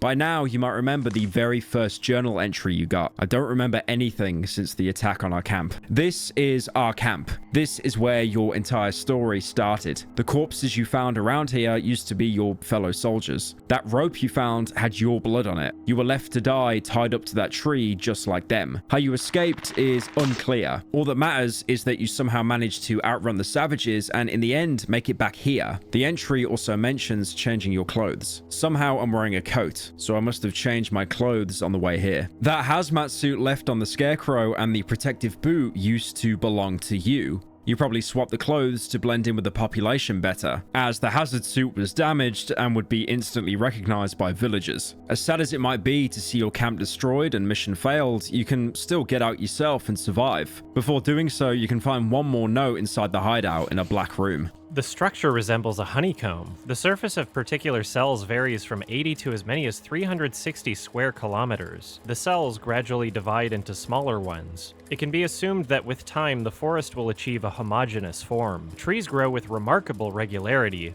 forming walls with the average thickness of 50 meters. The distances between trunks are never higher than 10 centimeters. According to preliminary analysis, only 15% of the total volume consists of actual trees, although this figure is hard to verify. This note seems to just be more research about the forest. The interesting part is right at the end when he says only about 15% of the Darkwoods forest is actually made of real trees. The rest is presumably just replicas made by the substance. This is another huge reveal because it explains why the forest could spread and grow so fast, instead of just being, you know, less spooky, unexplained, scary thing. This is something I really like about Darkwood, which I mentioned near the beginning of the video. Everything ends up making sense as long as you spend the time to actually uncover it. I totally get the aspect of horror and suspense, you know, the thing you can't see is so scary because your mind has to, you know, make up the pictures. Insert the Batman quote here. And you always fear what you don't understand. I'm afraid. You can also find a couple more experimentation sites behind the camp, all of them seemingly focused on hooking up electrodes to roots. This and the previous experiment would suggest that the outsiders must have been suspecting that the substance could actually conduct electricity. Thinking about it now, if the forest could manipulate electricity through its roots, that could explain how seemingly broken radios would suddenly come to life, or how lights in our hideout would suddenly turn on and off. Again, yet another horror trope that happens in basically any spooky horror game, but in Darkwood there's a legitimate reason explained behind it. There's nothing more to be found in the hideout. The only thing left to do is to go further and hopefully leave the forest for good. There's a small building you can find with a barricade blocking the door. Removing the barricade lets you through just to spit you out on the road home, the same road that if you burnt down the tree. This is really weird because you might remember finding the journal page of the doctor ripped out in his camp near the radio tower, and it mentioned this. The trip will be exceptionally long. We're taking one of the longest tunnels. It almost reaches to the last zone. This means that the camp must be very, very deep in the forest. So how is it possible that there's a convenient exit right here? The forest should be at its most dangerous after all. But for now, that doesn't matter. Maybe it's just a coincidence. Before going to the epilogue, you can walk back on the footpath that would normally lead you here if you burnt the talking tree. Obviously, the tree is still standing, and you'll see the three standing before it with their signature bell audible in the ambience. The three are staring at the tree. They pay no attention to me. Once again confirming their ties to the tree and the person it copied. You can also approach the tree itself. In the shadows, I notice the pulsating vastness of the gigantic tree trunk. In the distance above the roots, I see the destroyed roofs of the flooded village. The area is shrouded in almost complete silence. You've spared us. The voice is coming from between the dark boughs, but I can't see its owner. This road will lead you home. Nothing will stand in your way anymore. And so, like the main ending where you burnt down the tree, you can go home. We've managed to spare the tree, but likely condemning the cripple to death. So again, even though this could be seen as the more moral option, someone still gets punished by your hand. Now, everything ahead is pretty much the exact same as the original ending. So I think it'd be a good idea now to start nitpicking things that just are wrong with it. For example, your camp was supposed to be very deep in the forest, yet the nearest town is only 25 kilometers away. You even remember the trader telling you all roads lead deeper into the woods. All the roads. Then you start to notice it. You walk into town again, the same things play out. The woman feeding the birds, but your neighbor doesn't even comment on your ghoulish appearance, not to mention your scarecrow outfit. What you thought was just normal Polish background ambience now starts to sound like screams. And how can your character talk again? The only way he was ever able to communicate was by nodding or shaking his head. The worms you used to find everywhere in the swamp cover the ground next to one of the trash cans. The buildings stretch on forever, looking exactly the same. If you choose to run up or down the map, you'll notice that the buildings just start to repeat themselves. Every building is an exact copy. You go inside and walk down to the basement. You take a turn just to find mushrooms growing in one of the corridors. The same ones you injected into yourself to attune more with the forest. Through the door next to it, you can see something moving. You can only see bits through the bars, but it looks like a chomper? Despite this, you go deeper, just like how you've done in the entire game. Every door is locked until you reach the last room. It looks like a pantry, having potatoes and even a nice jar of jam labeled Zemic? God, I hope I said that right. There's also a radio that you can switch on. It mostly just plays weird variations of static, but changing the frequency one too many times and it starts to emit the same noise you heard back with the swamp radios. It starts talking to you. After which, all the lights go out. You start going back, and as you do, hear loud thumps, like something is hitting a wooden box. You should probably get out. Walking back to the ground floor, you start feeling more tired. Something is drawing you back to your flat. But that itch on the back of your head, that feeling of unease, it won't let go. You start trying to open doors, any doors, just to find some kind of side content. Predictably, they're all closed. But after you walk back, one of them opens slightly. You're waking my kids! A pissed off mother yells at you. You peek inside just to see the baby is actually a fetus lying on the ground. The same fetus that we would have dreams of in chapter 1. What is that? Is that a fetus? You start fearing the worst. Despite this, you continue on to your apartment. You go up the stairs and through the hallway, but you notice some cracks in the wall. Peeking through, you can't make out anything at first, but then your vision clears up and you see a pulsating, fleshy growth, along with a legion of chompers. The light gives out and the monsters disappear, but now you know that there's something definitely wrong. But still, the urge to go to sleep is incredibly strong, but you manage to pass your apartment and continue down the hallway until you realize that every door leads to your apartment. You fight the compulsion to just give up and rest. You move along the hallway until it devolves into a never-ending mess of roots. You give in and go back to your apartment. It seems like the same ending is going to play out. You take off your coat and you get to see your dog again. You're happy, but you know this isn't real. You remember something you were told long ago, way back when you thought Bunker 21 would lead you out. When you entered the Silent Forest, a sleeper told you this. Hey there, friend. In the last hideout, look for an exit beneath the floor. Back then, it made no sense, but finally you see it. You drag away the furniture, revealing bundles of roots infiltrating your home. But this isn't enough. They're growing out of the floor panels. To get rid of them, you'll have to go deeper. You can take off the rug and try to remove the flooring, but you'll need tools for that. You go to the kitchen, and instead of cooking delicious soup, you check the cupboard, and under the sink you find a screwdriver. Once again, you go back into the living room. You see that your dog has vanished. The illusion is starting to shatter.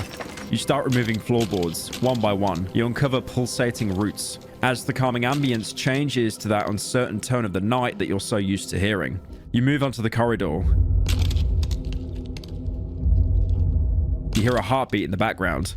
The network of roots spans your entire apartment, and they all converge in your bedroom. You enter and remove the floor inside. They all lead to your bed. This was always a trap. You examine your bed, but this time, instead of sleeping, you look closer. Fighting off sleepiness with difficulty, I lean over the bed. The springs creak noisily under the weight of my hand. As I cast my glance on the light brown construction from plywood, I notice familiar features. They are elongated and arched. I can still smell the fresh sheets and the pleasant warmth of the quilt.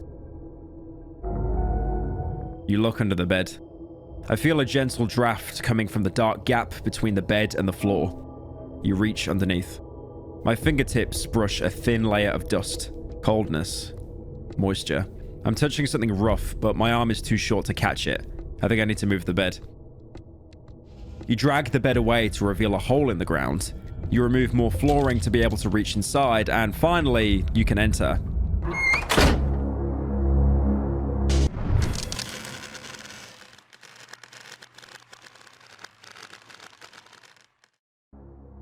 Like any Rust character, you wake up completely naked, lying on the floor made out of entwined roots. Back inside the forest, or more accurately, underneath the forest. You're surrounded by other people, all of them naked and sleeping. Anytime you saw those huge open ravines pulsating with roots, that was the heart of the forest, and now you're here. It's obvious that when you went to escape the forest, you actually passed out and became a sleeper. Now, I know you're all gonna rush to the comments and say, oh my god, look, he made another all-in-the-head game, but the difference is the events of this game did actually happen. The only difference being when you actually left the Darkwood and made it to the town, the forest had a countermeasure and turned you into a sleeper, dragging you to its center. Even though you're naked, you can actually see the Scarecrow outfit near your character. So the game did happen. It was just the Soviet bloc part that was a dream sequence. You can go up and inspect any of the sleepers around you. The man is fast asleep. He's smiling. He's hugging his knees with skinny, dirty arms. A swarm of flies is covering a black sore on his back. You can try to wake him up, but it's no use. The man doesn't react. I'm unable to wake him from his slumber. You can follow the trail of your own clothes back to the wall of the chamber. The steep slope blocks the way ahead. There are some tunnels at its base. The whole area looks more like a crater than anything else. You can examine a tunnel in the wall, seemingly the one that got you through. It's a meter-wide tunnel covered with a slimy membrane. Further inside, I can see pulsating growths blocking the way ahead. I won't be able to pass through this way. It looks like it closed itself off behind you once you entered. In fact, you may remember this being foreshadowed in the dream back at the radio tower basement. You literally go into a gigantic mouth that closes itself behind you to finish the dream. You literally led yourself into the mouth of the forest in hopes to get out. Darkwood has always gave you multiple ways to approach something, but here you have no choice except to go deeper down into the chamber. You can interact with another sleeper, this time a woman muttering through her sleep.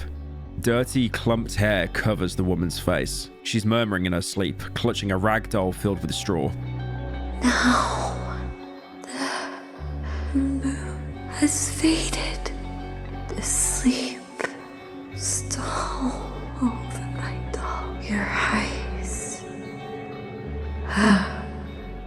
You can't wake her up. As you move further in, more and more roots start emerging from the ground. They're so close to the surface, you can feel them just by walking. I'm at the bottom of a huge valley. I feel the dry, dusty earth pulsating under my feet.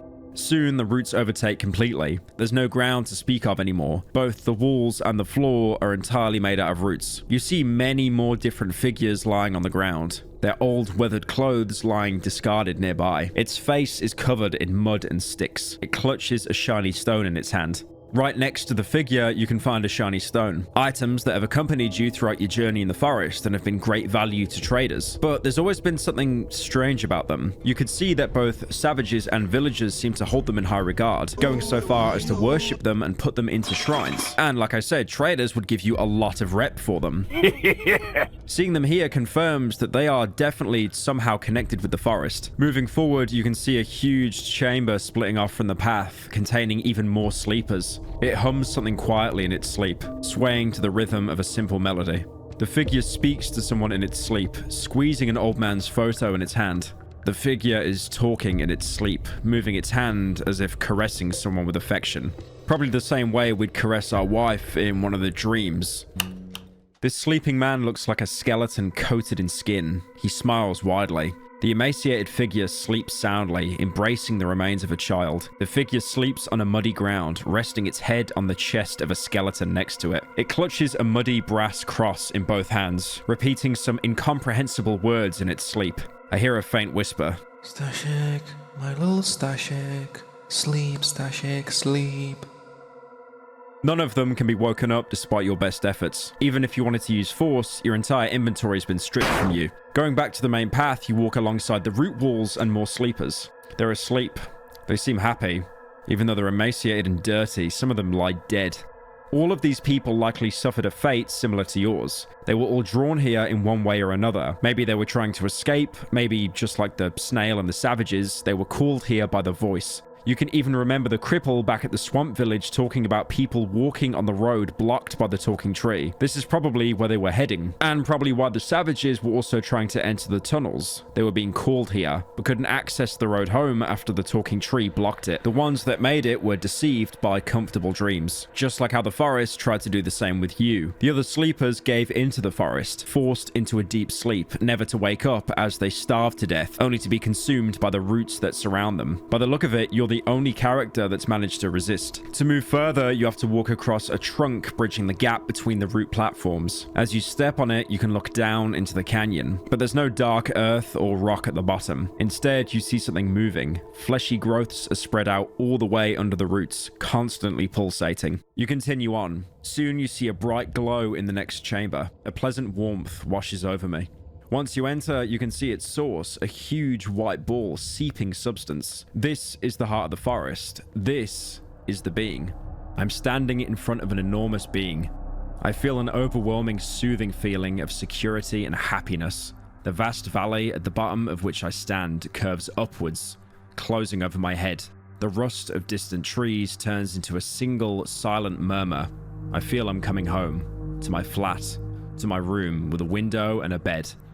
Something like a sound, continuous and low, is coming my way. In the depth of the pulsating space surrounding me, I can see vague shapes. Their outline blurs and fades away every time I try to focus on them. Suddenly, the sound envelops me, only to instantly disappear a moment later.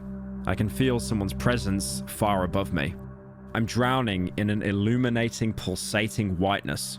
I squeeze my eyes shut, but the vast brightness continues to blind me. The silent grunt grows stronger with every moment. It stratifies into an unlimited number of abstract, incomprehensible sounds, only to combine into a distant, wailing voice. My eyes fill up with tears. My hands are trembling. The ever-present whiteness blinds me. It explodes with brightness once more, and then starts vibrating. Suddenly, I realize that the pleasant feeling of warmth has been replaced by coldness. The coldness of the void that surrounds me. I feel a heat emanating from the being. I sense my pulse slowing down. A calmness. I want to rest. Come back home. To my bed. I want to lie down. To fall asleep. I don't want to do it. Still, my hand pushes the being away. The warmth that was emanating from it disappears, replaced by piercing coldness. The being is the heart of Darkwood. All of its roots originate from it and spread out, covering the entire region. This is also what's been talking back to you all this time, through the radio, but also through your dreams. Looking back on them now, they revealed a lot of the forest's nature, even if we don't have the full context to understand it back then. The final dream scene in the radio tower bunker especially revealed a lot more if you were paying attention. That tree you could find with bloody scraps attached to it was a reference to a tree that you were tied to and managed to escape. Every time you strayed from the main path, you would also find pieces of your apartment, just to have someone tell you that you're lost. The being was telling you that you're never really going back there. And to be fair, you were literally told this on day one by none other than a clone of yourself. All roads only lead deeper into the woods. If the trader knew this, then it's likely you too knew it at some point. But ever since you're injected with essence by the doctor, you were under the being's control to some extent. Bunker 21, the talking tree, even the radio tower, they were all bait for your desperation to get out. The being led you into its trap like so many others. And now, even though you're awake, you can't get out. The tunnel you came in through closed behind you, and the root walls are too steep to climb on your own. Exploring around the being chamber, you can see some savages are actually still awake, bowing before the being, worshipping it. They're probably so far gone that they didn't even need to be put to sleep. You can also find a familiar face among the sleepers. The Doctor, now in his full-blown savage form. Weirdly enough, though, he's here even if you killed him, which, to be fair, does bring into question, is the entire game all in their head? But I really doubt it, because again, you can find your character's clothes when you wake up here. The events of the game did happen. This could be just a continuity error, or more likely, he was revived by the substance. We already know that the substance has insane life-altering properties, like making your blood acidic or emitting such a scream that you'd scare all the local wildlife. So it wouldn't be too implausible to think the Doctor was found, dragged down here, and then revived just so he could be another food source for the being. Going to an adjacent corridor, you can find another named sleeper, Marciek. The man mumbles in his sleep. He's emaciated and dirty, but his face is radiant and calm. He clutches a rusty object covered with old beads. Some weapon? The man is talking in his sleep. These are only snippets of sentences, single words spoken gently and slowly. It's hard to find any meaning in them. You can try to push him to wake him up. Leave. Without opening his eyes, the man clumsily waves his hand at me, then covers his head with it and freezes. He's in a deep trance like the others, but instead of trying to wake him up, you can try to take what he's desperately holding onto. Leave. The man waves his hand again. This time he grabs my arm. Without opening his eyes, he turns his head towards me. I recognize him. He's one of us. Marciek is actually a name that appeared way back in the game. Back in the old woods hideout, you could find a note about someone named Marciek going insane and running off into the woods with a flamethrower. You know what you need to do now. You can try to snatch the weapon from Marciek, but he's obsessed with it. Leave! Can you fucking hear me?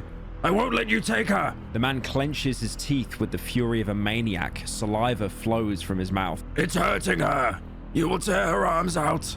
But you have a purpose now. You might not be able to leave, but that doesn't mean you're just going to give up.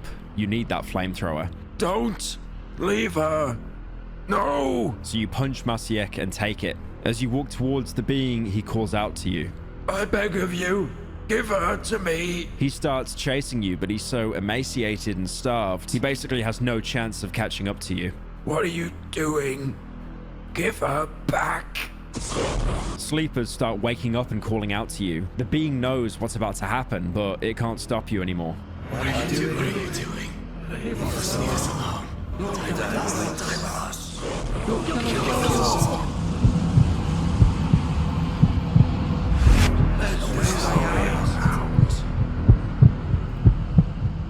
But you've accepted that already. There was never a way out. You fire the flamethrower. The being immediately catches on fire. It screams, filling the chamber. Every sleeper around you starts waking up and rushes at you, trying to stop you, almost like the white blood cells dealing with a foreign body. But it's too late. The being's white shell burns away, revealing a fleshy mass beneath it. Even its appearance was most likely an illusion. As everything burns around you, you look desperately for an exit.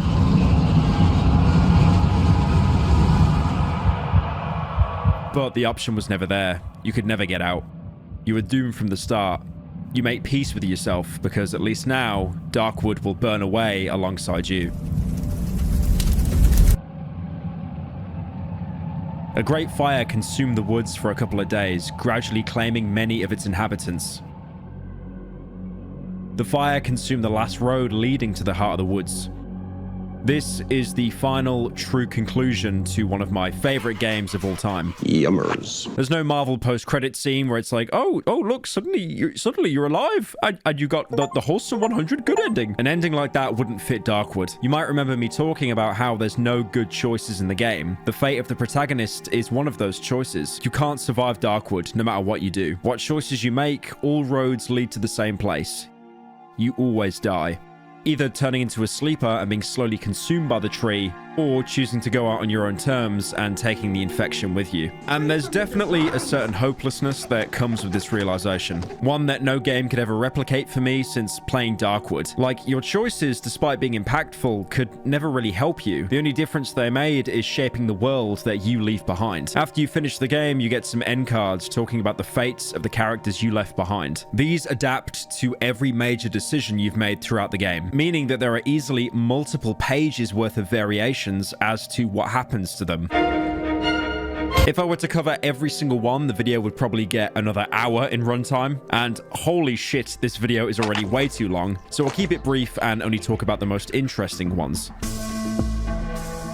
Generally, going to sleep in your apartment and giving up to the being doesn't change much for the characters. You are basically a passerby without being a big impact on the world. That is, of course, your finger slipped on accident. I promise it did. I did not mean to shoot that child. Despite the fact that Darkwood has no clear good endings, this one, called Bliss, can be considered the worst one. You end up being deceived by the being. You waste away in a comfortable dream, and overall, you change nothing. The woods keep stagnating, but at least you got to rest, I guess. Most characters just continue on living, although some of them do end up getting some form of conclusion to their story. If you follow the musician's path and then kill both of his parents and the pretty lady, he ends up moving in with the chicken lady, who now tends to him like she used to tend to her sister. I mean, to be fair, that is a pretty wholesome ending, as long as you skip over, you know, all the murder you had to do to get this. Alternatively, if he comes with you to the swamp and you don't mutate him by feeding him shrooms, he actually manages to find his way into the bunker tunnels. The boy with the violin waited many weeks for the stranger to return. One day, the trapdoor leading to the underground opened once again. The little boy traveled through the tunnels, and to his great despair, he had to leave his trusty old violin behind him. A similar thing happens to Marcinek. If you never interact with him, he permanently moves in with the Mushroom Granny. The Granny even recovers some of her original's memories, and generally they probably get the happiest ending out of anyone in the game. It also turns out that bringing the child back to the Elephant Mother was a very blatant bad karma choice, since he just ends up being locked in the room forever and the Granny just wastes away. The game even confirms that the Elephant Mother was going insane, since she starts hearing Marcinek's voice in the woods if you don't bring him back.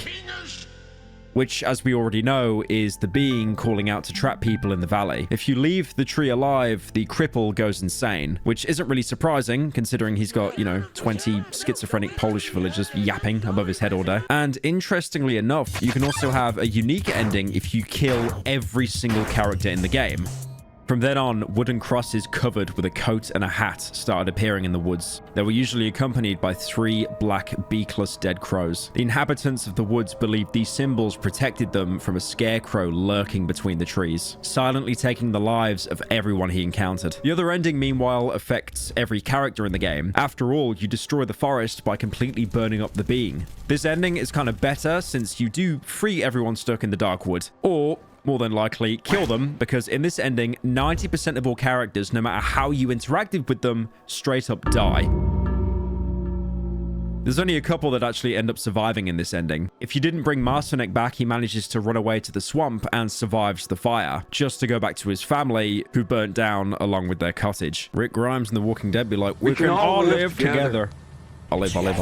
If you fail the train wreck dream, the doctor will apparently survive somewhere deep in the woods. He'll still obviously end up going completely insane though, so unfortunately, he can truly never get a good ending. If you take any other path, he'll burn along with the being, since we can find him in the chamber. Although, that being said, I swear there has to be some kind of bug, because he somehow appears there every time, even if he's killed in chapter 1, no matter what path you take with him. The musician also survives if you didn't kill the Sow. He manages to find the entrance to Bunker 21 and hides out the fire inside. And lastly, the Wolfman just disappears. Dis-a-fucking-peer. It's intentionally left unclear, presumably so furries wouldn't boycott the game if he was killed off. There's also the villagers from chapter 1 that survive if you spare the Sow, but honestly, who cares? I'm not skipping a hotbar upgrade just to get the good ending. There's also, of course, an ending line if you genocide everyone in the forest. And the vagabond from outside the woods, the monster in a scarecrow's disguise, who, due to reasons only known to himself, killed everyone who crossed him. Even after the endings, which honestly do wrap up the game pretty well, there's one more thing that stays mostly unexplained: the being. We know how it works in terms of substance and the forest it created, but apart from that, there's not really much said about it. We kind of just, set it on fire. This is where we do a bit of a game theory, because even though there's loads of notes around the game, like this is why the video is so long, because I went into agonizing detail to find and explain every single bit of lore. There's not a single note or character that gives a bunch of lore, and they've purposely kept it ambiguous. I'd love to meet a character that goes, oh, Lamau, it came from Uranus, the planet, XD. It seems like its existence is a secret, even to the outsiders. But there's one item in the game that actually connects the being back to its origins. Back in the swamp village inside the original Granny's house, we could find some paintings. All of them were of flowers, except for one, which shows a white ball of light moving across the sky. Obviously, this is all a bit of a game theory, but it's very likely that this is a painting of the being. This would suggest that it's not a native part of our world, but rather extraterrestrial. And it collided with the Earth the same year the painting is dated, 1975. Knowing this, we can even speculate that the shiny stones could be shards of the being that split off when it impacted into the ground. I do say speculate, but this was literally confirmed by the devs in a Reddit AMA, so yeah, that wasn't even really a theory to begin with. I kind of just stole it from Reddit. Funnily enough, that pile of rubble you dug into the first time when you went into Bunker 21 was probably the closest you ever were to escaping. That's because the bunker tunnel only leads deeper in, so this cave was in fact the way back that collapsed under the pressure of the roots. Keep in mind as well, the dream in your apartment, there was a TV broadcast talking about stars falling from the sky and falling into the palm of your hand, the same shiny stones that you'd pick up. I believe when the being impacted into the planet, it did hit the forest of Darkwood. And because we know the main way it functions is by copying and replicating everything around it, it assimilated the forest, so only around 10 to 20% of the actual forest was real. And then after the forest, it moved on to replicating everything around the forest, including the homes, people, and animals. But during this assimilation, something went wrong. The closer you get to the center of the Darkwood, the more corrupted everything is around it. From stray dogs to big dogs to chompers to human centipedes. Then Gandalf the Grey and Gandalf the White. The being is an alien entity. I mean, that's pretty apparent. And like most animals, it just wanted to survive. It was making the forest even bigger. It was seemingly bringing people back from the dead. But these people probably never would have died if the being never landed on the earth in the first place. And on top of that as well, an animal needs food. Hence why it drew so many people to the center to turn them into sleepers, giving them a blissful dream of their best fantasies. But in exchange, slowly killing them, making them fall into a coma until they were basically just a shriveled up corpse with no energy left. If anything, it draws parallels to the Zone in the 2018 film Annihilation. This ever-expanding zone that didn't have any malicious intent, but still caused mass death and devastation to everyone inside it. It couldn't be understood, it was completely alien, and if it went unchecked, it would have definitely consumed most of the planet. The reason why the plague affected people so differently is because it was an alien trying to understand how bodies worked. Maybe it was infecting them to weaken them so there'd be a better food source. Maybe the only reason some turn into chompers is because of a deep-rooted hatred, especially within the villagers, and you can see many of them turning into chompers, mostly because there is a huge food shortage. And some are even hinted to turning into cannibals just to survive. If it really does want to beckon people closer to the center so they can be broken down and used as a food source, why is getting to the center so difficult? The talking tree, for example, directly blocks the way to get to the being, but that is a creation of the being itself. I don't think it's a malevolent entity with a huge grand plan. I just think it's something that's confused and lost. I don't even think it has the ability to have a conscience apart from just basic survival instincts. All it really wants to do is feed, and by putting people into a blissful trance in the process, well, that serves both parties. Most people that are called to the being aren't actually called by the being itself, but more a placeholder. With the doctor, it was his daughter, and for many people in the game, it's a loved one that they haven't seen in a long time, either because they died or got cut off from the woods. The being itself is completely incapable of any kind of speech, only being able to communicate through radios, and most of the time it makes no sense, and its basic dialogue more like echoes of people that it previously killed and assimilated, almost as if it has no real free thought of its own. And I think that's the point of the being. It's not meant to be something that's understood. It's simply an invader in the planet that's just doing its best to survive, creating honey-like comb structures and luring people to the center so it can feed off them. The government knew about this for a while, and thankfully they were able to cordon off the Darkwood so it didn't spread any further. Stop! But it really does bring to question what would happen if the being went unchecked. It would probably start replicating inorganic structures as well. We already saw that the hideouts were being replicated, so it wouldn't be too much of a stretch to say that it would start replicating entire block buildings. And that might have actually happened if you weren't there to burn down the being and the entirety of the forest. If anything, it reminds me of the game Prey that came out in 2017. Spoiler alert, during that game you explored a space station while having to deal with this alien pathogen called the Typhon. But you actually later found out that the Typhon were able to spread to Earth and pretty much contaminate the entire planet. But to be fair, in Prey, there was no Polish man with a flamethrower, so... And with that, the game is pretty much done. There's really nothing more to talk about. I could sit here for hours just rambling on about the being and its true intentions, but again, the devs have kept that purposely vague. And I do stand by the theory that the being is not something malevolent, it just wants to survive. Also, while probably trying to understand the planet that it's inhabited. One thing I do want to talk about more in the game is cut content. While making this video, I reached out to the devs regarding some technical stuff relating to the game. One of those things was getting access to the dev mode to let us record footage easier. By easier, I mean we wouldn't have to replay 7 hours of footage to get a single line of dialogue. Devil, fuck your mother! The dev mode also lets you spawn any item in the entire game, including a bunch that never made it to the final release. Some of these items, I can totally understand why they were cut because they are just absolutely game-breaking. An interesting cut item is the noise law, which is kind of an obvious mechanic for any survival horror. With noise laws, you'd be able to precision target where you want to bait an enemy. You might ask, why am I putting this completely normal item in the very obviously joke section? Well, the item is unfinished, and for some reason, this is the placeholder sound it plays.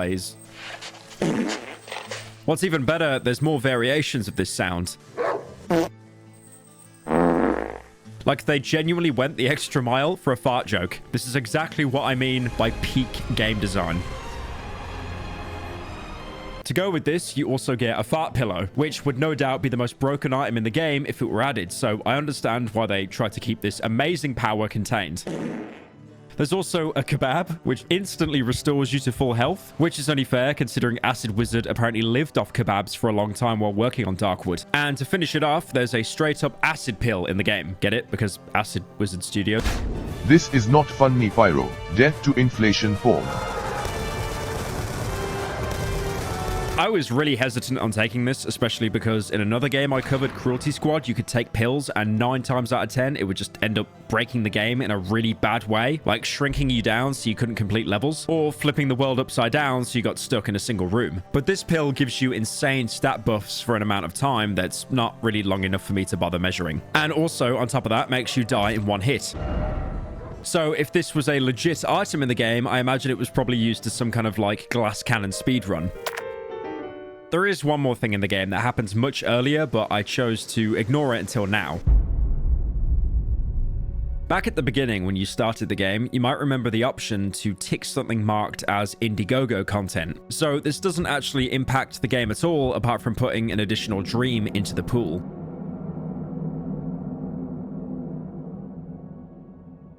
You'll wake up in a hallway and you can only go to a single open door. Walking in, you can see a small apartment along with 3 desks and some sick multi-monitor PC setups. This is the creator's office dream, a recreation of the Acid Wizard Studios office. You can find a lot of pictures lying around, photos of the devs, their families, and lots of other people associated with Darkwood's production, random food items, and what even looks like concept art. As for the Indiegogo part of the dream, there's a book you have to find to be able to exit the dream, which serves as a thank you to all of Darkwood's supporters. It's a very cool way of thanking the community, and it's interesting seeing the dev's office remade in their own game. There's also a couple of funny bits in the dream, thanks to the protagonist commenting on what he sees, like him not being able to recognize a modern electric stove because those didn't exist back in 1987. There's a lot of interesting stuff you can find here that would have me reading all the text out on screen, but it's definitely worth checking out yourself. More on the devs themselves, they are genuinely great people. I met up with them to interview them for this video, and they've been nothing but helpful with basically anything we asked about. And you can still see their dedication to Darkwood. Even though they have talked about lore a couple of times on various AMAs, they never give out anything outright to preserve the mystery around the game. This was also the case with our interview, and also the reason why I mark out everything lore-wise as a theory rather than fact. This air of mystery is integral to Darkwood's atmosphere and unique feel, and I can only respect the developers for keeping it up after so many years. So you might wonder what's next for them.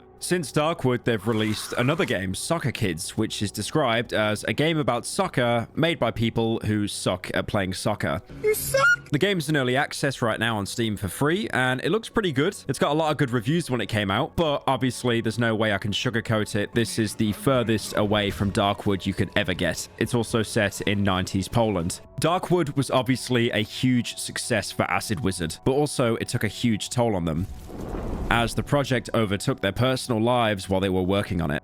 The production process was like really arduous for us. It was long. It was 5 years. A lot of it was crunch. We made a lot of promises during our crowdfunding campaign, and it was just too much for 3 guys to handle, you know? Yeah. Finishing the project was for sure like the most stressful thing. And pressure, yeah, we made so many promises after the campaign, so it was hard to do it to fulfill everything. Yeah, as good as we said it will be. Since releasing Soccer Kids, they've gone on a hiatus from game design. And honestly, they definitely deserve a break. They've made what can genuinely only be called a masterpiece, and I can only wish them well for the future. And again, I really want to thank the devs for both the help they provided with the video and for making such a unique and frankly insane game. I really don't think there's a single game out there that can replicate the experience of Darkwood. So what would you think like the main legacy of Darkwood is now? Because it's obviously been cemented as like a really successful game. Like, I mean, there's so many video essays talking about it, people that have beat me to it. But, you know, like, what would you think is going to happen with the game going ahead? That's a very hard question for me. I don't know how to answer the legacy part, because I don't know.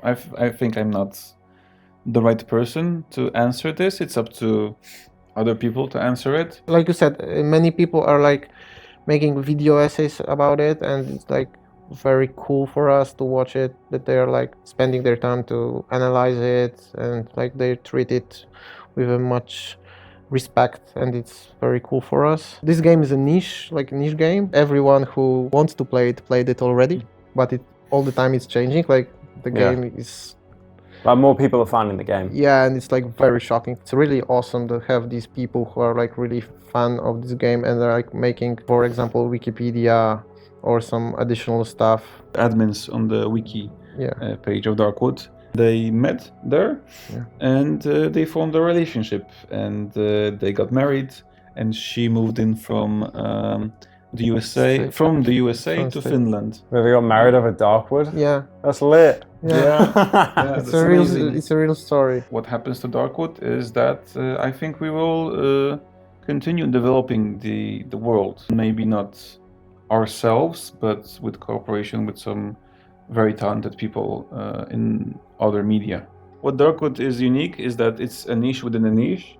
It's like a horror, but it's also pixelated, it's retro, it's from a top-down perspective. And I think it's like one of the first games which kind of utilize this perspective to have this effect. So when a lot of people see it, and you can see on the reviews on Steam and whatnot, that people say that, hey, I saw this game, I didn't believe that it could be so atmospheric and scary, but then I tried it, and indeed it's really fucking scary. So I would really like for other games to kind of maybe delve into it further, because I don't think I think there's a lot more to say, a lot more things to be said in this perspective. Yeah. Shit, that's everything. Fuck. So all in all, that is Darkwood, one of the best games I've ever experienced. Top-down games just don't do it for me. I just think they're bedtime. But a game like that has immersed me and just done such a fantastic job at keeping me engaged throughout. I know there have been like a billion video essays on this game. I swear there's like another one every single month. It was so difficult to try to add anything that other people didn't do because they did amazing jobs. That's why I came out here in the middle of Sweden in the snow, despite the fact that there is no snow in Darkwood whatsoever. But yeah, hope you enjoyed the video. That's it. Go buy the game. It's really good.